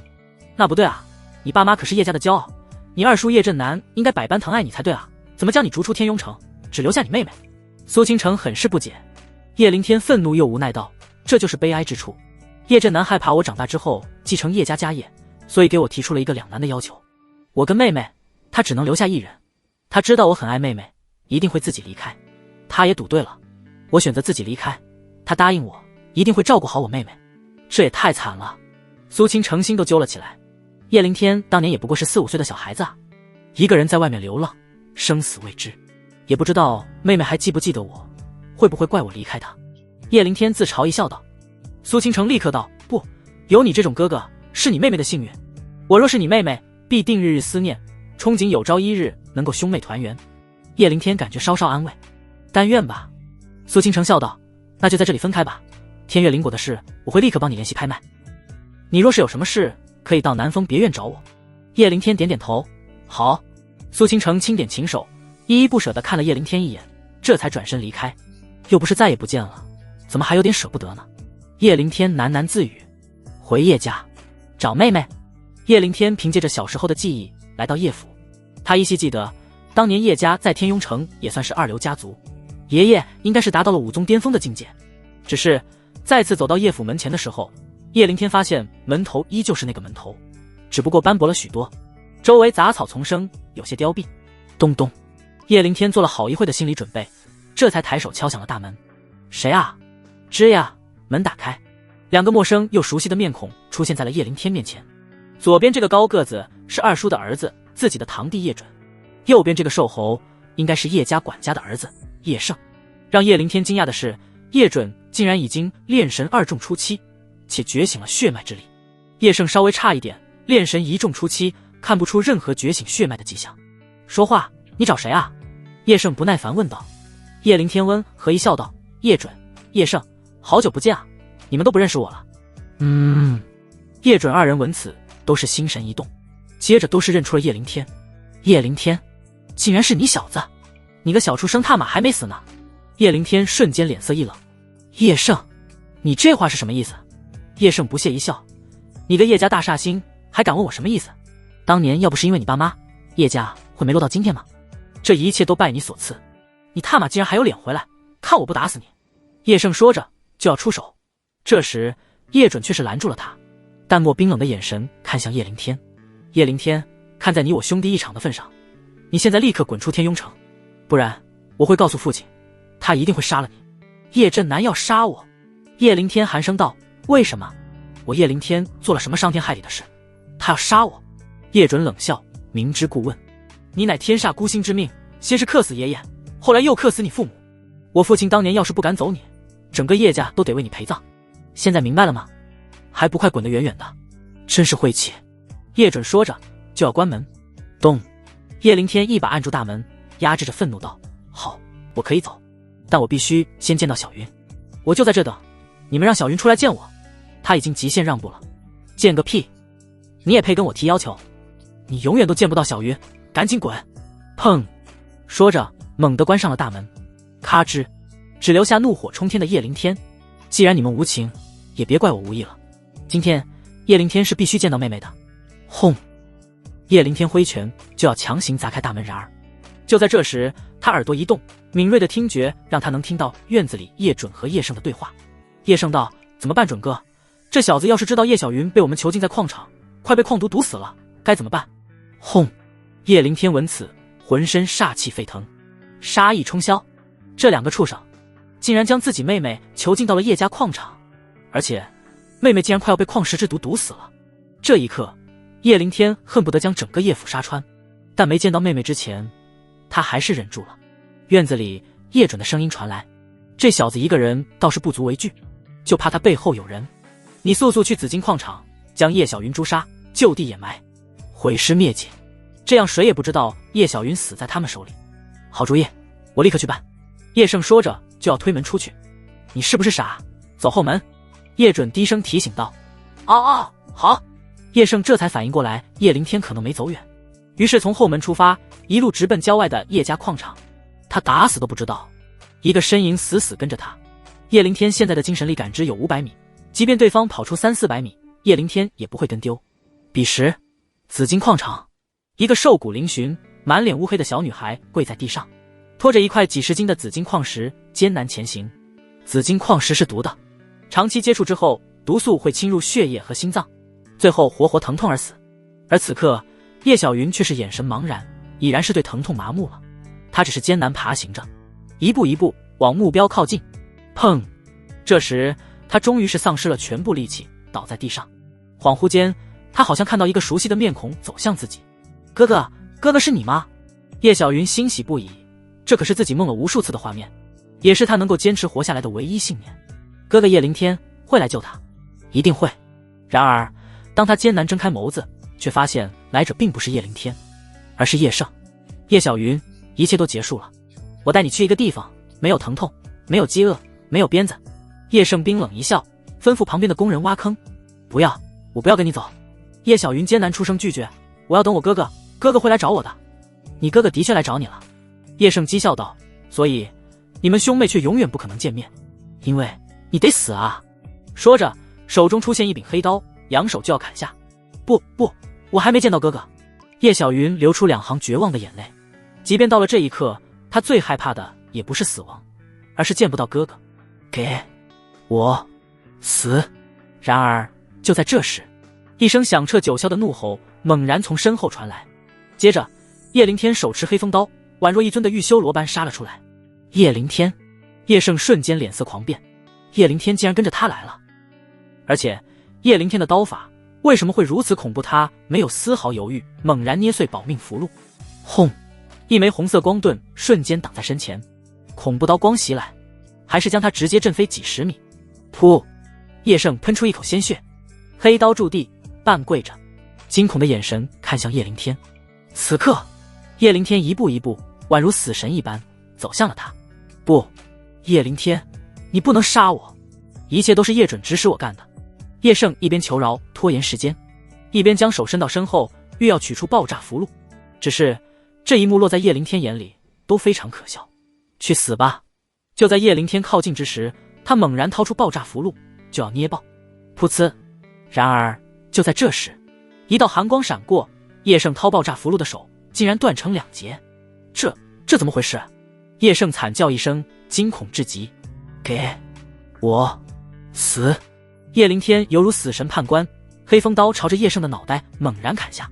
咚咚，人手分离，鲜血喷溅。噗呲！叶灵天又将黑风刀刺入叶盛的心脏，借着后者的心间之血，在一旁的大树上刻下4个血字：此仇必报。这字自然是给叶准等人看的。哥！就在这时，身后传来叶小云虚弱无比的声音。叶灵天脚步一顿，立刻回身冲向了地上的叶小云。他抱起叶小云，疯狂给女孩输入疗伤的灵气。小云，对不起，哥哥来晚了。看到叶小云如此惨状，叶灵天疼得撕心裂肺，极度自责。叶小云却是温柔一笑，伸出黝黑的小手替前者抹去眼泪。没事哥哥，要不是你，当年流浪的就是我，你又救了我一命。不过我感觉好累啊，好累，我想睡觉。哥，我是不是要死了？见到叶灵天之后，叶小云难得放松，但这一放松却是可能要了他的命。不，小云，哥哥不会让你死。叶灵天眼眶通红，抱起叶小云，不顾一切朝着南风别院夺命狂奔。男儿有泪不轻弹，只是未到伤心时。这10来年，叶灵天一个人求生都没哭过，但是此刻感受着怀里妹妹的生机在疯狂流逝，他眼泪狂飙。不能死，绝对不能死，必须用最快的时间研制出解药，救活妹妹。识海中，清欢也是重重捏了把汗。他可以外化出来攻击别人，但却不能出手救人，只能看着干着急。可能过了很久，也可能是10几个呼吸，叶灵天终于冲进了南风别院。此时苏倾城正在院子里喝茶。救救我妹妹，求求你！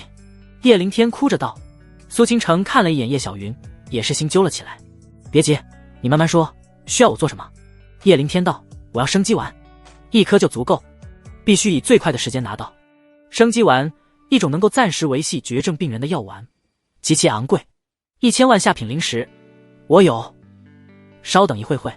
苏清城没有丝毫犹豫，脚下一点，飞檐走壁，直奔隔壁街道的天雅阁，不顾一切取走了天雍城天雅阁的唯一1颗生机丸，交给叶灵天。叶灵天立刻让叶小云服下，10几个呼吸后，虚弱无比的叶小云终于是恢复了一点生机。呼！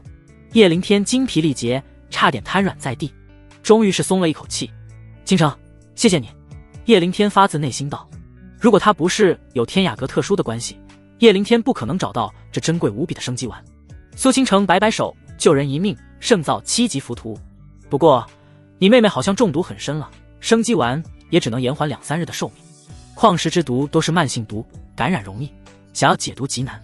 叶灵天道：没事，我有解毒之法，不过这2天可能要麻烦一下你，照顾一下我妹妹。苏倾城一笑：放心去找解药，这里有我。叶灵天鼻子一酸，心中感动坏了。彼时工人汇报之后，叶准和父亲叶振南第一时间赶到了资金矿场，看着叶盛惨不忍睹的尸体以及树上4个血字，父子2人都是杀意冲天。叶灵天，老子要将你碎尸万段。南风别院，傍晚，苏倾城将叶小云洗了个澡，换了干净衣服。这叶家人都是畜生，一个个都该死。看到女孩身上的伤口，他背齿紧咬，无比愤怒。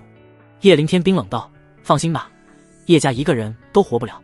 苏倾城一愣：你要杀上叶家，下得去手？叶灵天淡漠道：小云出事是叶准一手指使，他必死。叶振南答应我要照顾好小云，他没有做到，甚至这件事他可能也有参与或纵容，他也必须死。叶家其他人他都可以放过，但叶准父子必死无疑。当然他现在还没有杀叶振南的实力，但他相信这一天不会太久。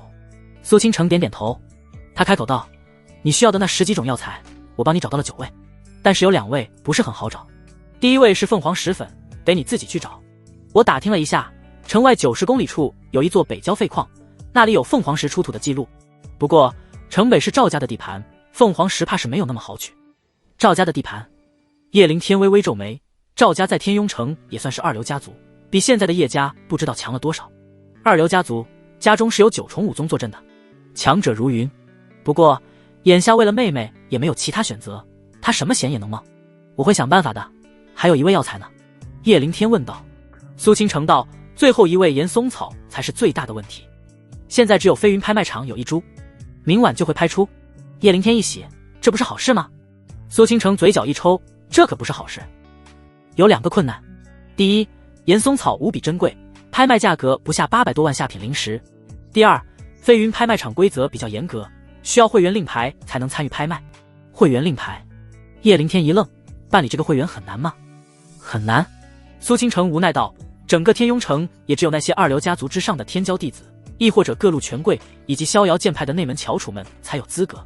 说白了就是故意设置门槛，跟天雅阁这种低级别的拍卖区别开。苏倾城又道：灵石的问题是小，你毕竟有天月灵草可以拍卖，至少能凑出1000万下品灵石，但这个会员令牌是最大的困难。叶灵天深深吸了口气。天月灵草拍卖的事，麻烦你帮我代劳。至于会员令牌，我去想办法吧。至于想什么办法，叶灵天还不知道。现在最重要的也不是令牌，而是得先找到凤凰石粉。没有多想，叶灵天离开南风别院，趁着夜色一路潜入北郊荒废矿石场。这里其实已经很接近大荒的边缘地带了，不时能听到妖兽的怒吼。大荒很危险，尤其是天黑之后的大荒，危机四伏。若非必要，没有人愿意在黑夜里来到这里。叶灵天别无选择，来到废矿场。凤凰石粉天然蕴含灵气，让小灵狐试试。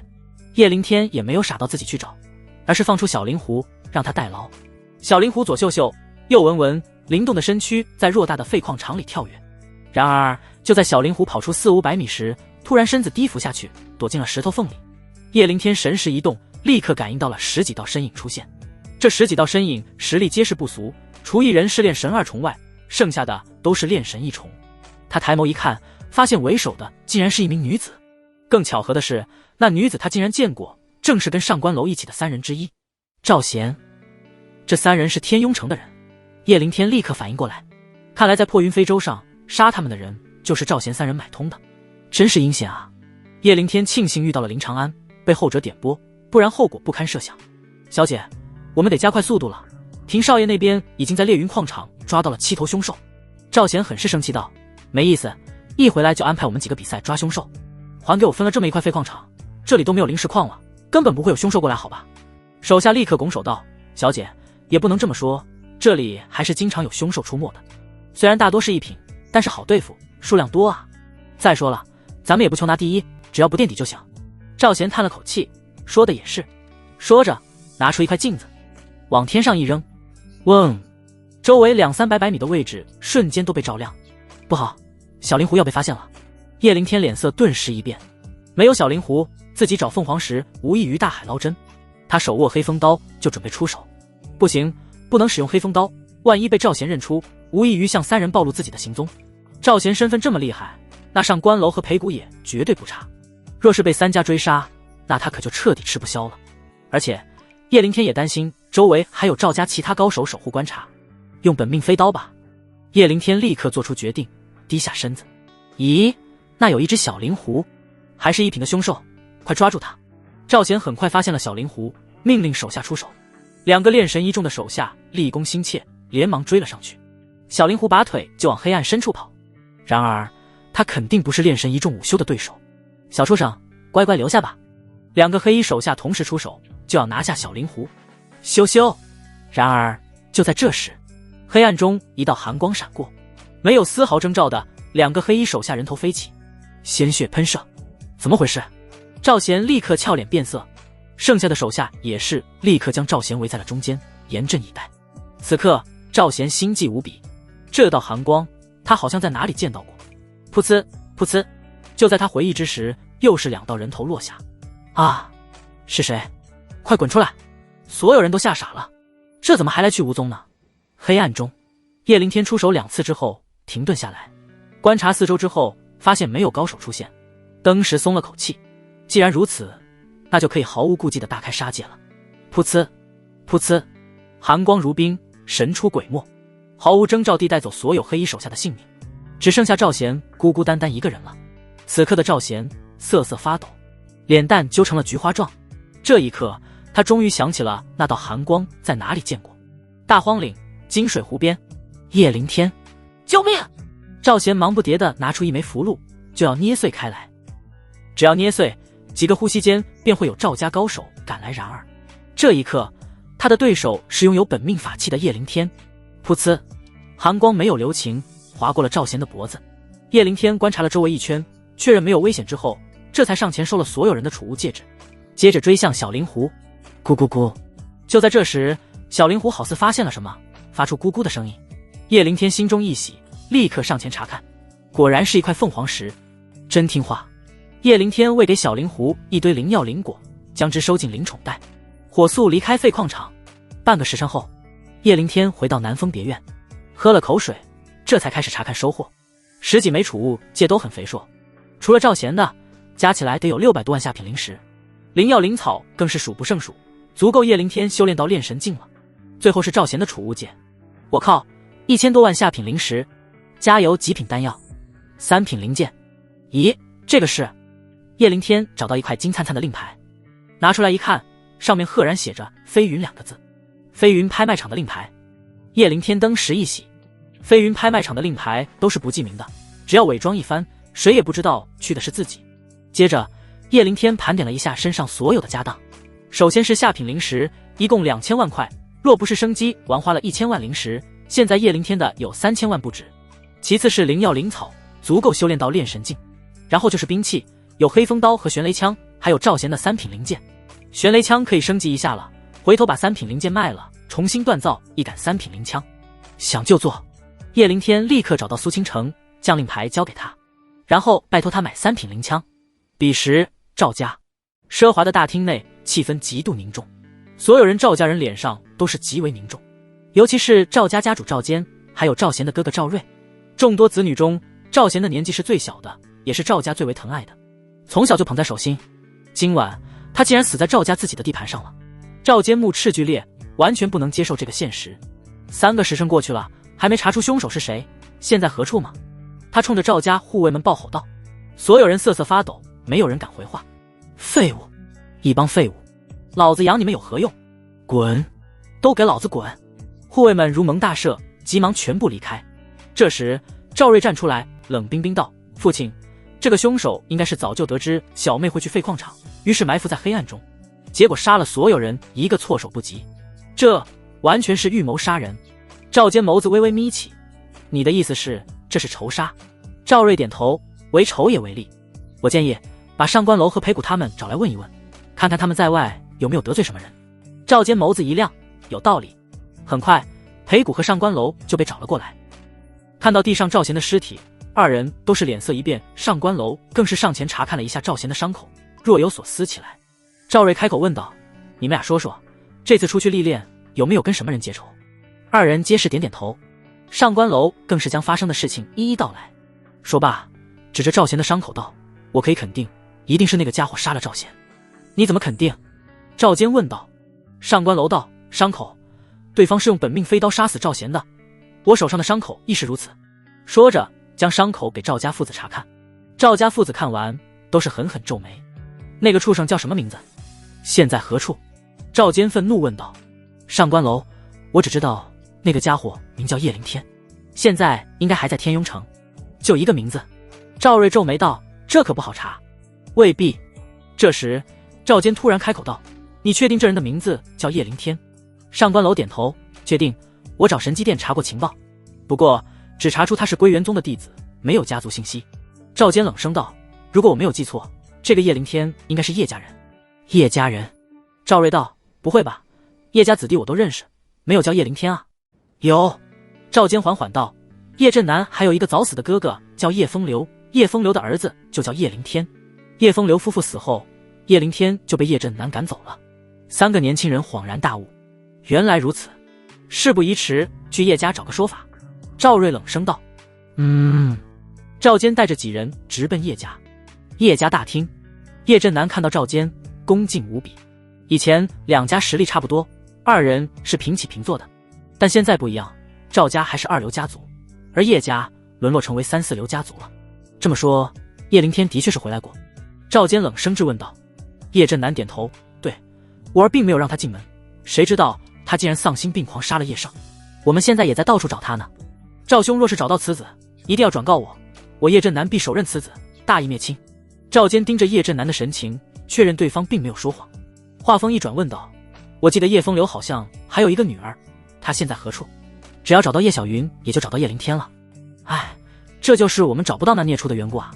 叶震南无奈道：那小子将叶小云救走了。砰！一旁的赵瑞再也忍不住了，猛然将桌子砸成粉末，怒道：你们叶家都是干什么吃的？光天化日竟然让他杀人抢人！叶震南吓了一跳，急忙道：是我失察了，不过也不是完全没办法找到二人。赵坚立刻看向叶震南，快说。叶震南将叶小云中毒的事情一一道来。赵兄，叶灵天若是出手救叶小云，要么四处求医，要么四处求药。若是求医，非常好抓；若是求药，那一定避不开这几味药材。说着，命人写了一个解毒的方子给了赵坚。赵坚扫了一眼，当即眸子一动，凤凰石粉。对上了，这小子去废矿场应该是为了找凤凰石，恰好碰到小贤。还有一味岩松草，这可不常见啊。叶震南闻此，立刻道：对，岩松草很难得，只有明天晚上飞云拍卖会上才有。飞云拍卖会？几人瞬间神情一震，杀叶灵天的好机会。翌日清晨，叶灵天刚刚苏醒，就被苏清城喊走了。天雅阁来了一杆灵枪，叶灵天立刻跟苏清城来到隔壁街道的天雅阁。天庸城的天雅阁也是分部之一，但规模相比于归元城不知道壮阔多少倍。第3层，一个包厢里，一杆4品灵枪静静躺着，其上印刻着雷电的纹路，栩栩如生。枪尖乃是极品石材打造，光滑锐利，整体呈现着暗银色，给人十分稳重的感觉。叶灵天将灵枪拿起，当即一愣，好重，起码不下1000斤。要知道玄雷枪也不过100多斤，1000斤大枪杀伤力自然是更加恐怖。而且握住枪之时，枪身竟然传来一阵雷电感应，这就是灵气的神奇之处。某种程度上来说，它是活的，有枪魂，枪魂愿意跟自己感应沟通，这就说明人和枪有缘，或者说这杆枪认可自己。好枪啊，我喜欢。这枪叫什么名字？叶灵天快意道。苏倾城笑道：没有名字，你可以自己给起一个。没名字。叶灵天一笑，那就叫你玄雷，喜欢吗？嗡，枪身应声震动了一下，发出轻笑之音。看来是接受了。好，那以后就叫你玄雷了。苏倾城玩味道：你是不是高兴得太早了？这杆枪可不便宜。我知道，多少钱我都得买。叶灵天笃定道。苏倾城伸出2根手指，2000万下品灵石。多少？叶灵天嘴角一抽，那个，我刚刚的话可以收回吗？2000万，这跟抢劫有什么区别啊？自己现在所有的身家也不过2000万啊。苏倾城该不会是坐地起价吧？啪嗒，苏倾城笑着将玄雷枪装进箱子。可以啊，这里可是天庸城，不缺有钱人。别说2000万，我就算开出2500万，照样有人买的。好吧，拿你这奸商没办法。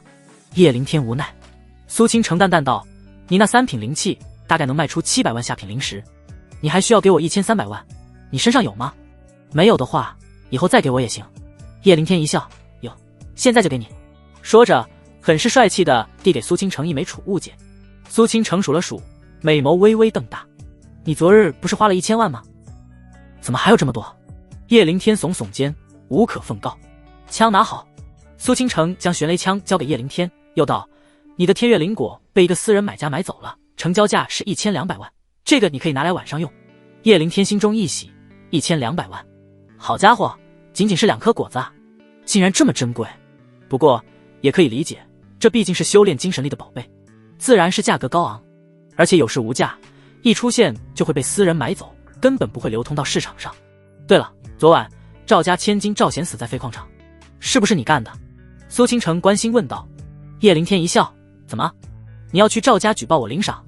呵呵，我倒是想呢，举报你了，我怕是也跑不掉啊。苏倾城耸耸肩道。叶灵天微微一愣：不对啊，以你们天雅阁的实力，赵家一个2流家族怕是不敢招惹吧？他早看出来苏倾城的身份绝不简单，只是不清楚他在天雅阁到底是什么地位。苏倾城美眸中闪过一抹复杂之色，就在他准备开口之时，门外传来一道焦急的男声：小姐，不好了，老爷出事了。一个年轻人冲进门来。苏倾城急忙问道：爷爷怎么了？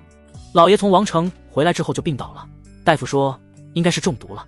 年轻人劝道：小姐，之前的事你就别置气了，老爷真的不行了，你现在回去或许还能见他最后一面。苏倾城当即美眸通红：好，我跟你走。等等。就在这时，叶灵天跟上苏倾城：如果是中毒，或许我可以帮上忙。苏倾城微微一愣：你会解毒？叶灵天点头：当然。好，麻烦你了。苏倾城带上叶灵天赶往一处豪华的公馆，只是很奇怪，门头上竟然没有牌匾，也没有一个刻字，这一点可谓是非常诡异。要知道，在各大城池，即便是末流的家族都会摆上牌匾，刻上家姓，苏家如此规模，怎么会一个字都没有？不过叶灵天看苏倾城复杂焦虑的表情，也没有多问。从刚才年轻人的话来看，苏倾城跟苏家的关系应该不太好。二人进门之后，直奔后院苏家老家主的卧室。站住！然而二人还没走到门口，身后就传来一阵冷喝。叶灵天微微皱眉，就看到一个穿着锦袍的中年走了出来。中年神色锐利，气势霸道。大伯！苏倾城强打起笑容，跟中年打招呼。苏战云负手而立，冷声道：不孝之女，你还有脸回来？你不知道，因为你任性逃婚，现在苏家危机四伏。提到往事，苏倾城娇躯微微颤抖，他压制着愤怒道：大伯，我现在不想谈论这些，只想进去看看爷爷，可以吗？可以。苏战云说着指向叶灵天，但是这个外人是谁？他不许进去。这是我请来给爷爷解毒的大夫。苏倾城毫不想让道。大夫？苏战云不屑道：就他一个乳臭未干的毛头小子，你爷爷的毒我找遍了整个天庸城，甚至是王城的大夫都解不了，你告诉我这个炼体境的小废物能做到？苏倾城，我看你是疯了吧。苏倾城气得背齿紧咬，美眸通红。这时叶灵天已经清楚了苏倾城的处境，皱眉道：苏家主，我敬你是长辈，但你不能因为我年轻就轻视我的解毒之术吧。而且现在老爷子已经是病入膏肓，为何不能让我试试？莫不是你不想老爷子好起来？最后这句话太狠了，可谓是杀人诛心。苏战云怒意冲天：放肆！谁给你的狗胆，敢这么跟老子说话？你别以为激将法就能让我放行，滚！马上滚！苏清城脸色彻底黑了下来。大伯，够了！我警告你，你要是不想苏家被灭族，立刻给我让开！语气冰冷到可怕，以至于眉心的火焰印记都浮现出来。苏战云吓了一跳，立刻让开。苏清城可不在开玩笑，他真能做到。苏清城，老爷子要是出了什么事，你就是苏家最大的罪人。苏战云撂下一句狠话。苏清城冷笑一声，没有理会。卧室里，一个奄奄一息的白发老者躺在床上，旁边一个老妪正在擦拭老爷子苏龙行的胸口。青衣，辛苦你了。老妪是苏龙行的侍女。小姐，你终于回来了，抓紧时间跟老爷告别吧。老妪抹了抹眼泪道。苏清城看向叶灵天，你来看看吧。叶灵天查看了一番情况之后，微微皱眉。清欢前辈，如果我没看错，老爷子应该是中了鬼煞之毒吧？清欢点点头，你没看错，就是鬼煞之毒。鬼煞之毒是非常独特的一种毒素，乃是用尸体培育的，蕴藏浓重煞气，即便是5宗9重的强者也抵抗不住。得到清欢的确认之后，叶灵天告诉了苏清城。苏清城脸色一冷，咬牙道：您家太狠了，太毒辣了。宁家？叶灵天记得天雍城好像没有宁家这个大家族，难道是王成的？跟苏清城的婚事有关？这毒素能解吗？苏清城关心问道。叶灵天点点头。不过老爷子的身体之前服用了太多无用药物，就算解了毒，最多也只能多活1-2年。真的？年轻人，你说的是真的？老妪闻此，瞬间一喜，开心的像个小孩子。叶灵天笃定道：千真万确。说着，写出一个方子交给苏清城，去抓药吧。苏清城激动的直抹眼泪。好，好。很快，老爷子服下解药，缓缓苏醒。清城，我没死，我不是中了鬼煞之毒吗？是哪位高人救了我？老爷子有些惊讶问道。显然，他都没想到自己能活下来。苏清城拉过叶灵天道：爷爷，这是叶灵天，是他救了你。苏龙航感激的目光看向叶灵天。叶小友，谢谢你的救命之恩啊！叶灵天连连摆手，谦虚道：举手之劳，您老要谢，就谢清城吧。苏龙行看向苏清城，老谋满是愧疚道：对不起啊，清城，爷爷为之前的事给你道歉。这一次去王城，爷爷算是看清楚宁家那些人的真面目了。以后，爷爷再也不逼你嫁给宁家了。苏清城鼻子瞬间一酸，眼泪刷刷落下，多年的委屈化作泪光，泣不成声。叶灵天看了都直心疼。不行，清城必须嫁入宁家。就在这时，苏战云的声音骤然传来，不容置疑。苏龙行老眸震动。苏战云，你说什么？苏战云一步一步跨入卧室，死死盯着叶灵天。他没想到这个狗东西竟然真的把老爷子医好了。不过现在也不重要了，苏家现在他说了算。我说苏清城必须嫁给王成宁家。小畜生，老子还没死呢！苏龙行气的吹胡子瞪眼，他没想到小儿子苏战云竟敢挑战他的权威。苏战云淡漠道：父亲，我也是为了苏家着想，若不是当年大哥犯下大错，我们也不会被逐出王城，以至于现在连门头牌匾都不敢摆。不管如何，我已经跟宁家谈好了，2个月后，宁家世子参加完龙门选拔，就安排他和倾城完婚。这件事宁王爷已经定下了，你我改变不了，哪怕是大哥走出天牢也改变不了。苏战云说着，看了苏清城一眼。清城，我今天就准备去王城，商议你跟宁家世子婚礼的具体事宜，你要跟我一起吗？苏清城呆住了，他没想到事情二叔竟然背着他把自己给卖了。他脸色冰冷道：二叔，你死了这条心吧，我是不可能嫁给宁家世子的。苏战云脸色骤然黑沉。为什么？宁家世子天赋绝伦，风流潇洒，哪里配不上你？他是真的不理解。苏清城摇摇头，说了你也不会懂。我懂了。苏战云一副了然之色，锐利的目光看向了叶灵天。你是因为这个小子吧？一个3流宗门的废物，他给宁家世子提鞋都不配，你看上他什么了？叶灵天一脸无辜，这怎么还有自己的事啊？还有，什么叫自己给宁家世子提鞋都不配？会不会说人话？苏清城气的胸口起伏，俏脸青红不定。叶灵天见此，不知道哪来的勇气，竟然一把将苏清城搂进怀中，冲苏战云示威道：清城就是看上我了，老子长得帅，天赋比那个什么宁家世子强1万倍，你有种让他来跟老子打一架，你看我削不削他就完事了。此话一出，苏家3人都是瞪大了眸子。苏清城一开始是惊讶和懵逼，但感受着叶灵天坚实的臂膀，俏脸顿时浮现一抹羞涩。虽然让这小子占了便宜，但是这小子对得好，太爽了。苏龙行则是摸了摸白胡子，对叶灵天的表现很满意。一个能解开自己鬼煞之毒的年轻人，其背景绝不简单，就算没有背景，也一定身负非凡的传承。至于苏战云，气得直接跳脚，怒指叶灵天：好啊，老子活了这么多年，还是第一次看到你这么狂妄的年轻人。你给我等着，你刚刚的话，我会一字不落的转达给您家世子，到时候世子一怒，你背后整个家族和宗门都承受不起。哼，苏倾城，你也好自为之。瞪了二人一眼之后，愤怒离去。小子，你占我便宜！苏倾城将叶灵天推开，嗔怒道。叶灵天挠了挠头，实在是看不得姐姐被欺负啊。苏倾城一笑，所以你就欺负我？叶灵天耸耸肩，一脸无辜的表情。哈哈，不错，有我年轻时候的风范。苏龙行抚须大笑，倾城啊，我觉得这位叶小友很不错，你们好好处。爷爷。苏倾城俏脸一红，难得羞涩。叶灵天则是暗暗吐槽，有你年轻时候的风范，那你这个糟老头子，年轻时候也不是什么好人啊。哈哈，爷爷跟你开玩笑呢，你的感情你自己做主。苏龙行肃然道，你该干什么干什么，宁王府那边有我挡着，他们要想来强，除非先从老头子我的尸体上跨过去。老头子脸色决然，语气坚定。叶灵天感动无比，都说修行之人薄情寡义，尤其是苏龙行这种武宗强者，但眼下叶灵天却是看到了浓重的情谊。爷爷，你别乱说。苏倾城眼睛通红道，叶灵天好不容易把你救活，你要好好保重。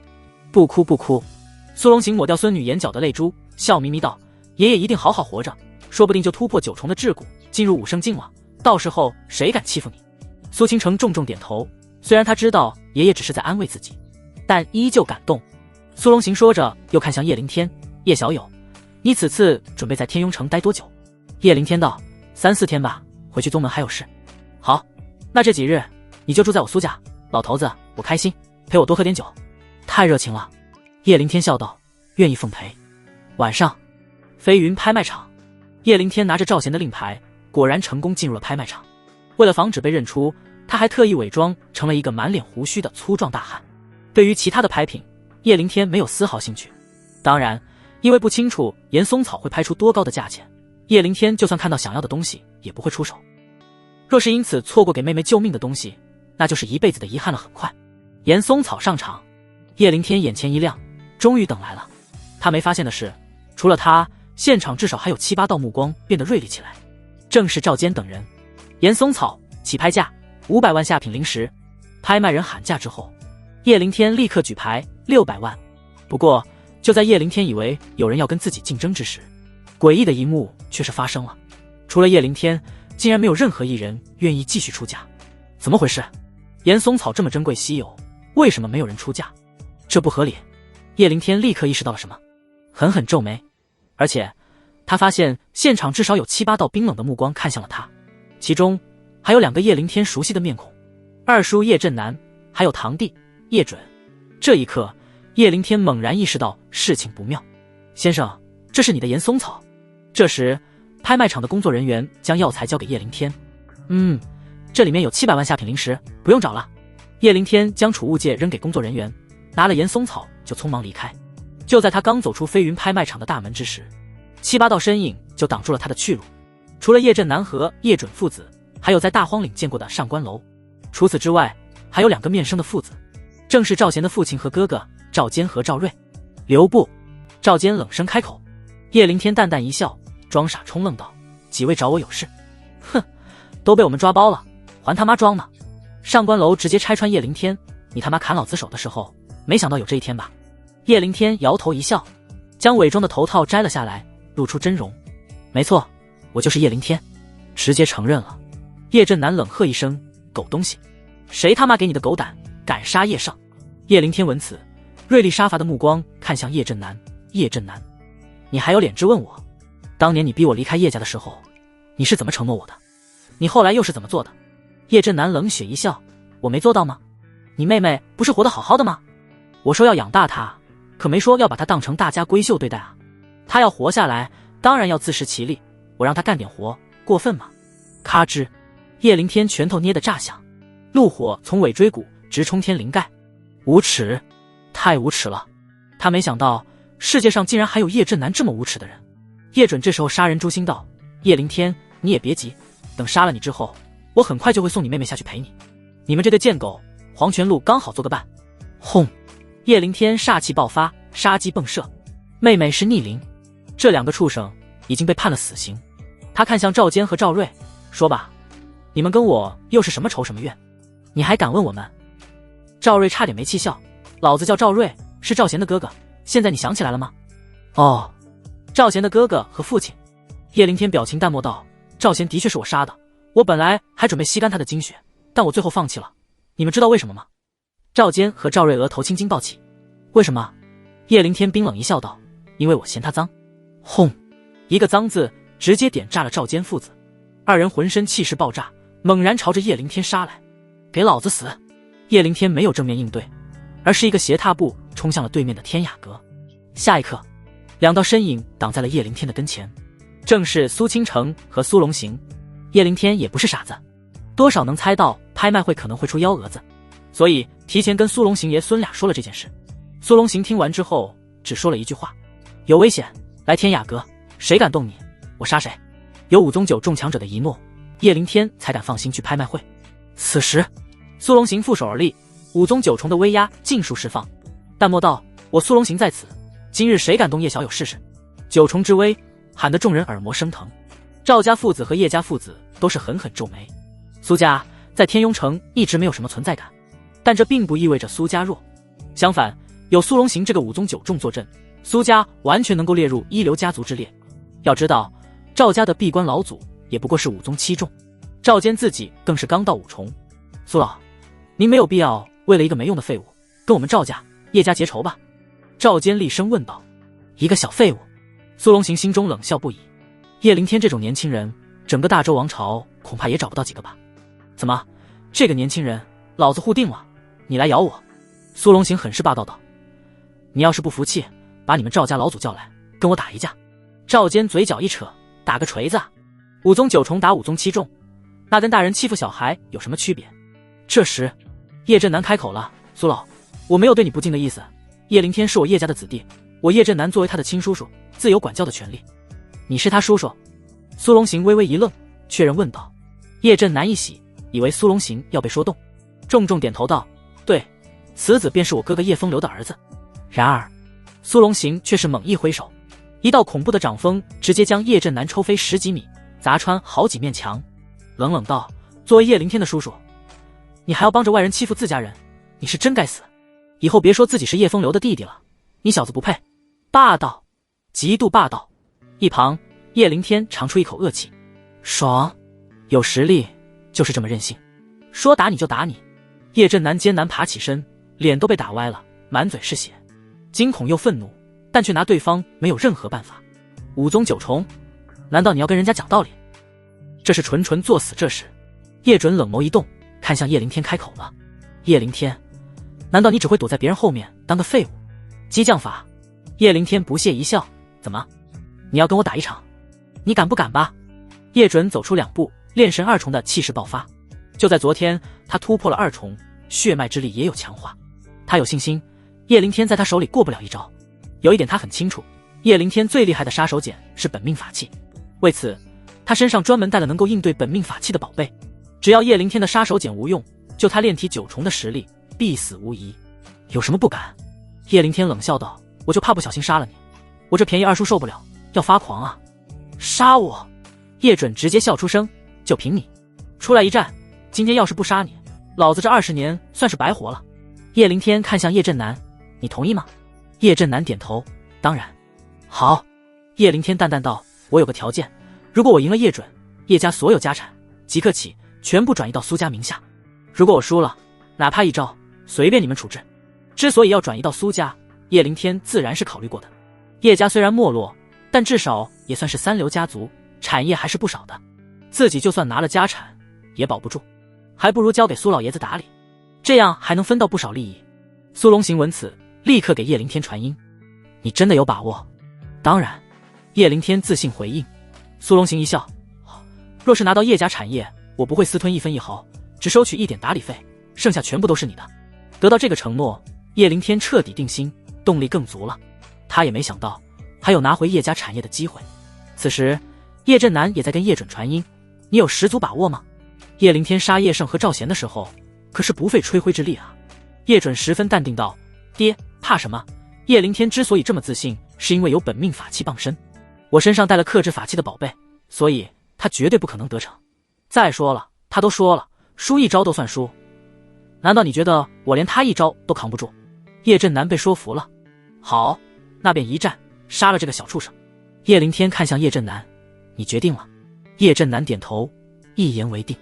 这时赵坚开口道，叶准，你若是能赢这小子，我赏你3000万下品灵石，外加一件3品灵器。叶准当即大喜，拱手道，必不负赵家主重托。嗡！苏龙行大手一挥，一道阵法结界将二人笼罩在内，如此一来便没有人可以干扰战斗。加油！苏倾城冲叶灵天握拳示意。叶灵天点点头，淡然的目光看向叶准，你先来。叶准一愣，这么狂，还敢让我先来？叶灵天耸耸肩，没办法，若是让我先出手，我怕你连出手的机会都没有。狂，太狂了，简直狂到没边。赵坚和叶振南等人都是嗤之以鼻，完全不能理解一个炼体9重的垃圾为什么敢放这种大话。那就死吧！叶准脸色一冷，手中出现一柄黑色长枪，枪尖一抖，一道恐怖的烈焰朝着叶灵天轰然杀去，热浪将周围的结界都抖动起来。这枪乃是4品灵器，加之叶准觉醒的火焰血脉，威力十分可怖，寻常炼神2重绝对顶不住一招。然而叶灵天却是淡漠一笑，玄雷枪在手，3重枪威猛然杀出。吼！3条雷电之龙陡然冲出，张嘴轻易便将叶准的火焰热浪吞没。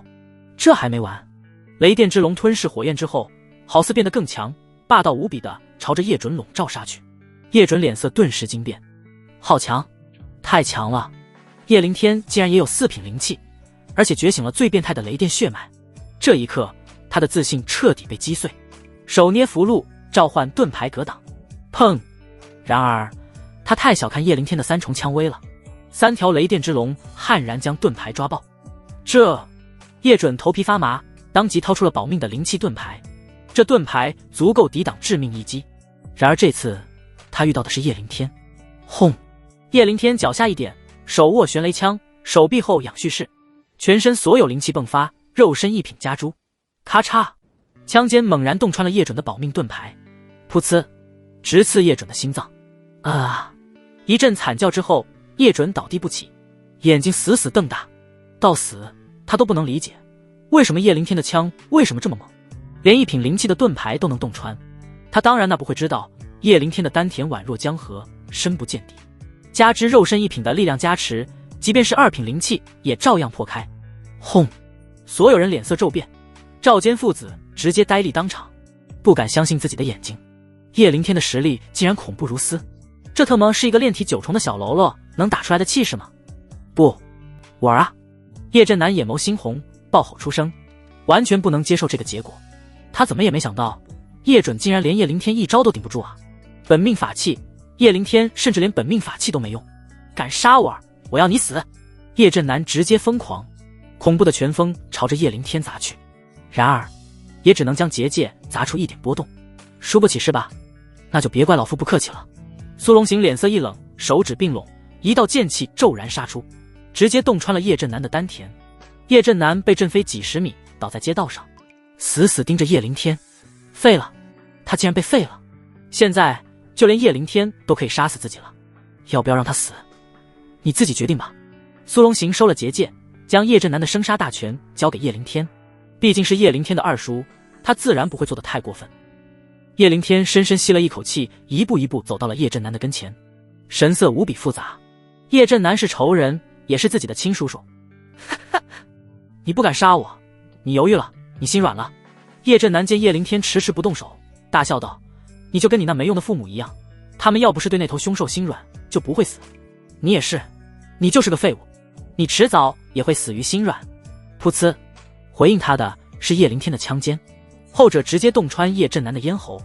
叶灵天淡漠开口道，你错了，我只是在想，是慢慢折磨你，还是给你一个痛快。心软不存在的，老子4、5岁就一个人在外流亡生存，若是心软，能活到今天。嗡！叶灵天手指一勾，叶振南和叶准的储物戒指全部落在他手中。至于吸食二人的精血，叶灵天还做不到，毕竟二人跟自己一样，流的还是叶家人的血。做完这一切，叶灵天冷血目光看向赵坚，抱歉，你的2000万下品灵石和灵器送不出去了。说着转身走人。看着叶灵天的身影走远，赵家父子的脸色十分复杂。沉默半天，赵坚才缓缓吐出一句话：此子断不可留，若是让其壮大，赵家被灭是迟早的事。赵瑞皱眉道：可是他现在有苏龙行这个老犊子的保护，我们不好下手。赵坚沉默了，倒也不是完全没有办法。这时一直没说话的上官楼悠悠开口了：怎么说？赵坚立刻看向他。上官楼嘴角勾起一抹森然：苏龙行是厉害，但山外有山，人外有人啊。你的意思是？赵瑞追问道。上官楼笑道：苏龙行再厉害，难道他能挡得住逍遥剑派的怒火？逍遥剑派天庸城最强大的宗门，随便一个长老拿出来都是武圣。赵坚微微眯眼，可是逍遥剑派与叶灵天无仇无怨，那又如何？上官楼冷笑道：仇怨这个东西很容易就结上的，不是吗？赵坚父子对视一眼，心有明悟。彼时叶灵天拿到岩松草之后，立刻开始调制解药。调制解药的过程十分复杂，叶灵天好几次都差点失败，不过好事多磨，最终叶灵天还是成功了。将解药给叶小云喂下之后，后者的气色很快好了起来。不过让叶灵天惊讶的是，一天过去，叶小云却并没有醒过来。前辈，怎么回事？我妹妹为何还不醒来？叶灵天急了，赶忙询问清欢。清欢闻此，缓缓叹了口气，才道：之前怕刺激你，有件事没跟你说。叶灵天眉头立刻狠狠皱起，有种很不好的预感。前辈请说。你先看看你妹妹的背后。清欢道。叶灵天轻轻将叶小云翻过来，拉开衣服一看，他微微皱眉，小云的脊椎骨怎么好像少了一截？叶灵天有种很不好的预感。清欢沉声道：你猜的没错，那一截骨头就是被人给挖走的。轰！叶灵天脑子嗡嗡的，一股凉气袭遍全身，寒声道：为什么？为什么这节骨头被挖走了？清欢解释道：因为你妹妹是传说中的天灵骨，这片大陆上除了血脉觉醒，还有人天生有灵骨。灵骨分为天地玄黄4种，天灵骨乃是最上等的一种。拥有天灵骨的人，成为武神的可能性是常人的100倍不止，而且天生灵骨者修炼速度也是常人远远不及。这么说吧，你妹妹的灵骨如果没被挖走，现在境界应该比你还高，实力足以碾压你。但很可惜，你妹妹的天灵骨被人强行挖走了，这也导致她身体十分虚弱，可能得服用不少灵药才能苏醒。说到这，清欢都觉得可惜又愤怒。咔吱，叶灵天缓缓站起身，寒气猛然扩散开来，眸中更是杀机爆闪。啊啊！天杀的，挖我妹妹灵骨，别让老子知道你是谁，不然一定将你挫骨扬灰。这一刻，叶灵天有些后悔杀了叶振南父子和叶盛，早知道就先问出那个天杀的畜生了。不过等妹妹醒来也就知道真相了。叶灵天没有半点迟疑，立刻拿出灵药喂给叶小云服下。傍晚，叶小云终于苏醒。哥，看到叶灵天坐在自己身旁，叶小云瞬间眼眸通红，眼泪啪嗒啪嗒直流。不哭不哭，是哥来晚了，哥给你道歉。叶灵天鼻子一酸，立刻给叶小云抹去眼泪。叶小云抿着嘴道：哥，二叔他们没有为难你吧？这是他最担心的事。叶灵天一笑：没有，哥背后有高人，他们不敢。他没有说叶振南他们已经死了，叶小云比自己还心软，经不起刺激。那就好。叶小云抓着叶灵天的手，笑眯眯道：哥，你长大了好多哦，不愧是我叶小云的哥哥，帅气又高大。这一顿彩虹屁给叶灵天都快听脸红了。那是，你哥我不知道迷死多少女人。叶灵天很是嘚瑟道。叶小云一笑，又道：这些年你一个人吃了很多很多苦吧？你恨不恨我当年拖累你了？呼！叶灵天深深吸了口气，眼泪在眼眶中打转，但始终忍着没有落下，笑道：怎么会？我当年离开叶家之后，就被一个厉害的老爷爷收留了，后来又进入宗门练功，一帆风顺。倒是你，留你一个人在叶家，吃了太多苦。叶小云急忙摇摇头：没有没有，想到哥你一定会来见我，我就不苦。啪嗒，那一滴眼泪终于还是滚落了，但被叶灵天飞快抹去，笑道：以后你就跟哥哥，哥保护你。好呀好呀。叶小云幸福无比，紧紧抱着叶灵天的手。片刻之后，叶凌天开口问道：“小云，我看到你背后有伤口，是不是有人伤害过你？能不能告诉哥哥，那个人是谁？”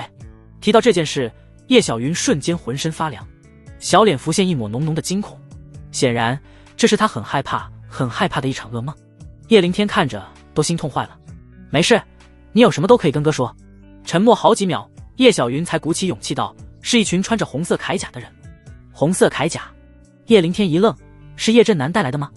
叶小云点点头。果然。叶凌天暗暗握拳，恨自己让叶震南死得太痛快了。那你知不知道这群人是谁？来自哪里？叶小云摇头，他显然是不知道的。这下叶凌天为难了，光凭红色铠甲不太可能确认对方的来路。我不知道，不过小林子他们应该知道。叶小云说到一个关键信息，那帮人挖我骨头的时候，小林子和他父亲也在，最后还是他们帮我疗伤的呢。叶凌天眯了眯眼。叶小云口中的林家父子是叶家当年的佣人，自己和妹妹一直把林叔的儿子小林子当作玩伴。叶凌天立刻意识到，这可能是唯一弄清楚真相的机会。小林子他们一家现在住在哪？叶小云道：“在城西贫民窟。”没错，即便是天庸城这种繁华之地也有贫民窟，因为小林子父子是手无寸铁的普通人，而普通人在修炼者的世界里连草芥都不如。哥哥去把他们接过来陪你好不好？叶凌天笑道：“好啊好啊，我好久没见到小林子了，好想他。”叶小云高兴得差点没跳起来。小孩子的快乐就是这么简单。叶凌天问出具体地址之后，让苏清城照顾叶小云，独自去到了城西贫民窟。一栋破旧漏风的茅草屋外，摆着几个锅碗，里面还都是干瘪的面饼，连肉末都看不到。叶凌天微微皱眉，这也太惨了，这次来一定要带林叔一家人脱离苦海。就在这时，屋内传来男人阵阵啜泣之声。怎么回事？叶凌天立刻推门而入，就看到房子内一片狼藉。小林子的父亲林汉坐在地上，满身是血。林叔！叶凌天立刻将林汉扶起，渡过去镇镇灵气。林汉一看来人，顿时觉得有些眼熟。你是凌天？我是叶凌天。叶凌天扶着林汉，皱眉问道：“林叔，发生什么事了？小林子呢？”林汉一抹眼泪，泣不成声道：“就在1个时辰之前被人带走了。”被人带走了？叶凌天脸色一变，难道是赵坚和上官楼他们？林叔，抓走小林子的是什么人？林汉道：“不认识，但对方穿着逍遥剑派的武袍。”逍遥剑派？叶凌天登时愣住，怎么逍遥剑派也牵扯进来了？那可是响当当的2等宗门，随便出来一个长老或者天骄弟子都能碾压归元宗。据他所知，上官楼和赵贤他们也只是逍遥剑派的记名弟子，就算他们被灭族，逍遥剑派都不会管。那你知道他们把小林子抓去哪了吗？林汉摇头：“不知道，我不知道。凌天，我听那个弟子说要把小林子开膛破肚，挖出他的童子心脏。怎么办啊？小林子才14岁啊，他还是个孩子。”咔吱，叶凌天拳头捏得炸响。开膛破肚，这逍遥剑派的弟子简直是畜生啊，畜生都不如。林叔你放心，我一定会把小林子完完整整带回来的，我发誓。说着背起林汉就回到了南风别院。接着叶凌天直接去到了天庸城的神机殿分部。我要一个孩子的行踪。说着将小林子的所有情况都提供给了对方。100万下品灵石。对方见叶凌天表情紧急，直接狮子大开口。叶凌天一愣，100万？疯了吧？100万？你们怎么不去抢劫？神机殿管事玩味一笑：不，我们神机殿可是正规商家，不干那伤天害理的勾当。那神情好似在说抢劫多危险啊，我这不比抢劫来钱快，来钱安全。给你200万，我要以最快时间知道这孩子的下落。叶凌天没有办法，将一枚储物戒砸在管事跟前。好嘞，客官您先坐下喝杯茶。管事嘴角一咧，脸都快笑成菊花状了。不得不说，神机殿的效率相当恐怖。叶凌天一杯茶还没喝完，对方已经将情报送了过来。拿着情报，叶凌天也是十分惊讶。你们是怎么做到的？那管事指了指神机殿的牌匾。年轻人，你记住，在我们这里，钱能通神。钱能通神？叶凌天开口问道。我出钱让你们杀逍遥剑派的弟子，你们也能做到？管事神秘一笑，只要你钱到位，别说是普通弟子，即便你要杀逍遥剑派的掌门，我们也能办到。轰！叶凌天瞳孔一震，好家伙，2级宗门的掌门也能杀，这尼玛神机殿的实力竟然恐怖到这种程度。那要是杀一个普通弟子需要多少钱？管事笑眯眯伸出3根手指，3800万下品灵石。多少？3800万。再见。叶灵天放下茶杯，立刻走人。前脚刚走，后堂立刻有个身穿红袍、手持折扇的青年走了出来。青年脸色苍白，看起来弱不禁风，白皙的脸上透着一股子难以形容的妖质之感。但若是叶灵天在此，一定会惊掉下巴，因为这个比他大不了2岁的年轻人，竟然已经是一品武圣。见到青年，管事立刻恭敬作揖，深深弯腰：“明公子，您交代的事已经办妥了。”叫做明公子的柔弱青年目送着叶灵天的身影消失，这才缓缓开口道：“上次在归元城让归元宗宗主出手的，也是这小子吧？”管事显然调查过叶灵天，点点头：“正是。他还一人独占赵贤3人，更是用本命法器砍了上官楼的一只手。还有叶小云和苏龙行的剧毒，也是他解开的。”明公子勾唇一笑，有点意思。看来今年龙门选拔，除了王城4少和武宗翘楚，又要多一名超级天才了。想办法让他成为我神机殿的客卿。叶灵天打死都想不到，他已经被神机殿给盯上了。路上，叶灵天仔细看了一遍神机殿提供的资料。小林子之所以会被抓走，果然不是巧合，而是上官楼这个畜生在背后推动。上官楼知道逍遥剑派有个内门弟子在修炼邪功，需要童子心间血，所以找上了他，帮他物色了小林子这个目标。狗日的东西，坏到骨子里了。叶灵天暗暗发誓，等解决这个逍遥剑派弟子之后，一定要将上官楼碎尸万段。情报里还有关于逍遥剑派这个弟子的信息。这名弟子叫做魏子峰，炼神2重巅峰，觉醒了玄极血脉魔气。因为魔气血脉的缘故，魏子峰修炼了一门叫做剑魔诀的邪功。施展魔功之时，整个人会变成魔化状态，战斗力暴增。而且魔功还会影响扰乱对手的心智，遇上这种对手，你带的物理防御都没用，十分可怕。洛阳山庄，现在魏子峰正在此地。因为稀释童子心间血需要先举行一个仪式，所以小林子现在应该还没有被害。叶灵天朝着此地狂奔。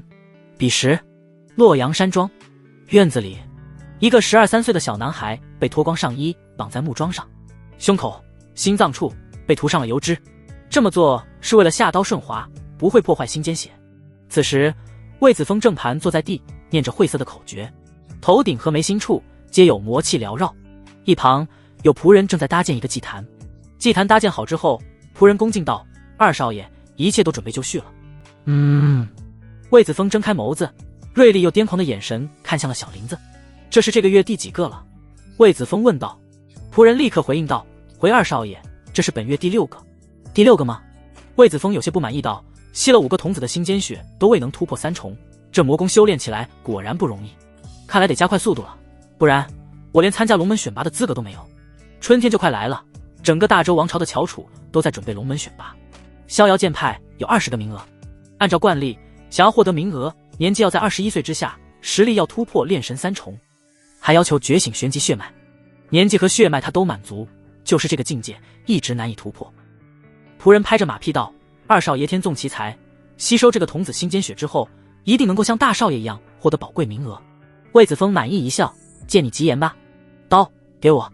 魏子峰冲仆人一伸手，拿过锋利的玄铁钢刀，缓缓来到小林子跟前，阴冷笑道：“你怕不怕？”小林子瑟瑟发抖，但依旧硬着脖子，紧咬牙关，闭口不言。魏子峰脸色骤然一冷，这个小畜生竟然敢给自己摆脸色，掌嘴，把这小畜生的嘴打烂为止。魏子峰来了脾气，冲仆人下令。是。仆人脸色一冷，扬手就是狠狠的巴掌甩在小林子的脸上。啪啪啪，一顿巴掌打得小林子小脸立刻红肿起来，嘴角鲜血直流，但他依旧死死咬着牙，愤怒的目光瞪着仆人。仆人怒道：“你个小畜生，嘴是真硬啊！老子倒要看看，是你的嘴硬，还是老子的鞋底硬。”说着，竟然脱下脚上的硬底靴子，啪啪啪啪，手臂抡圆，疯狂地抽打着小林子的脸。小林子疼得倒吸凉气，牙齿都被打飞了好几颗。小子，服不服？开口说话，不然老子抽死你信不信？仆人直接气急败坏了。这时，小林子艰难地张开了满是鲜血的嘴巴。仆人以为这是终于要开始说话了，得意冷笑：“现在知道疼了吧？嘴硬的小畜生！”啐。然而，小林子并没有说话，而是张开嘴，将满是鲜血的碎牙和口水猛然吐在了仆人脸上。狂，非常狂！仆人不敢相信自己的眼睛，硬生生愣了好几个呼吸，才反应过来，气得青筋暴起。他妈狗日的小畜生，老子今天要撕烂你的狗嘴！他彻底怒了，竟然操起了旁边的一根铁棍，手臂抡圆，朝着小林子的嘴巴猛然砸去。一旁，魏子峰靠在椅子上把玩着匕首，冷笑着看戏。感受到生命危险，小林子浑身热血沸腾，死死咬着牙，心中只有一个念头：如果还有下辈子，自己一定要将这两个畜生挫骨扬灰。咻！然而就在这千钧之际，一道恐怖枪芒宛若极光一般陡然杀出，噗呲，长枪直接洞穿魏子峰仆人的胸口。接着惯性之力带着仆人的身体后退，猛然将仆人死死钉在了后面的墙上。已经闭上眼的小林子睁大了眸子，不敢相信自己的眼睛。发生了什么？这杆枪是从哪里来的？而此刻魏子峰豁然站起，暴怒，冲着虚空喊道：谁他妈敢杀老子的人，给老子滚出来受死！魏子峰震惊又愤怒，这他妈可是天雍城啊，逍遥剑派的腹地，竟然有人敢对自己的人下手，是不是有点过于疯狂了？即便是那些一流家族也未必敢这么做吧。轰！叶灵天一步踏入院中，剑眸杀意爆闪，一袭黑袍无风自动，只是站着，气势宛若地狱来的修罗杀神。你是灵天哥哥？小林子一看来人，立刻就认出来了，欣喜不已，憋着的眼泪哗哗直流。叶灵天淡淡一笑道：小林子不怕，有我在，谁也不能动你。小林子重重点头，欣喜若狂。叶灵天，你是哪个家族的子弟，敢跟我叫板？魏子峰冷声质问。叶灵天不屑一笑，一个死人就不用问那么多了。魏子峰直接被逗乐了，想杀我？就凭你一个炼体9重的废物，这不是在搞笑吗？叶灵天凭什么啊？嗡！叶灵天冲着仆人一伸手，玄雷枪应声飞回手中。就凭我手中这杆枪，4品灵气。魏子峰勾唇冷笑，那你就太天真了。轰！他浑身魔气陡然爆发，一柄黝黑血腥的魔剑出现在手里，瞳孔变成了血色。魏子峰扭了扭脖子，魔音贯脑道：给也死！魔剑扬起，一道恐怖至极的黑色剑芒劈炼，带着一往无前的气势杀向了叶灵天。这一剑让得周围的空气都被魔气笼罩，叶灵天不由感觉到了一股心悸之感。魔气扰乱心智的作用，叶灵天感觉到了强烈的危机感。他想抬枪抵挡，但却心中一震，动作竟然变得十分缓慢。魔气这么厉害吗？这尼玛完全是物理防御无法抵挡的啊！这就是逍遥剑派弟子的恐怖之处，绝不是一般的修炼者能比，他们都有绝活。不过就在这时，神奇的事情发生了。只见叶灵天腰间的小黑塔猛然荡开一阵波浪，顷刻间便将周围所有魔气扫荡一空。叶灵天瞬间恢复灵敏的神识，手握玄雷枪，悍然反击，3重枪威骤然杀出，没有丝毫意外，3条雷电之龙宛若饕餮一样将魔气剑芒直接吞噬，接着继续杀向了魏子峰。怎么回事？这小子竟然带有驱魔的法器！魏子峰一眼就注意到了叶灵天腰间的小黑塔，暗叫不好，这真是见了鬼了。这种镇魔的法器可是绝对的至宝，即便是宗门的长老也未必拥有。叶灵天一个炼体境竟然随身带了，不过他也没有气馁，猛然咬破舌尖，一缕精血喷在魔剑上，霎时间剑身之上魔气暴涨，能逼出我的绝招也算是你小子的荣幸了。剑魔诀2重，魔震天地。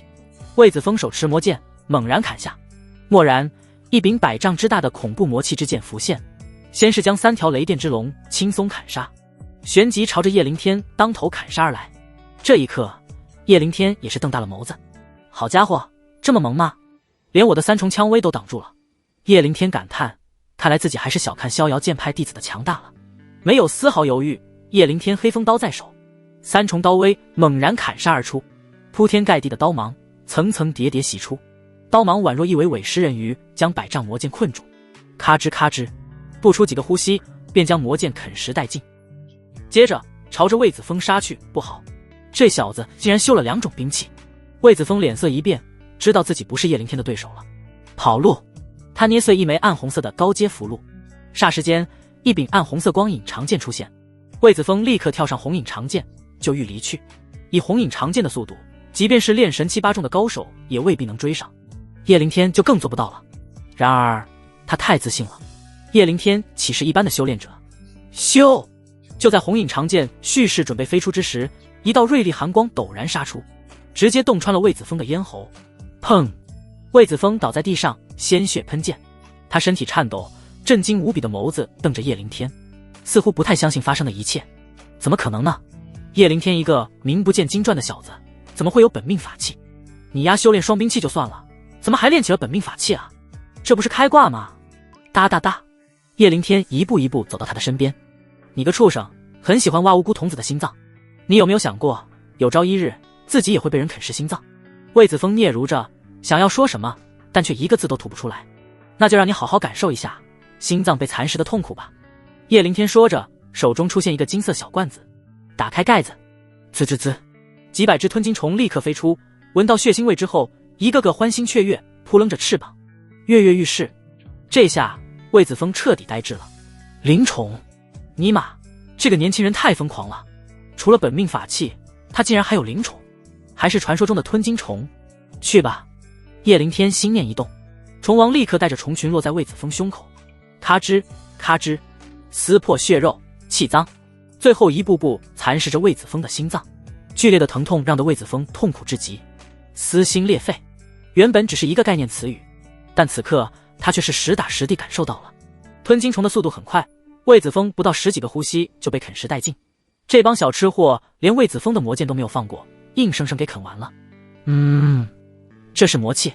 叶灵天微微一愣，他在吞金虫身上看到了一缕缕黑色魔气在缭绕着，不过对他这个主人自然没有任何威胁。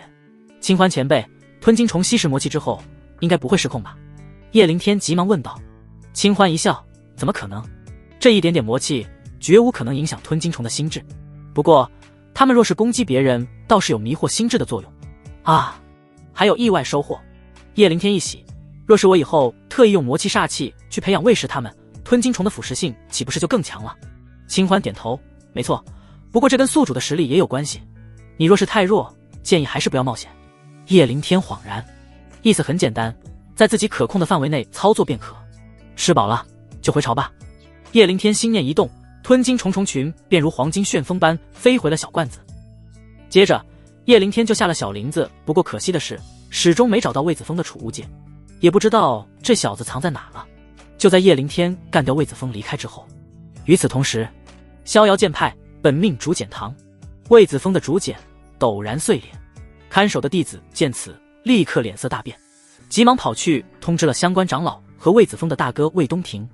很快2道气势强大的身影降落在洛阳山庄院子里，一道是魏子峰的哥哥魏东庭，另一个则是逍遥剑派的长老魏子峰的师尊赵贺。看到地面上残留的丝丝血迹和破碎的祭坛，二人脸色都是无比冰冷。对方做得很干净，连血液都清理得差不多了。赵贺老脸黑沉，魏东庭则是看向墙边，那里也有血液。我弟弟的仆人应该也被杀了，这个畜生，老子找到你，一定要将你挫骨扬灰。魏东庭眸中杀机爆闪。赵贺缓缓道，现场是查不到什么线索的，你去神机殿走一趟吧，或许有收获。神机殿？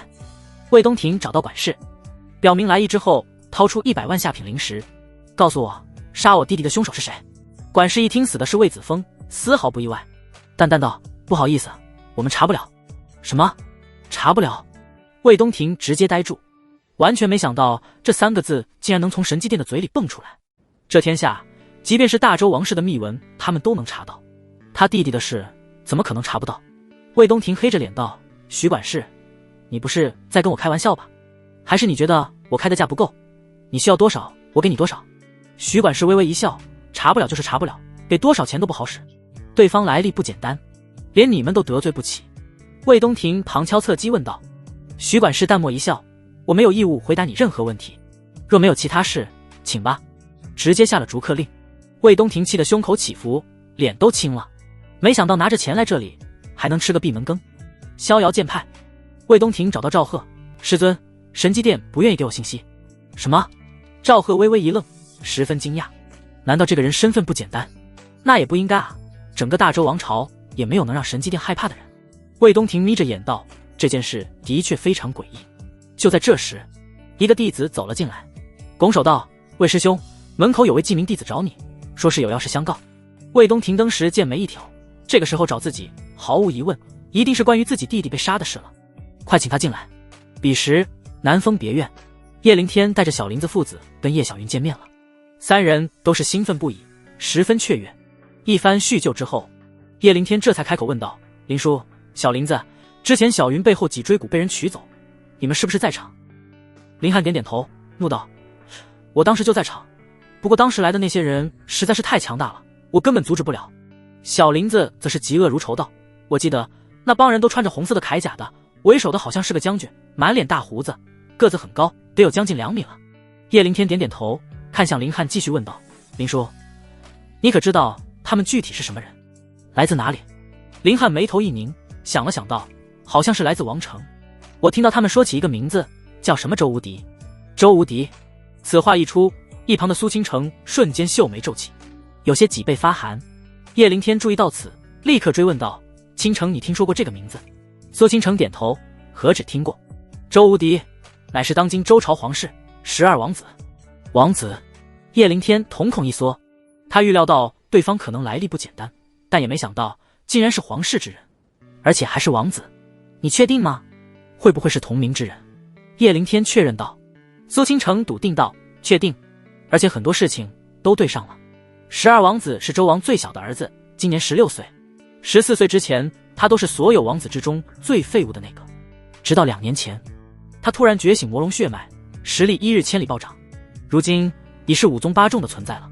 据说春季一到他就会冲击5圣之境，而明年春天他也不过17岁，17岁的5圣，即便是拿到整个9州来看，也都是极度恐怖的天才。2年前还是废物，突然就有了冲圣的实力，要说不是天灵谷的加持，怎么可能如此变态？都对上了。咔吱，叶凌天狠狠握拳，杀意奔腾，夺人根骨如同杀人父母。如果小云的天灵谷没被抢走，过几年冲圣的便是自己妹妹了。这份大气运不该属于你，即便你是王子甲胄，也不该抢我妹妹的东西。叶凌天暗暗发誓，有朝一日一定要杀入王宫，灭了周无敌。看来明年春天的龙门选拔，自己势必要折桂夺冠，伺机走入王城了。就在叶凌天思索之时，一只翠绿色的飞鸟宛若流光一般朝着他猛然砸来。咻！苏倾城手指一点，一道火之利剑出现，就要将之击杀。慢着！叶凌天立刻阻止，顺手将这只鸟抓住。果然，小鸟的脚上绑着一个小竹筒，这是有人给自己送信。叶凌天立刻打开竹筒，里面果然有张纸，纸上只写了一个字：走。叶凌天立刻意识到了什么，有危险逼近。纸上写的什么？谁给你送的信？苏倾城好奇问道。叶凌天将鸟放走，摇摇头道：不知道，但对方应该没有恶意，他让我快走。苏倾城一愣，怎么回事？是有人恶作剧吗？不是。叶凌天神色肃然，虽然不知道对方是谁，目的是什么，但他的确感觉到了一股难以言喻的危险倾城。麻烦你将林叔和小林子安顿在苏府，我要带小云速速离开。苏倾城点头，好，不过你准备去哪里？去哪里？当然是回归元宗了。想要参与龙门选拔，必须成为天级弟子，而且自己跟李珏还约定了一战呢。我准备回归元宗。苏倾城道：好，我先安顿好林叔他们，之后跟在破云非洲站点集合。我会易容成一个灰衣商人。叶凌天说罢，一刻没有停留，带着叶小云直奔郊外的破云非洲站点，接着易容成了一个8字胡的灰衣商人，叶小云则伪装成了一个精致华贵的小千金。2人看起来就像是一对出门办事的寻常妇女。与此同时，3道身影出现在南风别院，除了赵贺和魏东庭，还多了一个上官楼。上官楼在得知魏子峰被杀之后，立刻便找上了魏东庭告密，人已经走了。赵贺感应到屋内空空如何？怎么可能？我去逍遥剑派之前还确认过，叶凌天他们就在这里。上官楼不敢置信道。魏东庭微微眯眼，应该是有人提前给他们通风报信了。上官楼想了想又道，会不会躲进苏家了？之前就是苏龙行护着他们。不可能。赵贺冷冷道，苏龙行可护不住他们。苏龙行是5宗9重，而他乃是一品5圣，那能去哪呢？魏东庭想了想道，如果我是叶凌天，一定第一时间跑得越远越好。赵贺点头同意，旋即脸色一变，糟了，马上就会有一趟破云非洲飞往大荒岭。说罢，带着2人陡然腾空，直奔郊外。彼时，郊外破云非洲站点，叶凌天和叶小云正在排队，一边跟着队伍往前走，叶凌天一边用余光观察周围。轰！就在这时，一道剑光自虚空落下，3道身影出现在了叶凌天的视野里。看到上官楼，叶凌天立刻意识到他身边的2人都是追杀自己的，其中一个面孔跟魏子峰有几分相似，应该是魏子峰的哥哥，而那位穿着蓝色星袍浑身剑气萦绕的武圣老者，应该是逍遥剑派的长老。武圣，叶灵天倒吸一口凉气，自己在这个长老面前犹如鸡子，随手便可被捏死。同时暗暗心惊，若不是有神秘人通知自己离开，不然后果不堪设想。可是这个神秘人是谁呢？叶灵天想来想去，也想不出一点周折。此时赵贺神识散开，在所有排队之人身上搜寻。师尊，对方肯定会易容伪装，怕是不容易找到。魏东庭皱眉道：你有办法定位对方吗？赵贺淡淡道：可以，但需要一点时间。对方杀死魏子峰，短时间内身上必然残留其血腥气。武圣强者的神识感应超乎寻常，能够识别出来。此时叶灵天有些心慌，尽力压制着自己的精神力，不让对方察觉异常。他也不知道赵贺是不是会有什么手段能够找到自己。不过几个呼吸过去，赵贺却是皱起眉头，奇怪，竟然感应不到明显的血腥气，这太不寻常了。除非对方跟自己一样都是武圣高手，能够强行抹除血腥味，但若是武圣人物，根本没有必要逃走。他打死都想不到叶灵天杀死魏子峰用的是本命法器，本命飞刀锋利无边，残留的血腥味极少，而且魏子峰的血肉几乎都被吞金虫给吃干抹净了。难道我们找错了？人不在这里？赵贺疑惑道。魏东庭摇摇头，不太可能。若是躲在天庸城或者进入大荒，那这会更危险，也迟早会被我们找到踪迹。所以我笃定那小子一定就在人群当中。不得不说，魏东庭真的太精了。上官楼这时候开口道：赵长老，叶灵天这小子为人谨慎，而且手段不少，他有本命法器傍身。这个提示立刻让赵贺眉头一挑。原来如此，我知道怎么做了。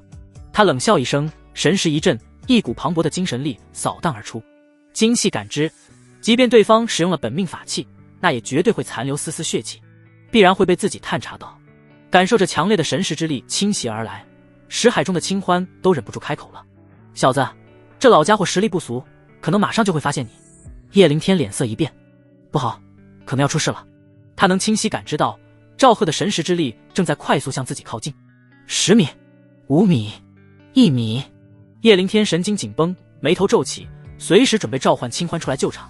然而就在这千钧一刻，赵贺的神识之力陡然收回，猛然朝向了虚空。叶灵天一愣，怎么回事？天上有什么东西吗？轰隆隆，轰隆隆。就在这时，原本平静的虚空之上，一艘长达1000米的龙首飞舟徐徐落下。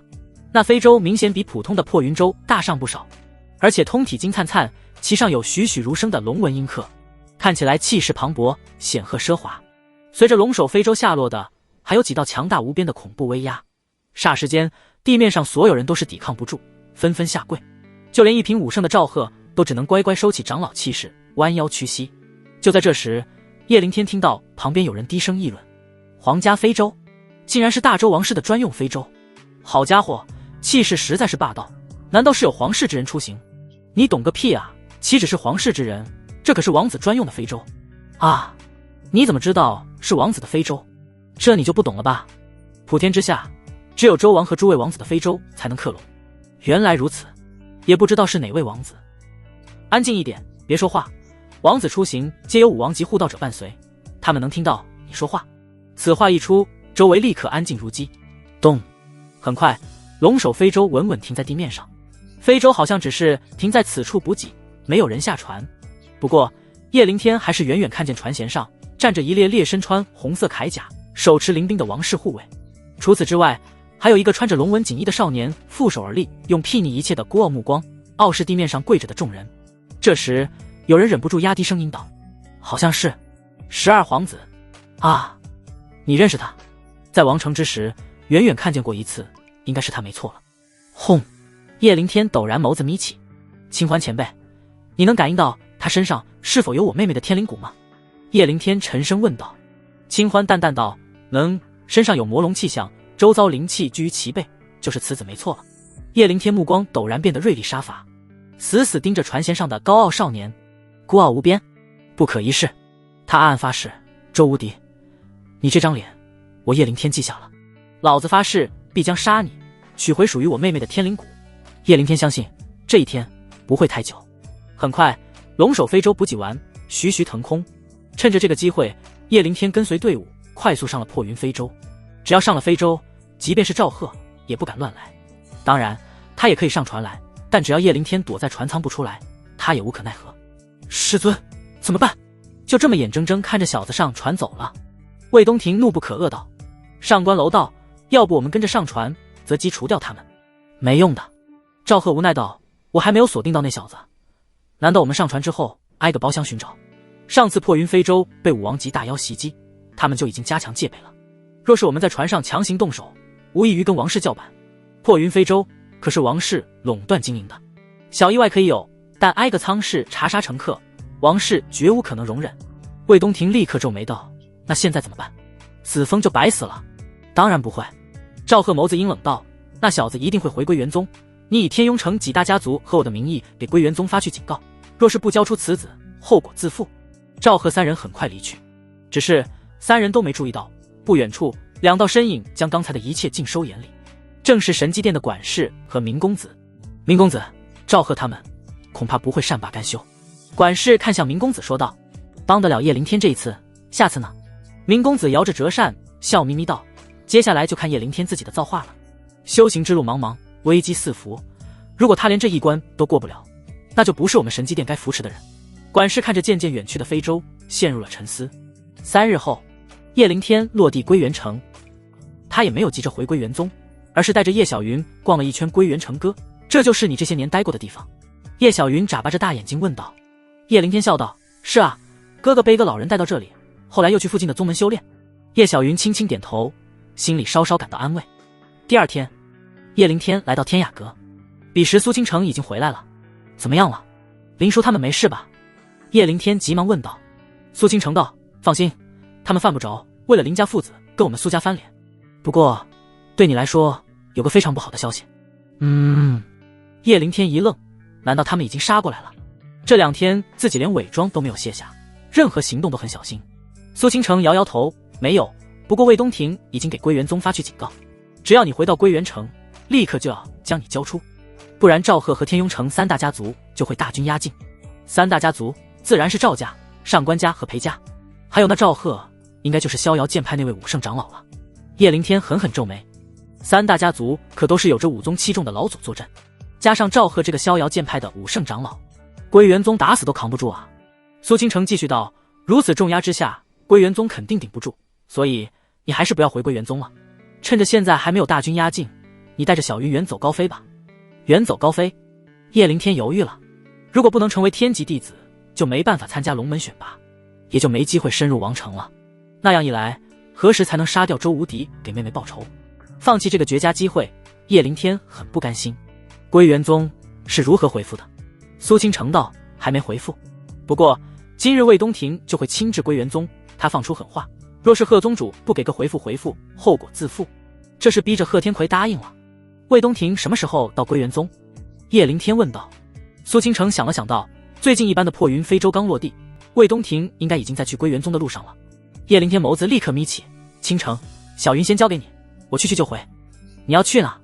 苏倾城害怕叶灵天冲动，叶灵天安慰一笑：“放心，我不会送死。”就在叶灵天赶到归元宗大门口时，周围已经挤满了弟子和围观之人。彼时门口，一位穿着逍遥剑派武袍的青年正对着宗门大喊：“贺天魁，滚出来见我！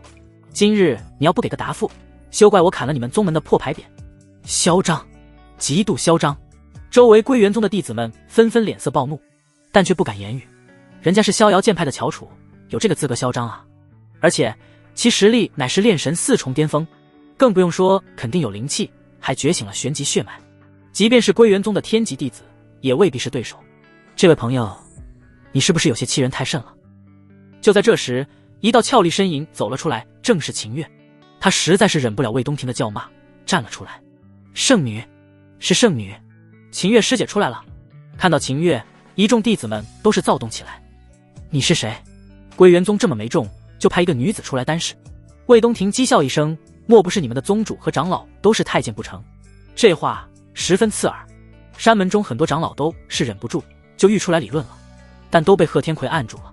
秦月冷声道：“我再跟你说一遍，叶灵天小子不在宗门之内，你是听不懂人话吗？”魏东庭冷笑：“我知道他不在，但我知道他现在正在归元城周围。我要你们宗主站出来，答应帮我追查那小子的下落。”最好是就地诛杀，提着他的脑袋来见我。不过，你们太让我失望了，一群缩头乌龟，狗屁不是。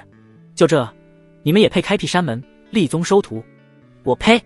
现在我就斩了你们的牌匾，拿回去烧火。说着，手中凝聚一抹金色剑气，直奔牌匾而去。住手！秦越俏脸一怒，玉指一点，100道寒冰剑气袭杀而出，将魏东庭的剑气击溃。寒冰之体。魏东庭微微眯眼，这才注意到眼前的秦越居然是个冰美人，其姿色比逍遥剑派的那些女弟子不知道要强了多少。他存心戏弄，手指并拢，又是一道耀眼的剑芒杀出。这一次剑芒迎风暴涨，竟然有暗金色的火蛇吞吐，威力比刚才那道不知道强了多少。小妞，你再接一个试试。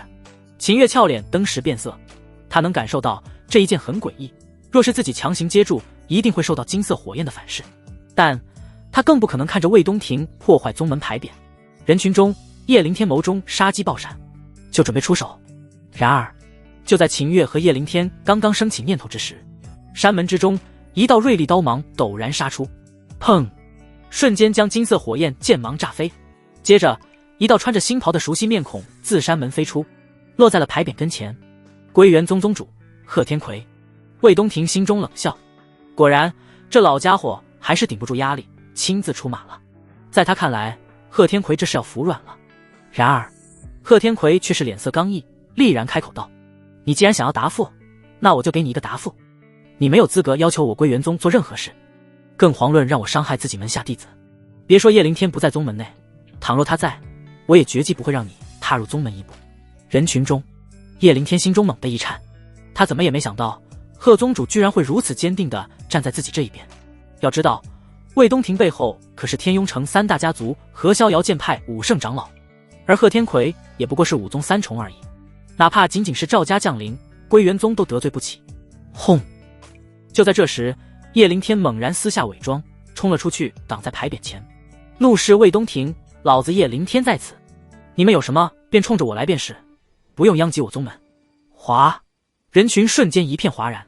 好家伙，叶凌天居然敢这时候站出来，霸气，实在是霸气侧漏。叶师弟。秦越一愣，显然也是有些蒙圈。贺天魁则是淡淡一笑，不愧是自己看中的弟子，的确是个铁骨铮铮的男人。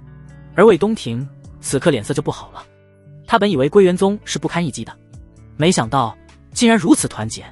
不过这也没什么关系，他冷声道：很好，你们归元宗果然是让我刮目相看。今日我的话已经带到，既然你们敬酒不吃，那就等着宗门末日吧。说着，冷漠的目光看了叶凌天一眼，转身离去，留下忧心忡忡的归元宗众人。即便是宗主贺天魁，此刻也是脸色严峻。宗主，对不起，是我连累宗门了。叶凌天上前道歉，这件事宗门的确是非常无辜。贺天魁淡淡一笑，如果弟子有事，宗门却放任不管，那以后谁还愿意做我归元宗的弟子？叶凌天微微一愣，以后还能有归元宗吗？之后几日，叶凌天能感受到整个归元宗的气氛都不是很好，许多胆小的弟子都已经收拾东西匆匆离开，但绝大多数弟子还是很有血性的，甚至有不少人给叶凌天加油打气。当然其中也不乏很多人觉得叶凌天是祸害，认为叶凌天应该被逐出山门。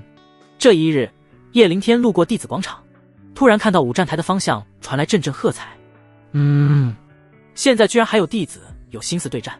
叶凌天也走过去看看热闹，就看到台上有一道熟悉的面孔，李珏。其对面则是一个身材高大十分帅气的英俊青年。青年没有穿宗门武袍，而是一身红色球袍，耳朵上还打着耳钉，粉面含春，看起来有点娘。右边这位师兄是？叶凌天问旁边一个弟子。那弟子看了叶凌天一眼，他你都不知道？这是天骄榜第32的黎志。黎志好像身份有些特殊，只在宗门挂名弟子，1年也不会回一次宗门，所以大家对他现在的实力都不是很清楚。叶凌天恍然，又是神秘的挂名弟子。黎志这个时候回来，那只有一个目的，抢一个天级弟子的名额，然后参加龙门选拔。彼时台上，李珏脸色冷血：黎志，你是不是早上出门忘吃药了，居然敢挑战我？天骄榜32，挑战11，这不是作死吗？黎志勾起兰花指，妩媚一笑道：哟，1年不见，你压火气还是那么旺，今天我还非得给你消消火不成？这话说得十分暧昧，别有深意。台下众人都是没眼看，他们都知道这个黎志可是对自己的断袖之癖丝毫不避讳的，所以很多弟子都是对他避而远之，避免被撅。观战的叶灵天捂着嘴，差点没笑出猪叫。这俩人真有意思。李傕嘴角一抽，你个死娘炮，他妈嘴巴给我放干净点，不然老子抽死你信不信？然而黎志却是渐渐地撅起屁股扭了扭，挑逗道：不信你来抽人家，狠狠地抽我，我他妈！哦！叶灵天直接胃里翻滚，尼玛，这个黎志究竟是什么妖魔鬼怪啊？怎么还专门恶心别人啊？我他妈弄死你！李傕直接破防，眉心金斧印记闪耀，手持金色大斧朝着黎志猛然杀去，恐怖的力量波动，让得周围的空气都爆发轰鸣震颤。炼神三重，叶灵天登时皱起眉头，这小子竟然也突破境界了，不愧是天级弟子之下第一人，这个李傕天赋的确很霸道，看来这一次的对战没有悬念了。然而下一刻，叶灵天直接瞪大了眸子，只见黎志面对李傕的金斧丝毫不慌，只是手指一点，一道道粗壮无比的绿色藤蔓立刻从背后飞出，嗖嗖嗖，藤蔓像是有生命一般，飞速捆住了李傕的手脚。吱呀，黎志手指一弯，藤蔓缓缓绷紧，这下原本桀骜不驯的李傕瞬间被捆成了木乃伊。他奋力想要挣脱，但无济于事，太猛了，他现在连动弹都做不到。台下叶灵天眉头狠狠皱起，炼神三重巅峰，而且觉醒了玄极神木血脉，这个黎志实力过于可怕了，如此实力对李傕来说简直是碾压。台下更是一片哗然，谁都没想到天骄榜竟然杀出一个程咬金来。小宝贝，感觉如何？黎志来到李傕跟前，竟然伸出舌头舔了舔李傕的脸。哦，他妈的，太恶心了吧！台下呕声一片，弟子们根本没眼看，叶灵天只觉得头皮发麻，浑身寒气侵袭。见过恶心人折磨人的，但也没见过这样式的。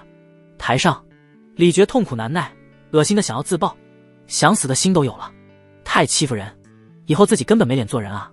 这时黎志转过头看向台下众弟子，玩味道：马上天级弟子之战，你们遇到我最好是主动认输，不然我不介意在武战台上好好玩弄你们哦。咦，台下所有男弟子都是鸡皮疙瘩起了一身。叶灵天眯了眯眼，原来是这个目的，想不费吹灰之力就拿下天级弟子战的第一名。叶灵天看了黎志一眼，转身走人。为了必胜，有必要领悟四重枪威和四重刀威了。寒冰潭，叶灵天一直在往下试探自己的极限，只有给自己最大的压力才能突破极限。不过即便深入到了最底层，叶灵天还是没能感知到极限，于是只能进入小黑塔之中，凝练出一个炼神境三重的黑衣叶灵天，与之疯狂战斗，几乎是打到昏天黑地，放弃所有休息时间。终于在第3天，叶灵天领悟到了神奇的枪威第4重无剑穿透。第4重枪威很简单纯粹，意念合一，所有力量灌注到一个点上，单电击穿，带来恐怖的穿透力。有了这4重枪威，天级弟子之战我便有所依仗了。叶灵天心中一喜，就准备离开寒潭。这是什么？就在这时，叶灵天突然注意到寒潭最底层厚厚的冰层上躺着一颗晶莹剔透的珠子，这珠子在水下闪着夺目的光彩。叶灵天伸手想去拿，但还没靠近，只觉得一股难以形容的冰冷袭来。前辈，这是何物？叶灵天只好求助清欢。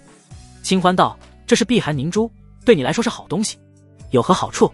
叶灵天立刻来了兴趣。清欢道：这可是断体的宝贝，吸收它有可能让你进入肉身2品。啊，这么厉害！叶灵天一喜，这岂不是跟林长安的酒差不多？不对，你刚刚说只是可能，没有把握一定能进入肉身2品吗？清欢道：没有，这凝珠乃是底层冰灵自然凝结，还没有完全成熟。哎，其实就差一点点。好吧，看来这次是没有机会练成2品肉身了。不过叶灵天还是将碧寒凝珠收入了储物戒之中。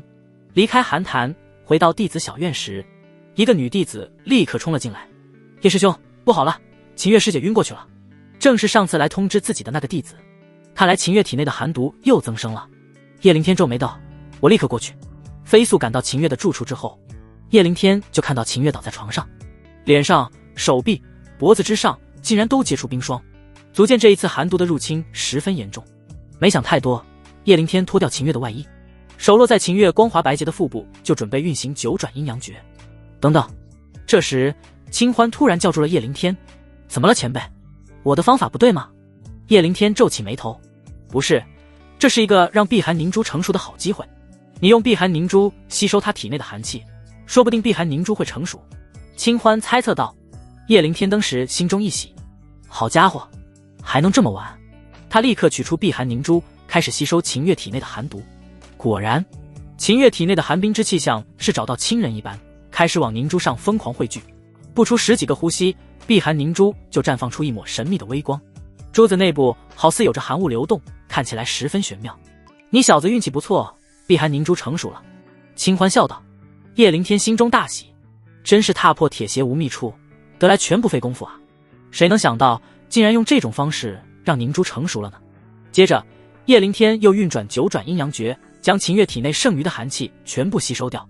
叶灵天，秦越缓缓苏醒，就看到叶灵天的手掌在抚摸自己的腹部，而自己上身也只剩一件兜衣，大好风光露在外面。秦师姐，叶灵天笑道：“你终于醒了，我刚在给你吸收寒毒。”秦越俏脸一红：“谢谢，这寒毒愈发强悍了。”叶灵天一笑：“对我来说没有区别。”秦越话锋一转道：“昨天宗门收到消息，天雍城的人随时可能杀来，你准备如何应对？”叶灵天淡定一笑：“兵来将挡，水来土掩。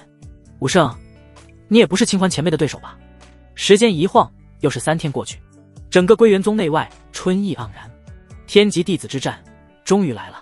天级弟子的选拔很多年才有一届，每一届只有仅2个名额，无比珍贵，所以这无疑是整个归元宗最受关注的大事。而此次天级弟子选拔更甚，因为这2个被选拔出来的天级弟子将能参加即将到来的龙门选拔，一次跃龙门进入王城1级大宗门的绝佳机会。这一天，归元宗人山人海，不仅仅是宗门弟子，还有附近几个城池许许多多人前来观战，不下几万人。叶灵天都惊住了：“秦师姐，当年你们选拔的时候也是这种景象吗？”秦越摇摇头，笑道：“差不多吧，当年我们也遇上龙门选拔了。”啊！叶灵天一愣：“那师姐你也参加过龙门选拔，成绩如何？第1关就被淘汰了。”秦越无奈苦笑：“我靠，这么难吗？第1关都没过。”叶灵天好奇问道：“龙门选拔是什么样的？”秦越陷入沉思，缓缓道：“跟一般的选拔完全不同。第1关是实力测验，只有前200名翘楚才能留下。第2关是真正的考验，200名参赛者会被扔进大荒之中一处皇家牧场，那里圈养着许多厉害的凶兽，光是生存下来就是天大的难度。最后谁猎杀的高阶凶兽越多，谁就会赢，而且允许自相残杀。”叶灵天呆住了，好家伙，允许自相残杀，这无疑是告诉参加选拔的弟子，你可以猎杀凶兽，也可以猎杀其他人抢夺兽丹，当真残酷。就在这时，五战台上宗主贺天魁出现，宣布选拔战开始。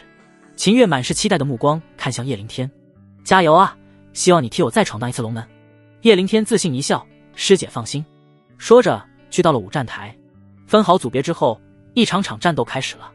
最终没有丝毫悬念的只剩下3名佼佼者：叶灵天、李觉还有黎志。2个天级弟子的名额将会在3人之中决出。不过众人不知道的是，此刻一艘破云飞舟缓缓降落在归元城外，天雍城大军已然杀至。五战台，叶灵天3人已经抽好签，因为李觉和黎志已经决出过胜负，所以第1战李觉对战叶灵天。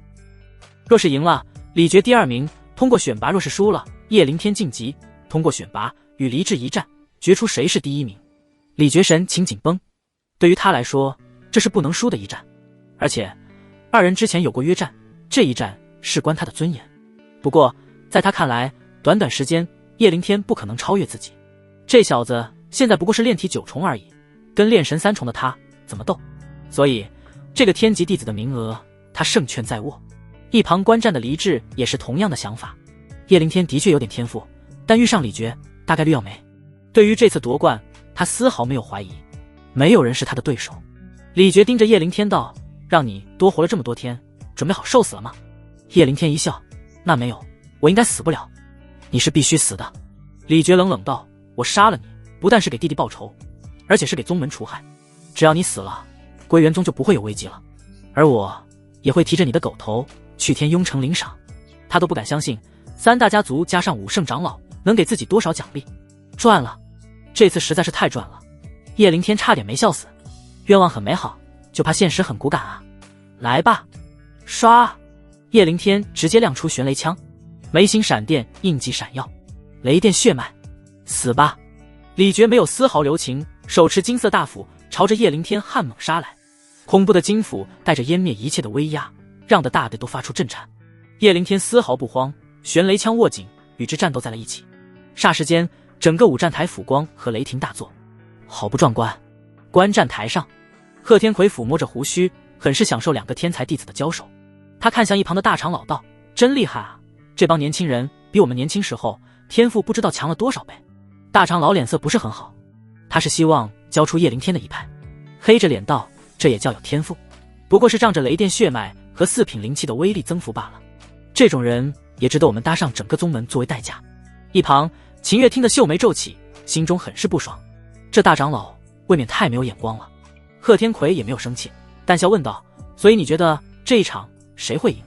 大长老不屑一笑：“那还用问吗？肯定是李傕啊！你没看到他还没动用真实实力吗？是吗？”贺天魁笑而不语。大长老，你这次可能要看走眼了，叶灵天不可能会输的。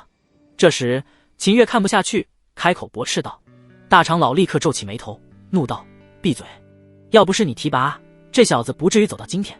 若是宗门有事，你也脱不了干系。”秦月俏脸黑沉，没想到大长老能把火烧到自己身上。他望向五战台，暗暗握拳：“叶灵天，你可千万不能输啊！”彼时五战台，叶灵天2重枪威杀出，将李傕震飞好远。淡漠道：“李傕，你要是再不动用真本事，我可以真要杀你了。”他能感觉到李傕在故意玩他呢。呵呵，行，本来想跟你玩玩的，既然你想早点死，那也别怪我了。说罢，李傕浑身一震，手臂抡圆，金斧血脉陡然爆发，一道恐怖绝伦的参天金斧虚影朝着叶灵天当头砍杀而来。这一斧带着一抹意境，显然是杀招来了。叶灵天嘴角勾起一抹不屑，3重枪威使出，兀的3条雷电之龙冲杀而出。吼！震耳欲聋的吼叫让得周围观战弟子的耳膜都升腾起来。这很多弟子都是脸色一变，竟然是3重枪威，太恐怖了！叶灵天这是怎么做到的？太强了！这雷电之龙的破坏力明显比金斧虚影要强。果然，雷电之龙猛然咬住金斧虚影，咔咔咔咔，一个呼吸之后，金斧虚影轰然炸开，无尽金光闪过，台上好似在放烟花一般。李傕脸色大变，不好，这小子竟然领悟了3重枪威，我只是2重，根本不是对手。不对，这小子毕竟只是炼体境，他丹田的灵力消耗一定很大，我只要周旋1、2便能耗竭他的灵力。想及此，他立刻改变进攻状态，变成了防守。然而他太小看叶灵天了。吼！不过2、3个呼吸之后，又是3条雷电之龙杀向了他。这一次雷电之龙的威力竟然比刚才还要强大，李傕直接懵逼了，立刻使出了看家的保命之物护体铠甲。然而没有卵用，雷电之龙瞬间穿透李傕的胸口，砰！李傕倒在地上，七窍流血而亡。那满是鲜血的眼睛死死盯着叶灵天，到死都想不通为什么叶灵天的灵力储备会这么充足。他哪里知道叶灵天的身体早就被改造过了，而且修炼了9转阴阳诀，可以说现在叶灵天的丹田宛若一片大江。李傕死了！台下弟子惊呼不已，以炼体9重斩杀炼神3重，太妖孽了！就连黎志都微微皱眉，自己竟然看走眼了。叶灵天比自己想象的更强大，不过他也没有太惊讶，叶灵天的3重枪威对他并没有威胁。观战台上，秦月小嘴勾起，玩味的目光看向大长老。大长老脸色青红不已，像是被人抽了巴掌一般，极为难看。哼，走狗屎运罢了。接下来他会在黎志手里输得很惨。不服气是吗？贺天魁淡淡一笑道：“我怎么觉得好戏才刚刚开始呢？”大长老一愣，脸色淡漠道：“你莫非觉得叶灵天还能爆发更强的实力？”贺天魁摸了摸胡须，笑而不语。哼，屠戮同门，毫不留情，终究是个祸害。就在这时，裁判长老上台宣布，叶灵天晋级天级弟子，同时终极一战开始。刷！黎智跳上台，阴冷玩味的目光看向了叶凌天。黎智阴柔一笑，长得挺好看的，身材也不错。啧啧，真是可惜了，听说杀了你有赏。叶凌天淡漠道：怎么，你也要杀了我去领赏？黎智玩味道：那可是天庸城的赏金啊，谁不心动？不过，你若是愿意认输，乖乖做我的男宠，或许我可以饶你一命。此话一出，台上台下一片哗然，很多弟子都是捂着眼睛没眼看啊，这可是天级弟子选拔战啊，你他妈倒是注意点影响呢。台上，秦月阴阳怪气开口了，这就是大长老看好的弟子，真是恶心啊！大长老自己也是恶心坏了，不过依旧嘴硬道：哼，天才弟子有点个性怎么了？你没看出来这是在给叶凌天机会吗？秦月一愣，赶忙暗中给贺天魁暗中传音：宗主，难道这个黎智有什么背景？贺天魁回应道：具体不清楚，但我好像听说他不在宗门的时候都待在王城，好像是皇室某个宦官的干儿子吧。此话一出，秦月登时恍然，原来如此啊，合着就是被老太监包养的，怪不得那些大门派都不愿意招他，原来是见不得人。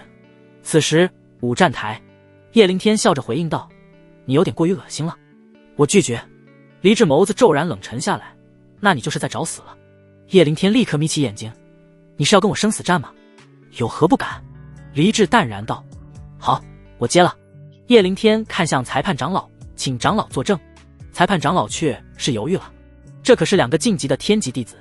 他将询问的目光看向了大长老和贺天魁。贺天魁没有说话，他是不想2个天才弟子你死我活的。不过大长老本来就想叶凌天死，怎么可能放弃这个机会？厉声喊道：我代表宗门同意了，契约签订，生死有命。对于大长老的越轨，贺天魁微微皱眉，不过他觉得这也许是叶凌天必然要经历的一劫，也就没有开口反对。开始吧。裁判长老见宗主没反对，也就同意了。那你就死吧。黎智阴冷一笑，双手举起，轰卡轰卡。霎时间，五战台上一根根粗壮无比的藤蔓破开石板，拔地而起，嗖嗖嗖，朝着叶凌天袭杀而来。黎智已经决定要将这个挑衅自己的家伙活活虐死，然而叶凌天岂是那么好对付？哗啦，叶凌天手中玄雷枪消失，取而代之的是黑风刀。刷刷刷，黑风刀刀芒闪耀，刀威四射，那一根根粗壮坚韧的藤蔓竟然被叶凌天轻易砍断。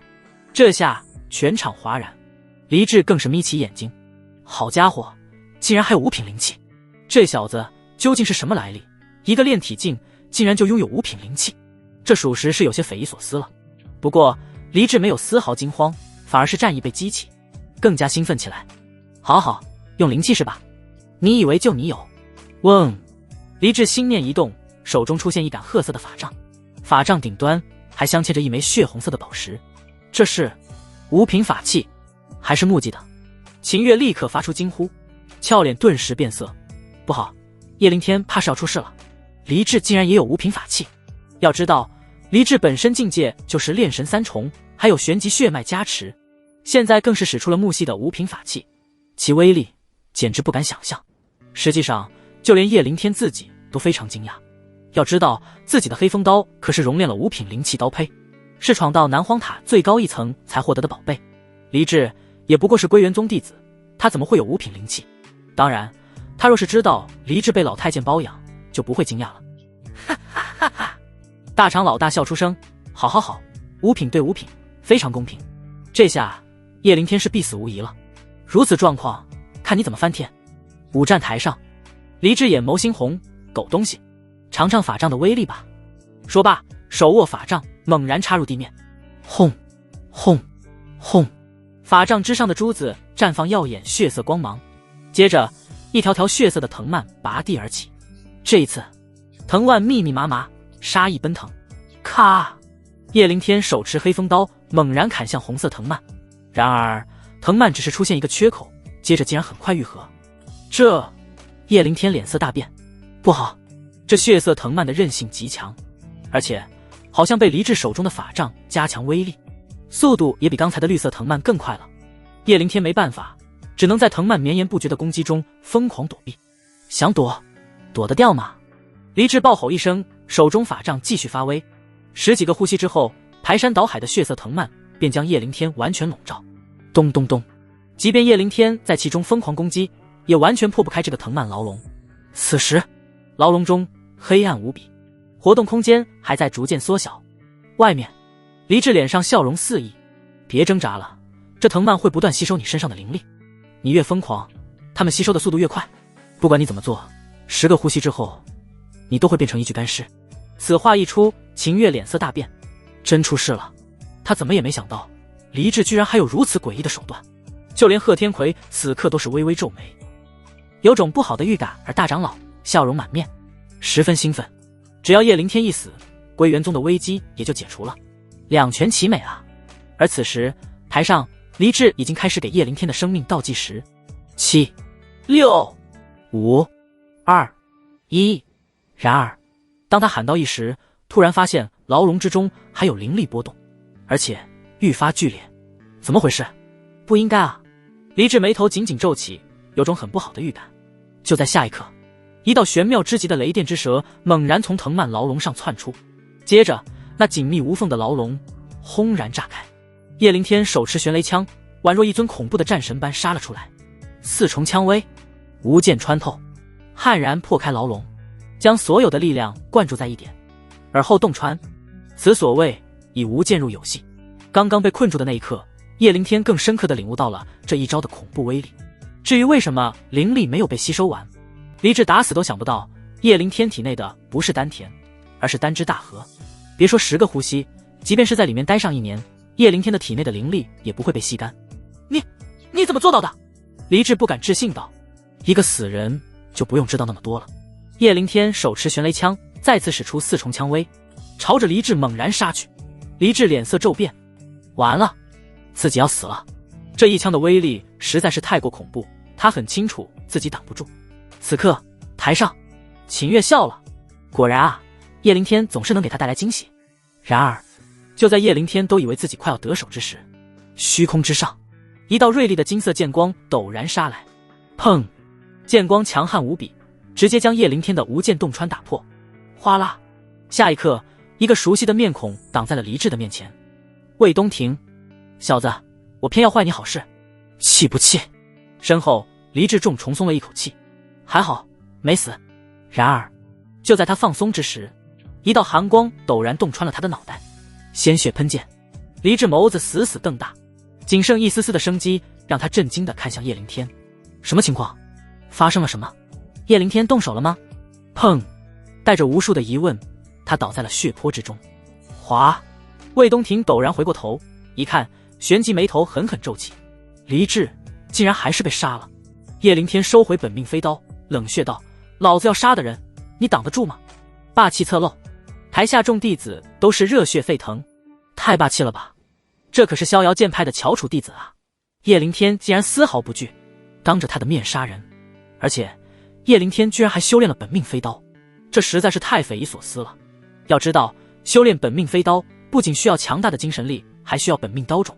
叶灵天一个三流宗门的弟子，如何能够做到？很狂，不过你也只能狂到此时了。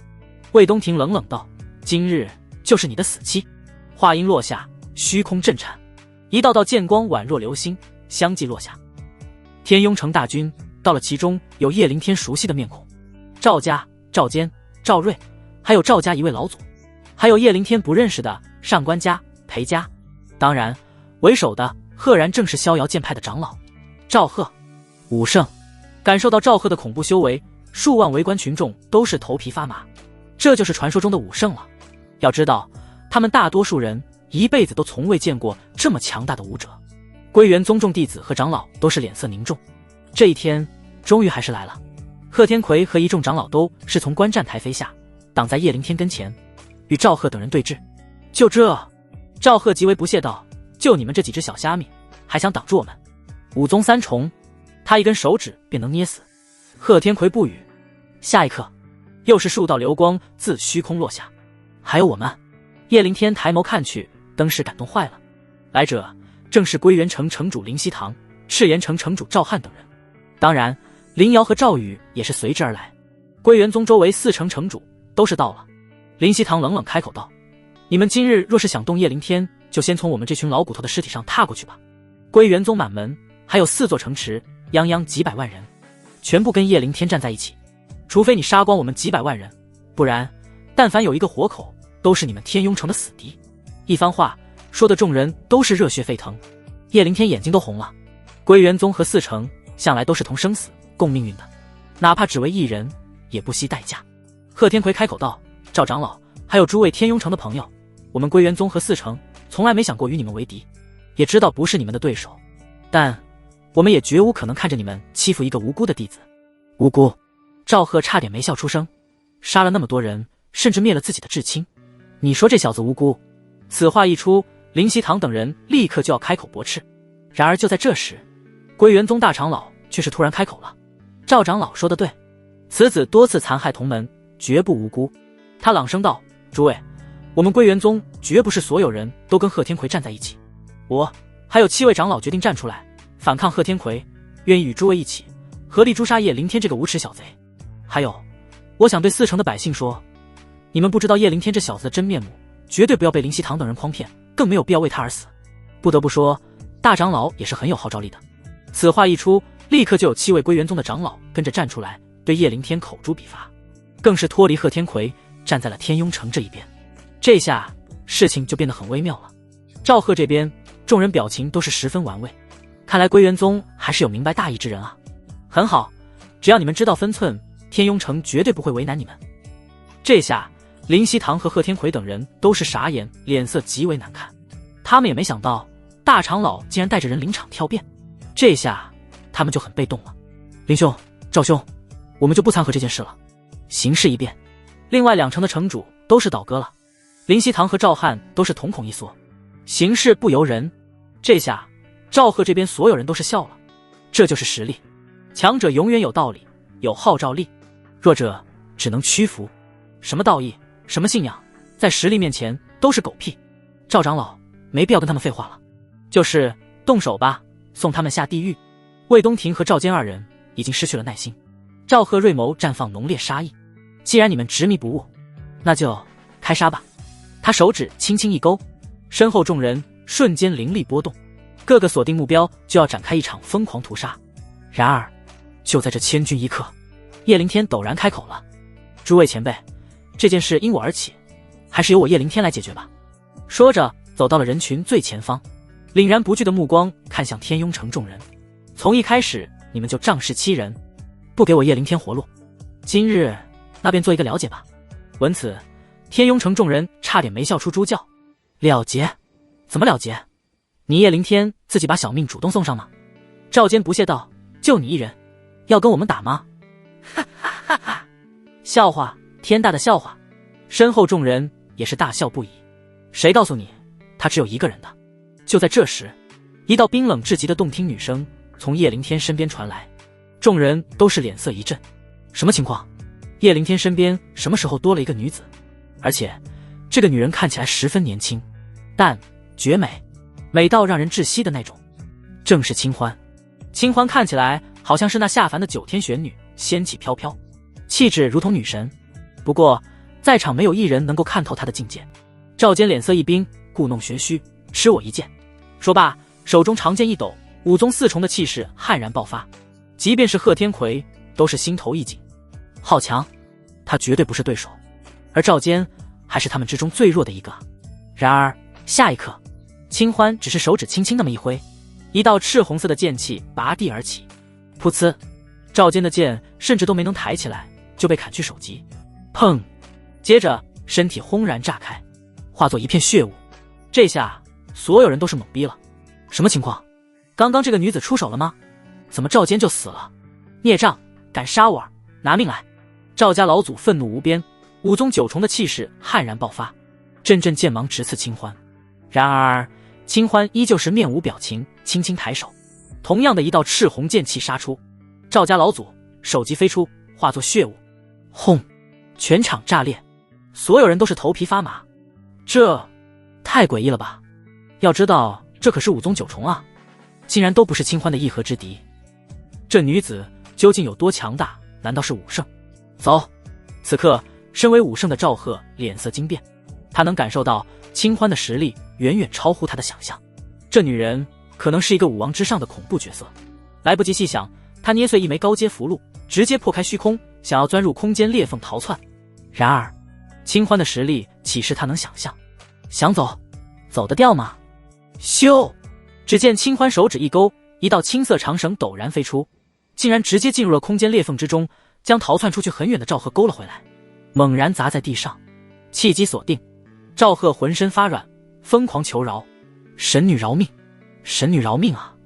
连赵贺都跪了，天雍城其他人哪还有逃窜的心思，纷纷跪下求饶。小子，怎么处理？清欢将处置的权利交给了叶灵天。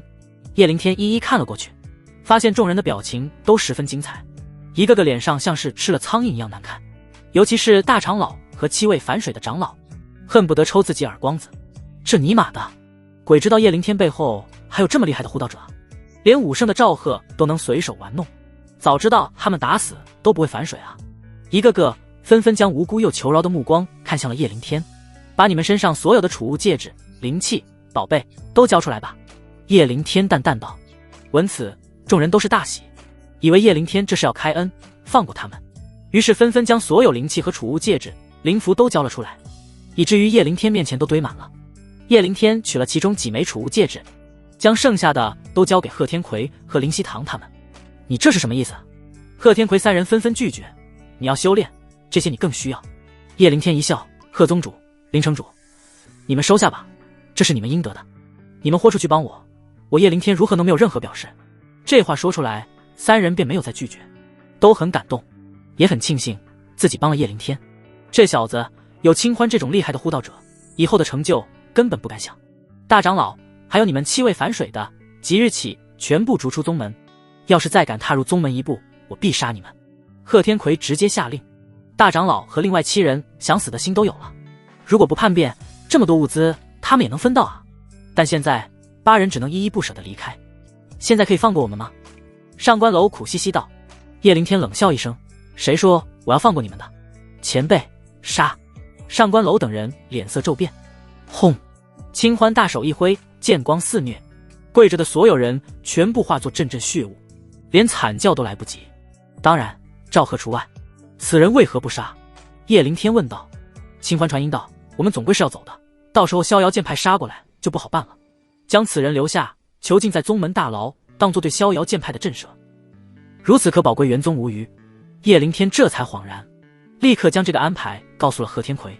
在众人的震惊之中，这场大战终于是落幕。这件事必将为归元宗和周边4城所有人传颂。取了赵贺的储物戒之后，叶灵天跟归元宗告别，回到了归元城。天涯阁，林瑶和赵宇都在。灵天哥哥，你准备什么时候出发去龙门牧场？林瑶问道。龙门牧场也就是龙门选拔的所在地。叶灵天笑道，距离龙门选拔还有大半个月，我准备带妹妹到处看看。重要的是，叶灵天想找到一些法子修复叶小云的灵骨伤势，若是能让她重新修炼，那就更好了。你们呢？林瑶道，父亲准备带我们去王城找个宗门，从记名弟子开始修炼，只要表现好，以后或许也有机会成为真正弟子。赵宇也是附和。叶灵天知道王城也是有许多2流3流宗门的，最差也比归元宗强。林瑶和赵宇去镀金一下，回来也更方便继承城主之位。好，那我们2个月后在王城天雅阁相见。叶灵天笑道。灵天哥哥，你一定要注意安全，活着比胜利更重要。林瑶依依不舍地叮嘱了一句，才离开。2人走后，叶小云突然古灵精怪笑道，那个林瑶姐姐好像很喜欢你哦，你个小屁孩知道什么是喜欢啊？叶灵天笑道。叶小云嘟了嘟嘴，反正我能看出来她对你有意思。叶灵天也没有跟小妮子继续辩驳，而是取出明渊剑，问道，小云，你喜不喜欢这把剑啊？叶小云摸了摸晶莹剔透的剑身，重重点头，喜欢，好好看，而且感觉它好厉害啊。可是我好像修炼不了那个。说到这，叶小云皱起眉头，有些难过。如果自己能修炼，以后就不需要被哥哥保护了。叶灵天看穿小妮子的心思，笑道，谁告诉你不能修炼的？哥哥一定想办法让你修炼。真的吗？叶小云顿时大喜，抱着叶灵天的手臂道，如果我能修炼，就能帮哥哥打坏人了。叶灵天笑着摸了摸小妮子的脑袋，神识中，前辈可有办法帮小云重建根骨，继续修炼？清欢道，很难，但也不是没有办法。根骨被挖，丹田也随之受损，需要一种叫做百妖灵芝的天才地宝才能治愈。据我所知，百妖灵芝非常珍贵，根本不会在市场上流通。叶灵天心中一喜，只要有办法，那就行。他立刻找到苏倾城。然而，苏倾城竟然都没听说过这种天才地宝，天雅阁也就更不可能有了。叶灵天这下为难起来，不知道怎么办了。实在不行，你可以去神机殿碰碰运气，说不定他们有线索。苏倾城建议道。好吧，也只能这样了。叶灵天来到对面的神机殿，然而刚进门，他就愣在当场。他发现这里的管事有点眼熟。你是天雍城神机殿那个徐管事？徐管事笑着点头。正是，我已经在这等候你许久了。啊，等候许久。叶灵天敏锐意识到了什么，自己应该是被神机殿注意到了。那你一定知道我需要什么了？叶灵天问道。徐管事点点头。百妖灵芝是吗？呼，叶灵天倒吸凉气。绝了，非常疯狂。这个神机殿简直太可怕了，连这都预料到了。对，你们有。徐管事笑着递给叶灵天一张纸条。你去这个地址就知道了。叶灵天拿过纸张一看，是西城一处别院。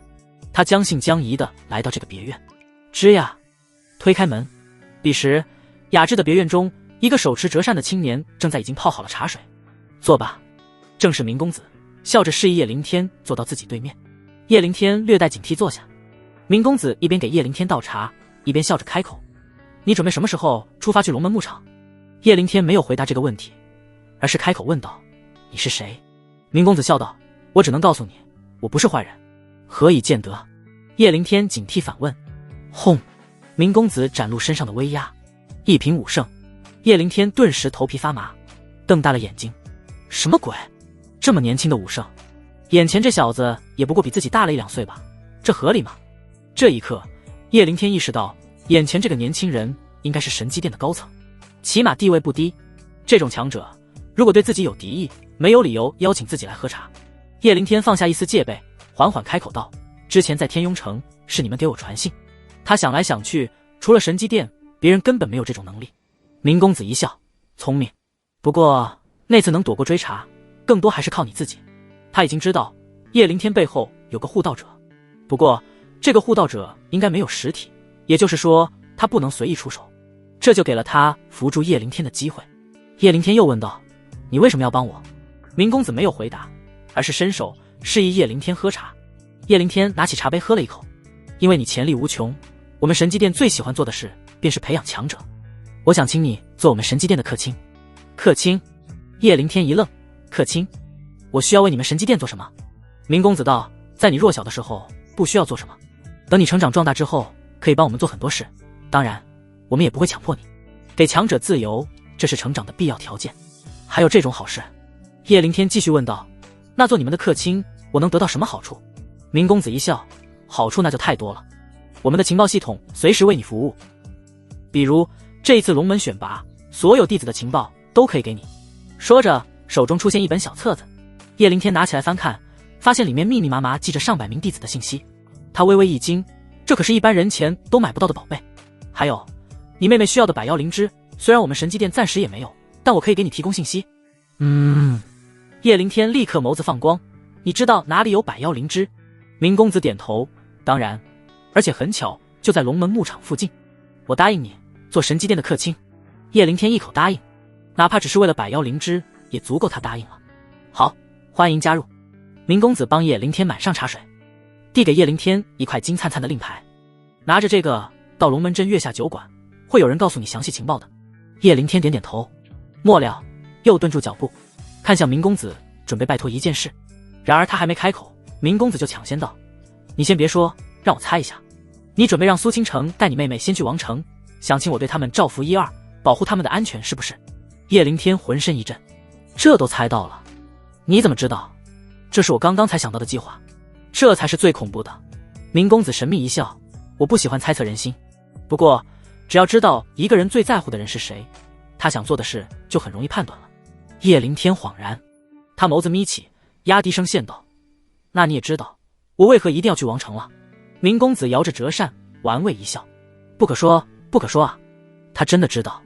叶灵天深邃的眸子闪过幽光，知道自己要杀王子，还要扶住这个神机殿究竟有多强大。去吧，放手干。在你去王城之前，我保苏倾城和你妹妹无虞。明公子自信道。谢了。叶灵天点点头，他知道明公子应该不是骗他，不然神机殿也未必能承受得住清欢的怒火。回去的路上，清欢道，有件事要跟你说，你不能指望我每次帮你度过危机，我没有实体，每次出你体外都要消耗巨大修为，你在每个大境界阶段我都只能出手一次，出手之后还需要很长时间的沉睡蛰伏。叶灵天一愣，前辈你的意思是我练神境期间你只能出手一次？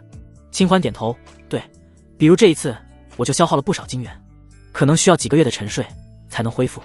沉睡几个月，那岂不是刚好要错过自己的龙门选拔？叶灵天十分不舍，但这就是现实和代价，也只能接受。我知道了前辈，你放心沉睡修复吧，我会好好修炼。清欢点点头，希望我醒来的时候你能给我一个惊喜。说着闭上眼睛盘坐沉睡。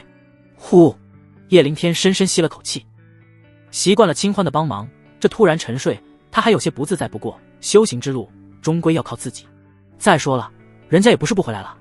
接下来几日，叶灵天陪着叶小云和苏倾城好好游玩了一番，便安排二人去到了王城，接着自己踏上破云飞舟去往龙门镇。在船舱无事之时，叶灵天才静下心盘点了这一次的收获。不看不知道，一看吓一跳。首先是灵石，竟然有整整5000万下品灵石，5000万，一个叶灵天之前都不敢想象的数目。其次是灵草灵药，一大堆，价值连城，绝对够叶灵天修炼到炼神境了。还有就是灵器，4品的3把，3品的7把，1品和2品的更是有几十把。这帮天庸城的龟孙是真他妈有钱啊！清欢不在，这些便是自己之后修炼的依仗了。叶灵天拿出灵草和灵药，运转8-9玄功，开始飞速吸收。第二天，终于到了炼体9重巅峰，距离炼神境就差一点点。叶灵天停了下来，没有继续吸收灵药灵草。虽然有把握冲破桎梏进入炼神境，但叶灵天纯心想在战斗中完成突破，这样对以后的修炼更有好处。起来活动活动，看看风景吧。叶灵天伸了伸懒腰，来到甲板上，瞭望着下面绝美的风景缓缓从眼前掠过。砰！然而就在这时，一道带着香风的柔软娇躯突然撞入自己怀里。叶灵天登时呆住，低头一看，竟然是个长相十分甜美的少女。少女背着毛茸茸的兔子小包，脸蛋娇俏可爱，看起来年纪还没有灵瑶大。不过虽然脸看起来小，身上其他地方却是格外壮观，压得叶灵天口干舌燥。就在叶灵天准备开口之时，少女低声道：“别说话，有人追杀我，不想死的话就陪我演出戏。”这是玩的哪出？叶灵天微微眯眼，精神力扩散开来。果然，不远处的船舱中冲出几个身穿黑袍、戴着兜帽的武者。这帮武者实力都是不俗，个个皆是炼神2重往上。少女一样，也是炼神2重，这是把自己当挡箭牌了，那自己可不能吃亏啊！叶灵天笑了，将大手落在少女的纤细的腰肢上，猛然用力一抱，少女整个身体便压在了他的胸口。你！少女顿时娇羞不已，很是恼怒，但现在被追杀，她还不敢挣脱，只能任由叶灵天的魔爪在她身上肆意游走。你小子给我等着的！少女咬牙切齿。不远处，黑袍人低声道：“瓜哥，怎么办？那女人好像有帮手，而且这里是甲板，若是与二人发生冲突，一定会被守卫制裁的。”叫做瓜哥的黑袍无奈道：“先撤，等落地之后再追杀他们。”说着，几人撤了回去。放开我！少女见脱离危险，一把将叶灵天推开，小脸怒冲冲道：“你小子找抽是不是？连本姑娘的油都开！”说着还扬起粉拳，对叶灵天耀武扬威。叶灵天耸耸肩，无赖一笑：“你讲不讲道理？是你先往我怀里钻的吧？而且你不是要我配合你表演的吗？现在怎么还怪起我来了？”周小鱼气呼呼道：“你是男的，我是女的，这怎么能一样呢？”叶灵天连忙错开距离：“那你想要我怎么办？要不我去把那几个黑衣人叫过来，让你们打一架？”“不要！”周小鱼俏脸一白：“不要，我还想安全下船呢。那本姑娘就给你一个面子，带我去你的包厢吧。”叶灵天一愣：“什么鬼？明明是你在求我吧？怎么还能说得这么理直气壮呢？这个面子我不要。”说着独自回到包厢。“哼，你不知好歹！”周小鱼一跺脚，急忙追了上去，在叶灵天关门之前溜了进去，将鞋一脱，躺在了床上。叶灵天：“姑娘，你这么做合适吗？这是我的床。”周小鱼撇了撇嘴，本姑娘愿意睡你的床，那是给你面子。说着闭上眼睛打盹。叶灵天无奈一笑，也拿这个小无赖没办法，只好盘坐在地开始修炼。半晌，叶灵天突然感觉到什么在戳自己的脸，睁开眼睛一看，是周小鱼的手指。你是不是有点什么大病？叶灵天吐槽道。这很好玩吗？周小鱼歪了歪脖子，好玩啊。对了，我叫小鱼，你叫什么名字？叶灵天闭上眼睛，懒得理会。你说不说？不说你别修炼了，我戳。手指很不规矩。叶灵天实在没办法。灵天，两个人很默契的都没说全自己的名字。灵天，这个名字有点太嚣张了。周小鱼啧啧一笑。对了，你要去哪里啊？咚！就在这时，非洲稳稳当当停顿下来。叶灵天立刻起身，如蒙大赦道：我到了，再见。说罢飞快溜走。哼，想甩开我？做梦！周小鱼立刻追了上去。他的目的地也是龙门镇，而且他从小到大也没有遇到过对他避之不及的男人。叶灵天是第一个，必须带住这个小子狠狠揍一顿才行。下船之后，叶灵天边循着地图往月下酒馆赶去。妹妹的事情最重要。然而刚走到一处密林，一道身影就追了上来，正是周小鱼。你怎么阴魂不散啊，我的姑奶奶！叶灵天很头疼。周小鱼掐着腰道：哼，我跟定你了，你休想甩掉我。叶灵天无奈道：姑奶奶，为什么啊？天大地大，你去哪里不行，非要跟着我？我有正事的。如果没事，叶灵天倒也无所谓，关键周小鱼明显有仇家，跟着自己很麻烦。那你不用管，反正我就要跟着你。周小鱼叉着腰，很是傲娇道。你……就在叶灵天正开口之时，陡然神色一变，步伐一跨，猛然离开刚才的位置。咻！下一刻，一道锐利至极的恐怖箭矢带着强悍的穿透力划破空气，射向了叶灵天刚刚站立的位置。轰卡！箭矢落空，射中树木，一声轰鸣传来，竟然将周围7、8棵大树炸成了碎末，威力极为霸道。接着7道穿着黑袍之人出现，正是非洲上追杀周小鱼的7人。啧，居然偷袭失败了！我就说你小子隐藏了实力，绝不是炼体9重那么简单。为首的瓜哥冷冷说道。不过你们也逃不走了。叶灵天冷声道。我可没有招惹你们，我劝你们速速离开，不要作死。作死？瓜哥冷笑不已，连我们天狼酒馆都敢招惹，作死的是你吧小子，一起上，杀了他们。刷刷刷，一帮人没有二话，扬起兵刃朝着2人围杀而来。叶灵天和周小鱼脸色肃然，同时动了。前者手持玄雷枪，枪芒阵阵，杀机爆闪；后者手持雷电长鞭，凌空扫荡。不出3、4个呼吸，7个黑衣人就被全部诛杀。你这么强？周小鱼惊了。叶灵天刚刚的枪威达到了3重，战斗力直逼炼神3重啊！你也不弱啊！叶灵天自然也注意到周小鱼的实力，出手快准狠，而且他手里的长鞭也是4品灵气。你觉醒的也是雷电血脉，这要巧，咱俩很有缘啊！周小鱼笑眯眯道。那还真是不巧。叶灵天说着，开始收拾7人的储物戒指，数了数收获，又是1000万下品灵石到手，还是杀人抢劫资源来得快啊！那你杀了3人，这3枚给你。叶灵天递给周小鱼3枚储物戒。周小鱼俏脸愣住，显然没想到叶灵天居然会给他分东西。你怎么对我这么好啊？他眨巴着眼睛问道。叶灵天嘴角一抽，你别这么看着我，我是怕你讹我。你他妈！周小鱼翻了个白眼，不会说话你少开枪。接着2人来到了龙门镇上。说是镇，但这里比归元城还要繁华，毕竟是因为龙门牧场建起来的，往来有不少权贵。当然这里并没有因为是皇家牧场而很有秩序，相反这里很乱，有很多亡命徒聚集，尤其是街道两边的酒馆聚集了各色人马，大量的山匪和杀手都汇聚在这里。月下酒馆位置十分偏僻，但进出的人却是不少，很多人都知道这里是神机殿的一个据点，而龙门牧场附近又是一个热门的冒险之地，所以情报就格外重要。你不许进去，在外面等我。叶灵天看着周小鱼道。不行，你要是从后门跑了怎么办？周小鱼不服。叶灵天一笑，你要是敢跟进来，我马上去天狼酒馆举报，到时候看你往哪跑。周小鱼俏脸顿时一白，气得想打人。你坏死了，我就在这等，你快点出来。叶灵天满意一笑，大步进门，找到酒馆老板。客官想要什么酒？老板笑眯眯道。叶灵天懒得废话，直接亮出了明公子给的令牌。老板立刻站直了身体，神色恭敬道：原来是明公子的人，阁下稍等，我立刻给你取东西。明公子。叶灵天一愣，这是那个柔弱青年的名字，还挺霸气。很快，老板将一个小盒子交给了叶灵天。叶灵天来到幽暗处，打开盒子，盒子里放着一张羊皮地图，把妖灵芝的位置被标了红点，还有一张纸，纸上写了怎么进入此地，可能会有哪些危险。按照纸上所写，红点位置叫做荒妖山，距离龙门镇大概300多公里。此去路上最危险的还不是凶兽，而是沿路的山匪，所以建议叶灵天最好加入一个冒险团，一起深入。当然，这也不意味着凶兽不危险。等到达荒妖山，便会有4品凶兽甚至5品凶兽出没，这也是神机殿建议叶灵天加入冒险团的重要原因。谢了老板。叶灵天将盒子收入储物间，给了老板一些打点。老板却是不敢收，恭敬道：这我可不敢收。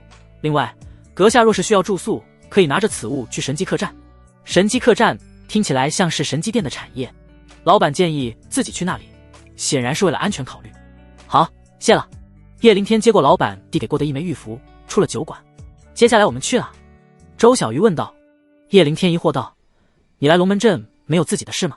周小鱼嘟了嘟嘴道：但时间还没到，我非常无聊，想找人一起玩。原来如此，那你怎么得罪天狼酒馆了？提到这件事，周小鱼就气不打一处来。还不是因为他们欺负一个小娃娃，我行侠仗义，结果没想到他们居然有7、8个帮手，我就只能跑了。好吧。叶灵天也没有傻到全部相信这小妮子的话，我要去做的事很危险，到时候不一定能顾得上你，你确定要跟着我？周小鱼笑眯眯道：不用管我，管好你自己就行。叶灵天一愣，反应过来，看来周小鱼也没那么简单，可能会有傍身的宝贝和保命之法。行，那就好。那我们现在去哪？周小鱼笑着问道。叶灵天道：我准备去加入一个冒险团。冒险团？哇，那一定很刺激，我跟你一起。周小鱼很是兴奋道。叶灵天也拿着妮子没办法，只能任由他当根屁虫了。就在2人离开之时，2道锐利目光从人群中看了过来。大哥，沙瓜哥他们的应该就是这对狗男女。这2人应该隐藏了实力，瓜哥他们才会失手。你跟着他们，我回去通知馆主。接着兄弟2人分头行动。龙门镇一个广场，许多冒险团正在招募，每个冒险团的任务难度不一样，招募成员的实力要求也不同。叶灵天逛了一圈，终于找到一个去荒妖山的冒险团，叫做丧彪小队。叶灵天嘴角一抽，这个名字真的非常朴实。丧彪小队的队长是个光头肌肉青年，实力不俗，竟是炼神5重，名字也十分粗犷，叫李霸道。其他4名成员至少也是炼神4重。4人之中，3位青年，还有一个跟秦月差不多年纪的女子。女子穿得十分暴露，浮凸的身材大方外秀，让得周围不少牲口都是直吞口水。你好，我们想加入丧彪小队，可以吗？叶灵天笑道。李霸道扫了叶灵天一眼，摆摆手道：不行，你太弱了，我们是去冒险抢资源，不是去旅游的。刷，叶灵天手中出现黑风刀。我很厉害的，还有5品灵气。李霸道嘴角一扯，你有10品灵气都没用，凶兽可不会站着让你砍啊！叶灵天头疼，这么现实的吗？站一边看本姑娘的。这时周小鱼巧笑嫣兮，上前抱着李霸道的手臂，嘟着小嘴道：李队长，我们真的很强的，你就看在我们都是新人的份上，带带妹妹和弟弟嘛，好不好？一番撒娇，让得叶灵天浑身鸡皮疙瘩都起来了。这招能好使吗？下一刻他惊掉下巴。李霸道真的被说服了，笑眯眯道：好好好，那就带上你们2个，反正今天时间也晚了，招不到其他人了。你们今天晚上好好休息，明天在这里集合。周小鱼欢欣雀跃，好嘞。说罢回过身给叶灵天递过去一个眼神，好似在说你看我厉害吧。叶灵天伸出大拇指，一个字：服气。小弟弟，这是荒妖山的资料。这时妖娆女子递给叶灵天一份资料，手指趁机划过叶灵天的胸口，骚气无比道：一般人我可不给他哦。叶灵天浑身打了个冷战，谢谢姐姐。妖娆女子上下打量着叶灵天，对叶灵天的帅气十分满意。她舔了舔诱人的红唇，笑道：晚上准备去哪个酒馆喝酒，陪姐姐喝一杯好不好？暗示之意溢于言表。叶灵天浑身发寒，就在他准备开口之时，却是被周小鱼给一把拉住，笑眯眯道：不好意思姐姐，今晚我跟灵天还有事呢，下次奉陪。说着，硬生生拉着叶灵天离开。你个小妮子，坏姐姐的好事！妖娆女子脸色幽怨。好了，别发骚了，收了这两个废物，明天有的是活干。就在这时，队伍中一名脸上有刀疤的青年阴冷开口，显然对李霸道收下二人的行为很不满，但却也不敢反对。李霸道冷声道：叶郎，你要是不愿意跟老子，赶紧滚，别他妈说话阴阳怪气，老子不吃你这一套。说着转身走人，叫做叶郎的男子气得脸上刀疤抖动不止。哼，你就熊吧，看你能熊到几时。说罢冷哼一声走人，妖娆女子也一同跟上，二人显然是一伙的。刚走到住处，一个陌生的面孔就挡在了他们面前。叶郎眸子一眯，天狼酒馆，血天狼，你找我们有事？血天狼淡漠道，我要你们帮我杀2个人。杀人？妖娆女子直接被逗笑了。我没听错吧，雪老板，你们天狼酒馆才是专业杀人的吧？这不是开玩笑吗？然而叶郎却是敏锐捕捉到了血天狼的意思，他阴恻恻道，你要杀的是那一对年轻男女。妖娆女子一愣，也是立刻反应过来，你很聪明。血天狼扔出一枚储物戒，里面都是你需要的灵药灵草，成功之后我会追加剩下部分。叶郎没有接，我可没有答应帮你杀人。血天狼冷笑，我不是在跟你商量，你要是不杀他们，我就杀你们。说着将储物戒扔在地上，转身走人。叶郎和妖娆女子都是浑身冷汗，最终还是捡起了储物戒。他们不敢跟天狼酒馆作对，叶灵天和周小鱼必须杀。翌日，丧彪小队所有人在广场集合。府一出现，叶灵天就敏锐感觉到叶郎和妖娆女子红月看自己的神情有些微妙。叶灵天，我感觉叶郎和红月在盯着我们。聪明如周小鱼自然也是发现了这一点。叶灵天传音道，而且我感觉到了敌意，不是杀意。叶郎和红月或许是好的猎人，但绝对不是好的杀手。二人一开始就暴露了。这时红月扭着水蛇腰来到叶灵天面前，小子，马上就要进入大荒了，怕不怕？待会要是遇到危险，记得躲在姐姐身后，姐姐保护你哦。这拙劣的演技，叶灵天差点没笑出声。好啊，待会姐姐一定要保护好我。他都不忍心拆穿。红月闻此，脸上露出一抹得意笑容。小样，老娘还拿捏不了你。一旁周小鱼古灵精怪地撞了撞叶灵天，传音道，你小子真坏啊。叶灵天耸耸肩，笑而不语。就在众人准备出发时，几个穿着貂绒大衣的男子走了过来，个个表情冷血，气势汹汹。尤其是位手留着大胡子的大汉，一直用色眯眯的眼神盯着周小鱼。叶灵天顿时皱起眉头，为首的这个胡子大汉跟李霸道一样，竟然都是炼神5重，而他身后的小队成员最弱也都是炼神2重。李霸道，我没记错的话，你这次也是去荒妖岭夺百妖灵芝吧？胡子大汉赵猛不屑道，就凭这几个垃圾，你也想跟我们战龙小队抢东西？哟，还有一个炼体境的稀罕玩意。胡子大汉讥讽的目光看向叶灵天，咋的？出门还要给凶兽带个诱饵啊？哈哈哈！此话一出，身后5个队员瞬间爆笑出声。的确，在这附近冒险的猎人最少也都是炼神境以上，炼体境太少见了，毕竟谁也不会带一个垃圾拖后腿。李霸道闻此眉头一拧，赵猛，你他马狗嘴，给我放干净一点，你那手底下几个狗腿子不都是老子带出来的吗？叶灵天摸了摸鼻尖，听起来这2个家伙以前就有恩怨啊。赵猛冷笑一声，那又怎么样？人往高处走，兄弟们，这叫弃暗投明。我还告诉你了，百妖灵芝的主意你就不用打了，有老子在，你连灵芝的气味都闻不到。当然了，赵猛说着，猥琐的眼神看向周小鱼和红月，2位美人要是愿意跟我玩玩，我不介意分你们一点。红月美眸微动，老实说她心动了。本来对于李霸道就没有忠诚，若是能归附赵猛，也算是往高处走了。但周小鱼反应就不一样了，插着小蛮腰指着赵猛的鼻子叫嚣，你个臭癞蛤蟆，长得丑你碗得花，你也不撒泡尿照照镜子看看自己什么鸟样，你要敢乱来，信不信本姑娘一鞭子抽飞你，让你螺旋升天，全村吃席。咕噜，叶灵天吞咽着口水，扶了扶额头，默默跟周小鱼拉开一点距离。这小丫头是真不知道天高地厚，没遭受过江湖毒打吧？就连李霸道都一阵懵逼。好家伙，这小姑娘够了，年轻人就是不一样，脾气冲，随时整顿江湖啊。红月则是嘴角一抽，默默给周小鱼伸了伸大拇指。对面几个大汉直接就炸了，扬起袖子就要教训周小鱼，但却被赵猛给拦住了。都别动。赵猛丝毫不生气，反而兴致更加高昂，盯着周小鱼道，老子就喜欢你这种脾气辣的。待会进入大荒，别让我遇到你，不然老子一定要将你先奸后杀，然后再把你的尸体带在身边，日日玩弄。对了，你记得离这垃圾小子远一点，别还没遇到小爷就一起为了凶兽。说着大笑离开。叶凌天和周小鱼沉默不语，但却眸光犀利，二人很是默契的同时给这个赵猛判了死刑。你说你得罪赵猛干嘛呢？现在好了吧，任务还没开始就失败了一半。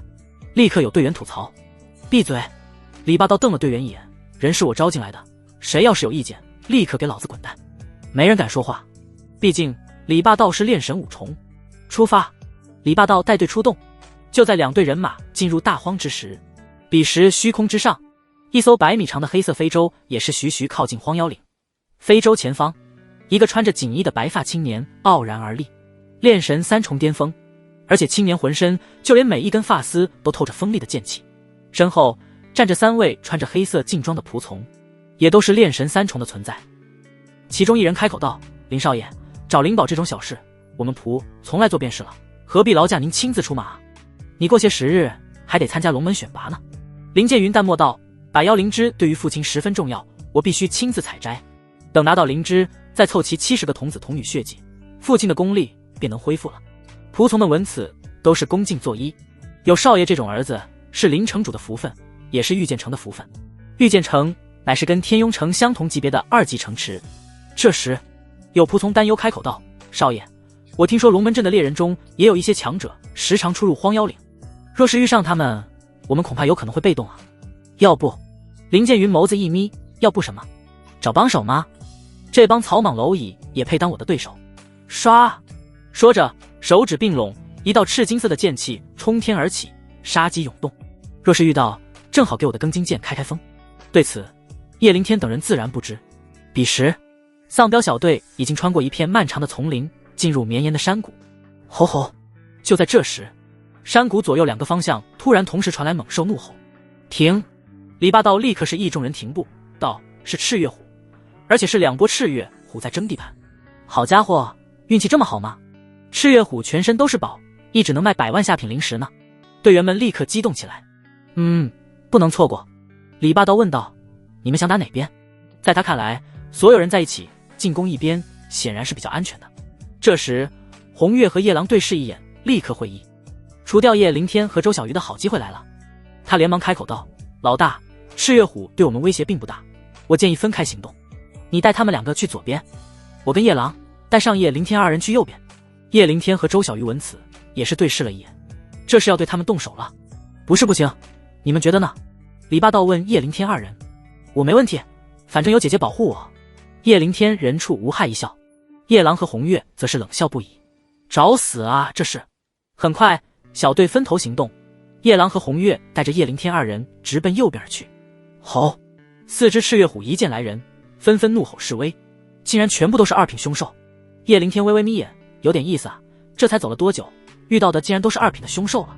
等到进入荒妖岭，不得有3品4品的凶兽出没，一人一只，速战速决。夜郎没有废话，冲上去就是干。周小鱼也是斗志满满，好不容易遇到练手的机会，自然不会放过。剩下红月和叶凌天，要不要试试？红月笑眯眯道。叶凌天往后一缩，满脸惊恐道：我不行，害怕。姐姐你不是说要保护我吗？你替我杀一只吧。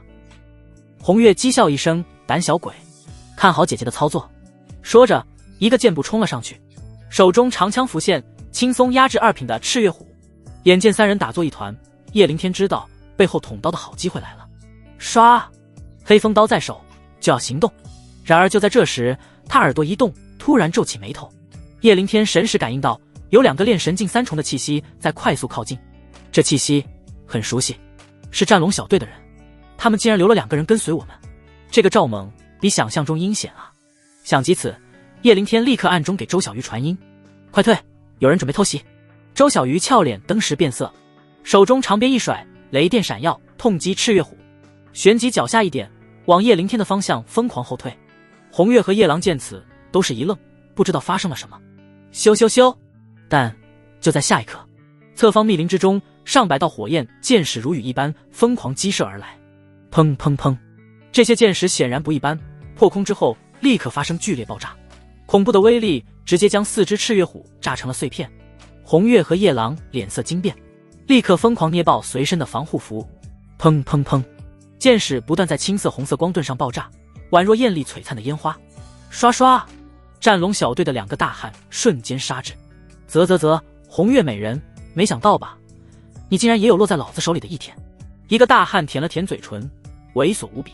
他们2人的实力足够碾压夜郎和红月。红月背齿紧咬，望向躲起来的叶凌天和周小鱼，你们2个还躲着干嘛？出来帮忙啊！叶凌天和周小鱼这才现身，但脸上却带着戏谑的笑容，丝毫没有要帮忙的意思。战龙小队2个大汉一看，直接笑出猪叫。哟，这不是你们小队用来打窝的炼体小宝贝吗？还没死呢。还有这小妮子，啧，老大让我们留下，就是为了抓你哦。你们等着，老子先灭了这2个家伙，然后再抓你们。周小鱼美眸看向叶凌天，小子，他说你是用来打窝的，这你也能忍？叶凌天憨憨一笑，能啊，你没听过一句话吗？真正的猎人往往都是以猎物的方式出现的。周小鱼嘴角一抽，行，你的嘴是真硬啊。这时夜郎脸色一冷，杀！人狠话不多，直接爆发了。轰！他浑身肌肉膨胀，将全身衣物都炸碎开来，那暴力的肌肉上还有狼毛不断生长出来。我靠，凶兽血脉！周小鱼一惊，显然没想到还能看到凶兽属性的血脉。叶凌天也是有些惊讶，据他所知，凶兽血脉只有在一些隐秘的原始部落才会有传承。不过夜郎的凶兽血脉显然不强，勉强能跟对手打个平手。再看红月，此刻也是爆发了，眉心闪过一道绿色神木印记，接着周围的树木花草像是活了一般，开始往对手缠绕杀去。这是玄极木系血脉。叶凌天眸子陡然瞪大，这个血脉本身没有任何特殊，但对于他来说却是至宝。叶凌天之前跟清欢研究过，想要完美突破到炼神境，就必须要吸收木系血脉的精血，而且最好是玄极的木系血脉。现在机会终于来了，突破炼神境最好的机会，绝对不能让红月再流一滴血，那都是自己的。叶凌天笑着看向周小鱼，你说的没错，那家伙居然跟说我是打窝的，这不能忍。说着手持玄雷枪猛然暴起，杀向了红月的对手，嘴里还念念有词，狗贼，敢动我红月姐姐，我杀了你。身后周小鱼嘴角抽搐，看着叶凌天，这小子是抽风了还是人格分裂了？他看不懂，太抽象了。炼体境的小杂碎，你踏马找死！进攻红月的大汉不屑一笑，调转头朝着叶凌天杀来。见此，红月却没有丝毫上来帮忙的意思。叶凌天并不意外，与战龙小队的大汉站在一起。死！大汉手中玄刀落下，一道璀璨刀弧便杀向叶凌天。这一刀结结实实的炼神3重初期实力，即便是寻常的炼神2重遇到会被顷刻斩杀。然而叶凌天只是玄雷枪一阵，大汉的刀弧便被轻松震散。接着叶凌天一步踏出，直接使出了2重枪威。蓦然2条雷电之龙爆吼杀出，气势万钧，威压十足。这怎么可能？那大汉直接傻眼了，一个炼体境的小喽啰竟然领悟了2重枪威，而且威力还这么强大。他丝毫没有还手的念头，手中出现一块玄钢，砰，用力一捏，神奇的一幕发生了。只见那玄钢像是活了一般，竟然开始流动起来，快速覆盖住大汉的全身，连脑袋都完全笼罩。轰！雷电之龙撞击在玄钢护甲之上，竟然只产生了一点小小的波动，一点伤害都没能造成。我靠，还有这种宝贝！叶凌天不服气，手持玄雷枪猛然杀去，用尽全力对着大汉全身就是一阵猛刺。然而即便再用力，也只能留下一点小小的痕迹，根本破不开防御。大汉操控着玄钢，露出脑袋，冷笑不已。狡猾的小子，竟然故意隐藏实力。但你以为老子出来行走冒险，会没有1-2件趁手的护宝吗？你现在杀不死老子，等到老子跟小队集合，一定取你狗命！说着就要跑路。然而叶凌天怎么可能给他这个机会？吞金虫，去，给小爷啃！叶凌天不紧不慢取出金罐子，释放吞金虫。上千只吞金虫闻到玄钢的味道，机遇疯狂。尤其是这段时间跟着叶凌天3天饿9顿，现在看到如此顶级的金属，能不疯吗？滋滋滋，吞金虫群如同黄金旋风一般，顷刻间将大汉笼罩。咔吱咔吱，刚锐无比的爪子和獠牙轻松将玄钢切割开来。这可是用来打造4品灵气的顶级金属，对于饥渴的吞金虫来说，那就是1等1的美食。哈哈，不出几个呼吸，吞金虫就吃得个个精壮饱满，好不满足。而反观战龙小队的大汉，别说护甲，就连衣服都被啃没了，身上血肉模糊。哈哈，狗日的虫子，哪来的这种虫子啊？他机遇癫狂，鬼知道叶灵天会有这种灵虫啊！要知道，培育灵虫可是需要秘法的，只有极少数部落才有传承，所以每一种灵虫都十分珍贵。老子要自爆，炸死你的灵虫！大汉知道自己跑不掉了，眸子猩红大喊：就算是死，也他妈要让叶灵天心疼一波！就凭你！叶灵天不屑一笑，握紧玄雷枪，全身灵力灌注，朝着大汉猛然投掷杀去。噗呲！大汉还来不及自爆，就被玄雷枪洞穿了身体。宝贝虫儿，回来！叶灵天心念一动，虫群便乖乖返回。这一幕直接惊呆了观战的红月，夜郎却是心头一喜，看向红月，暗中传音道：愣着干嘛？快偷袭杀了这个小畜生！只要杀掉叶灵天，吞金虫和身上的灵气就是他们的了。这一波可谓血赚。小弟弟不错啊，居然这么深藏不露，还真是让姐姐刮目相看。红月扭着水蛇腰来到叶灵天跟前，与此同时暗中操控着周围的藤蔓，偷偷向叶灵天靠近。叶灵天好似浑然不觉，自信道：我救了你，姐姐你要怎么感谢我呢？弟弟你需要我什么感谢呢？红月玉指缠绕，摩挲着叶灵天的胸口，表情极度妩媚。只是妩媚妖娆的背后却是彻骨的杀意。嗖嗖嗖，隐藏在草丛中的无数藤蔓骤然拔地而起，咔吱咔吱，不出一个呼吸，叶灵天的手脚就被牢牢捆住。叶灵天却是丝毫不慌，姐姐就是这么感谢别人的，玩得挺花啊，还搞起捆绑了。红月俏脸骤然变得冰冷，臭小子，都死到临头了，还他妈口花花没完呢，老娘现在就送你去死！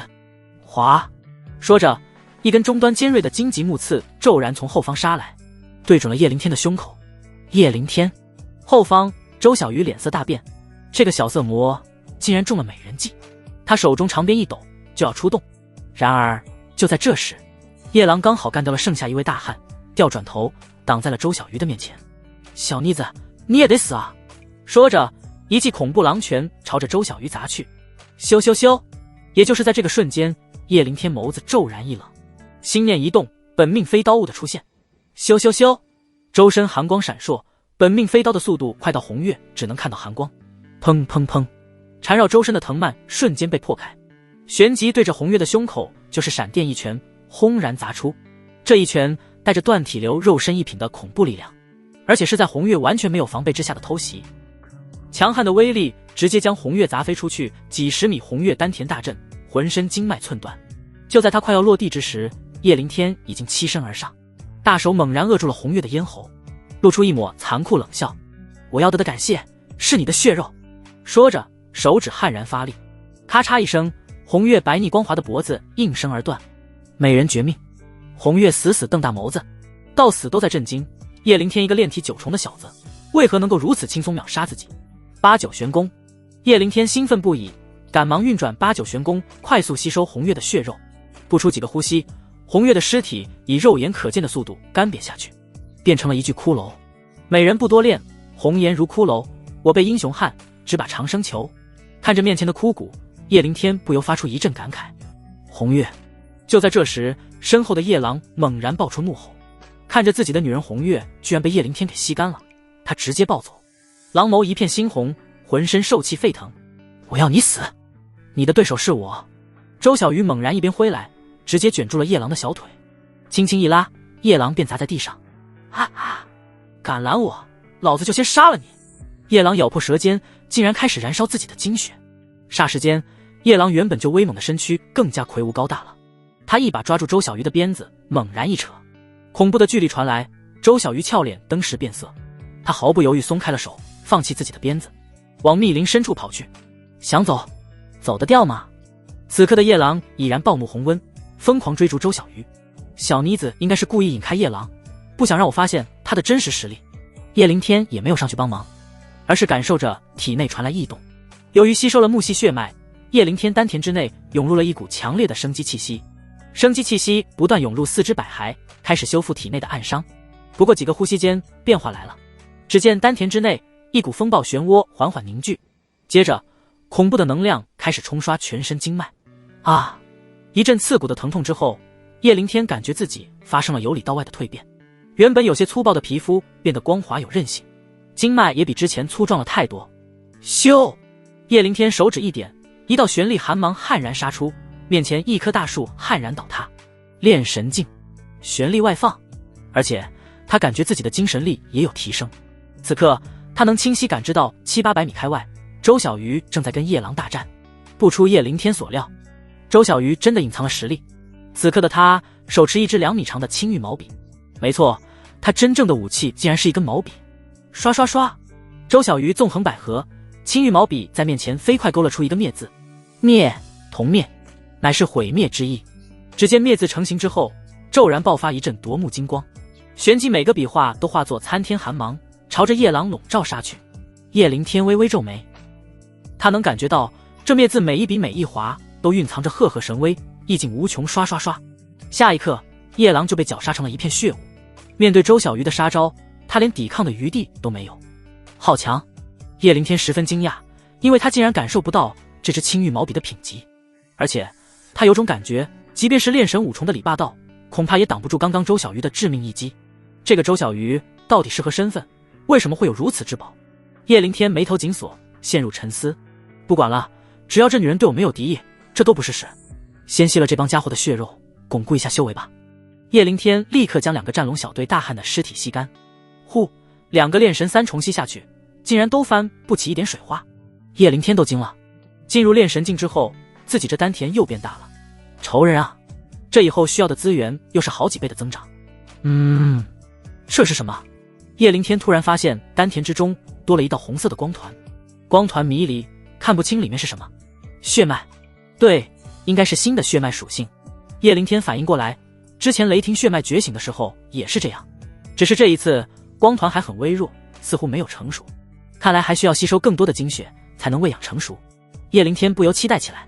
按照清欢所说，这一次自己觉醒的应该是玄级血脉了，也不知道是什么属性，希望不是雷霆，换个新的。就在叶灵天搓手手之时，周小鱼已经回来了。叶灵天抬头一看，笑了。这小妮子为了掩饰自己秒杀夜郎，竟然故意在脸上抹了泥土，这是故意显得自己很狼狈。叶灵天也是看穿不拆穿。怎么样，没受伤吧？周小鱼摇摇头，喘着粗气道：差点，不过那家伙不灵活，被本姑娘给偷袭了。叶灵天强忍笑容：偷袭？一招毙命，你管那叫偷袭？此刻叶灵天很想对周小鱼说，能不能给我看看你的笔？那应该是绝品大宝贝，摸摸也开心啊。但考虑到周小鱼不想说，最终还是忍住了。辛苦了。叶灵天伸出大拇指给周小鱼点赞。周小鱼连连摆手，没事没事。咦，刚才那些尸体呢？他往周围一看，竟然一具尸体都没有。尸体当然被叶灵天处理掉了。我靠，你不说还好，说了我就后怕。叶灵天煞有介事道，刚刚突然冲出一群成年赤月虎，我吓得直接躲树上了，结果他们气急败坏，就把红月他们的尸体给叼走了。周小鱼将信将疑的点点头。咦，你突破炼神境了？他注意力再次被叶灵天吸引。叶灵天挠了挠头，侥幸侥幸。哦，好吧。周小鱼点点头，也没多想。就这样，二人互相演着戏，各怀鬼胎，继续上路了。很快跟李霸道会合。夜郎和红月呢？李霸道一愣，怎么杀个赤月虎还他妈能少2个人呢？还是比较厉害的2个。叶灵天和周小鱼对视一眼，直接开眼。二人咬着嘴唇，楚楚可怜。尤其是周小鱼渲然欲泣道：老大，刚刚我们杀赤月虎的时候，战龙小队2个人突然偷袭，红月和夜郎为了保护我们，跟对方同归于尽了。这说的也是实话，待会遇到赵猛也对得上。草他娘的，这帮狗畜生！李霸道目赤剧烈，怒道：妈的，不敢跟老子正面打，竟然在背地里搞偷袭！赵猛是吧？老子今天要将你抽筋扒皮不可！走，我们速速追上他们。这时一个手下道：老大，我们被拖延时间了，而且还不知道百妖灵芝的精确位置，很可能追不上啊。李霸道登时皱眉，还真他妈是这样，这让他更加一肚子窝囊气。谁说我们没有精确位置的？就在这时，叶灵天手中光芒一闪，一副羊皮地图浮现，正是神机殿给自己的那副。李霸道拿过地图一看，还真是，登时大喜：兄弟牛逼啊！走，冲过去干他娘的！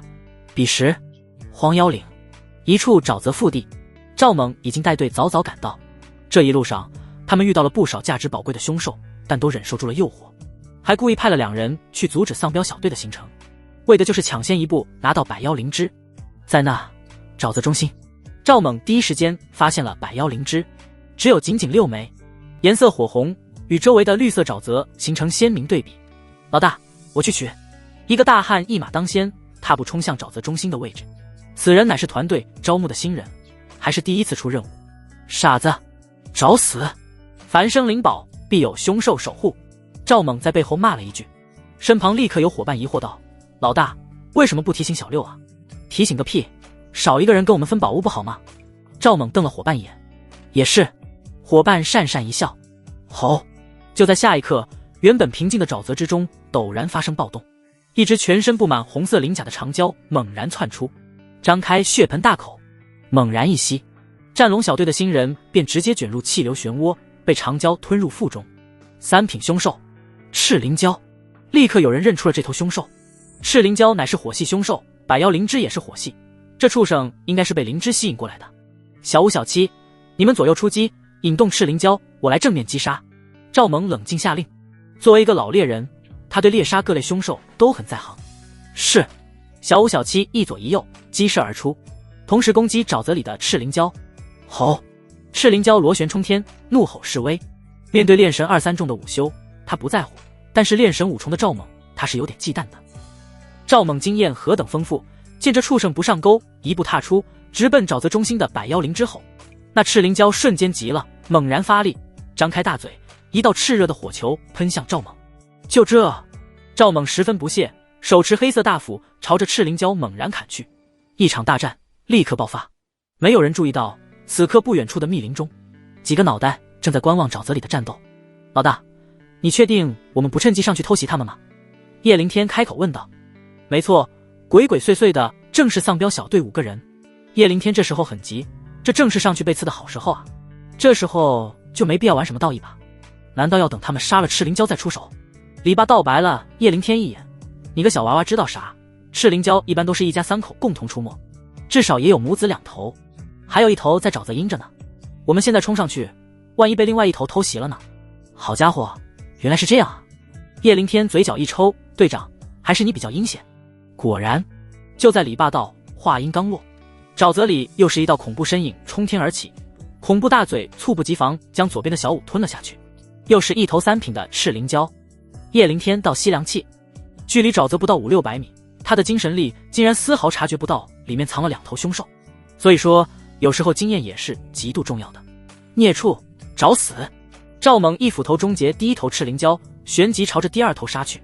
就是现在，埋伏的李霸道眸子一冷，手中突然出现一把蛇皮大弓，接着又凭空出现2根黑色箭矢，他轻松拉开弓弦，对准沼泽猛然射出。咻咻，2道箭矢带着恐怖波动，在空气中摩擦出刺耳的音爆声，猛然杀向了赵猛和小六。狗贼，偷袭！赵猛反应十分敏锐，脚下一点，腾空而起，轻松躲过了箭矢。但炼神3重的小六运气就没那么好了，毫无准备的他被李霸道的箭矢直接射爆，化作血雾。叶灵天和周小鱼对视一眼，都是瞪了眸子。好强！李霸道腾空而起，第一个冲了出去。都别上来，让我跟这个家伙正面打一场。咻！李霸道说着再次搭弓，一箭出，第2头赤灵蛟应声而亡。赵猛，老子之前敬你是个汉子，还挺佩服你，但没想到你居然背后使阴招，今天老子就要让你死得心服口服。赵猛缓缓落在沼泽滩涂上，锐利目光看了李霸道这边一眼，发现红月和夜郎居然不在了。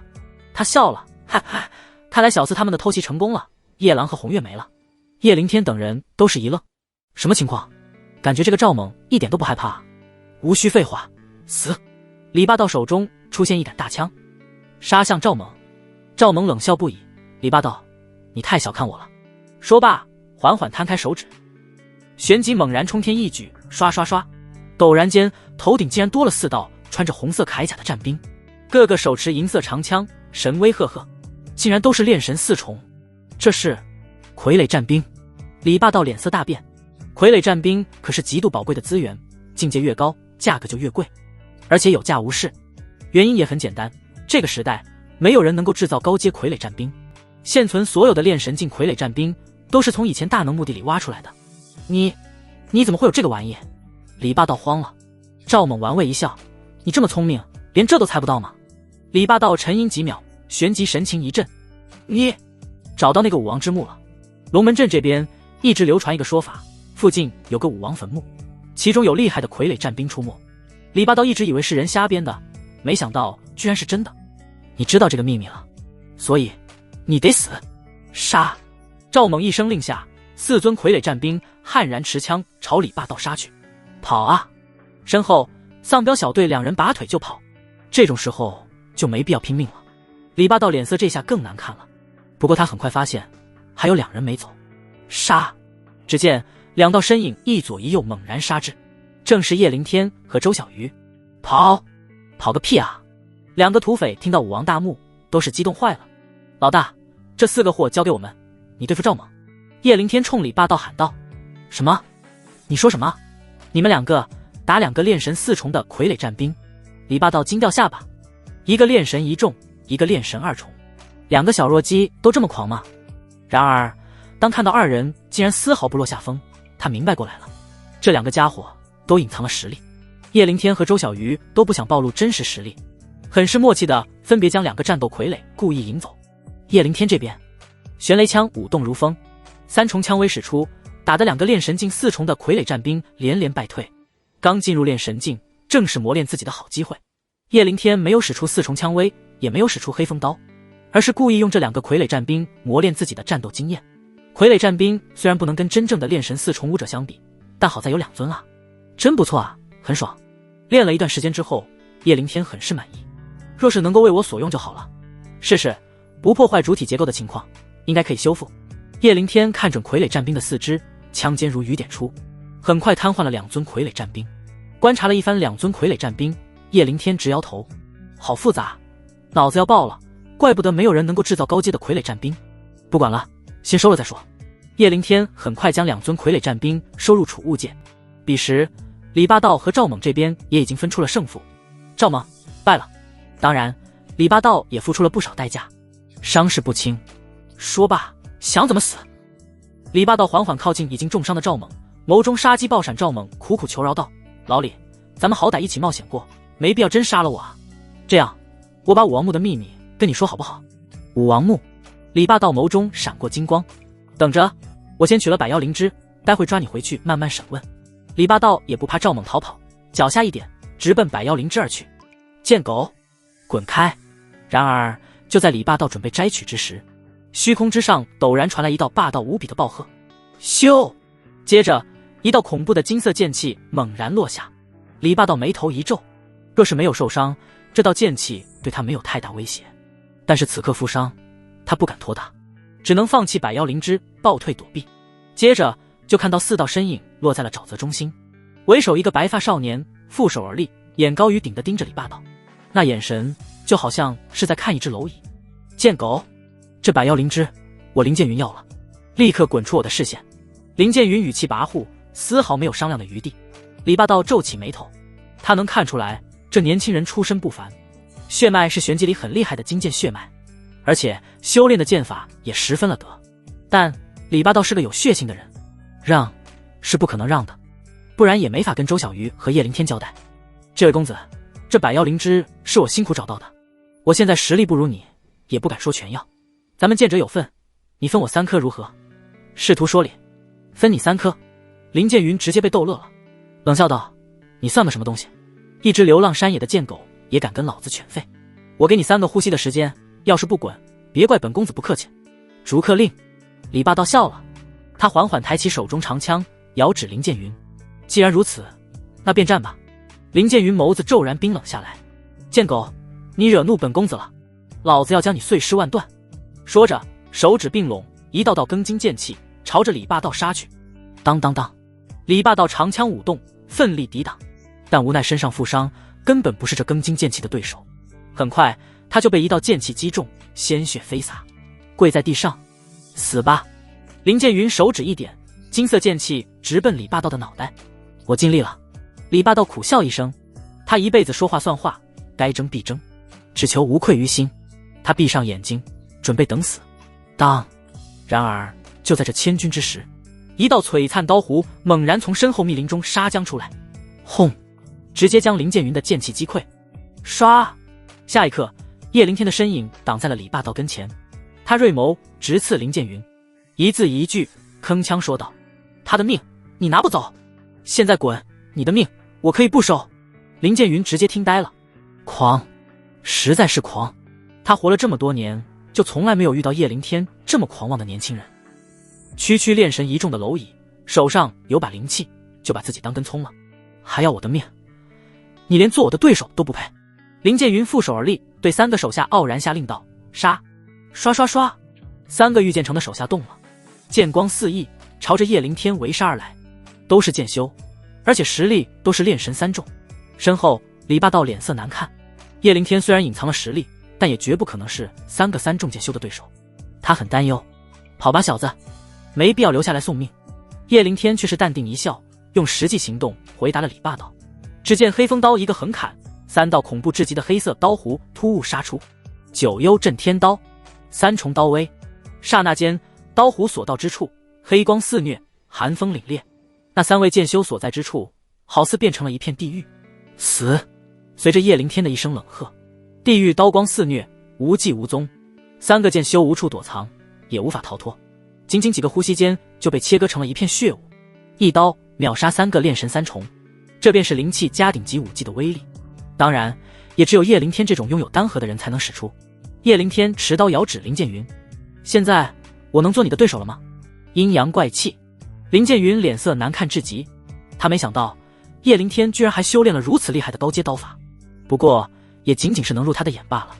林建云手中凝聚一抹庚金剑光，颇为自傲道：“小子，你的天赋不错，不过你选错了路数。刀，屠夫之器罢了，剑乃万法之核心。”说着，剑气朝天一指，一柄高大金剑凝聚在头顶，赫赫剑威让得他衣袍猎猎，发丝高扬。看好了，我这一剑将让你绝命，一剑绝命。叶灵天盯着林建云头顶的庚金长剑，神情一震。这一刻，他在这道剑气上领悟到了一抹意境：绝命，无情杀戮，收割生命的赫赫威势。我悟了。叶灵天大笑一声，心情无比舒爽。透过对方的剑气，他竟然领悟了新的刀威：九幽震天刀，4重刀威，杀戮。只见叶灵天举起黑风刀，浑身玄力激荡，冷笑道：“剑就比刀高级，刀才是杀戮之气。你要一剑绝我命，那你听好了。”叶灵天举刀起势，暴吼一声道：“那我这一刀便毁你道心！”哗，恐怖一刀杀出，璀璨刀弧拔地而起，带着碾压一切的杀戮气势，轻轻松松将林建云的庚金长剑击碎。接着气势不减，继续杀戮。林建云脸色骤变，心中直接地震。这一刻，他感觉自己的高傲被叶灵天这一刀给击碎了。在此之前，他是御剑城当之无愧的新生代第一剑修，从小就在各种赞扬和吹捧之下长大。除了剑之外，他看不上其他任何兵器。但是今天，叶灵天一个区区炼神一众的年轻人，竟然用刀碾压了自己。说时迟，那时快，林建云到心碎了，但却还不想死。在距离死亡最近的时刻，他悍然捏碎了一枚符箓。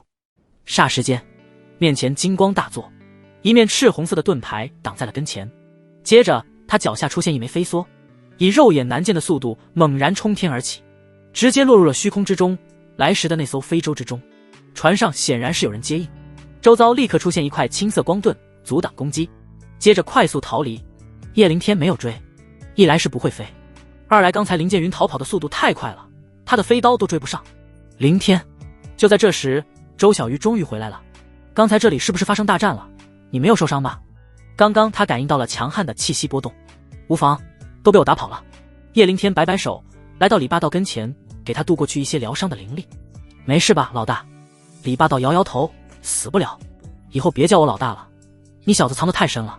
叶灵天淡淡道：“出来混，尽量低调比较好。”李霸道点点头。这次你们俩功劳最大，把妖灵芝我得1颗，剩下的你们2个分了吧。还有，从赵猛嘴里问出武王墓的具体位置。叶灵天也正有此意。老大要跟我们一起去武王墓吗？李霸道摇摇头：“我伤得有点重，还是回去养伤吧。武王墓的消息按不住太久了，你们俩拿到消息之后，最好快点下墓，能捡回一条命，他就很满足了。好，叶灵天扶起李霸道，又抓了赵猛，四人一起回到了龙门镇。彼时，云海之上，一艘红色飞舟急速前进，飞舟之上站着一个脸蛋精致、气质高冷的年轻女子。女子跟叶灵天差不多年纪，眉心有着一道火焰印记，穿着一身玄衣红裙，给人的感觉就像是一团火焰。加速，加速！我要最快时间见到剑云。飞舟再次加速，半个时辰后，林燕终于看到了林剑云的飞舟。剑云，林燕还没等两个飞舟接轨，就踩着飞剑冲向林剑云的飞舟。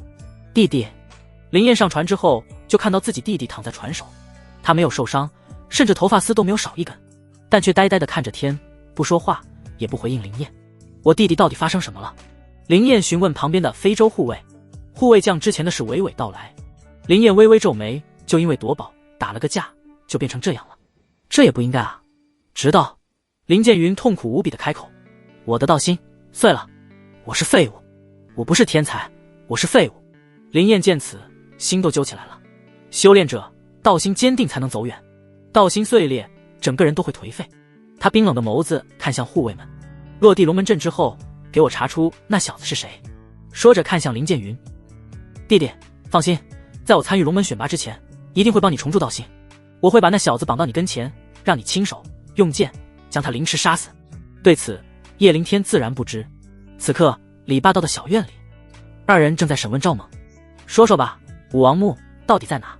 赵猛从储物戒里取出一份地图，红点的位置距离此地大概200里，在一个湖泊底下。叶灵天拿过地图一看，红点处果然是个湖泊，但他不敢确定赵猛的话是不是真的。当时你们一共去了几个人，就多少人生还，只要多生还1个人，就说明还有其他人知道武王墓的位置。下墓的一共10个，就我一个活着，其他人都死了。赵猛回答道。叶灵天和周小鱼对视一眼，后者点点头，我觉得他说的是真的。为什么？叶灵天却是有些怀疑。周小鱼美眸微微一动，不知道，女人的自觉吧。实际上她就是为了这个武王墓而来，知道的内幕很多，比如那个湖泊，所以她看到地图的第一眼就知道赵猛说的是真的。只是二人都没注意到赵猛眼底划过一抹冰冷。叶灵天看向赵猛，我现在不杀你，所以你说的最好是真的，不然等我们回来会让你生不如死。接着叶灵天又问出了一些关键线索。这个武王墓分为外墓和内墓，赵猛上次只是进了外墓，而真正的宝贝都藏在内墓之中。得到所有线索之后，叶灵天跟周小鱼商量起一些细节。赵猛上次那么多人都栽了，这武王内墓恐怕非常危险，我准备休息2天，好好休整一下，做足准备再去。周小鱼点点头，好。旋即像是很有心事一般独自离去。叶灵天眸子眯起，有点不对劲，但又说不上来哪里不对劲。难道周小鱼来龙门阵就跟这个武王墓有关系？工欲善其事，必先利其器。叶灵天的准备工作紧锣密鼓开始，傀儡战兵必须修好，这样能多2个战斗力。不过叶灵天在龙门阵打听了一圈，也没发现可以修理的，于是只能去找神机殿了。月下酒馆，叶灵天找到管事，你们这能不能找到能修傀儡战兵的师傅？管事点点头，当然能。什么级别？炼神4重，高阶的。倒是也能修，就是价格嘛。4肢损坏大概什么价？1000块极品灵晶。多少？叶灵天嘴角一抽，1000块极品灵晶。据他所知，1块极品灵晶价值1万下品灵石，1000块那就是1000万下品灵石。他要修复2只，那就是2000万下品灵石。好家伙，这尼玛真不是抢劫吗？管事无奈道，没办法，会修这玩意的师傅太少了，所以价格奇贵。去哪搞这笔钱呢？叶灵天微微眯眼，他身上剩下的钱还得用来灵药和未吞金虫的金属原料有了。叶灵天突然想到什么，笑了。他出了酒馆，直奔镇西，来到另一处酒馆门前。天狼酒馆。叶灵天戴上一个吓人的面具，大马金刀闯入，咔吱，进门之后大喊一声，给你们3个呼吸的时间，跟天狼酒馆无关之人全部滚出去。所有喝酒的人全部愣住，1个呼吸之后有胆小之人逃窜，剩下大部分则是讥笑不已。草泥马的，一个炼神1重的小狗比敢威胁我们？见过作死的，没见过你这么作死的。就是装逼装到天狼酒馆了，找死！说什么的都有。天狼酒馆的杀手们更是冷笑不已，一副看戏的表情。好吧，你们这些畜生，有一个算一个的，都该死！叶灵天走到门口，将门关死，冷厉无比道：“那就全部把命给老子留下吧！”说着，旋雷枪在手，枪芒阵阵，杀机重重，鲜血飞洒，非死即伤。这时，天狼酒馆的人才意识到了问题的严重性。叶灵天实力非常狂暴，是你，那个被我们追杀的小畜生。就在这时，老板血天狼终于走出来了。叶灵天摘下面具，长枪遥指血天狼：“红月和夜郎就是你们收买的。”血天狼冷笑：“看来他们也被你给阴死了。小子，你有点实力，但主动送上我天狼酒馆，却是找死！一起上，杀了他！”哗啦啦，天狼酒馆所有杀手齐齐而上，围杀叶灵天。然而，叶灵天却是动也未动。嗖嗖嗖，一道凌冽寒光在众杀手的脑袋中穿梭，脑浆迸射，惨叫不迭。不出2-3个后续，天狼酒馆10几个厉害的炼神境杀手竟然全部死绝。血天狼脸色骤变，本命法器，你竟然修炼了本命法！然而话音未落，寒光就从背后洞穿了他的咽喉。叶灵天冷笑着上前拍了拍血天狼的肩膀：“记得下辈子不要招惹精神念力师。”砰！血天狼高大的身躯轰然倒地。嗖嗖嗖，叶灵天摊开手掌，酒馆内所有的储物戒全部落在手中。8九玄功，叶灵天自然不可能放过吸收血气、增强实力的机会，运转8九玄功，肆意地吸收着所有人的血气。10几个呼吸后，酒馆内多了20多具枯骨。我靠，吸了这么多血气，竟然是填满了丹河的2成。叶灵天暗暗吐槽，这也太他妈离谱了。哎，实力和资源消耗有时候就是成正比的。叶灵天无奈叹了口气，在酒馆点燃一把火之后才离开。清点了一下收获，极品灵晶大概3000块，灵药和灵草太多，根本数不清。不过这帮人毕竟穷，也没有什么天才地宝就是了。回到月下酒馆，叶灵天给了管事2500块极品灵晶，2000块用来修理傀儡战兵，500块用来购买高级玄钢，喂养吞金虫。加急啊，老板，明天我会来取东西。叶灵天可不想耽误太久，到时候武王墓怕是早被人挖空了。放心，您是明公子的贵客，有事自然先办。管事话锋一转道：“对了，明公子托我给你带个消息，你妹妹和苏倾城已经到了王城。”叶灵天顿时松了口气。好，还有一件事。管事压低声线道：“就在今天，有好几拨人在打听你的消息。”好几拨人打听我，都是哪些人？叶灵天问道。说话间，又给管事递过去一枚储物戒指，里面灵药灵草很多。管事笑眯眯道：“总共3波，一波是御剑城林家的，一波是天庸城逍遥剑派，还有一波具体来路不清楚，好像是王城的势力。”3波。叶灵天眯了眯眼，御剑城林家应该是昨天被自己碎了道心的那小子，果然来历不简单。天庸城逍遥剑派一点不意外，自己可是连他们长老都屠了，他们一定会找机会在龙门选拔实杀自己。最后一波倒是让叶灵天觉得很疑惑，王城会是谁在查自己？带着疑惑，叶灵天出了月下酒馆。不过刚出门就被一拨人给拦住了，一群穿着红色铠甲的男子，宁王府的人。叶灵天脸色骤然黑沉如冰，杀机涌动。据他所知，宁王府的世子宁玉航也会参加这次的龙门选拔，这帮人出现在这也不奇怪。就是你们在找我？叶灵天冷声问道。这应该就是第3拨人了。为首一个8字胡青年宁风，眼中透着锐利凝重的威压。你就是叶灵天？叶灵天点点头，我就是。你们有事？宁风冷冷道。我们世子要见你，跟我们走。宁玉航见叶灵天自然是为了苏倾城的事，叶灵天却是冷笑拒绝，该见的时候我会去找他，现在不见。宁风眉头一拧，沉声道：狗东西，这是命令，你想死吗？轰！他身后一帮护卫都是威压毕现，个个都是炼神4重5重的高手。叶灵天笑了，我现在是龙门选拔的成员之一，有种你们就当接杀了我。浑然不惧。宁风愤怒无比，额头轻轻暴起。宁王府的人即便是在王城也极为跋扈，但此刻龙门镇人来人往，他还真不敢对叶灵天下手。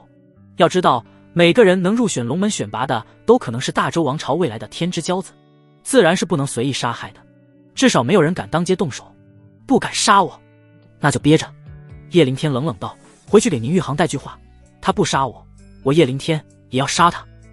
说着转身离开。咔吱，宁风拳头捏得炸响，愤怒无边。狂，太狂了，敢得罪世子，你小子就等死吧。他立刻回到宁玉航的住处，将刚刚的事汇报了一遍。宁玉航听完，一双剑眸浮现森冷戾气。杀我！小小皮肤也妄想撼树，可笑可笑，不必理会这条贱狗。宁风，我交给你一个任务。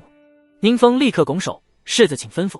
宁玉航递给宁风一副羊皮卷，这上面红点处标注了一处湖泊，湖泊底下是一座武王墓，你下去进入内墓，将里面炸毁。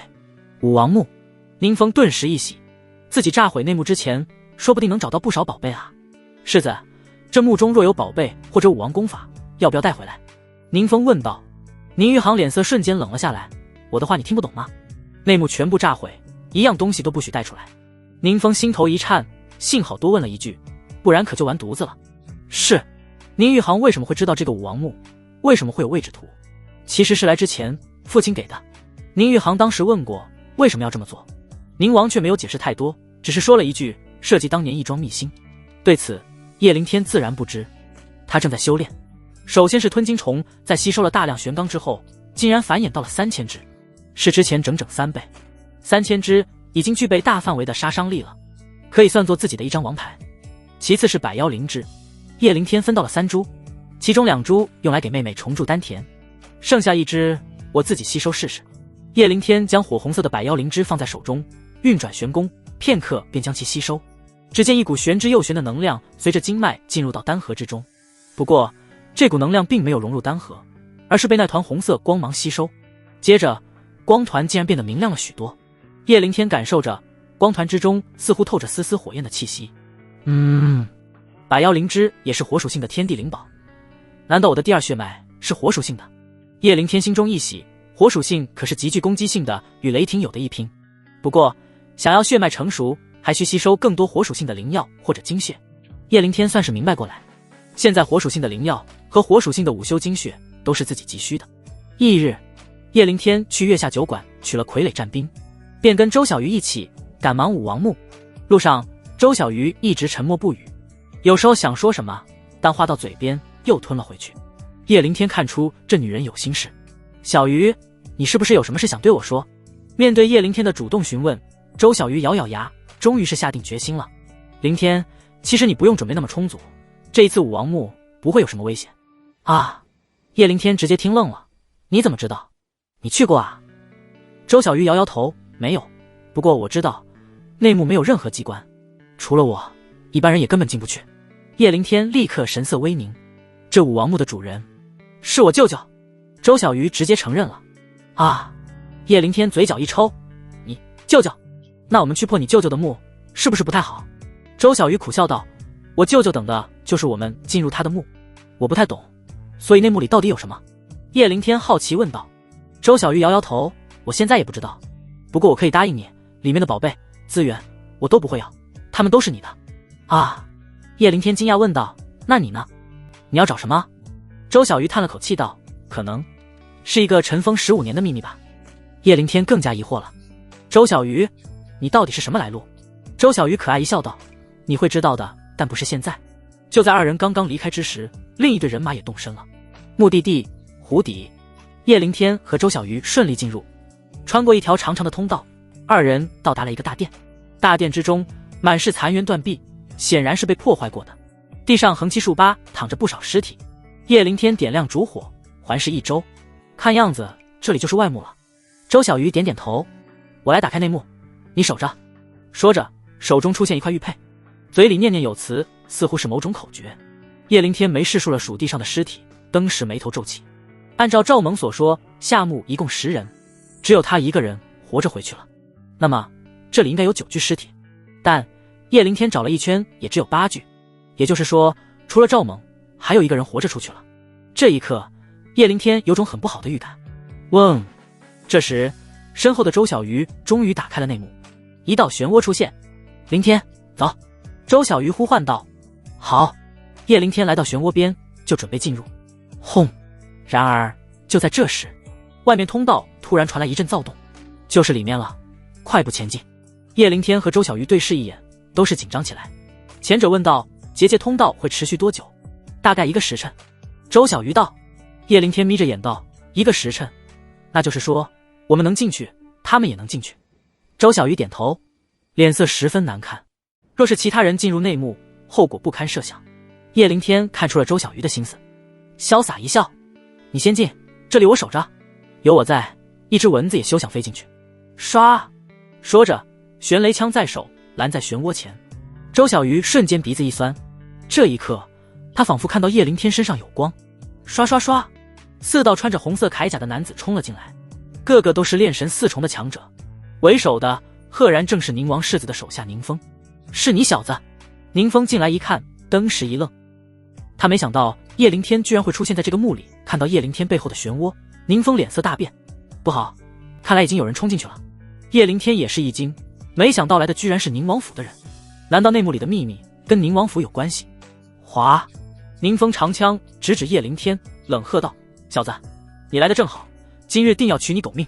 在他看来，叶灵天下墓遇到自己，算是倒霉到家了。一个炼神一众，面对他们4个炼神4重，必死无疑。至于内幕的人不重要了，反正他会一并将内幕炸毁，杀了他，然后炸毁内幕。宁风悍然下令，一个手下率先冲了上去，长枪舞动，寒芒阵阵。叶灵天嘴角勾起一抹冷血，手中玄雷枪动了，枪尖轻轻一送，一道锐利杀伐的枪芒悍然杀出，4重枪威，无剑穿透。噗呲，那冲上来的红甲护卫顷刻间被洞穿了身体，死不瞑目。这怎么回事？宁风登时皱起眉头，震惊无比。叶灵天一个炼神一众，竟然秒杀他们红甲护卫。要知道护卫穿的红甲可是特殊玄钢炼制，防御力拉满，叶灵天的枪芒竟然一次穿透，这不合理。叶灵天是在故意隐藏实力，这小子太阴险了。一起上，结阵，弄死这小子。宁风反应过来之后，立刻就准备摆出3人枪阵。3人结阵，战斗力会暴涨，即便是面对炼神5重巅峰的强者，他们也不怕。然而叶灵天怎么可能给他们这个机会？只见幽暗的大殿中，一道迷离寒光陡然浮现，噗呲噗呲，毫无征兆地，宁风左右2个红甲护卫的咽喉就被割断，鲜血涌动，2人瞪大眼睛，轰然倒地。本命飞刀！宁风傻眼了，再看向叶灵天的眼神变得极度惊恐，这小子竟然练成了本命法器，杀人悄无声息，这实在是恐怖。嗡！叶灵天指尖寒光闪耀，本命飞刀回到手中，他把玩着飞刀，冷血的眼神盯着宁风。告诉我，你为什么会出现在这？宁风喉咙滑动，瑟瑟发抖道：我不知道，世子让我来炸毁内幕，还不许我带出任何东西。炸毁内幕，一件东西都不能带出。叶灵天眸子微眯，只觉得事情愈发诡异了。宁玉航还跟你说了什么？宁风摇头，没有，就这些。你不能杀我，我是宁王府的人，得罪世子和宁王，你必死无疑。叶灵天笑了，森冷锐利，老子杀的就是宁王府的人。说着心念一动，宁风的眉心被悍然洞穿，砰，高大的身躯陡然倒地。嗖嗖，叶灵天微微勾手，4枚储物戒便飞了过来，接着他又运转8、9玄功，吸收了几人的血气，3成了。叶灵天观想丹盒，发现又满了1层，还得是掠夺别人的躯体精血来得快。这8、9玄功在外人看来一定是魔功。接着叶灵天又放出吞金虫，将几人的红甲啃10袋尽搜。1枚宁王府的玉牌落入手中，上面刀削斧坎刻着宁王2字。叶灵天眸光森然冷冽，今日先收你们一点利息，敢夺我妹妹根骨气运，他日必将踏平你们宁王府。唰！就在这时，漩涡结界传来波动，叶灵天将手中玉牌捏碎。周小鱼出来了，没事吧？叶灵天上前关心道。周小鱼表情木然地摇摇头，旋即一双水眸通红，渲然欲泣，看的是叶灵天我见犹怜。怎么了？发生什么事了？周小鱼抹掉眼角的泪花，强打笑容道：没事。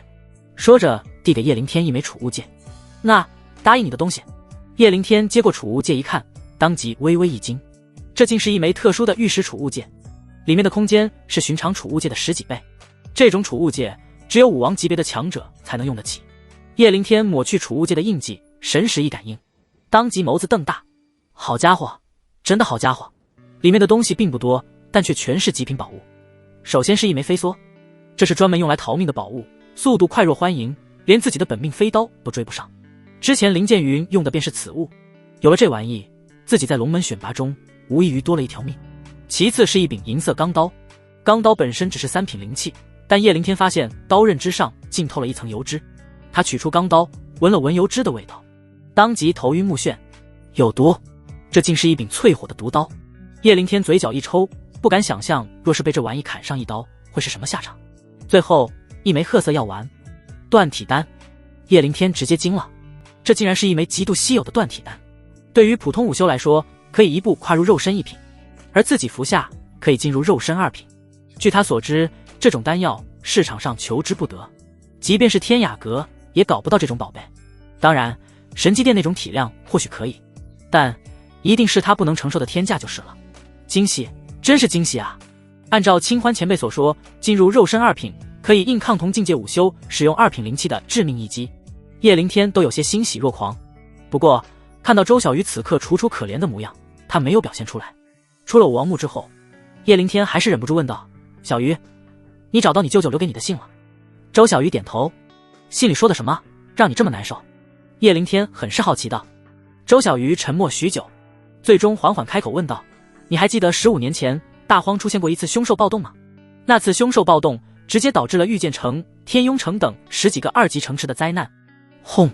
叶灵天心头陡然一震，他怎么可能不记得？父母就是在这场凶兽暴动中死去的，难道这场凶兽暴动背后还隐藏了什么秘密？叶灵天剑眸陡然变得锐利杀伐。他一直以为当年的暴动是个意外，这场暴动跟你舅舅有关系。叶灵天冷冰冰问道。周小鱼摇摇头，红着眼睛道：不，我舅舅也是受害者之一，我一直以为那是一场天灾，直到今天刚刚我才知道那场暴动竟然是人祸。轰！叶灵天头皮发麻，参天怒火从尾椎骨直冲天灵盖，一字一句铿锵质问：告诉我，造祸之人是谁？看到叶灵天居然异常愤怒，周小鱼俏脸一白：灵天，你怎么了？他还从未见过叶灵天如此模样。怎么了？叶灵天淡漠道：我父母就死于当年的凶兽暴动。周小鱼当时愣住，喉咙滑动，原来叶灵天父母竟然也是当年灾祸的受害者。他沉吟片刻，缓缓道：造祸之人你惹不起，他可不想叶灵天送死。叶灵天冷冷道：跟宁王府有关。周小鱼美眸怔住，叶灵天连这都猜到了，那就没必要隐瞒了。他将当年之事说了一遍，造祸之人可不止一个宁王府，还有大周王朝3个最强宗门，这4大势力联合在一起，完全可以跟大周朝廷势均力敌。至于他们为什么要引发这次灾祸，周小鱼也不愿意说。叶灵天敏锐察觉到这可能涉及周小鱼的真实身份，他也没有多问，知道罪魁祸首是谁就行，至于原因根本不重要。兴许是因为这件事影响了心情，二人回去的路上一句话都没说。叶灵天心情郁闷，来到李霸道的小院找他喝酒。几杯小酒下肚，李霸道笑着问道：小子，看你的年纪和实力，是不是准备参加过几日的龙门选拔？叶灵天一愣，这都被李大哥看出来了。哈哈，这有何难？现在这时候来龙门镇的年轻人多半是来参加龙门选拔的。李霸道说着，脸色一汗道：不瞒你说，10年前我也是参加过的。啊！叶灵天立刻眸子发光，那你快跟我说说，需要注意什么？说不定有宝贵的经验啊。李霸道笑笑，其实每年的考核方式不太一样，没有经验可谈。不过我可以给你的建议是，要么合群，要么实力拔群。要么合群，要么实力拔群。怎么说？叶灵天听不太明白。李霸道继续道：很简单，如果很弱，那就做那些天才的狗；如果你够强，足以横压所有天才，那没有人能挡住你路。不过我说的强是各种意义上的强，速度、力量、境界、灵气差异不可。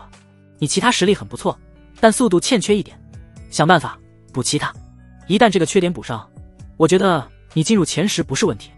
你要知道，只有前10名才能被3大门派选中，重点培养。叶灵天恍然，末了一想，又道：不对啊，不是说除了3大门派之外，王朝精灵卫也会招人吗？据他所知，精灵卫可是大周王朝精锐中的精锐，整个精灵卫也不过区几百人，个个皆是实力恐怖的存在。李霸道讥笑一声：小子，这你就不懂了吧？如今王室衰微，精灵卫不复从前了，但凡是真有实力的，谁不想进入3大门派？原来是这样吗？叶灵天陷入沉思。喝完酒之后，叶灵天去到了龙门镇唯一一个资源交易点——龙庭阁。据说是王城某位大富商开的，信誉很好，交易也很安全。神机殿月下酒馆很多物资也都是从这购入的。叶灵天想着，与其让他们剥削一层，还不如亲自来看看。要买的东西太多了，叶灵天直接给掌柜列了一张清单：玄罡原料用来喂养吞金虫，灵药灵草用来自己修炼。最关键的，叶灵天看中了一个提升速度的灵器——追风战靴。穿上之后，速度是之前的5倍，而且若是灵力充足，甚至可以短暂踏空飞行100米。这追风战靴无疑是补足了自己最大的短板。很快，掌柜将所有的物资取好，不过却是有个意外。掌柜面色为难道：“不好意思啊，这位小友，其他的物资我们都有，但是这追风战靴却是卖完了。”什么？叶灵天当即皱眉：“我刚刚明明看到还有一双，怎么会突然没有呢？”掌柜也很无奈：“小友就不要为难我了，真的没有了。”叶灵天有些恼怒，但看掌柜一脸无奈，也不像是撒谎，便只能作罢了。实在不行，只能找月下酒馆想想办法，多花点钱了。他沉着脸，转身就准备出门。哗！就在这时，一道身穿白袍的美丽女子走了进来。女子面色非常高冷，一副拒人于千里之外的姿态。她的身后则屁颠屁颠地跟着一个胖子。这胖子一身锦袍，脖子、手腕，甚至是牙齿都是镶金戴玉，一副有钱到流油的铜锈舔狗模样。嘿嘿，冰冰，你等着，我给你取宝贝。胖子王啸川一副猪哥模样，冲着掌柜喊道：“快把追风战靴给小爷拿出来啊！”好嘞。掌柜立刻取出追风战靴，交给王啸川。叶灵天正欲离开，听到这话，当即顿住脚步。冰冰，这是你要的追风战靴，开心吗？王啸川一副猪哥样，就要将追风战靴交给高冷女子。就在这时，叶灵天挡在了胖子跟前，黑沉着脸质问：“掌柜的，你不是说没有追风战靴吗？这又是什么？这尼玛不是区别对待吗？”见居然有人跟自己抢东西，高冷女子当即脸色冰寒：“王胖子，你怎么回事？这不是答应给我的东西吗？你竟然卖给这个废物了！”废物！叶灵天当即皱起眉头：“这女人，我招你了吗？这位姑娘，我没惹你吧？”白冰冰扫了叶灵天一眼，不屑道：“惹我你这种废物，跟我说话的资格都没有，你也配惹我？王胖子，你今天要不狠狠教训这个废物，以后休想我理你了。”很是霸道。王胖子当即脸色一苦，赶忙拉着叶灵天到一旁，二话不说，先往叶灵天手里掏了一枚储物戒。“兄弟，给我王啸川一点面子，我家掌柜不懂事，不小心把这追风战靴卖给你了，但这玩意是我给未来媳妇的礼物，你先把战靴让给他，回头我一定加倍补偿，你行不行？”说着，还没等叶灵天开口，直接就笑眯眯来到白冰冰跟前：“嘿嘿，冰冰，都是误会，这位兄弟没有恶意，战靴你拿好，咱们晚上天才会见好不好？”白冰冰冷着脸拿过追风战靴，扫了叶灵天一眼：“算你小子识相，不然我会不介意抽烂你的狗嘴。”说罢，才气势汹汹离开。叶灵天的脸已然黑成冰窖了。“你准备拿什么补偿我？”王胖子也是直挠头，也不知道该给叶灵天什么好，但很快眼睛就亮了，取出一份烫金的请帖递给叶灵天：“要不你跟我一起去晚上的天才会吧？”天才会？这是什么鬼？叶灵天一副无所谓的姿态。王胖子急忙道：“兄弟，你该不会不知道天才会吧？我跟你说，这天才会可不是每个人都能参加的，只有2级城池和2级门派，以及王城的一些超级翘楚才会受邀。这么说，今晚参加天才会的都是能力拿龙门选拔前20名的超级猛人，而且组织这场聚会的都是王室之人，这可是结识人脉的大好机会啊！”叶灵天有些不信道：“你也有能力进前20？横竖看着都不像啊！这胖子只有炼神2重的实力，要知道刚刚的白冰冰可是炼神4重，而且好像还身负玄级血脉。”胖子一笑：“那你说笑了，我吗？重在参与，重在参与。”叶灵天没好气道：“那你怎么可能被邀请？”提到这个，胖子不由得一笑：“你别看我为人低调，但咱爹有钱啊！”低调？叶灵天嘴角一抽：“你他妈就差把头发丝镀金了好吗？换别的吧，我对什么天才会没兴趣。”叶灵天并不想当狗，不想合群。“别啊！”胖子笑眯眯道：“这天才会乃是王室组织的，只要是参与者都能得到一枚温养丹。温养丹啊，一颗价值10万灵金，只要你没死或者没中奇毒，其他伤势都能快速治愈。还有这种好东西！”叶灵天当即眼前一亮，在没有清欢坐镇的情况下，自己还真的需要这种宝贝。不是说王室衰微吗？竟然这么大气。叶灵天有些疑惑道。王胖子眼睛望天，肉痛无比道：其实都是我家捐的。啊！叶灵天倒吸一口凉气，好家伙，王胖子家竟然有钱到这种程度吗？那你直接给我1颗不就完了？王胖子白了叶灵天一眼，那都是我老爹捐给王氏的，我哪有啊？好吧，真够有钱的。叶灵天感叹一句。低调低调。王胖子嘿嘿一笑，对了，我听说晚上能见到大周第一美人萧妃娘娘，你小子就偷着乐吧。萧如妹，大周第一美人，当今周王宠妃，叶灵天自然是听说过的。彼时龙庭阁不远的一处豪华行宫，一袭华服雍容贵气的萧妃已然驾到，她的面前站着一个叶灵天熟悉的面孔。周小鱼，小鱼，你太任性了，一个人偷偷逃出来，我跟你父王都很担心，你知道吗？萧妃柳眉微蹙，不过责备的语气中带着浓浓关心。没错，叶灵天怎么也猜不到周小鱼竟然是萧妃之女，大周朝的万金小公主。周小鱼撇了撇嘴道：我那不是为了寻找舅舅当年陨落的秘密吗？萧妃俏脸瞬间一震。你去云天的目的了？周小鱼点点头，是。那当年的秘密你都知道了？萧妃神色复杂。周小鱼手中出现一封信，递给萧妃。知道了，镇南将军萧云天死于凶兽暴动，而凶兽暴动是您。闭嘴！萧妃立刻打断周小鱼，手上闪过一抹火焰，将信纸焚烧殆尽。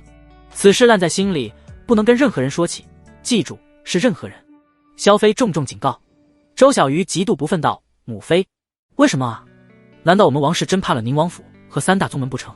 萧妃美眸微微眯起，压低声线道：傻女儿，你真以为当年之事只有宁王府和3大宗门参与？轰！周小鱼娇躯一颤，眸子立刻红了。难道还有？嘘！萧妃做出噤声手势，烂在心里，切记，不说就不说。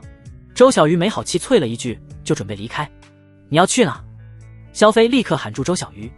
周小鱼嘿嘿一笑：母妃，我这不是快要跟你回去了，想去撒撒欢吗？撒欢？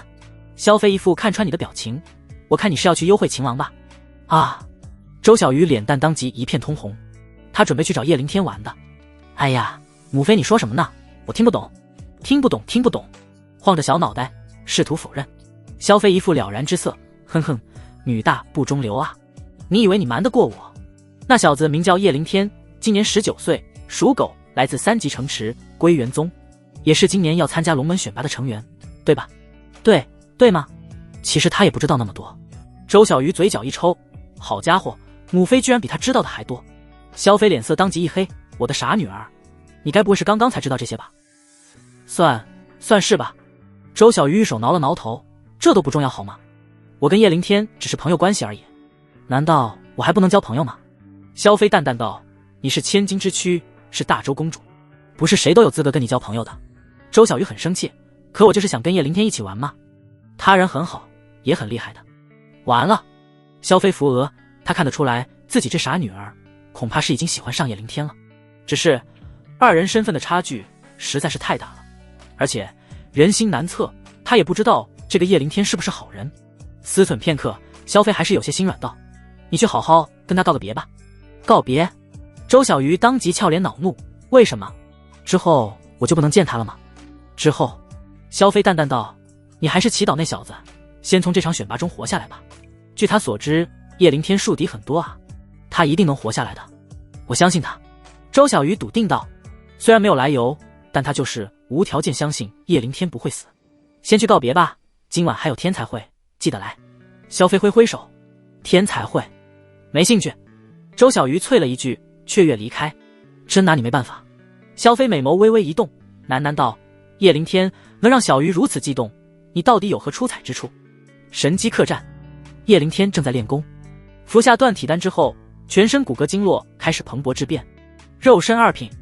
叶灵天握紧手指，指骨传来噼啪之声，显然全身的骨骼都被再次强化了，不光是骨骼，就连皮肤也在灯光之下呈现一抹淡淡的金黄色。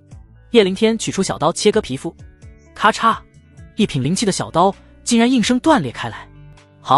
好强！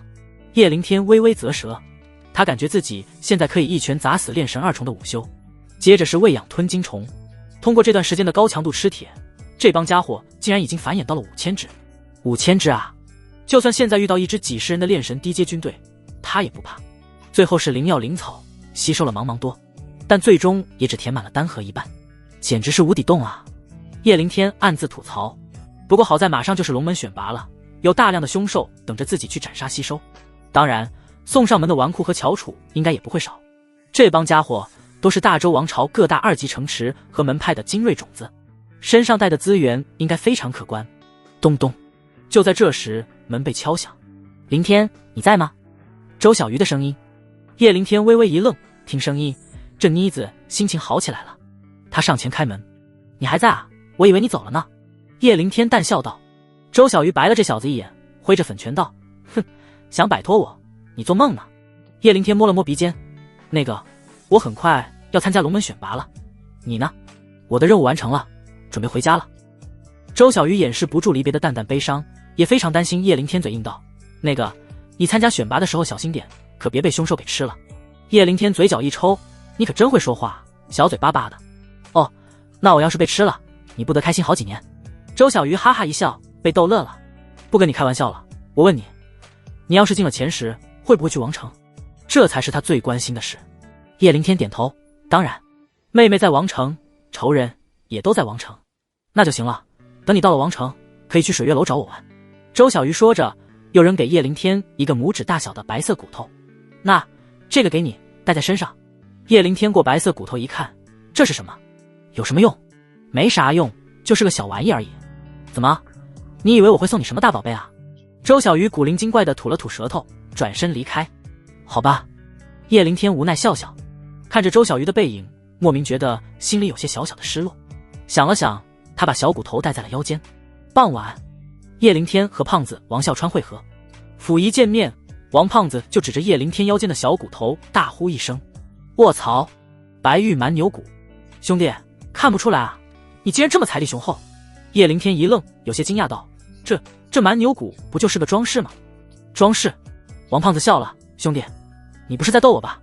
白玉蛮牛骨可是至宝。就这么说吧，紧急情况之下，你吸收这玩意能让力量暴涨好几倍，全身防御也会跟着短时间加倍，5品灵气都伤不了你。叶灵天惊了，周小鱼那小妮子虽然嘴上不饶人，但居然送了自己这么珍贵的宝贝，他心里顿时升起一股暖意。兄弟，要不你把这玩意卖给我，我出1万极品灵晶。王胖子一副鬼精鬼精的商人模样。去，不卖。叶灵天一把将王胖子手打开。小气鬼！王胖子啧啧可惜。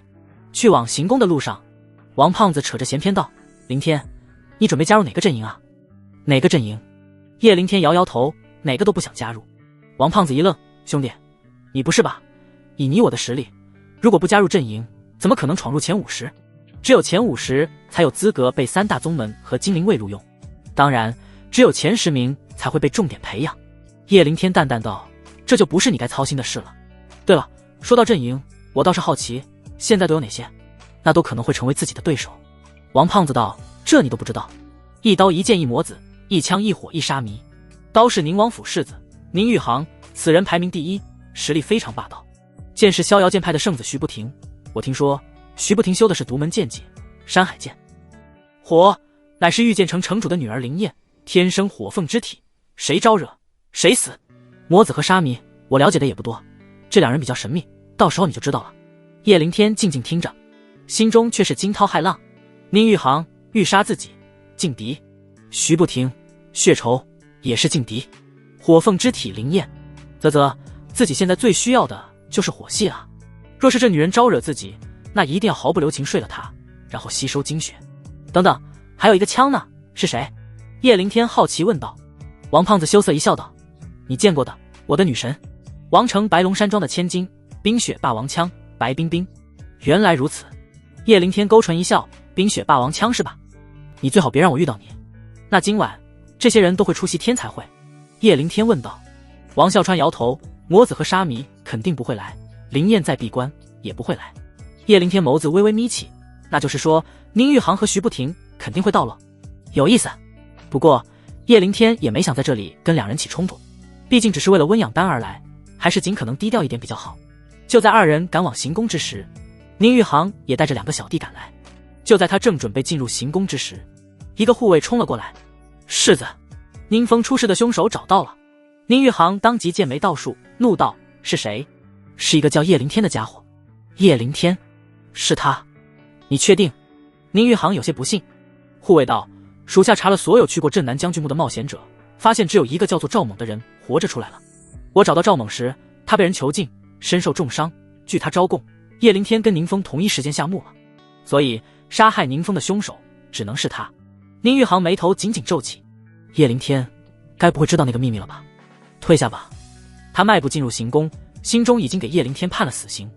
很快，行宫内殿各路翘楚云集，在王胖子喋喋不休的讲解之下，叶凌天很快认识了几个天之骄子。首先是最受欢迎的宁王府世子宁玉航，浓眉大眼，气势威严，一举一动都带着世子的高冷。而后就是徐不停，由里到外都透着一股剑气锋芒，很多剑修都围在他身边。最后是高冷的白冰冰，不过面对这些高位的子弟，他放低了些许姿态。当然，叶凌天这种小角色都坐在角落，没有人理会。叶凌天也不在意，一个人吃着点心喝着小酒也挺开心。不过人不找事，事总会找上人。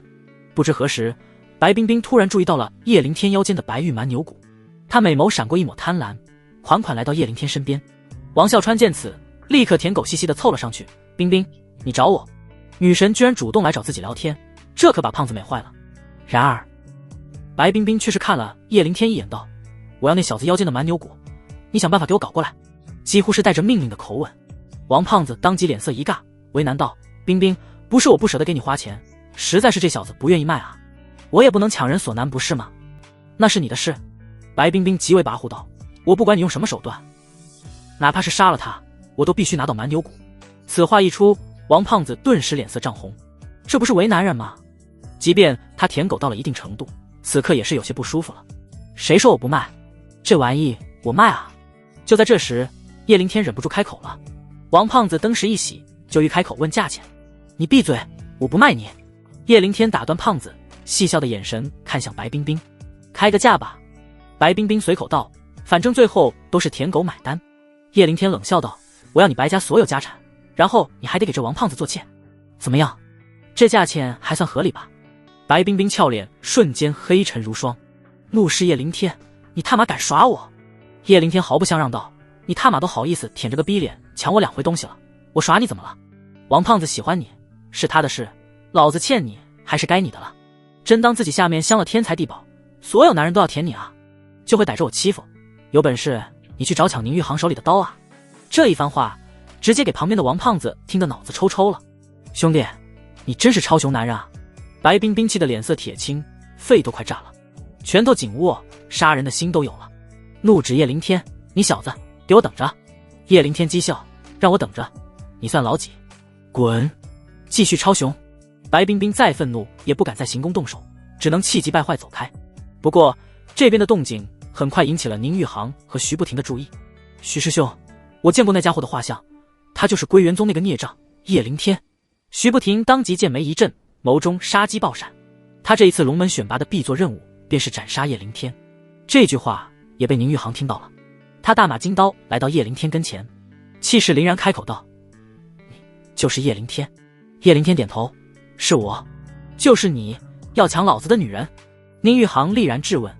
叶凌天淡漠一笑：不，我不是抢，清晨我已经摸了睡了，他还夸我活好呢。咔吱，宁玉航拳头捏得炸响。挑衅！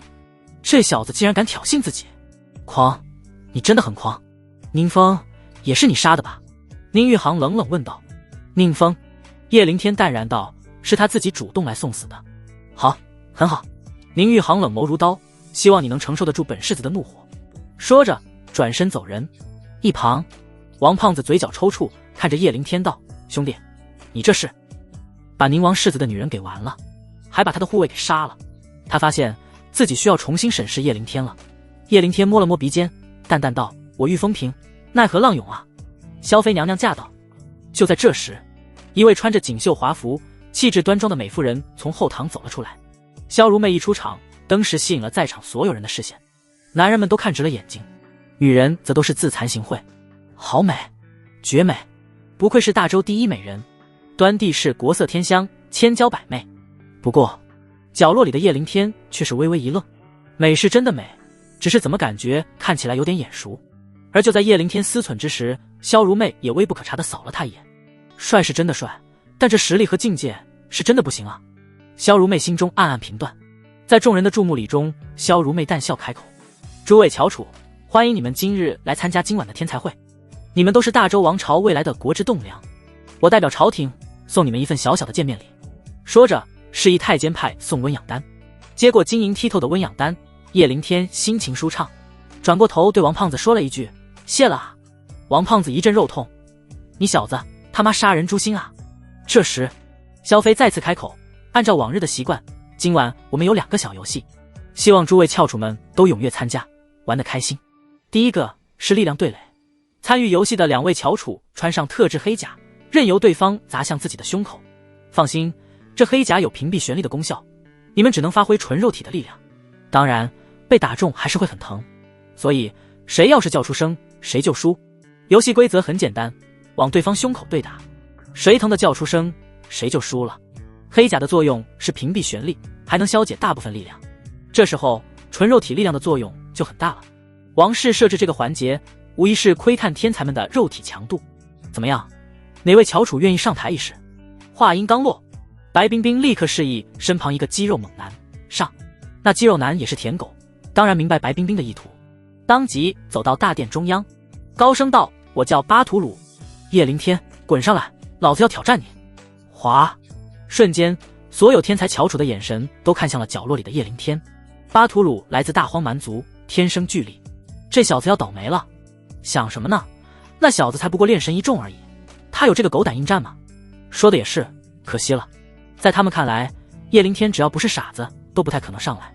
王啸川也赶忙劝道：兄弟忍忍吧，那巴图鲁一拳能把你打出内伤。忍。叶灵天冷笑一声：好啊，我应战。说着大步来到殿前，他锐眸看向白冰冰，不过光是切磋没什么意思。白冰冰，你敢不敢加点赌注？你说。白冰冰喊道。叶灵天淡淡道：如果这家伙能打退我一步，我将白玉蛮牛骨给你；如果我能打退他一步，我要你的追风战靴。怎么样，敢不敢赌？白冰冰笑了。自信？叶灵天对自己太自信了，看来这小子根本不知道巴图鲁的力量有多恐怖，即便是他也顶不住巴图鲁的一拳。赌？当然要赌。白冰冰的意道：既然你执意要给我送宝，我岂能拒绝？好，那就一言为定。叶灵天心中冷笑：跟我比肉体力量。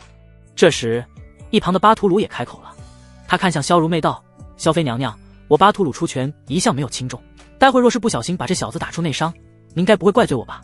萧妃美眸微动，打量了叶灵天一眼，他也不知道叶灵天能不能顶得住巴图鲁一拳，但既然这小子自己都主动站上来了，那他也不太好护短。好，既然你们自愿上台，那就各凭本事，后果自负。开始吧。接着2人穿上了黑甲，叶灵天就感觉一股微妙的力场出现，将自己经脉中的旋力全部束缚。咔咔，巴图鲁捏了捏手掌，脸上横肉抖动，跃跃欲试。观战未上，徐不停和宁玉航都是冷笑不已。叶灵天啊叶灵天，你可不要被巴图鲁给一拳砸死了，那我可就寻仇的机会都没有。白冰冰满脸戏谑，盯着叶灵天腰间的白玉蛮牛骨，好似已经胜券在握。只有王啸川替叶灵天捏了把汗。小子，你先来还是我先来？巴图鲁挑衅道：我建议你先来，不然我怕你连出手的机会都没有。叶灵天负手而立，挺起胸膛，这句话我也送给你。来吧，使出你吃奶的力气。巴图鲁脸色一横，找打。轰！只见他手肘往后一拉，后仰蓄势，接着脚下猛然一踩，身体陡然腾空，恐怖无比的铁拳轰然砸向了叶灵天的胸口。砰！一道沉沉闷响传来，巴图鲁脸色大变，拳头接触到叶灵天身体的那一刻，他竟感觉像是砸到了悬钢一般。痛！反震之力传递到骨头上，传来强烈刺痛，他只能咬牙强忍着没发出痛呼。而反观叶灵天呢，纹丝未动，别说脚下了，就连脸上的表情都没变，眉头都没有皱一下。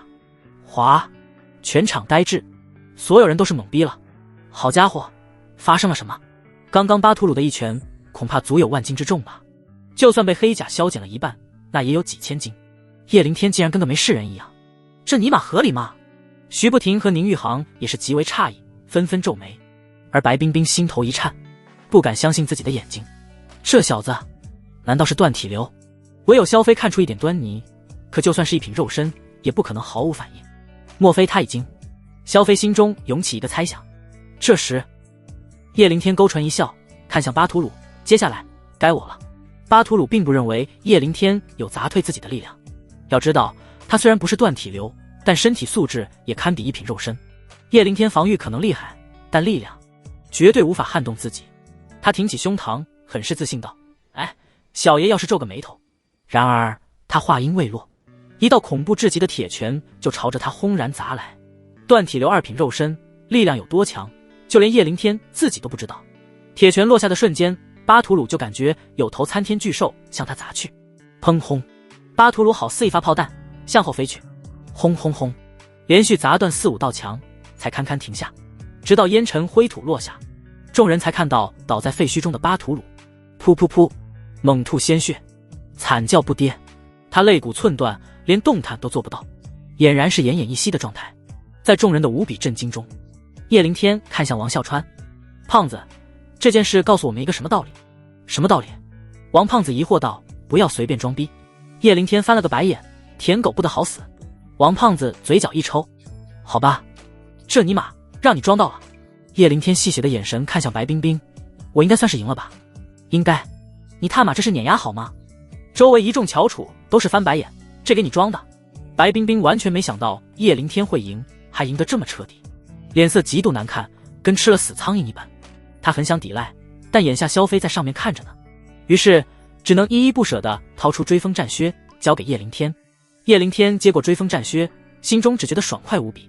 本来失去的东西，以这种方式回到手里，那感觉舒畅。宁玉航和徐不停都是微微皱眉，没想到叶灵天肉体防御和力量强度这么高，难道他是断体流？徐不停问道。不。